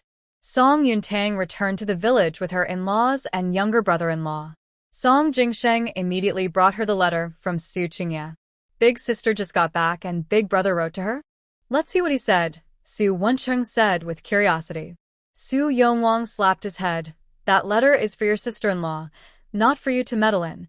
Su Wenqing rubbed his head and moved to the other side of Song Yuntang, watching her unfold the letter. However, the letter only contained 2 words. Got it, Song Yuntang blinked. She had written half a page about Lin Hongshan looking for her and advised him to be cautious. He replied with just 2 words? Was he being stingy with words, or did he have nothing to say to her? A sense of disappointment unexpectedly rose in her heart. Just then, Su Wenqing exclaimed, Sister-in-law, why did Big Brother only write 2 words? That's such a big piece of paper. He could have written a few more to avoid wasting it. Seeing that Song Yuntang was not very interested, Jiang pulled Su Wenqing aside to explain things to him. Song Yuntang folded the letter and looked up at Song Jingsheng. Second brother, did you bring back the herbs from the county today? Song Jingsheng smiled. Of course I took care of what you asked. I noticed there was still space in the granary, so I stored the herbs there. Song Yuntang nodded. After a while, I will stock up on some grain. I don't know how serious the disasters are in other places. The grain prices in Sile Town and Anyang County have increased a lot. If we need to buy more grain, it will have to come from outside, but the journey is risky. We might need everyone to go together. Song Jingsheng nodded in agreement. That's for sure. When we went to the county town, the shopkeeper's wife mentioned that the bandits near Funyo Mountain have been quite bold lately and many people's money and goods have been stolen. Song Yuntang stroked her chin. The government should find a way to deal with the bandits, right? Song Jingsheng said excitedly. They definitely need to be dealt with, but I heard that the terrain around Funyo Mountain is special. It's easy to defend but hard to attack. The mountains are steep and difficult to clear out, so for many years, the county magistrate has only managed to keep the bandits in the mountains, rarely letting them come down. Now, with the poor harvest this year, they want to come down and make some money. She turned to the man beside her. Second brother knows quite a bit. Song Jingsheng waved his hand. Oh, I don't really know much. I just heard people talking about it and asked my brother-in-law. He told us. Song Yuntang's expression became serious again. In that case, let's wait on stockpiling grain. Maybe it won't be long before the bandits are dealt with. Besides, I don't have enough silver to buy grain right now. After paying the final amount for the bricks and tiles, she still had 99 taels of silver left. She also needed to plan for the shop in the county town. Even though the harvest was poor, making money couldn't be delayed. Is your silver running low? Song Jingsheng asked. Song Yuntang shook her head. I've just had some larger expenses recently, but it's not a problem. I still have enough silver on hand for now. She then looked at him. I want to build a few adobe houses on the farm for raising pigs. Can you help me keep an eye on this when you have some free time? The workers' wages will be settled once a month, so please talk to them about it. Song Jingsheng nodded in agreement. Thinking about the matter with the young man, Song Yuntang added, I think Chong Bai is quite clever. You could ask him if he would like to work at the tavern in town. The pay there is 100 when less than making bamboo containers, but there are rewards for completing tasks in the shop each month. If he's lucky, Working there for a month could be worth 2 months' pay at the farm, and he might even become a manager in the future. Song Jingsheng quickly replied, with such a promising opportunity, he shouldn't refuse. Song Yuntang smiled. Please ask him first.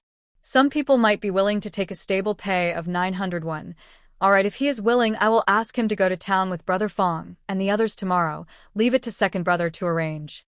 It's getting late, and we should head back to Lushan village, Song Yuntang said as she walked towards Su Wencheng. Wencheng, go harness the mule cart. We're going home. Okay? After being lectured by Jiang for nearly a quarter of an hour, Su Wencheng felt overwhelmed. When he saw Song Yuntang giving him instructions, he quickly agreed and ran off. Jiang sighed and took Song Yuntang's hand. Tanger, Qingye has always been quiet. It's normal for his letter to have little content. Don't think too much about it. She knew her son well. He was not talkative and often seemed indifferent, but his eyes and actions revealed his true feelings. If he didn't have feelings for her, even if she cured his illness, he would only compensate her in other ways and not marry her. Song Yuntang smiled softly. Mother, I'm not overthinking it. Don't worry. Although she didn't know Su Qingye's thoughts, at least her in-laws were kind, making them suitable for living together. Plus, Su Qingye seemed to be caring and understanding toward her. She understood. In life, most of the time, it's enough to be content. Perfection in everything is impossible. Seeing Su Wencheng finish harnessing the mule cart, Song Yuntang hurried to the small courtyard to grab a half jar of sweet wine, and the family got on the cart to head home. As soon as they arrived home, Jiang suddenly felt something was off. After getting off the cart, she held her stomach and went to the restroom. After coming out, she pulled Song Yuntang to her and Su Qingye's room, her eyes filled with joy. Tanger, I got my period. Song Yuntang smiled and said, Now, the worry that has been on your mind can finally be put to rest. Isn't that right? Jiang patted her chest. At my age, having a child is tough. If I really got pregnant, I wouldn't know what to do. Song Yuntang's expression was gentle. Once your period is over, I will help you with your health. Perhaps last month, with all the wedding preparations, you were too busy. Let's talk about that after my period. I'll go cook now. We had a late lunch, so let's have something simple for dinner. Jiang patted Song Yuntang's hand and turned to go to the kitchen. Watching the busy figure in the kitchen, Song Yuntang smiled and began to sort the herbs she had brought from the farm, preparing to grind them into pills. After dinner, it was already dark. After washing up, Song Yuntang lay in bed, tossing and turning, unable to sleep. She took out the letter written by Su Qingye from under her pillow and, using the moonlight, tried to read the 2 words on the paper.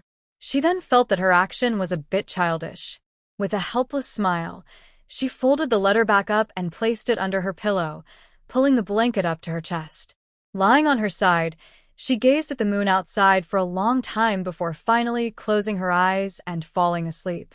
The next day, Song Yuntang woke up early. She didn't plan to go to town today.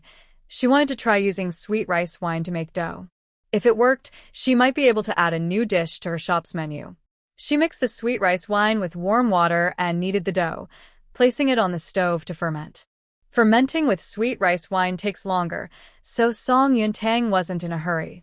After washing her hands, she continued making pills. She had been too busy lately, and the stock of pills in the shop was nearly gone, so she needed to make some more quickly. Su Wencheng was supposed to help her. Just after breakfast, Su Erniu, who was about the same age as him, came to call him. Wencheng, there are lotus roots in the pond near Dashi village. We plan to go dig some up for food. Do you want to join us? Yes. Su Wencheng hurried to grab a basket from inside. Sister-in-law, I'll help you when I get back. Song Yuntang watched him rush out. Be careful. If anyone has cut off any unwanted lotus stems, please bring them all back for me. I will, I promise.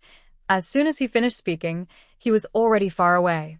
Today was the second day of Zhang's monthly cycle, so it wasn't convenient for her to go out and chat with people. She stayed home doing needlework. Hearing some noise outside, she put her sewing in the basket and stepped out. What is Wencheng doing? Song Yuntang replied while busy with her tasks. Erniu came to find him. They're going to dig lotus roots from the pond near Dashi village. Going to dig lotus roots? Zhang asked as she stretched her neck to look outside the courtyard.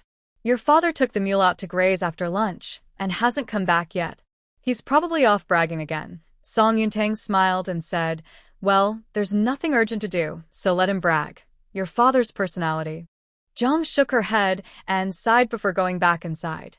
By noon, Su Yongwang returned with the well-fed mule, but Su Wensheng had not come back yet. Worried about him, Zhang placed the food on the stove to keep warm and asked Su Yongwang to check down at the foot of the mountain in Dashan village. Song Yuntang had made quite a few pills in the morning, so she took the mule and went with Su Yongwang. Dad, is that pond at the foot of the mountain very big? It hasn't dried up even after such a long drought this year. Su Yongwang replied, the lotus pond is about 2 to 3 acres in size, around 1,800 square meters, and the deepest part is estimated to be about 2 zhang, 6 meters. There's a spring at the bottom, and it's on the shady side, so even if it doesn't rain for a year or two, it probably won't dry up. Song Yuntang understood. So that's how it is. Rather than calling it a pond, it was more like a small lake. Su Yongwang looked at her and said, but the pond doesn't have good feng shui. Many people have drowned there, so usually people don't dare to go near it. With the pond being that deep, accidents could happen. Song Yuntang felt a bit worried. Then why does Wensheng still go to that pond? Wensheng is a good swimmer. As long as he stays away from the middle, the water is about half a zhang, 1.6 meters deep on the sides, and in some places it's even less than that. He should be safe. Even so, Su Yongwang knew that Su Wensheng was not careless, but the fact that he hadn't come home yet made him uneasy. Su Yongwang, where are you taking your daughter-in-law? A woman from a nearby house, cracking sunflower seeds by her door, asked as she glanced at them. Her eyes briefly scanned Song Yuntang, and the corner of her mouth lifted slightly, giving her a charming look. No wonder Su Yongwang boasted about her around the village. Su Yongwang has always been a kind-hearted person without any hidden motives. When he heard the aunt's question, he smiled and said, Wensheng and Erniu went to the lotus pond to dig lotus roots. We're going to take a look and ask him to come home for dinner. Cheng, spitting out the pumpkin seed shells, said with a hint of malice, Wensheng isn't the type to play around. He still hasn't come back. Something bad hasn't happened, has it? Hearing this tone, Su Yongwang suddenly felt annoyed. Don't talk nonsense, he's fine. Cheng looked at him sideways. I'm just saying. Why are you getting angry at me? Besides, my words aren't baseless. Who knows if your eldest son has taken away your youngest son's luck? I need to find out who made up this nonsense, Su Yongwang said, wanting to argue further, but Song Yuntang grabbed his arm and whispered in his ear, Dad, we need to find Wensheng first. Once they find Wensheng, the rumors will be proven false. Hearing this, Su Yongwang calmed down, snorted, and quickly led Song Yuntang toward Dashan village. Cheng watched the couple walk away, put the pumpkin seeds back in her pocket, and brushed off the dust from her hands. A newly married daughter-in-law can control her father-in-law so easily. The world is really changing. Su Yongwang and Song Yuntang kept walking, crossing a small path over the hillside until they reached the lotus pond.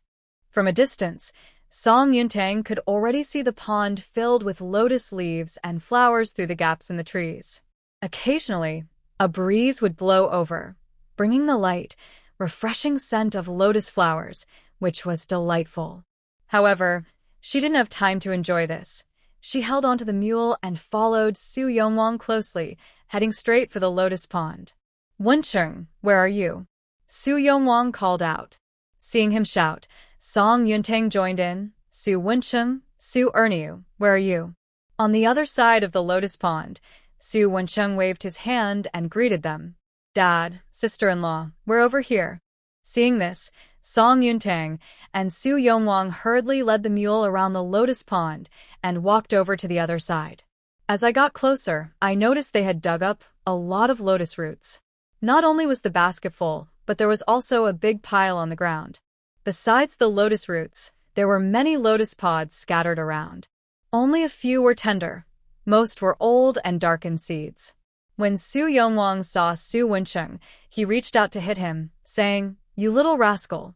It's already noon, and you didn't come home for lunch, making your mother worry. Su Wensheng, with his wet clothes sticking to him, didn't dodge but smiled shyly.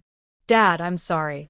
I got so carried away digging with Ernyu and Changzhen that I lost track of time and made you, Mom, and my sister-in-law worry.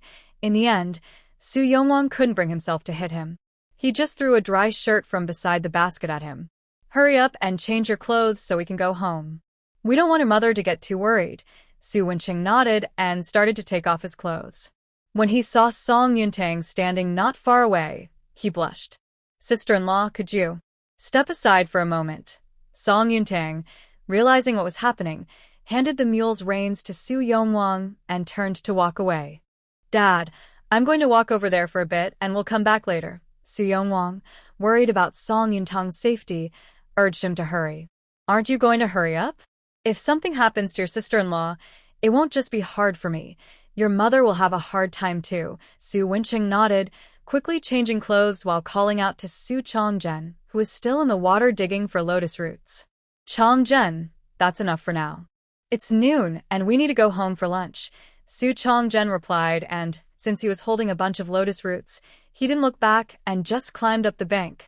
Su Ernyu finished changing and glanced at Su Changzhen, nearly stumbling back in shock. Changzhen, what are you holding? What else could I be holding? Of course, it's lotus roots. Just as Su Changzhen climbed ashore, he casually looked at the bundle of lotus roots in his arms.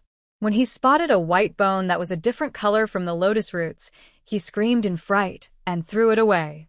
He stepped back in fear and fell back into the lotus pond. Fortunately, the water was not deep, and after Su Changzhen got up and cleaned the mud off himself, he carefully walked over to the others. Song Yuntang heard the commotion from a distance, frowned and called out, What happened? Su Wenqing and Su Ernyu quickly urged Su Changzhen to change his clothes. Sister-in-law, Changzhen found a bone in the water. You should stay back so you don't get scared. A bone. Song Yuntang turned to look but couldn't see what was happening from her spot. Have you changed your clothes? Su Wenqing replied, Yes, we have. Song Yuntang walked back to where everyone was. Where is the bone? Su Wenqing pointed to the white bone on the ground and asked nervously, Sister-in-law, could this be a human bone? I heard that many people have drowned in the lotus pond before. Song Yuntang stepped forward, reached for the white bone, and even though Su Wenqing and Su Yongwang tried to stop her, she calmly picked it up. After examining it, she found her answer. She managed a faint smile. Don't worry, this is not a human bone. It's a cow bone. Hearing this, everyone let out a sigh of relief. You really scared us. Song Yuntang glanced at them. You all clean up the area. I will go bury the bone to avoid scaring anyone else who doesn't know. After saying this, she turned and walked towards a nearby hillside with the bone.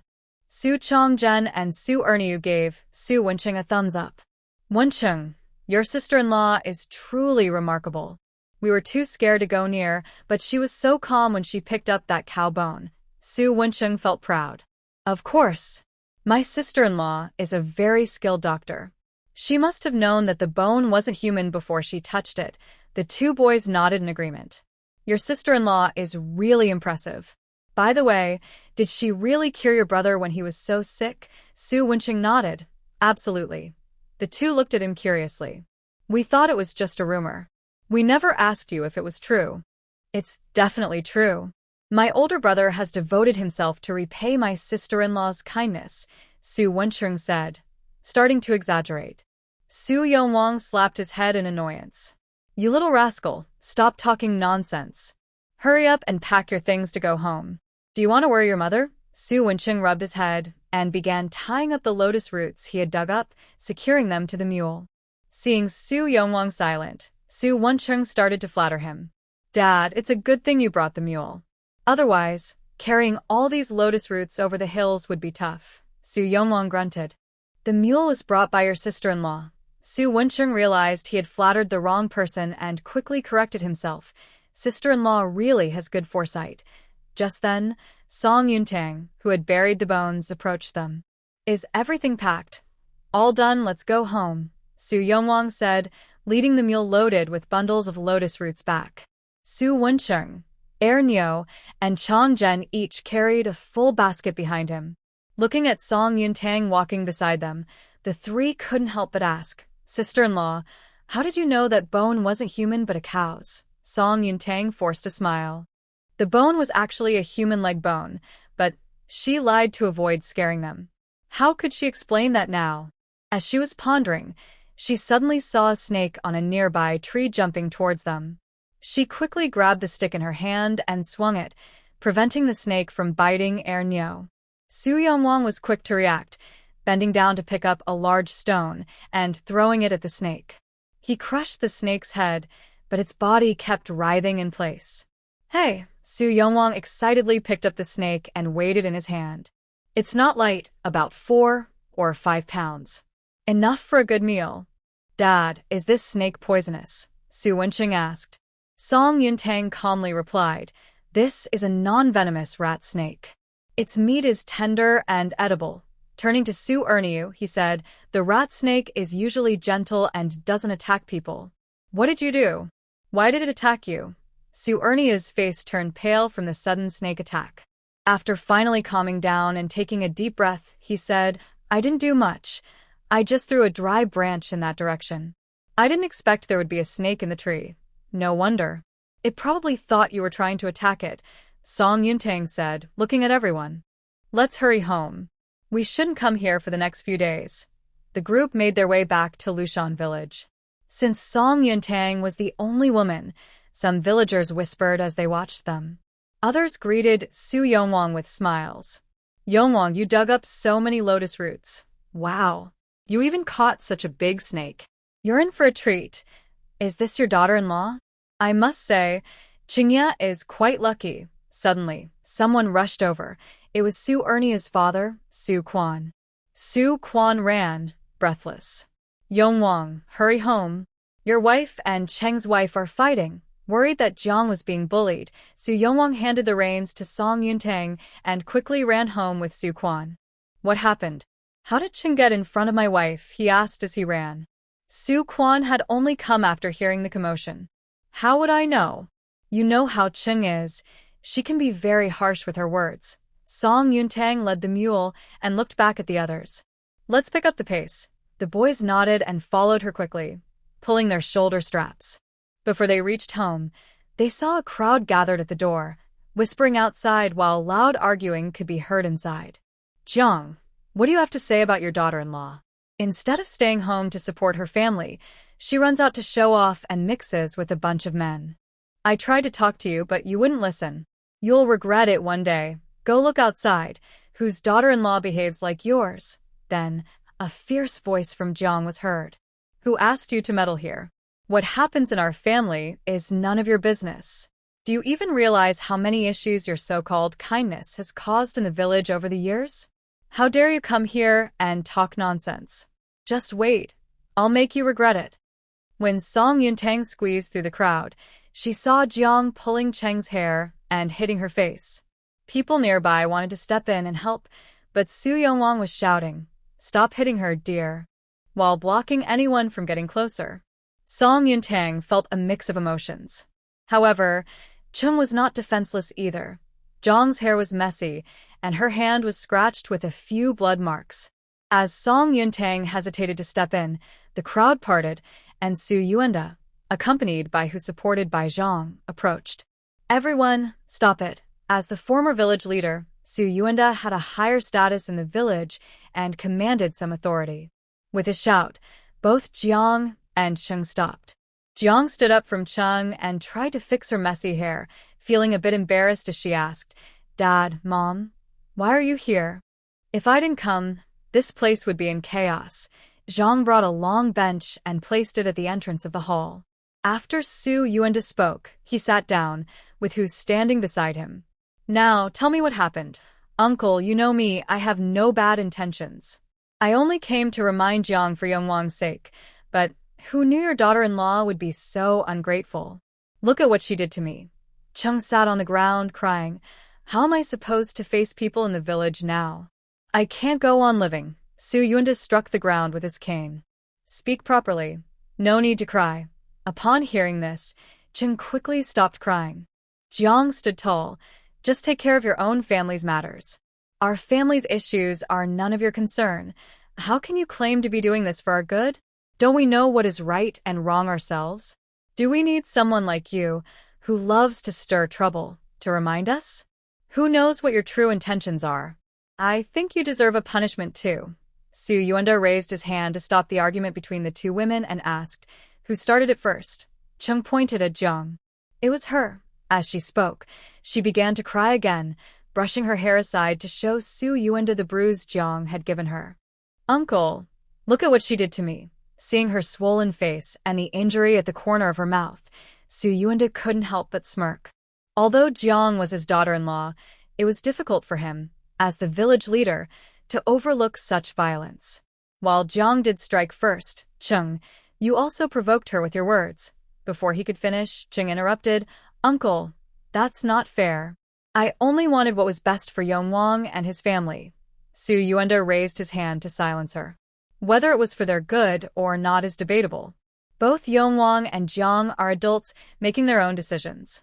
Since your aunt and I divided the eldest and second children, we rarely interfere in their family matters. What right do you have to meddle? Chung had no response. If even their own parents didn't get involved, she, as a distant sister-in-law, certainly had no right to intervene. Xu Yuanda continued, neither of you is innocent. Given that Jiang struck first, her family will be responsible for your injuries. As for you, after slandering Song and provoking Jiang, you must apologize to my granddaughter-in-law and daughter-in-law in front of the whole village. Chung huffed, clearly unhappy. I'm not wrong. I won't apologize. Jiang wasn't going to let her off easy either. If she won't apologize, then I won't take care of her injuries. Xu Yuanda struck the ground with his cane again. Do you think that now that I'm no longer the village leader, my words don't matter? Chung softened her tone. Uncle, I really didn't do anything wrong. After a brief silence, Xu Yuanda looked at her and said, since you believe you are not at fault, you can go home. I will visit your family to talk to Xing later. Chung felt a tightness in her chest. Why does Uncle want to speak to my husband? Who, standing behind Xu Yuanda, replied, since you can't control your own words, and Xing is the head of your family, he has the responsibility to manage his wife. Haven't you meddled enough in other families' affairs over the years? Which family hasn't been disturbed by your misguided kindness? Thankfully, Jiang isn't easily swayed. Otherwise, our family would be in chaos again because of you. Chung felt wronged. Aunt, how can you say that about me? Ask yourself honestly, did you have any basis for what you said in front of my daughter-in-law? My granddaughter is still so young. She grew up in a respectable family, and you must have heard about their rules. Doesn't she understand honor and decency better than you? Why does she seem like a different person when you talk about her? If your own eyes are clouded, you'll see everything is dirty. Seeing who getting worked up, Zhang quickly reached out to comfort her. Chung, as someone who came to Lushan village the same year as you, I must say, Tanger is only 16. She was pure and innocent when she married into my brother's family. What you said in front of my sister-in-law was indeed excessive. If you had said it in front of me, I would have slapped you. Seeing the crowd's stance, Chung sat on the ground, crying out for help. You all are bullying one woman. Who will stand up for me? Xu Yuanda stood up angrily and said, Chung, if you keep causing trouble, I will have someone take you to find Xing right now. Hearing this, Zhang was the first to step forward and called out to the other two women in the crowd, Suelian Lin, come help me. The two responded and came forward to escort Ching out of the yard.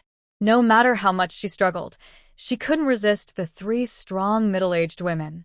After Xu Yuanda and the others left, the villagers followed to see what would happen next. The yard was left with only Su Yongwang's family, Hu and Su Erniu and Su Chongzhen, who were standing not far from the entrance, holding a basket and leading a mule. Seeing that everyone had left, Su Wencheng hurriedly went forward to lead the mule and called his two friends inside. Song Yuntang ran into the house first to get the medicine box and carefully treated Zhang's injuries. After all, she had fought with Cheng because of her, so she felt some responsibility for the situation. Mom, I caused you trouble, Zhang quickly replied. This isn't your fault. It's that Cheng who meddled and spread rumors. You saw how she looked earlier. I've already helped you get back at her. Don't take it to heart. We should eat and drink as usual, who also chimed in, "Your grandfather has gone to find Cheng's husband. Your uncle Xing Sheng is a man of principles, so I believe your Aunt Cheng won't dare to cause any more trouble for a while." Song Yuntang smiled at both of them. "Thank you, Mom and Grandma, for trusting me. We've lived long enough to understand things," Hu said, standing up. "Since the matter is settled, I'll head back now." "Thank you for coming, Mom," Jiang said, looking at Su Yongwang. "Go see her off." Su Yongwang quickly stepped forward to support Hu's arm. "Mom, I'll walk you home." Su Wencheng and the others had already dumped the lotus roots and pods in the yard, creating quite a large pile, which they estimated weighed around 100 pounds. Jiang shot Su Wencheng a glare and said, "You little rascal, if you hadn't delayed your return, we wouldn't have had so many problems." Su Wencheng stood obediently to the side. "Mom, I know I was wrong." Su Erniu and Su Chongzhen, knowing they were also involved, stood quietly beside him, not daring to speak. Jiang thought about how the kids had been working in the water all morning and must be hungry, so she didn't have the heart to scold him further. "The food is on the table. Erniu and Chongzhen can eat at my house too. After you finish, take some lotus roots home." Su Chongzhen and Su Erniu quickly nodded. "Thank you, Aunt." After a moment, Jiang bent down to pick up a lotus root. "The lunch might not be enough, so I'll stir-fry another dish with this lotus root." She turned to Song Yuntang and said, "Tanger, please serve the rice. The lotus root will be ready soon." "Okay, coming right away." Song Yuntang put away the medicine box in her room and then went to the kitchen to serve the rice. By the time Su Yongwang got home, the dishes were already on the table, waiting for him. He sat down and picked up his chopsticks. "Let's eat. We can talk about other things after we finish." The three boys, probably hungry, quickly started eating. Seeing this, Jiang sure added 2 servings of vegetables to each of their bowls. "Don't just eat rice. Make sure to eat some vegetables too. I didn't expect 2 extra people for lunch today, so there might not be enough food."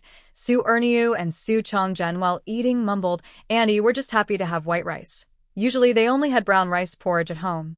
On holidays or special occasions, their mother would cook brown rice for them. They rarely got to eat white rice, maybe just a few times a year. They were surprised that Su Wencheng's family had such good meals, with white rice at every meal. After finishing their meal, Su Wencheng and his 2 friends went to the yard. They had harvested too much lotus root today, and if they took it all home, they wouldn't be able to finish it. They decided that each would take about 20 pounds home, and the rest they planned to sell in town tomorrow using Song Yuntang's mule cart. Since they were doing something important, Song Yuntang naturally wouldn't mind lending them the cart. Anyway, the mule cart wasn't needed on the farm these days, and she didn't plan to go out tomorrow. She could go to town the day after. It was a good opportunity to make more medicine during her free time. She wondered how the businesses at Taoxia Pavilion and Wanquanxi were doing. Based on the previous business at Yujun Pavilion, the other shops at Taoxia Pavilion should be running low on medicine soon. While Jiang Shi was cleaning the kitchen, Song Yuntang helped Su Yongwang by skinning and gutting the snake they had found on the mountain. However, she was a bit afraid to handle the snake, so most of the time, she just passed him water and tools. Su Yongwang did most of the skinning and gutting himself. Once the snake was cleaned, she went to the vegetable garden and cut a large bunch of chives. After washing and chopping them, she stir-fried them with eggs. After wiping the table in the main room with a clean cloth, she sprinkled some flour on it and took out the prepared dough to knead and release the air. Once kneaded, she divided the dough into small portions, making some into buns filled with chives and eggs, while the rest were shaped into plain steamed buns. Looking at the big, fluffy buns, Su Wencheng couldn't help but swallow. "Sister-in-law, is there anything you can't do?" Song Yuntang smiled lightly. "There are many things I can't do." "Like what?" "I can't swim." As she spoke, she placed the finished chive and egg buns and the plain buns into the steamer. After adding water to the pot, she set the steamer on top for a second rise. Su Wencheng followed her closely, ready to help whenever he saw she needed it. "It's a pity you're a girl. If you were a man, I would definitely teach you how to swim." Song Yuntang couldn't help but laugh. "If I were a man, we might not even have had the chance to meet." "That's true." Su Wencheng scratched his head. "If you were a man, my brother definitely wouldn't marry you." so we wouldn't know each other, and I wouldn't be able to teach you how to swim. Su Yongwang, resting in a chair, heard the conversation from the kitchen and raised his hand to shield his eyes. How did he end up with such a silly son? Jiang, who was sewing in the room, also felt a headache coming on. This younger son, did he leave all his common sense behind when he was born? Fortunately, Tanger is patient and willing to talk to him. If it were her, even if it was her own son, she wouldn't be able to tolerate it. After the second rise of 15 minutes, Song Yuntang saw that the buns had all puffed up, so she started the fire in the stove. Seeing this, Su Wenqing quickly urged her to step aside. Sister-in-law, let me do it. Song Yuntang didn't refuse. Steam for 2 minutes after the water boils, and don't open the lid right away. Let the buns sit for a bit, so they won't collapse. Su Wenqing patted his chest in assurance. Don't worry, sister-in-law, just leave it to me. Song Yuntang nodded and continued to make her medicine. After a quarter of an hour, the fire in the stove went out. The aroma of steamed buns mixed with chives and egg filled the entire yard, reaching even a few nearby neighbors. Auntie, what delicious food are you making? A young woman asked at the door, holding a 3- or 4-year-old child. The child looked thin and timid. Seeing the visitor, Jiang smiled and said, It's my Tanger making buns. The fire just went out. I'll get one for Xiaohua. The woman quickly pulled a coin from her patched purse. Annie, it's really because Xiaohua smelled the food and started drooling that I brought her here. We won't take it for free. We'll buy one to satisfy her craving. Jiang declined. No need, you have it tough too. This bun is my treat for Xiaohua. The woman insisted on putting the coin in Jiang's hand, saying, Auntie, please take it. Otherwise, I won't take the bun. Jiang had no choice but to accept the coin. She handed a bun to the little girl, placing it in a bowl because it was too hot. Auntie, we'll take this bowl home first. After Xiaohua finishes eating, I'll wash it and return it to you, the woman said. Jiang quickly replied, Okay, you can take it. The woman thanked her and led Xiaohua back home. Jiang watched them leave with a sigh, then turned to Song Yuntang. Fong Miao is also a pitiful person. Although life was poor before, their family was still harmonious. Her husband is an orphan who grew up on others' kindness. After they married, he worked hard. If he hadn't broken his leg while hunting 2 years ago, their lives would be much better now. When her husband hurt his leg, he became depressed for a while, and Fong Miao had to support the family with her embroidery while taking care of a 1- or 2-year-old child. Now her husband isn't seeking to end his life anymore, but he spent a lot on medical treatment before. The family struggles to afford food and necessities, often facing empty cupboards. Song Yuntang listened quietly, without speaking. Everyone has their own fate. Some people are born with a silver spoon. Some people are born to experience the hardships of life. These things are truly beyond our control. Su Yongwang, while rocking in a chair, quietly said, If we must blame someone, it should be Gui Shi for not handling things well. A few years ago, Fong Miao had to take care of him and the children. During busy farming seasons, she had to work in the fields, and when things were quiet, she still had to make handkerchiefs. Life is already so hard, and he still causes trouble now and then. Even though it's sad he broke his leg, he really shouldn't add to Fong Miao's worries. Jiang glanced at him. If this were your situation, you would be more careful. Su Yongwang sat up and looked toward the kitchen. Why are you bringing me into this? Isn't it easy for you to say? Jiang asked. When will you go find out about Cheng's situation? I'll go right now. After saying this, Su Yongwang stood up and hummed a little tune as he left. Jiang placed all the steamed buns and dumplings into a bamboo tray and walked out of the kitchen. Tanger, your buns look even better than the ones we buy in town, so round and plump. Song Yuntang, who was making pills under the eaves, smiled lightly, but didn't look up as she focused on her work. I made a lot today, and we can't eat them all at once. Should we send some to Grandma and Uncle's family? 26 buns and 15 dumplings. No matter how much a family of 4 can eat, it would take them a day or 2 to finish. Okay, I'll pack some up and ask Wenqing to deliver them. Jiang placed the bamboo tray on the table and took 2 pieces of oil paper. She wrapped 2 buns and 2 dumplings in one, and 3 buns and 3 dumplings in the other. Wencheng, take some buns and dumplings to Grandma and Uncle's family. The smaller ones are for Grandma, and the larger ones are for Uncle since he has a bigger family, so I added a couple extra. Got it. Su Wencheng grabbed the food and ran out of the yard.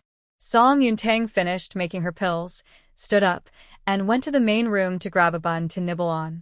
The white flour was fragrant and slightly sweet. Kneading the dough was indeed hard work, but it tasted much better than what she bought in her past life. After finishing the bun, she took a dumpling, broke it in half, and handed one half to Jiang. Mom, you should try this too. Jiang took a bite of the chive and egg bun. It's delicious. The dough is fluffy and chewy, and the chive and egg filling is just right, not too salty or bland. Song Yunting nodded. It seems we can add another dish to the shop. Jiang looked at her. Is it buns? Song Yuntang shook her head. It's pan-fried buns. Buns and steamed buns are not unique enough. In her memory, she hadn't seen anyone selling pan-fried buns in the town or county. This would be the first from her, and it should attract some customers to the shop. Jiang was puzzled. What are pan-fried buns? Once we finish the buns and steamed buns we made, I'll make some for my mother to try. After saying this, she took another bite of her bun. With half a bun and a whole steamed bun eaten, dinner was basically settled early. Su Wencheng, who had delivered buns to 2 families, returned home and immediately grabbed a bun to eat. He hadn't eaten enough at noon, and he was already feeling hungry before dinner. After eating 2 buns and 1 steamed bun, he felt less hungry and washed his hands to help Song Yuntang outside. Su Yongwang had been out for a stroll for half an hour and returned home excitedly. Wife, Cheng was hit by Xing Sheng. Did he ask us for medical expenses? Jiang asked. Su Yongwang shook his head. No, Xing Sheng said it was Cheng's fault and it's not our concern. After hearing this, Jiang smiled and pointed to the main room. The buns are still warm. Would you like to try some? The kids have already eaten, so they probably won't be hungry tonight. I won't cook dinner. Rarely did Jiang treat him kindly today, which made Su Yongwang happy. Okay, I'll go try some. At night, Song Yuntang lay in bed and suddenly felt a warm sensation beneath her. She quickly got up, grabbed a basin, and went to the kitchen. She hoped to find some hot water, and to her surprise, there was a full pot of warm water on the stove. Jiang, having heard some noise in the yard, came outside wearing a coat. Tanger, are you in the kitchen? Mother, it's me. Hearing the voice, Jiang picked up the oil lamp and went to the kitchen, finding Song Yuntang scooping water. Have you started your monthly cycle? Song Yuntang looked a bit surprised. How did you know, Mother? Jiang adjusted her shawl. I didn't remember at first, but Qingye reminded me before he left. He said to pay attention if you came back at the beginning of the month. So, for the past few days, I've been heating water before you sleep, just in case you need it at night. I made sure to keep extra, so it wouldn't cool down too quickly. Although she hadn't been in this family long, she had to admit that the Su family treated her well. If Su Qingye ever found someone he liked and had to leave her, she would still miss his parents, even if she didn't think of him. After all, not even one's own family could always be this caring. Mother, you're so kind, she said sincerely. Jiang smiled and patted her arm. Now that you call me Mother, I should treat you well. Go wash up, and after you're done, get some rest. Leave the clothes. I'll wash them for you in the morning. You mustn't overdo it at this time, and definitely avoid cold water. Song Yuntang looked at her. Mother, you're also having your monthly cycle. Jiang waved her hand and picked up the oil lamp from the stove. It's fine for me. Ever since I had 2 children, it hasn't been as hard. Song Yuntang carried the basin outside.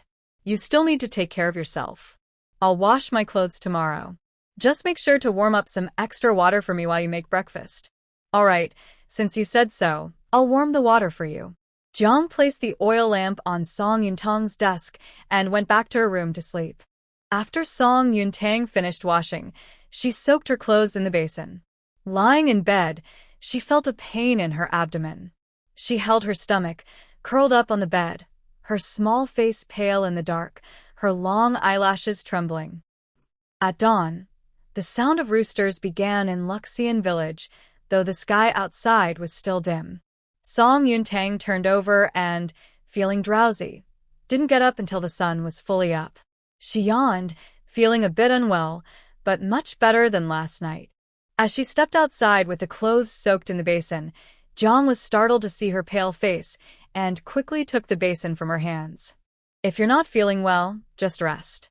There's nothing urgent at home, so you don't need to push yourself. Song Yuntang reached out to take the clothes back to wash, but Jiang didn't let her this time.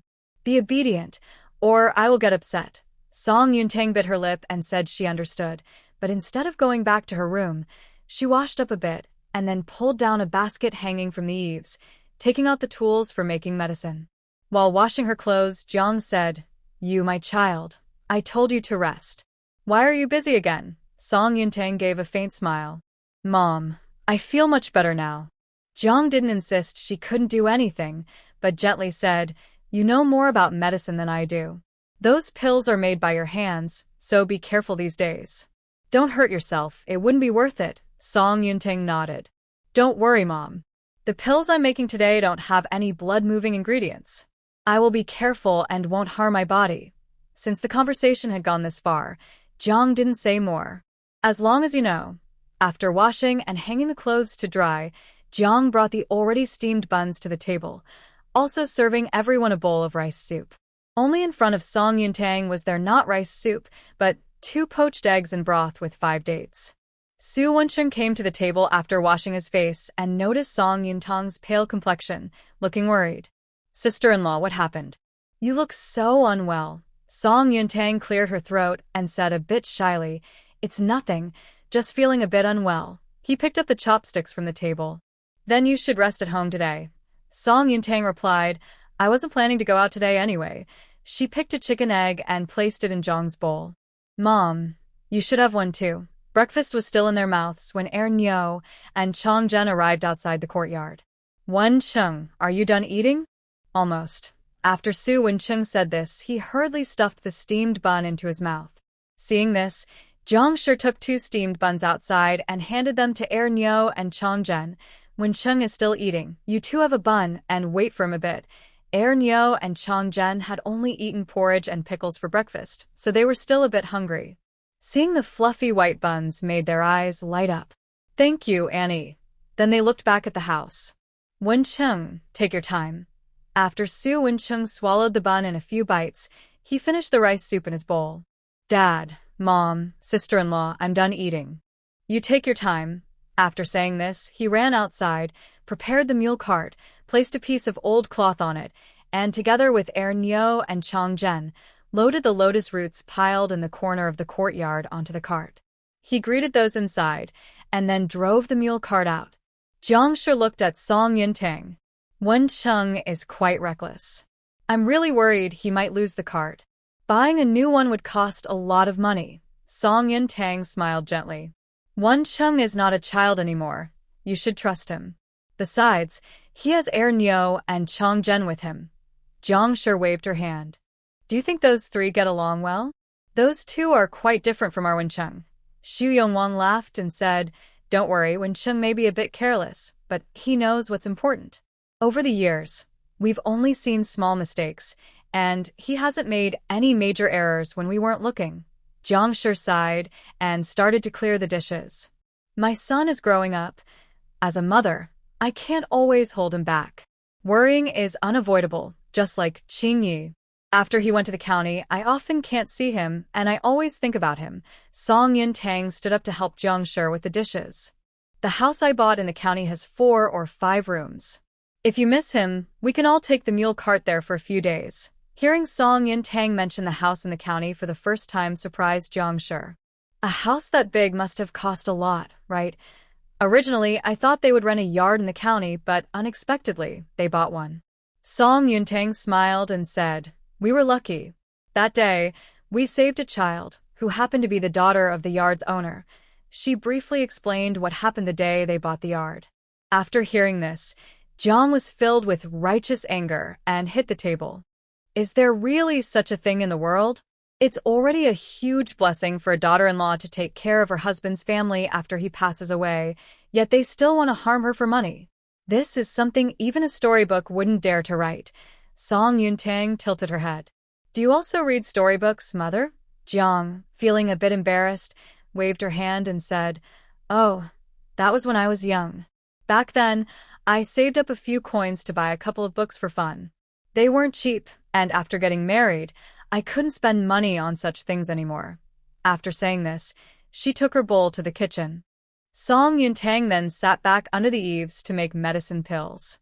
After rolling 300 pills, she stretched and felt a warm sensation, quickly grabbing her things and heading to the restroom. Su Wencheng and the others arrived home around noon. Before coming back, they had a light meal in town. Since they borrowed a mule cart from Song Yuntang, they used some of the money they earned to buy her 2 bags of roasted chestnuts. The 3 of them spread out the money they made from selling lotus roots on the dining table to count it. They didn't bring a scale when they went, so they priced the lotus roots by size. 2 coins for a large piece and 3 coins for 2 smaller pieces. In total, they earned over 500 coins. After splitting it evenly, each person received 178 coins. Once they put the money into their own pouches, they excitedly went to wash the mule cart. Even though they had used old cloth to cushion it, the cart still got muddy from all the lotus roots and smelled a bit fishy. The sister-in-law said nothing, but they couldn't pretend not to see it. If she got upset, she might not lend them the mule cart again in the future. After resting for a while, Song Yuntang felt much better and looked less pale than in the morning. Seeing the 3 of them washing the mule cart while discussing going back to the lotus pond to dig for more lotus roots, a thoughtful expression crossed her face. You want to make money, but you don't have to dig for lotus roots yourself. The weather is getting cooler, and digging for lotus roots can be dangerous and lead to catching a cold. Why not think of an easier way? Instead of going into the pond to dig, do you have a good idea to make the lotus roots come to us? Su Erniu quickly asked. He knew that Song Yuntang was doing business in town and had made quite a bit of money. Her knowledge was definitely better than theirs. Song Yuntang looked at them and said, Instead of spending a lot of time digging in the lotus pond, which delays selling, why not buy by weight? Su Eninu Frauen. Buy by weight. Su Wencheng was the first to understand what Song Yuntang meant and slapped his thigh. Yes. If we buy by weight, we won't need to go into the water, and every day someone can deliver the lotus roots to our home. Then he started to worry, but what price should we sell them to He's? With such a large lotus pond full of roots, and the water not as deep as in previous years, experienced diggers can easily dig 300 to 400 pounds a day. At a price of 100 won per weight, we could earn 300 to 400 won a day. Many people would be willing to dig for you. Chong Zhen was surprised. But with so many roots, how can we sell them all? Song Yuntang tapped her finger on her head. Selling them individually won't work. Can't you think of another way? What way? Looking at the eager faces in front of her, Song Yuntang cleared her throat and sat up straight. There's so many shops in town, general stores, spice shops, grain and oil shops, as well as restaurants and tea houses. Aren't those ready-made channels? If worst comes to worst, you can even expand your business to nearby towns and counties. These 2 young men and Su Wencheng were indeed on the same path. Since they were eager to improve, she was willing to offer some guidance, but whether they succeeded depended on them. Right. How did we not think of that? Su Erniu excitedly gave Song Yuntang a thumbs up. Sister-in-law, you're so smart. Once we make money, we will definitely repay you well. Song Yuntang smiled. Because of what you just said, I will set aside a weight of lotus roots for you. You have 1 day to prepare, and the day after tomorrow, deliver them to Huajian Zue on the street opposite the academy. Ernyo looked at her with great interest. Sister-in-law, is your shop near the academy? Song Yuntang nodded. Yes, but please don't tell anyone in the village. Ernyo patted his chest and promised. Sister-in-law, even though we seem carefree, we can keep a secret. We won't say a word. Song Yuntang reached for her money pouch. What is the price for a stone of lotus roots?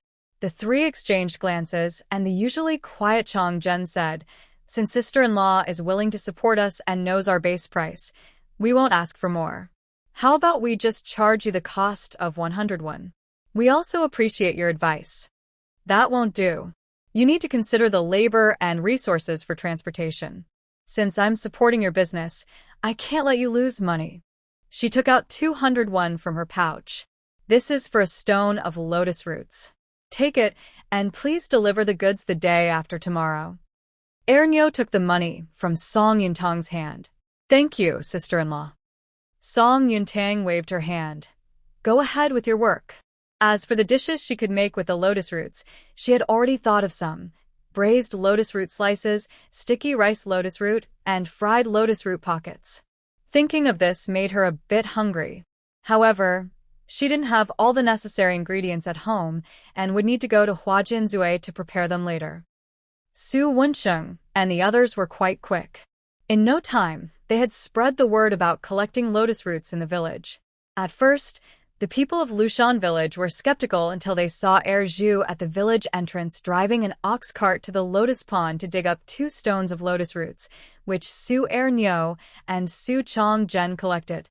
Then everyone believed them. Soon, a few men gathered and went home to prepare their digging tools, planning to go to the lotus pond together the next day. The next day, Song Yuntang felt a bit lighter than the day before. Thinking about the pan-fried buns, she decided to follow Su Wensheng and Su Nyo, who were taking the 200 pounds of lotus roots they collected yesterday to the town to sell at the restaurants. She picked a large bunch of chives from her yard to take along. Yesterday, Su Nyo and the others each gathered 500 won from home, and with the earnings from selling lotus roots, they had a total of 2 taels and 2 chien. Since Su Chongzhen was more reliable, they decided to leave him at home to collect the lotus roots. Upon arriving in town, Su Wensheng first took Song Yuntang to Huajianzui and also unloaded the stone lotus roots she bought yesterday. Fang Tianxi looked at the large pile of lotus roots in the courtyard, looking a bit confused. Miss, are we going to create a new dish? Yes, we are making a new dish. She looked at Tao Xia. Sister Xia, please wash 30 pounds of lotus roots and soak them in the marinade.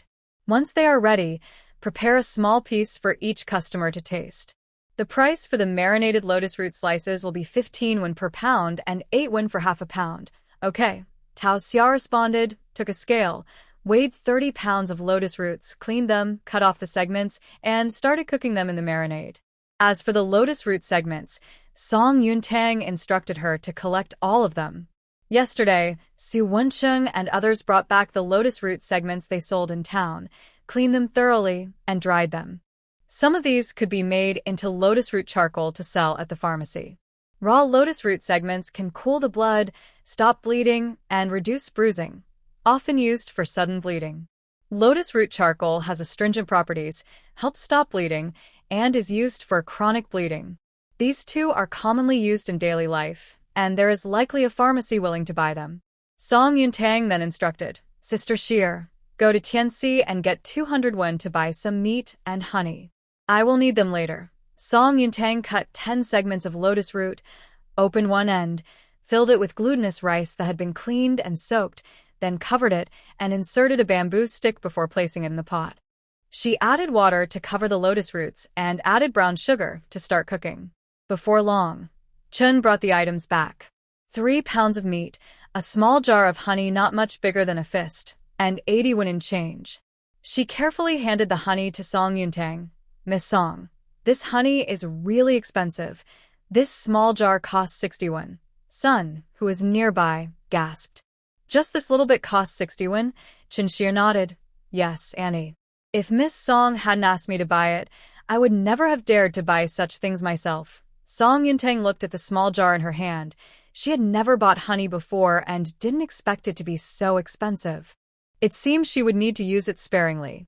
Afterward, she asked Chen to chop the meat they bought into minced meat. After seasoning it, she placed it between thin slices of lotus root, coated it in batter, and fried a small plate to share with everyone. It's delicious. Frying it makes it taste really good, Tao Xia said. Miss, what is this called? Fang Tianxi asked while eating, looking at Song Yuntang. Song Yuntang took a bite and said, This is called fried lotus root patties. What do you think about adding this dish to the menu? It might be seasonal, though. Once the weather gets cooler, fewer people will go digging for lotus roots. Fang Tianxi nodded. The more rare it is, the more customers will cherish it. Song Yuntang smiled. You're becoming quite the manager in such a short time. Before long, The glutinous rice lotus root that had been simmering for over half an hour was nearly ready. Song Yuntang didn't take it out yet since it wasn't noon, and there weren't many customers yet. It was perfect for the glutinous rice lotus root to soak in the broth a bit longer to absorb the flavor. During this time, she took 3 bamboo strips and wrote the names of today's 3 new dishes, asking Fong Tianxi to hang them at the counter. As noon approached and more people arrived, a customer wanted to try the glutinous rice lotus root. Song Yuntang took one out, sliced it, drizzled a little honey on top, and sprinkled a few small osmanthus flowers for decoration. By the end of the afternoon, the simplest dish, marinated lotus root slices, sold the best, with 24 out of 30 pounds sold. The fried lotus root patties sold about 12 portions. For glutinous rice lotus roots were left. At this rate, they estimated they could sell a stone of lotus roots in 2 days. After settling the accounts for lunch, Fong Tianxi went to the backyard. "Miss, the sales of glutinous rice lotus root were average. Should we sell it again tomorrow?" Song Yuntang nodded. "Since the menu is already up, let's sell it for a few more days, but we don't need to prepare so many. 5 or 6 a day will be enough." "Got it." Fong Tianxi handed her the account book. "Miss, this is the account after the 4th. Please take a look." Song Yuntang picked up the account book and glanced through it. She knew that on the 5th day, Fong Tianxi went to the East Street to arrange for a tasting event. In the last 3 days, the earnings were surprisingly just a little less than the earnings from the 5 days on the 4th day of the month. That is, 36 taels of silver. She showed a look of joy. "That's great. Not counting today, and after deducting the 7 taels from the end of last month, we already have 66 taels in revenue for the first 7 days of this month. At this rate, reaching 200 taels in a month will be easy." Song Yuntang looked up at him. "It seems that Brother Tianxi is sure to earn the 5 taels reward this month." Fong Tianxi chuckled. "Since the young lady has given us a task, we must meet her expectations." Song Yuntang closed the ledger and handed it to him. "How is the business at the Jade Pavilion lately?" "The roast duck at the Jade Pavilion started trial tastings the day before yesterday. I've noticed that business has been quite good these past 2 days, much better than before." Song Yuntang nodded and looked at Fong Tianxi. "Brother Tianxi, while you've been in town, have you heard about sweet potatoes and potatoes?" Sweet potatoes are also called yams, and potatoes are sometimes called earth potatoes or foreign potatoes. They look like little lumps of dirt, with smooth skin and brown spots. Fong Tianxi thought carefully. "I haven't heard of those. Then please keep an eye out for me. If you come across them, buy as many as you can," Song Yuntang said. "Do you want as many as there are?" Fong Tianxi asked.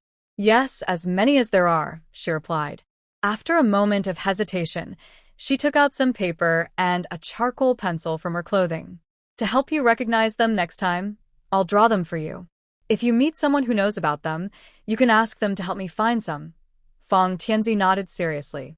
"All right, since the young lady has specifically asked, I will definitely keep this in mind."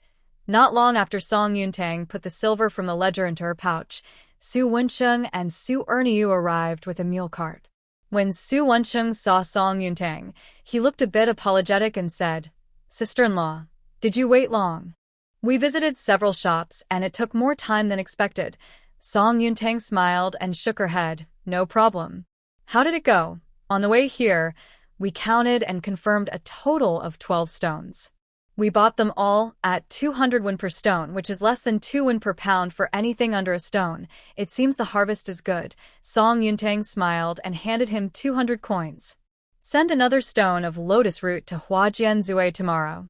Su Wensheng looked surprised at the pile of lotus roots in the corner of the backyard, which was now half gone. They sold so quickly. They sell well when made into snacks. She cut a piece of marinated lotus root for Su Wensheng. "Try it." After tasting it, Su Wensheng exclaimed, "Lotus root can be this delicious. No wonder sister-in-law sells so well." The restaurants we visited before only took 30 or 50 pounds. Only the grain and spice shops wanted a stone. In the end, it shows that sister-in-law knows how to do business. Song Yuntang smiled and put down the small knife. The marinated lotus root gains weight, selling for 15 a pound in the shop, and the profit is quite good. More than just good, Su Wencheng swallowed the food. Looking at it this way, sister-in-law is really doing business, while we're just playing around. You are just starting, it will get better. Song Yuntang said as she stood up and walked to the mule cart parked outside the shop. Let's go get 2 bags of rice from the farm to take home. Seeing her approach, Su Erniu quickly jumped down from the mule cart. Sister-in-law is here. He had thought that Song Yuntang's shop across from the academy was small, but today he realized it was a 2-story tavern. No wonder Su Wencheng's family had such good meals. After nodding slightly, Song Yuntang climbed onto the mule cart and entered the carriage. Su Wencheng and Su Erniu sat on either side and drove the mule cart toward the farm. From a distance, seeing the mule cart come, Song Jingxing walked toward the small courtyard.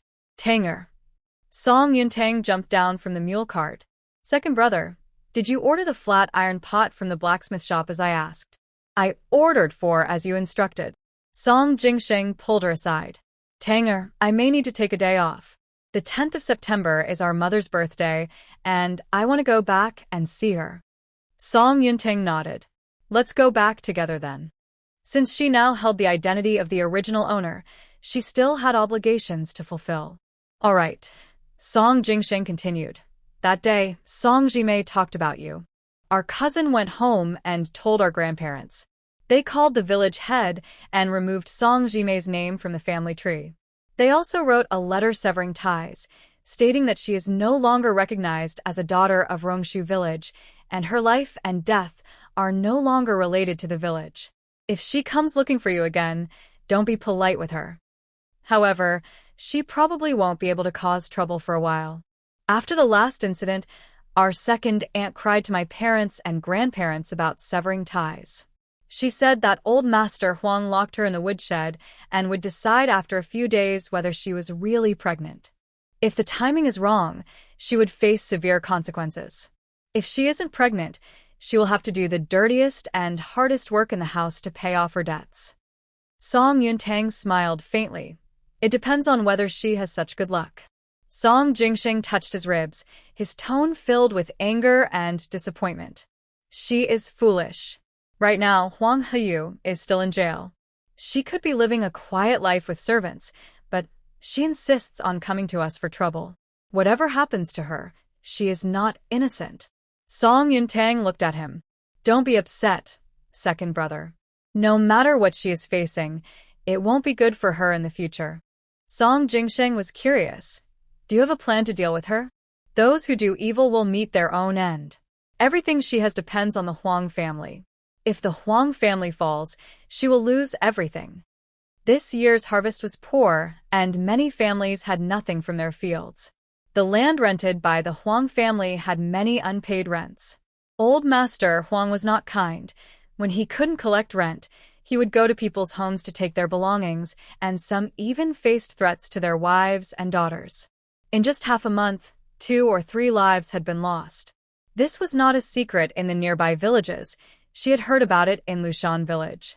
However, those people were powerless and had debts to the Huang family, so they could only swallow their grievances. After all, their families still needed to live in the village. The Huang family had been landlords in Shirley village for over 10 years, and their misdeeds were certainly not limited to what she had heard this year. She just needs to support these people and encourage them to report Mr. Huang to the county office. She doesn't know if the Huang family will fall, but Mr. Huang will definitely not be able to leave the county office anytime soon. Seeing that Huang Heyu and Lin Zhaozhao are about to be released from prison, she must prepare a welcome gift for Huang Heyu. Consider it a way to help the community. Song Jingxing was a bit surprised. The Huang family is a well-known landlord nearby. It's not that easy to bring them down. Just wait and see, brother. Song Yuntang smiled and then looked over at Tu Shi nearby. Tu Shi, help me carry 2 bags of rice to the mule cart. Sure thing. Tu Shi replied and went to the granary to get the rice. Next, she asked Su Wencheng to hand over the 20 pounds of lotus roots he brought from Huajian Zue to Miaoshi.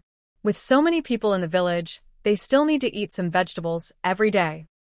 When they returned home, it was already late afternoon. Su Erniu helped Su Wencheng unload the rice. The mud from the 2 stones of lotus roots collected yesterday at Zhu's was cleaned up well, and the mule cart was not dirty. There was no need to wash it every day, so Song Yuntang told them to just let the cart air out.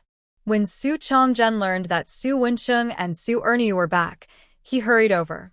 Wencheng, Erniu, did you have any luck in town today? With my sister-in-law's share, we managed to get a total of 13 stones, Su Wencheng replied.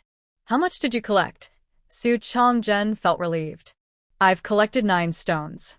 I was worried I wouldn't be able to sell them and they would go bad, but it seems like there's no need to rush. 9 stones isn't enough, Ernie said with a worried expression. Su Chongzhen quickly reassured him, don't worry. Among those who returned this morning, a few sold lotus roots to me and then went back to dig more after lunch. I think we can reach 13 stones without a problem, and maybe even more. Su Wencheng thought for a moment. With so many lotus roots, 1 mule cart might not be enough. Chongzhen, why don't you go to Erju's house and ask to borrow his ox cart for tomorrow morning? Okay, I'll go now, Su Chongzhen said and quickly ran toward the village entrance. Su Wencheng then turned to Song Yuntang. Sister-in-law, do you need the mule cart tomorrow? Song Yuntang shook her head. No need for tomorrow, what's wrong? Su Wencheng scratched the back of his head.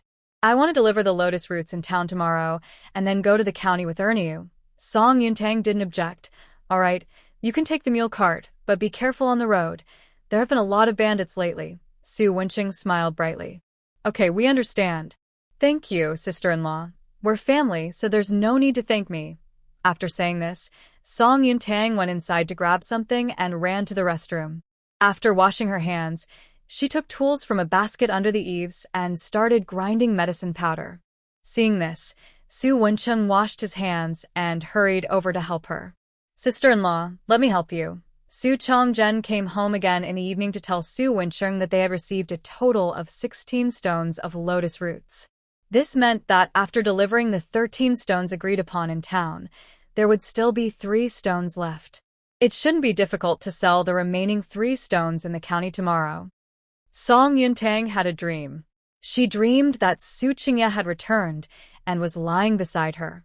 Just as she wanted to rest her hands and feet on him, she suddenly felt weightless and fell.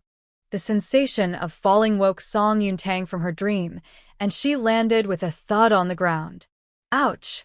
Although the floor was smooth dirt, the bed was higher than a regular one, so the fall still hurt a bit. Fortunately, there were no sharp objects on the ground. Otherwise, it could have been dangerous. Jiang, who was busy in the yard, heard the noise and quickly came to the door to ask. Tanger, are you all right? Song Yuntang quickly replied, I'm fine. I accidentally rolled off the bed while sleeping. It's nothing serious. Qingye's bed is quite high. Jiang suddenly thought that the bed shouldn't be too big. Otherwise, the couple would sleep separately, making it harder for her to hold her little grandson. Sister-in-law rolled off the bed. Su Wencheng sleepily scratched his head as he came out of the room. After yawning, he laughed and said, Mom said I don't sleep well. But sister-in-law is even worse. She fell off the bed. Jiang heard this and gave him a slap on the head. Keep your voice down. Su Wencheng, still half asleep, looked aggrieved. Mom, I didn't say anything else. Why did you hit me? Your sister-in-law is a girl. Does she have the same thick skin as you? Be careful, or you might not find a wife. Jiang huffed and went to the kitchen to make breakfast. Su Wencheng pouted. If I can't find one, then so be it. Song Yuntang got up from the floor and sat on the edge of the bed, thinking about the dream she just had. Could she really have dreamt about Su Qingye? Did she actually want to cuddle with him while sleeping? She returned home from the county on the 4th day of the month, and today was the 9th. It had only been 5 days, but it felt like a long time. Deep down, she surprisingly wanted to see him.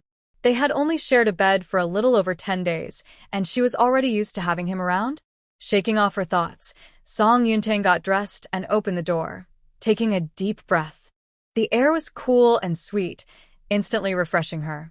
Gradually, the village began to come alive. The sounds of roosters crowing, dogs barking, and children playing filled the air. Soon, smoke rose from the kitchens of each home, bringing the once quiet little village to life. In the morning, Jiang steamed some egg custard and heated up leftover buns. After breakfast, Su Wencheng hitched up the mule cart and removed the seat board to make it easier to load the lotus roots and keep it clean. Yesterday, all the lotus roots Su Chongjen collected were piled up in his yard. They needed to take the mule cart to his house to transport the lotus roots. Today, they also had a bull cart, and the three of them had to go to town together. First, they would unload the lotus roots from the bull cart. Then Su Chongjen would take it back while collecting more lotus roots. Su Wensheng and Su Erniu would make a trip to the county. The yard in the county is the sixth one on Liqiao Street, marked with a sign, so it's easy to find. Your brother usually studies at the teacher's house in the morning and will come home for lunch. When you arrive, you can take the mule there to rest, Song Yuntang advised. Su Wensheng nodded. Okay, I'll remember that. Zhang looked worried and said, be careful on the road. No matter if the lotus roots sell well or not, come home early this afternoon. I'm afraid wild animals might come out from the mountains if it gets late. Su Wensheng replied, don't worry, mother. We won't be back too late. After saying this, he took the mule cart and left. Song Yuntang saw Su Yongwang carrying a basket and heading into the mountains, so she grabbed her own basket and went out with him, leaving Zhang at home to watch the yard. On the way, they ran into Su Yongfu, who was also carrying a basket. Su Yongwang quickly asked, elder brother, are you going to the mountains too? Su Yongfu smiled and said, Qingji heard that Wensheng and the others were collecting lotus roots, so he went to the lotus pond with them. I have some free time, so I thought I'd try my luck in the mountains. He then turned to Song Yuntang. What are you going to the mountains for, daughter-in-law? Song Yuntang replied with a smile. Uncle, I'm going to look for herbs. Su Yongfu exclaimed, you all can't sit still. Your aunt finished her meal and went to the mountains with some of the village women to dig for wild vegetables. I told her that the vegetables in the fields are already sprouting and it's not necessary to go look for more, but she wouldn't listen. Su Yongwang said, he sure is good at managing the household. Since she has company, if she wants to go, let her. Staying at home is just staring at each other. Su Yongfu nodded. That's true. When I left, your aunt said she wanted to take Tiger to your house for a visit. Luckily, my sister-in-law didn't come out with you. She stays at home more often. Usually, when we go to the mountains, it's just me and Wensheng. She goes less often, Su Yongwang said, turning to Song Yuntang. Stay close, girl. You never know when snakes or wild animals might suddenly appear in the mountains. Song Yuntang nodded. Okay. Since they met up, Su Yongfu decided to stay with them. Once they entered the mountains, Su Yongwang walked ahead, and Su Yongfu fell back to let Song Yuntang walk in the middle. He thought that girls from wealthy families might be timid and could get scared easily, even by a caterpillar falling from a tree. Because Song Yuntang was with them, Su Yongwang didn't dare to go too deep into the mountains.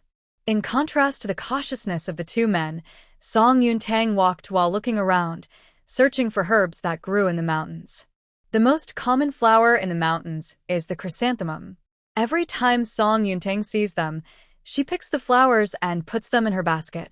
During this time, she also came across honeysuckle vines and spent a while picking those too.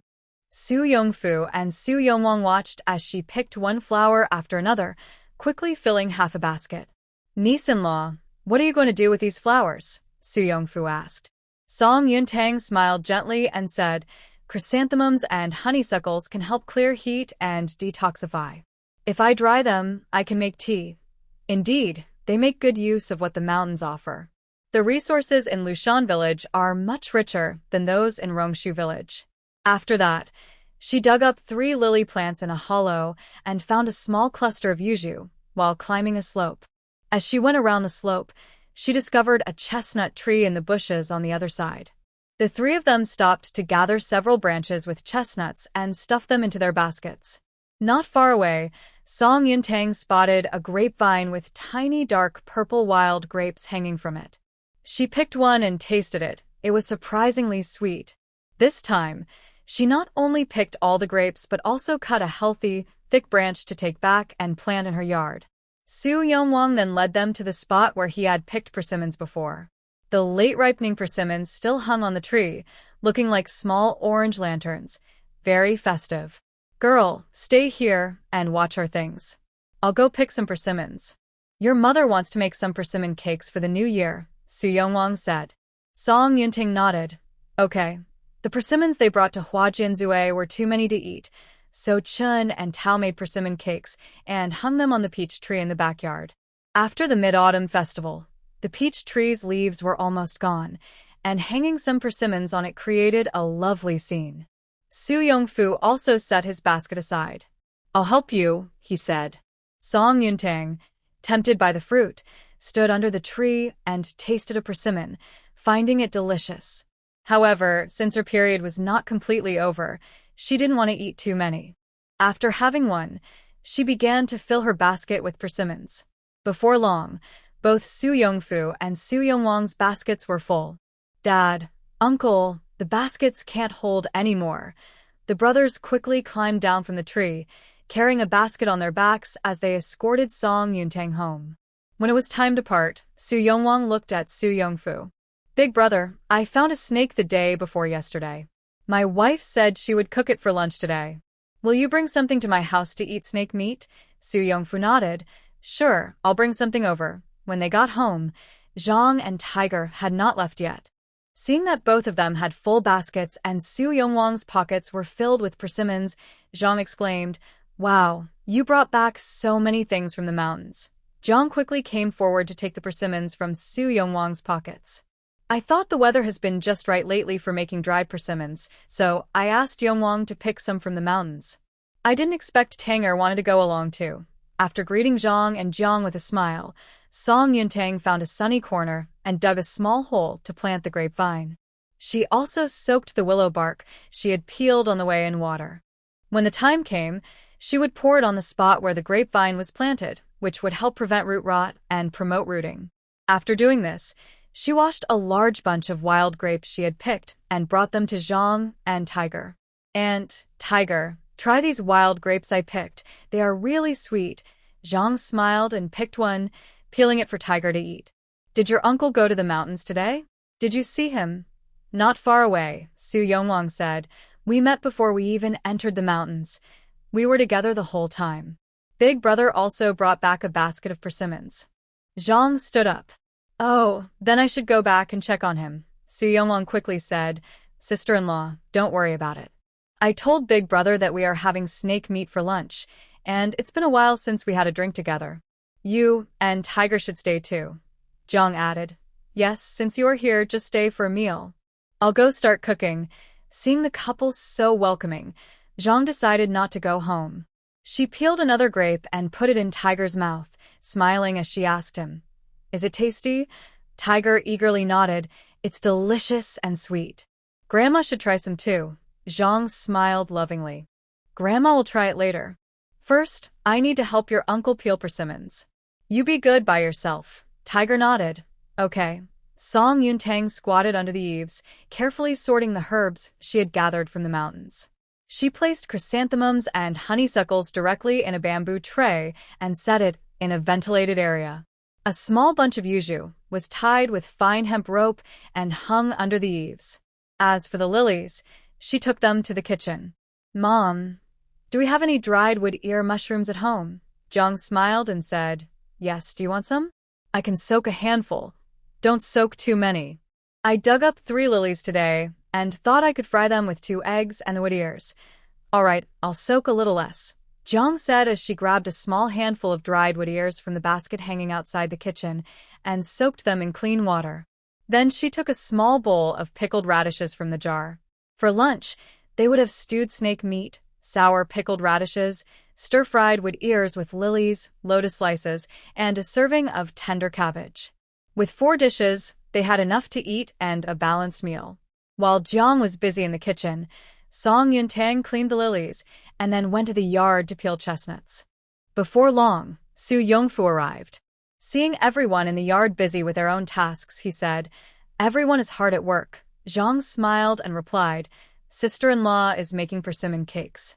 Since you brought back so many persimmons, we should make some to save for winter." Su Yongfu nodded. "All right, you can handle these things." He then waved to Tiger. "Come here, Tiger. Grandpa will hold you." "Grandpa."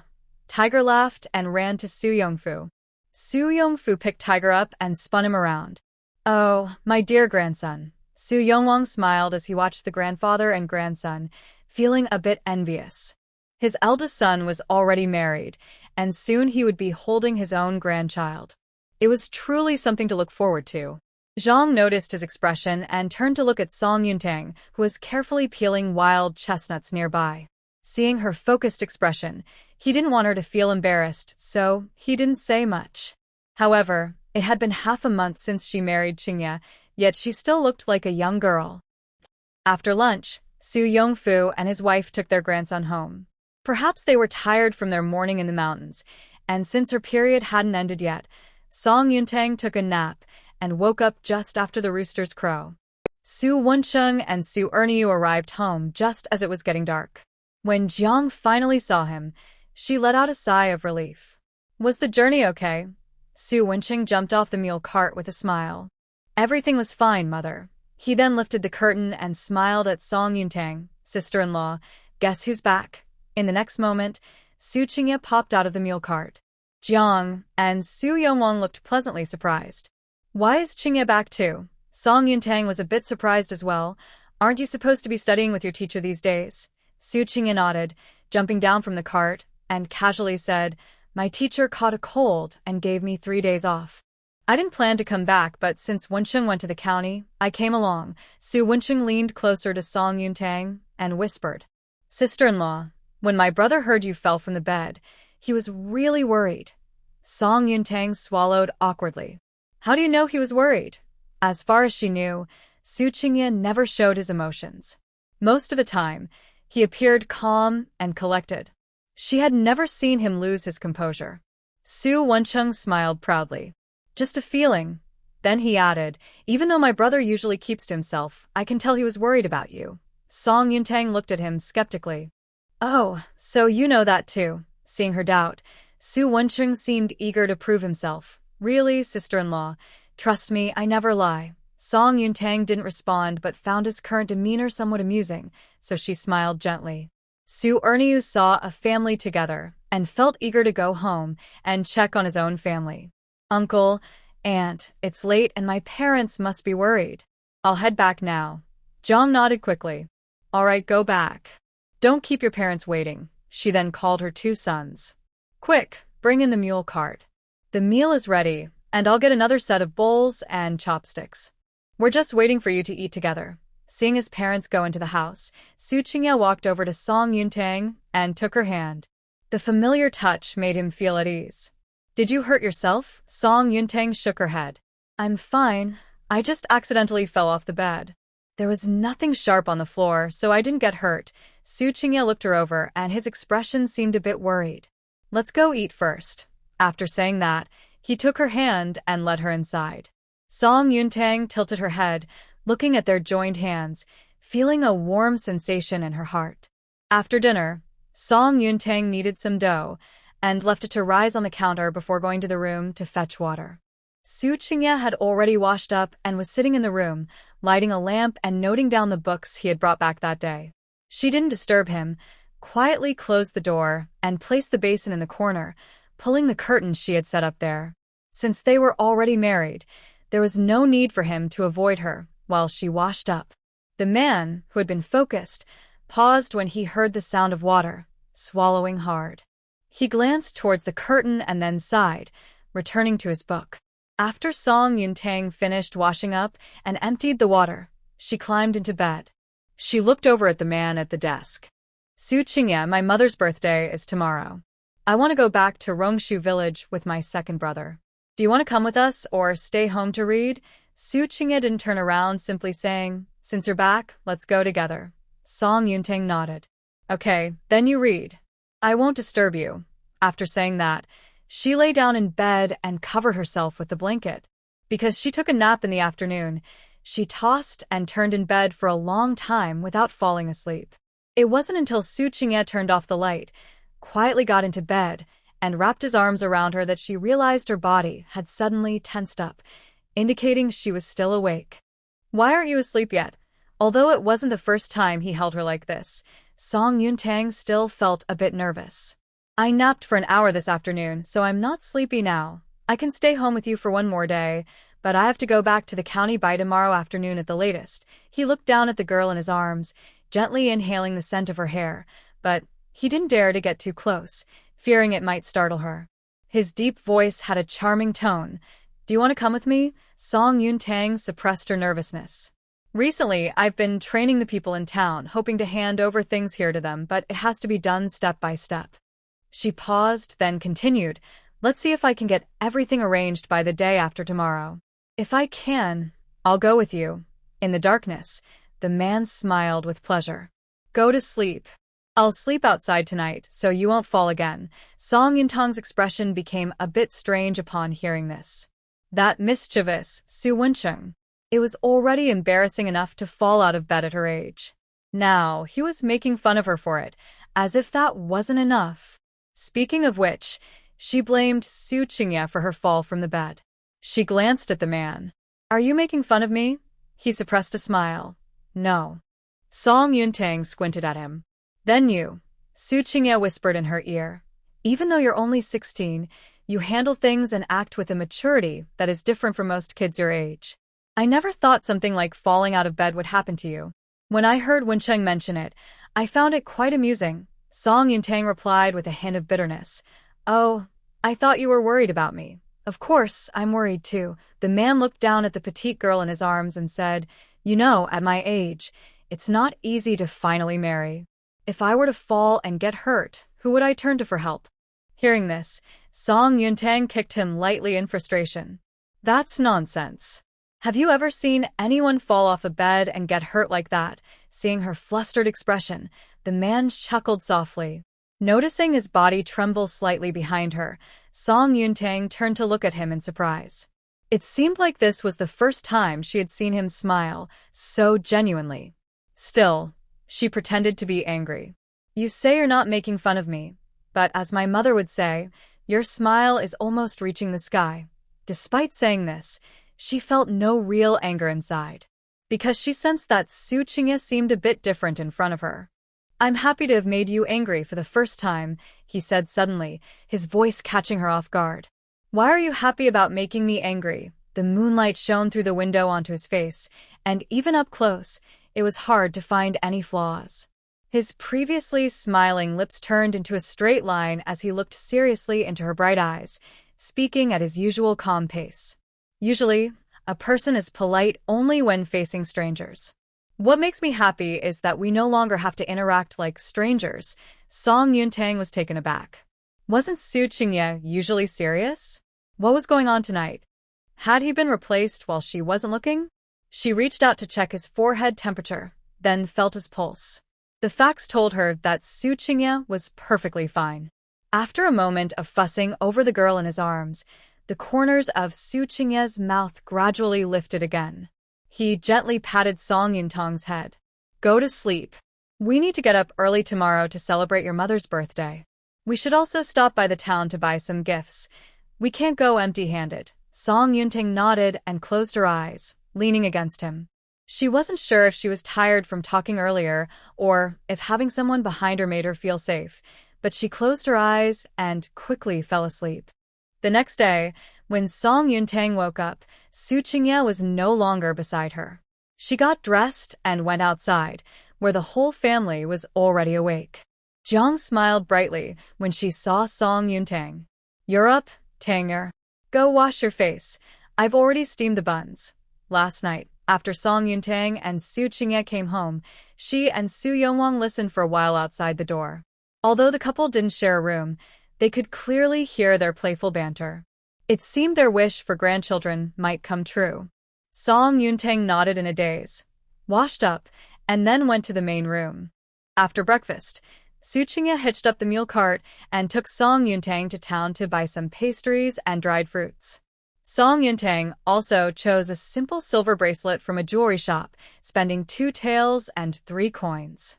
The bracelet alone weighed over 2 taels. For women living in the village, a silver bracelet is more reliable than earrings or hairpins, as it is less likely to fall off.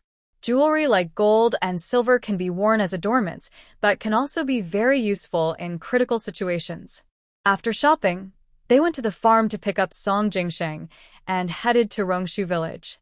"What did you buy for Mom, second brother?" Song Jingsheng smiled shyly. "I didn't have much money, and I'm not good at picking gifts. A few days ago, I asked Muchio for advice and had her help me choose. I got Mom a pair of earrings, but I don't know if she'll like them. He glanced at Song Yuntang. Of course, it can't compare to what you and your husband got her. Don't think like that, second brother. It's the thought that counts. Mom will definitely like it. Song Yuntang looked at him. But you should thank Muchio for her help. She didn't expect her brother would ask Muchio for help. It was a great opportunity. Song Jingsheng frowned. I wanted to, but she wouldn't let me. Plus, it was getting late that day, and after I took her home, I went back to the farm. I haven't been over there in the past few days. That won't do. It's very hard to repay a favor, so you must be careful, second brother. After thinking for a moment, she added, How about this? Give second brother half a day off tomorrow to make sure this favor is repaid. Song Jingsheng shook his head. Is that really necessary? I can go find her this evening. We've already delayed for a day. Song Yuntang glanced at him. If this clueless second brother weren't her real brother, she wouldn't want to get involved. What kind of good girl goes out at night with a man? Second brother knows how harsh the people in the southern suburbs can be. Are you worried that their gossip will hurt Muchio? Song Jingsheng scratched his head. I see, I didn't think this through. Thankfully, my sister reminded me. But really, I don't need a day off tomorrow. I'll think of another way. Song Yuntang nodded. All right, since this is your own matter, you can handle it as you see fit. If they can get together, second brother will help her manage the estate, and they can set aside a piece of land to build a small house for them, so Muchio won't have to suffer in Rongshu village. Zhao Shi is a bit unclear about things, and Lu Shi has her own thoughts. She wasn't blind to it. They just didn't interact much, so there was no need to fuss over it. In less than half an hour, the mule cart arrived at Rongshu village. Last time the mule cart appeared, many people gathered at the village entrance to watch, and this time was no different. After getting off the cart at her home, Song Yuntang was followed by Su Qingye, who was carrying gifts as they entered the courtyard.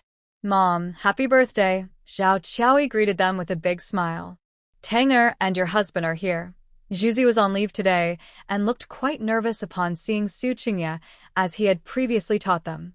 In the courtyard, besides Song Jinbao's family, there were also Uncle Song Jinju and his wife Wang Hongying, as well as grandfather and grandmother Song Xingye and Lin Shi. No one from second uncle's family came. There were also a few relatives from Zhao Qiaoya's side, 2 uncles, 2 aunts, 1 aunt, and 2 younger female cousins. These 2 cousins, Song Yuntang knows well. One is named Zhao Xiaolan, who is 5 months older and will turn 17 at the end of the year. The other is Zhao Xiaodao, who is 14 this year. When the original owner left the Lin family, she lost quite a few clothes and jewelry, which were taken by these 2 through persuasion and theft. At that time, the original owner's clothes and jewelry were not many, yet these 2 rushed to take the valuable items. When questioned later, they teamed up with 2 aunts from the Zhao family. The Zhao family has always been weak and has been bullied by their sisters-in-law since childhood. Even after getting married, they still faced the same situation, and in the end, nothing was resolved. Now, the green hairpin on Zhao Xiaolan's head and the beautiful bracelet on her wrist, along with the agate pendant on Zhao Xiaotao's ear, all belong to the original owner. The original owner didn't care much about these things, but she does. Even if these items were given to the Zhao family, they shouldn't benefit these 2 thieves. After Song Jingsheng brought the mule cart into the yard, Song Jinyuan hurried to help him unload it and took the mule to feed it. After Zhao led them inside, she took the gifts from Su Qingye. In the future, just come when you visit. Don't waste money buying these things for me. Things in town are expensive now, and my son-in-law's expenses for studying in the county are high. We need to save money. However, she was still happy that her daughter and son-in-law wanted to bring gifts for her birthday, as it showed their filial piety. The Song family members looked at Song Yuntang kindly. But the Zhao family, who knew little about her, had a woman who looked at Song Yuntang's clothes and agate tassel pin with a sharp, critical eye. Although they didn't know much about quality, the fabric of her clothes looked soft and comfortable, and the pin was exquisitely made, clearly a fine item. These women from farming families might never have the chance to wear something like that in their lives. Song Yuntang, I heard you were making a lot of money from business in town? Looking at your outfit, It must have cost several taels, right? For your mother's birthday, you could have just bought some snacks or sweets. All of that together wouldn't even be worth one tael of silver, right? The speaker was Zhao's second aunt, Tian Xiun. Song Yuntang touched the silver bracelet in her sleeve pocket, frowned, and looked in her direction. Originally, she planned to give this silver bracelet to Zhao Qiaoyi privately, which is why she didn't take it out earlier. Unfortunately, it led to misunderstandings by those with bad intentions. Seeing that Song Yuntang looked a bit unhappy, Zhao's expression turned pleading. Second sister-in-law, please don't say that. Tanga usually takes good care of the family. Take care of the family? Tian Suyin scoffed as she glanced at Song Yuntang. She wears fine fabric and jewelry we've never even seen, looking like a lady from a wealthy family. Meanwhile, you all live in a simple mud house and wear patched clothes. Is that what you call taking care of the family? Don't make me laugh. Although their living conditions hadn't changed much, their meals had improved significantly compared to before. In the past, it was hard to fill their stomachs, but recently, they not only had enough to eat but also enjoyed white rice at every meal. Lu's belly was round, indicating that her little grandchild was being well taken care of. Second sister-in-law, Zhao Qiaoyi was unusually assertive in response to Tian Suiyun's words. I won't allow you to speak about Tanger like that. Her ability to earn money is her own skill. The fact that she remembers my birthday and is willing to visit me is already enough. Don't try to stir up trouble between us. She had finally managed to ease the tension in her relationship with Tanger, and if Tian stirred things up again, Tanger, being strong-willed, might stop visiting altogether. Tian Suiyun had always been fiery. She never expected that her sister-in-law, who had been oppressed for many years in the Zhao family, would dare to shout at her. This was outrageous. She stood up, pointing at Zhao Qiaoyi and shouting angrily. Zhao Qiaoyi, are you foolish? She came from you. Her life is yours. Shouldn't the money she earns also belong to you? She dresses well and buys you a couple of bags of food for your birthday. Do you think that's reasonable? Zhao looked at Tian Suiyun shouting at her. Perhaps feeling oppressed for too long, her confidence weakened a bit. This is our family's matter, and it's not for you to judge. I won't allow you to speak ill of Tanger again. If you don't listen, our family doesn't welcome you. Tian Suiyun wanted to say more but was stopped by her sister-in-law, Lu Chuyan. Second sister-in-law, let it go. She turned and smiled at Zhao Qiaoyi, saying, Qiaoyi, don't take things too seriously like your second sister-in-law. You know she speaks her mind, but she doesn't mean any harm. Although Tian Suiyun was hot-tempered, she usually listened to Lu.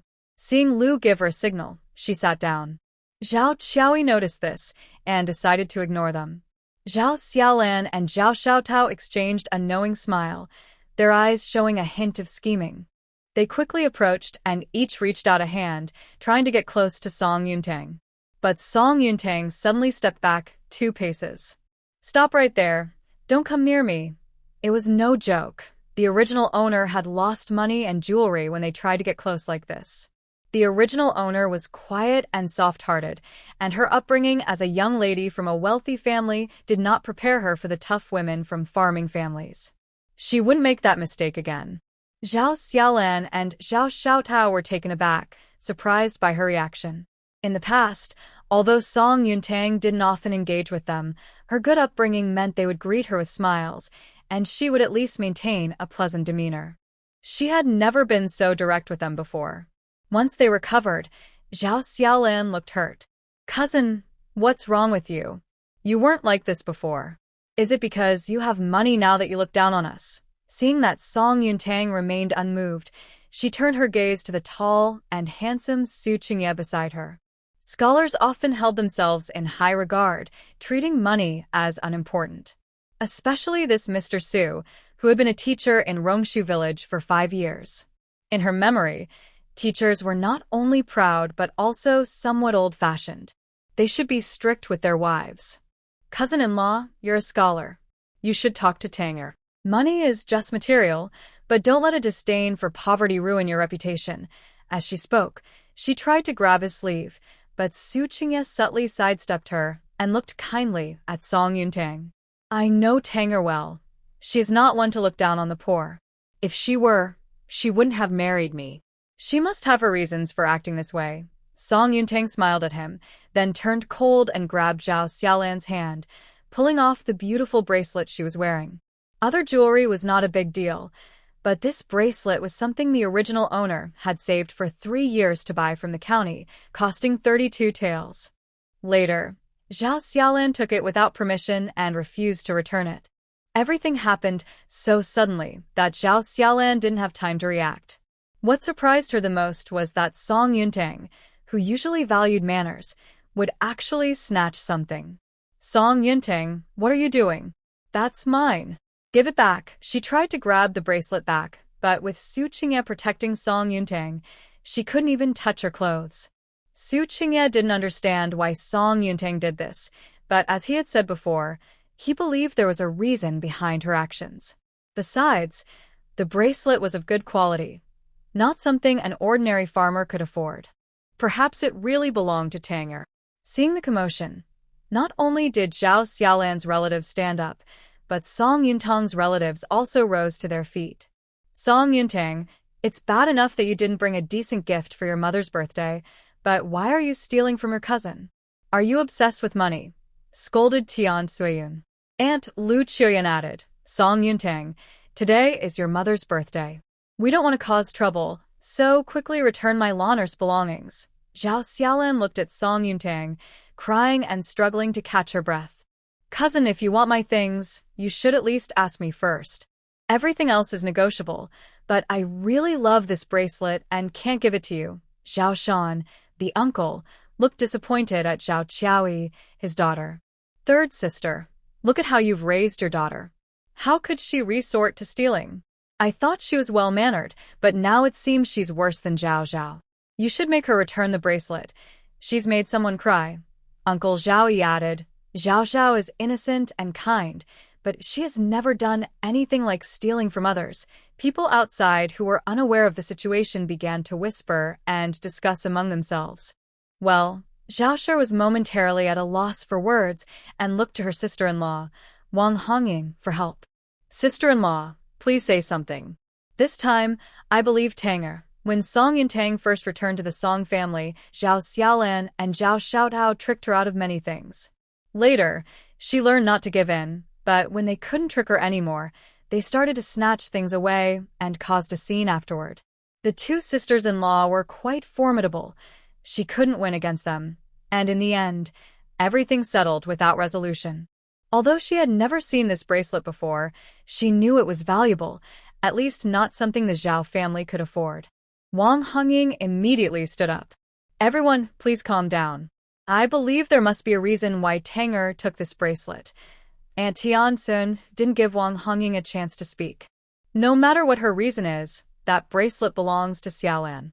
Song Yuntang, you need to return it to her right away. Who says it's hers? To avoid the beautiful bracelet getting damaged, Song Yuntang first slipped it onto her wrist and then raised it for everyone to see. This bracelet was bought by me when I was at the Lin family.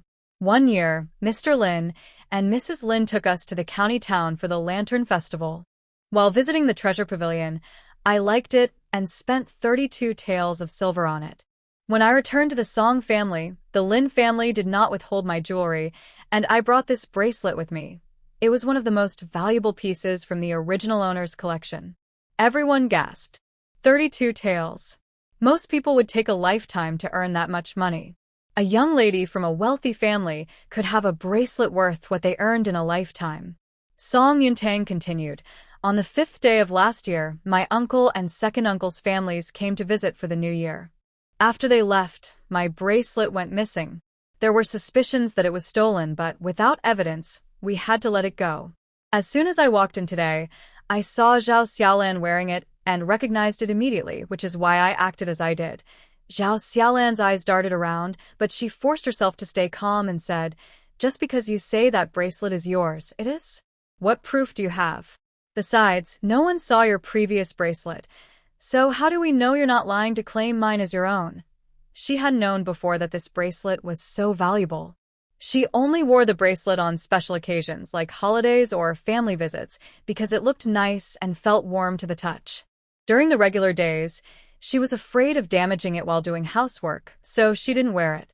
If she had known it was worth 32 taels of silver, she would have taken it to the county town to sell it, which would have been better than having it taken back by Song Yuntang. Today, she was determined to get the bracelet back. Song Yuntang smirked. Tell me, what is your Zhao family's financial situation? Can you really afford a jade bracelet worth 32 taels of silver? She pulled her hand back and hid the bracelet in her sleeve. The things from the treasure pavilion have marks, and this bracelet is no exception. If you don't believe me, we can go to the treasure pavilion in the county town to verify. I don't care.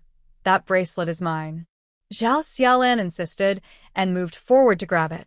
Zhao Xiaolan's two uncles and aunts, along with Zhao Xiaodao, quickly came to support her once they learned the bracelet's value. Once they got the bracelet, they planned to take it to the county town to sell. Even if they couldn't get the full price, they could at least sell it for 20 taels. 20 taels of silver would be enough for the family for several years.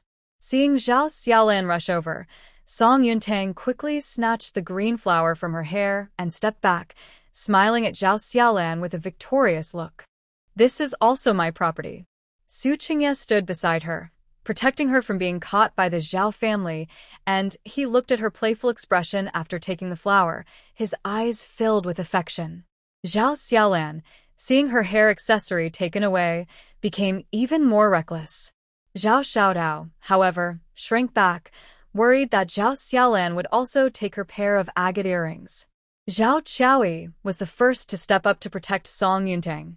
Eldest brother, second brother, sister-in-law, second sister-in-law, Tanger wouldn't lie. Since she says this bracelet is hers, it must be hers. You are all her elders. Don't you worry about setting a bad example for Xiaolan and Xiaodao? Zhao, you better step aside, or don't blame me for being rude. Tian Suiyun raised her hand and swung it toward her face. 32 taels of silver, after all. Will you teach two future brides to be a burden? Who cares? Even though Xiao Tao is her daughter. Anyway, marrying them off will only bring trouble to another family. Right now, the 32 taels of silver are the most important thing, as they affect the family's future for many years. Song Yuntang saw this and pulled Zhao Qiaoyi, kicking Tian Suiyun hard, making her fall to the ground. Seeing this, Tian Suiyun sat on the ground and cried out, "Oh! Everyone come and see, Song Yuntang, this wicked girl, dares to hit her elder. Is there no law in broad daylight? Who will judge this for me?" Unable to shed real tears, she secretly dabbed some water under her eyes. Her commotion made the Zhao family stop. However, the villagers outside who knew what happened were just watching and did not join her in blaming Song Yuntang. The Song family also frowned, looking at her with disdain. Song Yuntang smiled lightly, with a mocking expression. Go ahead and make a scene. See who cares. Seeing that her crying and shouting were ineffective, Tian Suiyun got up from the ground, pointing at Song Yuntang. Song Yuntang, return Xiaolan's things to her right now. Otherwise, I will call the village head to deal with your disrespect to your elder. Song Yuntang crossed her arms, showing no fear. I'm already married. I'm not under the village head's authority anymore. Besides, you started the trouble today. This is not your Zhao family's village. Then Tian Suiyun looked at her. I'll go find the village head of Lushan. Song Yuntang remained unfazed. The current village head of Lushan is my husband's uncle. Do you think he will help you or me? Hearing this, Tian Suiyun shouted, Oh, Song Yuntang is bullying me. I can't live like this. I might as well end it all. Song Yuntang nodded in agreement. Better do it far away. Today is my mother's birthday, and I don't want her to have bad luck. Unable to deal with Song Yuntang, Tian Suiyun turned her anger towards Zhao Qiaoyi. Zhao Qiaoyi, you beast. You come from the Zhao family too, and you let your daughter disrespect your family? Be careful. I'll go tell my parents and let them handle you. Zhao Qiaoyi just realized that if it weren't for Tanger pulling her back, Tian's slap would have landed on her face. This situation wasn't Tanger's fault, but she couldn't muster the courage to stand up to her two fierce sisters-in-law. She was the third child in the family, with two older brothers and a younger sister, and she had never been favored at home. If her parents got involved, she would likely just face their scolding and punishment. Then Wang Hongying stepped forward. It's your Zhao family that is shameless, stealing Tanger's jewelry first, and now accusing her of taking your things. That jewelry belongs to Tanger. Is it wrong for her to take back what is hers? Tian Suayin retorted fiercely. Who are you? Someone unrelated to the Zhao family should stop talking nonsense here. Wang Hongying replied directly. Even though I have no ties to the Zhao family, I am Tanger's aunt. Since Tanger is part of the Song family, I have the right to speak up. How impressive, calling yourself Tanger's aunt, Tian Suyin mocked, then added angrily, I bet you're also eyeing that bracelet on her wrist. Stop pretending to be so noble. Wang Hongying was furious. Don't think everyone is as shameless as you. Tanger, don't believe her. Your aunt has never had any intention of taking your things. Song Yuntang nodded.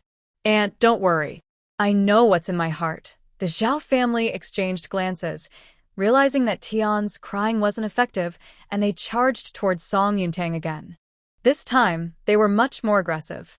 Song Yuntang, you must return my bracelet today, Zhao Xiaolan demanded. The Song family members, except for the elderly Song Xingye and Lin, and the pregnant Lu, rushed to block them. Older brother, second brother, sisters-in-law, let's talk this over calmly, Song Jinbao said. However, the Zhao family had no intention of discussing anything calmly. There's nothing to talk about. Song Yuntang stole our Lanner's things. Since you parents aren't taking care of it, we will definitely take back what belongs to us. At this moment, Song Yuntang had taken advantage of the chaos to get close to Zhao Xiaodao. When she wasn't paying attention, she quickly pulled the earrings off her ears.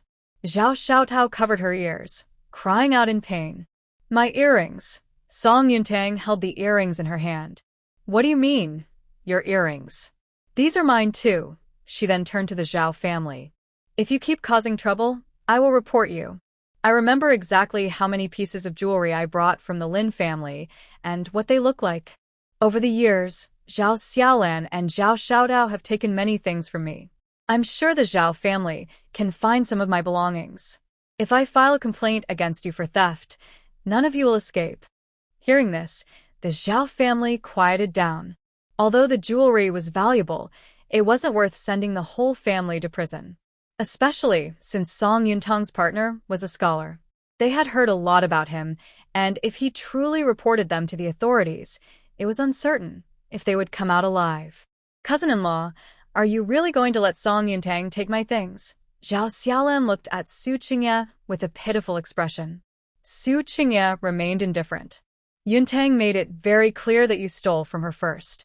The fact that she hasn't reported you to the authorities shows her mercy. If she did, you could face whipping, corporal punishment, hard labor, or imprisonment. His voice was soft, but each word felt like a hammer on Zhao Xiaolan's heart, making her take 2 steps back, clutching her chest. Do you think you can survive this? Seeing her daughter frightened, Lu Qiuyan quickly stepped forward to support her. Su Qingye, can't you speak nicely? Look at how scared you've made our Lanner. It's surprising that you're a scholar and don't know how to be gentle with a lady. Su Qingye calmly took Song Yuntang's hand. An outsider is not worth my sympathy. Song Yuntang smiled at him, suddenly feeling that having a man willing to protect her was quite nice. Now the Zhao family was genuinely scared. Fearing that they would end up in jail, they could only reluctantly return to their previous seats.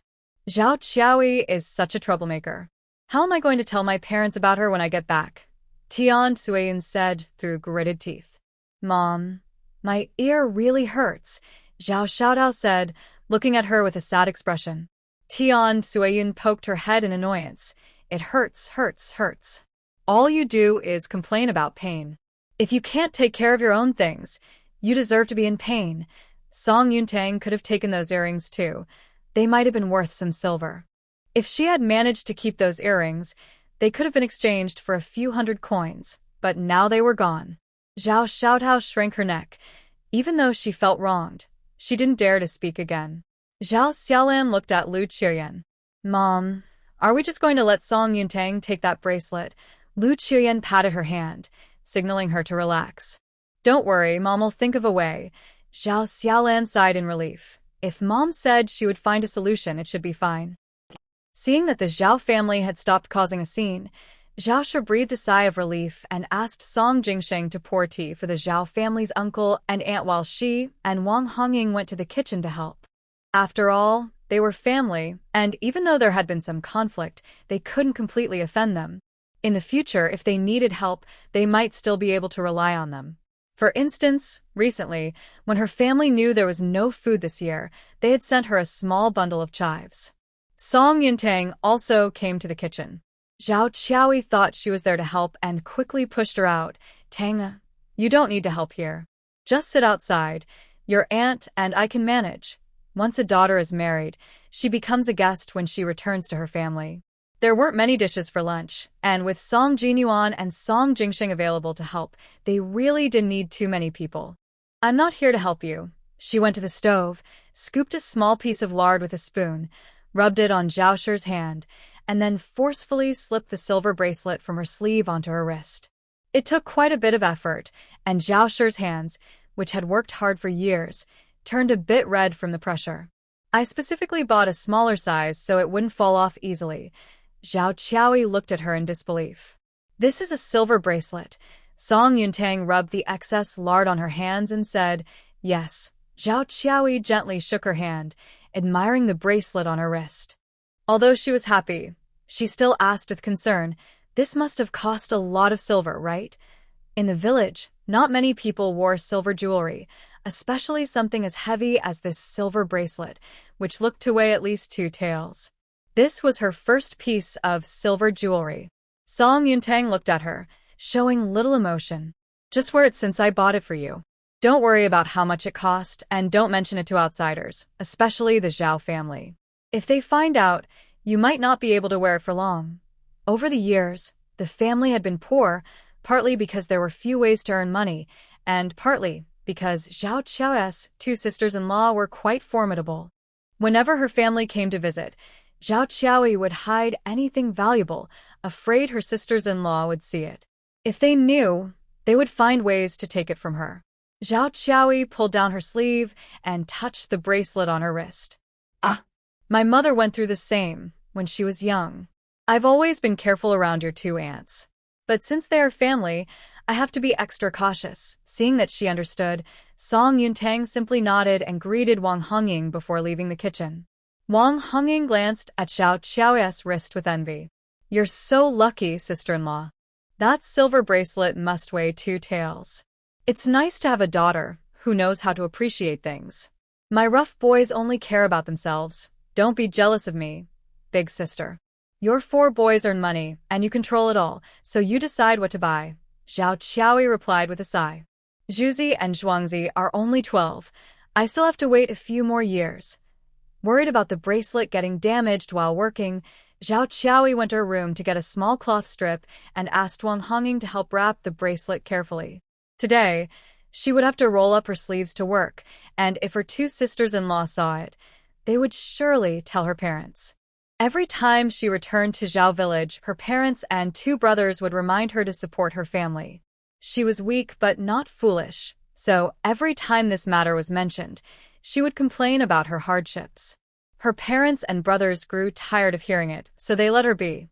If her parents found out she had a silver bracelet, they would probably come to the village the next day to scold her for being ungrateful, enjoying her life while ignoring her family.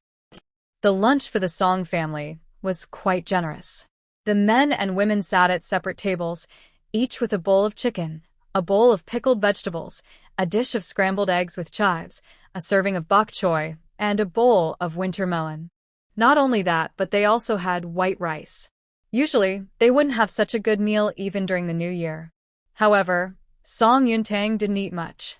She was already small in stature, and with the 2 aunts and cousins from the Zhao family targeting her, wherever she reached for food, they would reach for it too, and when they spoke, bits of food flew everywhere.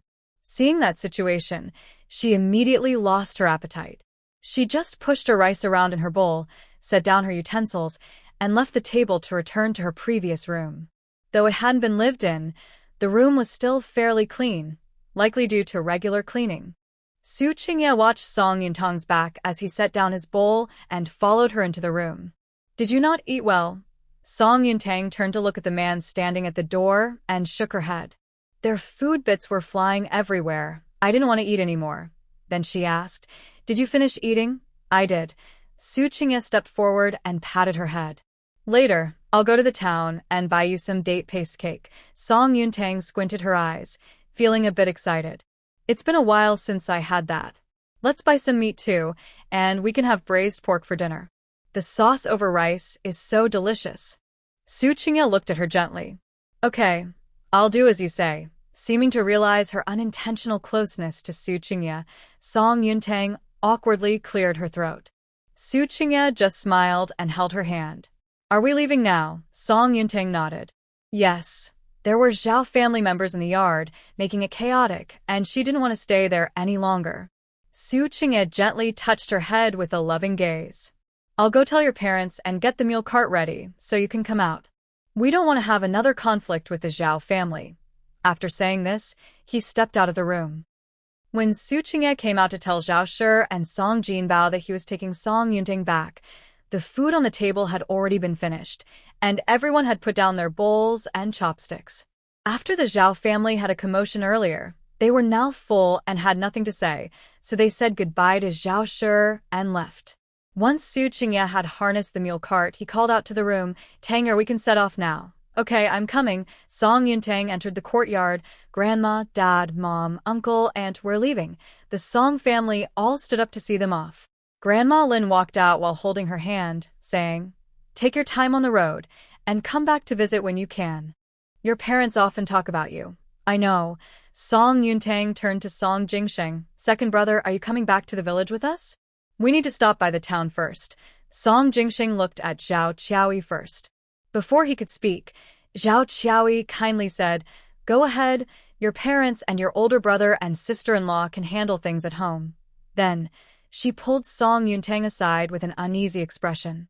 "Tanger, I want to ask if you need more help at the village." Song Yuntang didn't answer directly but asked first, "What's wrong? Now that the vegetables in the fields are sprouting and the harvest is poor, your brother and father's soybean business isn't doing as well as before. Right now, your father can only manage the vegetable stall alone. Your sister-in-law will give birth in 2 or 3 months, and your brother wants to find a job to earn some money to hire a more experienced midwife." Song Yuntang glanced in her direction, and then looked at Song Jinyuan and Lu Shi. Lu Shi's 7-month pregnancy was showing, and she seemed to have gained some weight recently, looking healthier than before, which suggested that their meals had been better lately. "In just 2 or 3 months, the baby will be born. It would be better for your brother to stay home with your sister-in-law. If anything unexpected happens, he can respond quickly.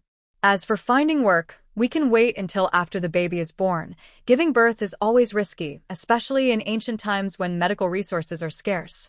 After 7 months, someone needs to be nearby."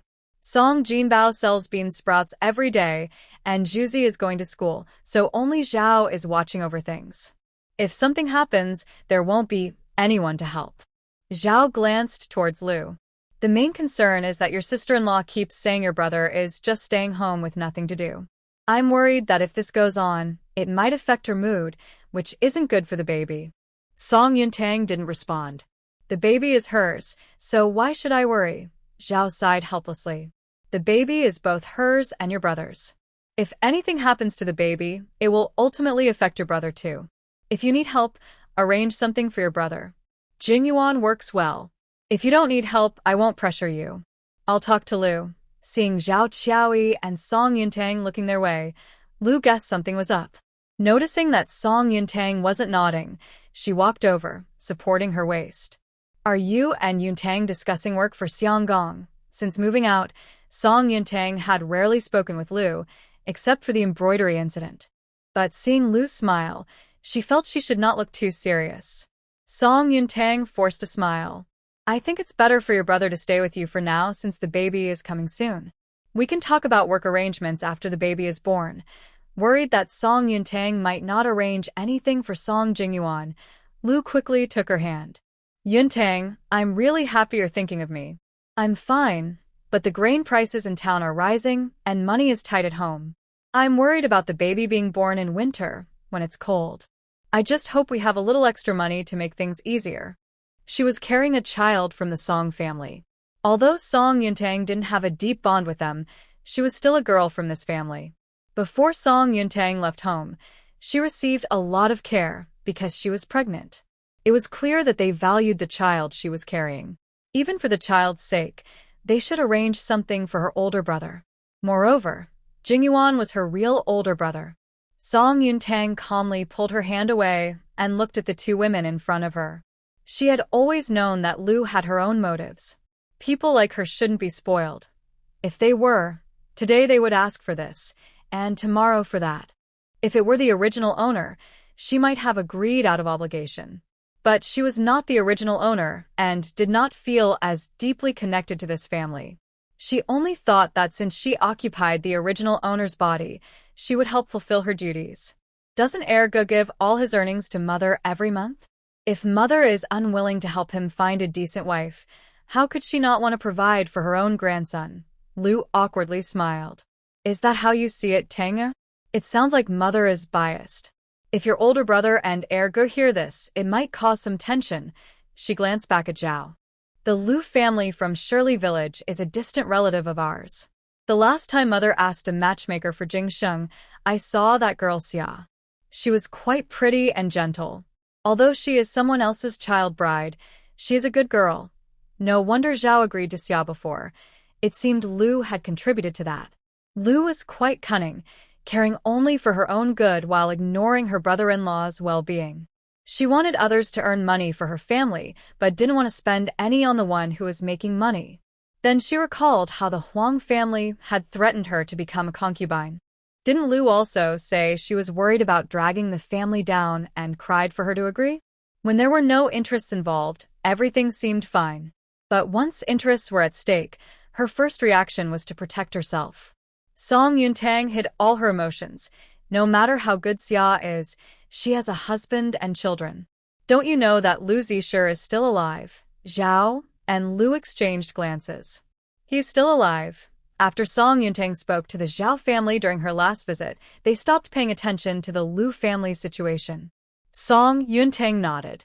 Unfortunately, I ran into him in the county town. He married into another family there but ended up with nothing. He's probably back in Shirley Village now, reunited with his wife and children, Zhao said in surprise. Luckily, I didn't mention his wife at that time. It's only been a short while, and Lu Zisher has returned to the Lu family. If his wife changes her mind and goes back, not only will the money be wasted, but also, Lu quickly comforted her by holding her arm. Mom, we didn't know before. Who could have predicted such a thing? Now that this marriage proposal has fallen through, it's actually a blessing. Zhao looked at Song Yuntang. We have to thank Tanger. If she hadn't opposed it, I probably would have agreed back then. Lu smiled awkwardly. Tanger really has foresight. No wonder she can run such a big business in town. Song Yuntang didn't pay much attention to her flattery. It's getting late. I have things to do in town, so I'll be leaving now. With that, she walked toward the mule cart. Seeing this, Lu quickly let go of Zhao's arm and stepped forward, raising her voice a bit. Tanger, can't you arrange a job for your older brother? Song Jingsheng, confused about what was happening, paused. Isn't my sister-in-law about to give birth soon? Shouldn't my brother be home with her? Dad will need to go to town to sell bean sprouts, and Mom can't handle everything alone. Not just him, everyone else was also puzzled. They didn't understand what Lu was trying to achieve. Ignoring him, Lu continued to look at Song Yuntang and said, Tanger, you can't be unfair.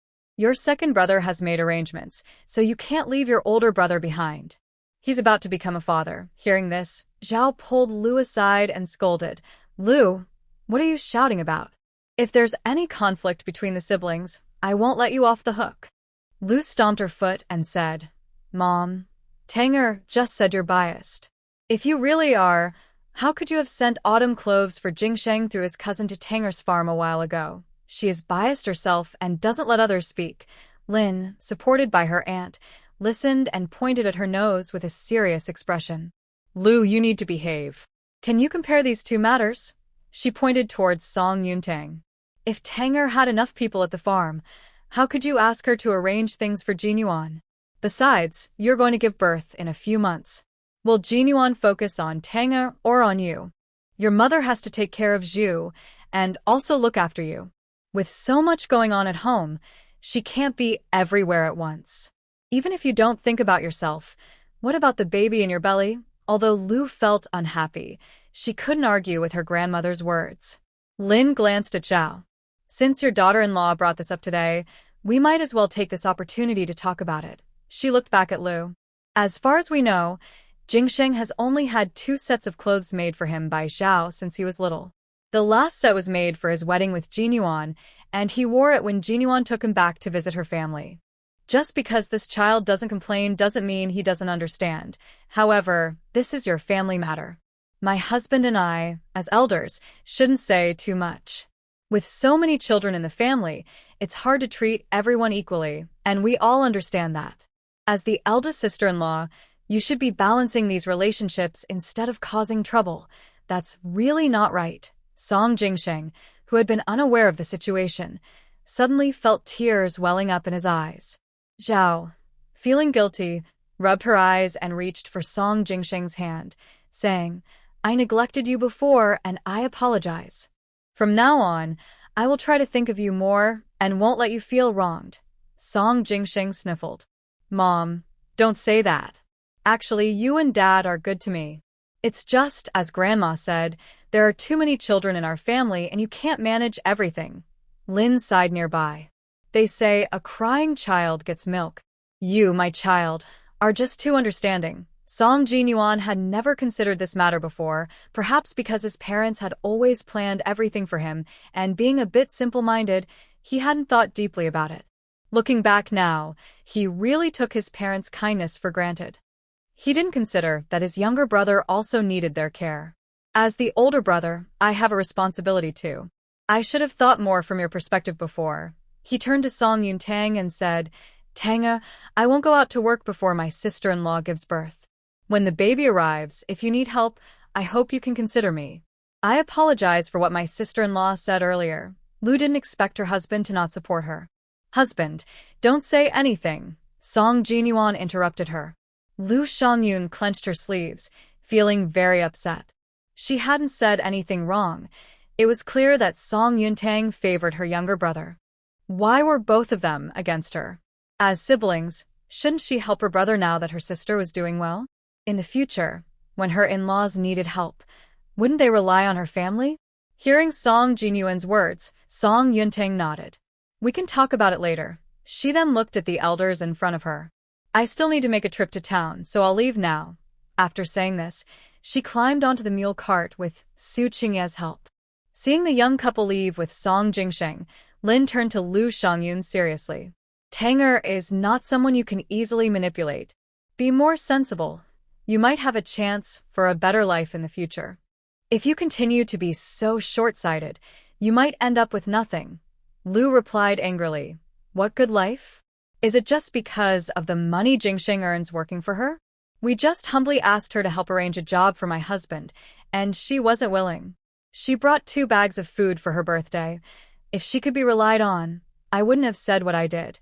Your grandmother said you are short-sighted and you still won't admit it, Wang Hongying couldn't help but say. Tanger is such a modest person. If she were to give something valuable, would she let others see it? The 2 bags of food were just for show. What she really gave was much more than that. Families like the third one that receive too much at once can't hold on to their wealth and might end up worse off. Right now, this way is much more stable. The silver bracelet is truly made of real gold and silver. That girl sincerely cares for this family. Upon hearing this, everyone was surprised, and even Lu looked curiously at Zhao Qiaoyi, asking in a friendly manner, Mom, what did Tanger secretly give you? Zhao Qiaoyi touched the silver bracelet still wrapped in cloth on her wrist, and was about to speak when a young man came running breathlessly from a distance. Aunt, Uncle, I just saw Aunt Ma at the village entrance talking with the Zhao family about who to target. I hurried here to let you know so it wouldn't delay anything. Upon hearing this, Lin felt anxious. Oh no, that troublesome Ma is causing trouble again. She might be targeting Tanger. There are only 3 of them, Tanger, her husband, and Jingsheng. As she spoke, she quickly pushed Song Jinju and Song Jinbao outside. Hurry, Jinju and Jinbao, take Jinyuan to check it out. Zhao and Wang family should go too. They agreed and rushed toward the village entrance without delay. Lin then turned to her two little grandsons. Zhuzi and Zhuangzi, quickly run to your second uncle's house and ask him to go to the village entrance and keep your second aunt in check. If she is involved, I won't let her off today. Song Qingji and Song Chunliang nodded and ran to their second uncle Song Jinwen's house. Seeing this, Song Xingye sighed in worry.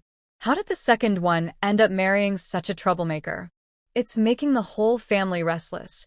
Lin also expressed her frustration. I opposed it back then, but who knew Ma would him, and they would end up together, even having a child. If I had been firmer, we wouldn't have so many problems now. She waved her hand. Well, it's too late to say that now. Let's hurry to the village entrance. If she hasn't changed her ways, let the second one send her back to the Ma family. Seeing everyone leave, Lu rolled her eyes in annoyance, supported her waist, and turned back into the courtyard. After closing the courtyard gate, she seemed to remember something and quietly went into Zhao Qiaoyi and Song Jinbao's room. She took out some items that Song Yuntang and Su Qingye had brought, rearranged them, and then put them back neatly. Then, she happily returned to her room to enjoy some candies and snacks. Song Jingsheng drove the mule cart around the big banyan tree at the entrance of Rongshu village. After a short while, he saw a person lying across the road. The road was wide, but the person was lying in a way that blocked the cart completely. Worried about hurting the person, Song Jingsheng stopped the cart from a distance. Feeling the commotion, Song Yuntang quickly asked, "Second brother, what's wrong?" "Tanger, there's someone lying on the road. They might have fainted. Since they are here, they could be from the village. Your medical skills are good. Should we take a look?" Song Jingsheng asked. Song Yuntang didn't immediately agree. She lifted the curtain to look ahead and thought the figure looked somewhat familiar. She shook her head without hesitation. Maybe we shouldn't get involved. She then turned to Song Jingsheng. Is there another way to the town? Song Jingsheng shook his head. No, there's only this one road. To get through, we have to move that person. Madame Ma, listening to the siblings' conversation, felt very angry. She couldn't help but curse them for being heartless, thinking that if someone was truly fainting on the road and they ignored it, it could delay medical help and lead to serious consequences. However, just when she thought Song Yuntang was cruel, the next words she heard almost made her bite her tongue. No need. Song Yuntang smiled slightly. Just drive over them. Song Jingsheng thought he misheard and looked at her in disbelief. What? Song Yuntang looked at him and said clearly. I said, just drive over them. Startled, Song Jingsheng didn't dare to follow her suggestion. Tanger, that could kill someone, and we could get in trouble. If someone dies, we could face severe consequences. If you're afraid, let me do it. Song Yuntang took the reins from Song Jingsheng's hands. Hold on tight. After speaking, she quickly drove the mule cart towards the direction of Mrs. Ma. In her past life, she had obtained a driver's license. Although she had never driven a mule cart, she had seen enough of them during this time and believed her skills were as good as any man's. In Song Jingsheng's terrified gaze, the mule cart rapidly approached the person lying on the road. Mrs. Ma initially planned to pretend to faint to stop Song Yuntang's mule cart, hoping the Zhao family would jump out to grab their belongings and take the opportunity to beat them up. Now that the mule cart was coming toward her, she could no longer pretend. She rolled to the side of the road and stood up, not even bothering to brush off the dirt on her clothes, and began to shout at Song Yuntang in anger. Song Yuntang, you heartless little brat. You actually wanted to run me over with the mule cart. I am your aunt. I can't believe you have such a wicked mind at such a young age. You are a murderer. May you never find peace. She didn't even bother to call her second aunt anymore. Mrs. Ma, you pretended to faint in the road to stop me, so I assume there are others hiding around here? If I really got off the mule cart, I would be falling into your trap. She drove the mule cart past Mrs. Ma and stopped a little further away. This matter couldn't just end here. She needed to think of a way to lure the Song family here. If that didn't work, she could always knock them all out and tie them to the mule cart to take them to the Song family. Mrs. Ma had tried to harm her multiple times, and she needed to make the Song family give her an explanation. Song Jingsheng wiped the cold sweat from his face, feeling scared as he patted his chest. Earlier, he hadn't recognized Mrs. Ma lying with her back to them. She was actually pretending to faint. No wonder Tanger told him to just run over her. This second aunt was truly shameless. Now, after hearing Song Yuntang's words, he carefully looked around. Tanga, I don't see anyone hiding here. Maybe they didn't dare to come out since Mrs. Ma didn't stop us. Just then, she noticed a movement in the grass nearby, leaning toward their direction, and she smiled slightly. But they should be coming out soon. She knew the Zhao family wouldn't give up easily. But she didn't expect them to team up with Mrs. Ma. Su Qingye sat silently in the mule cart. He knew that Song Yuntang was a sensible person, so he did not stop her from her risky actions earlier. After a moment, the Zhao family members jumped out from the tall grass on both sides. Tian Suiyun glared at her fiercely. You little brat, I didn't expect you to rush over and then stop. Quickly return the things of Xiaolan and Xiao Tao and hand over anything valuable you have, or don't blame us for being rude. Seeing that people had come out, Ma quickly ran over with newfound confidence. Song Yuntang looked at Tian Suiyun with a half-smile. Tian, if you want my things, you better be alive to take them. As she spoke, she took out a sleeping powder from her sleeve. When more people approached, she threw it directly, and the wind blew towards Rongshu village, causing all the Zhao family members to fall unconscious. Ma, who had just arrived, was stunned.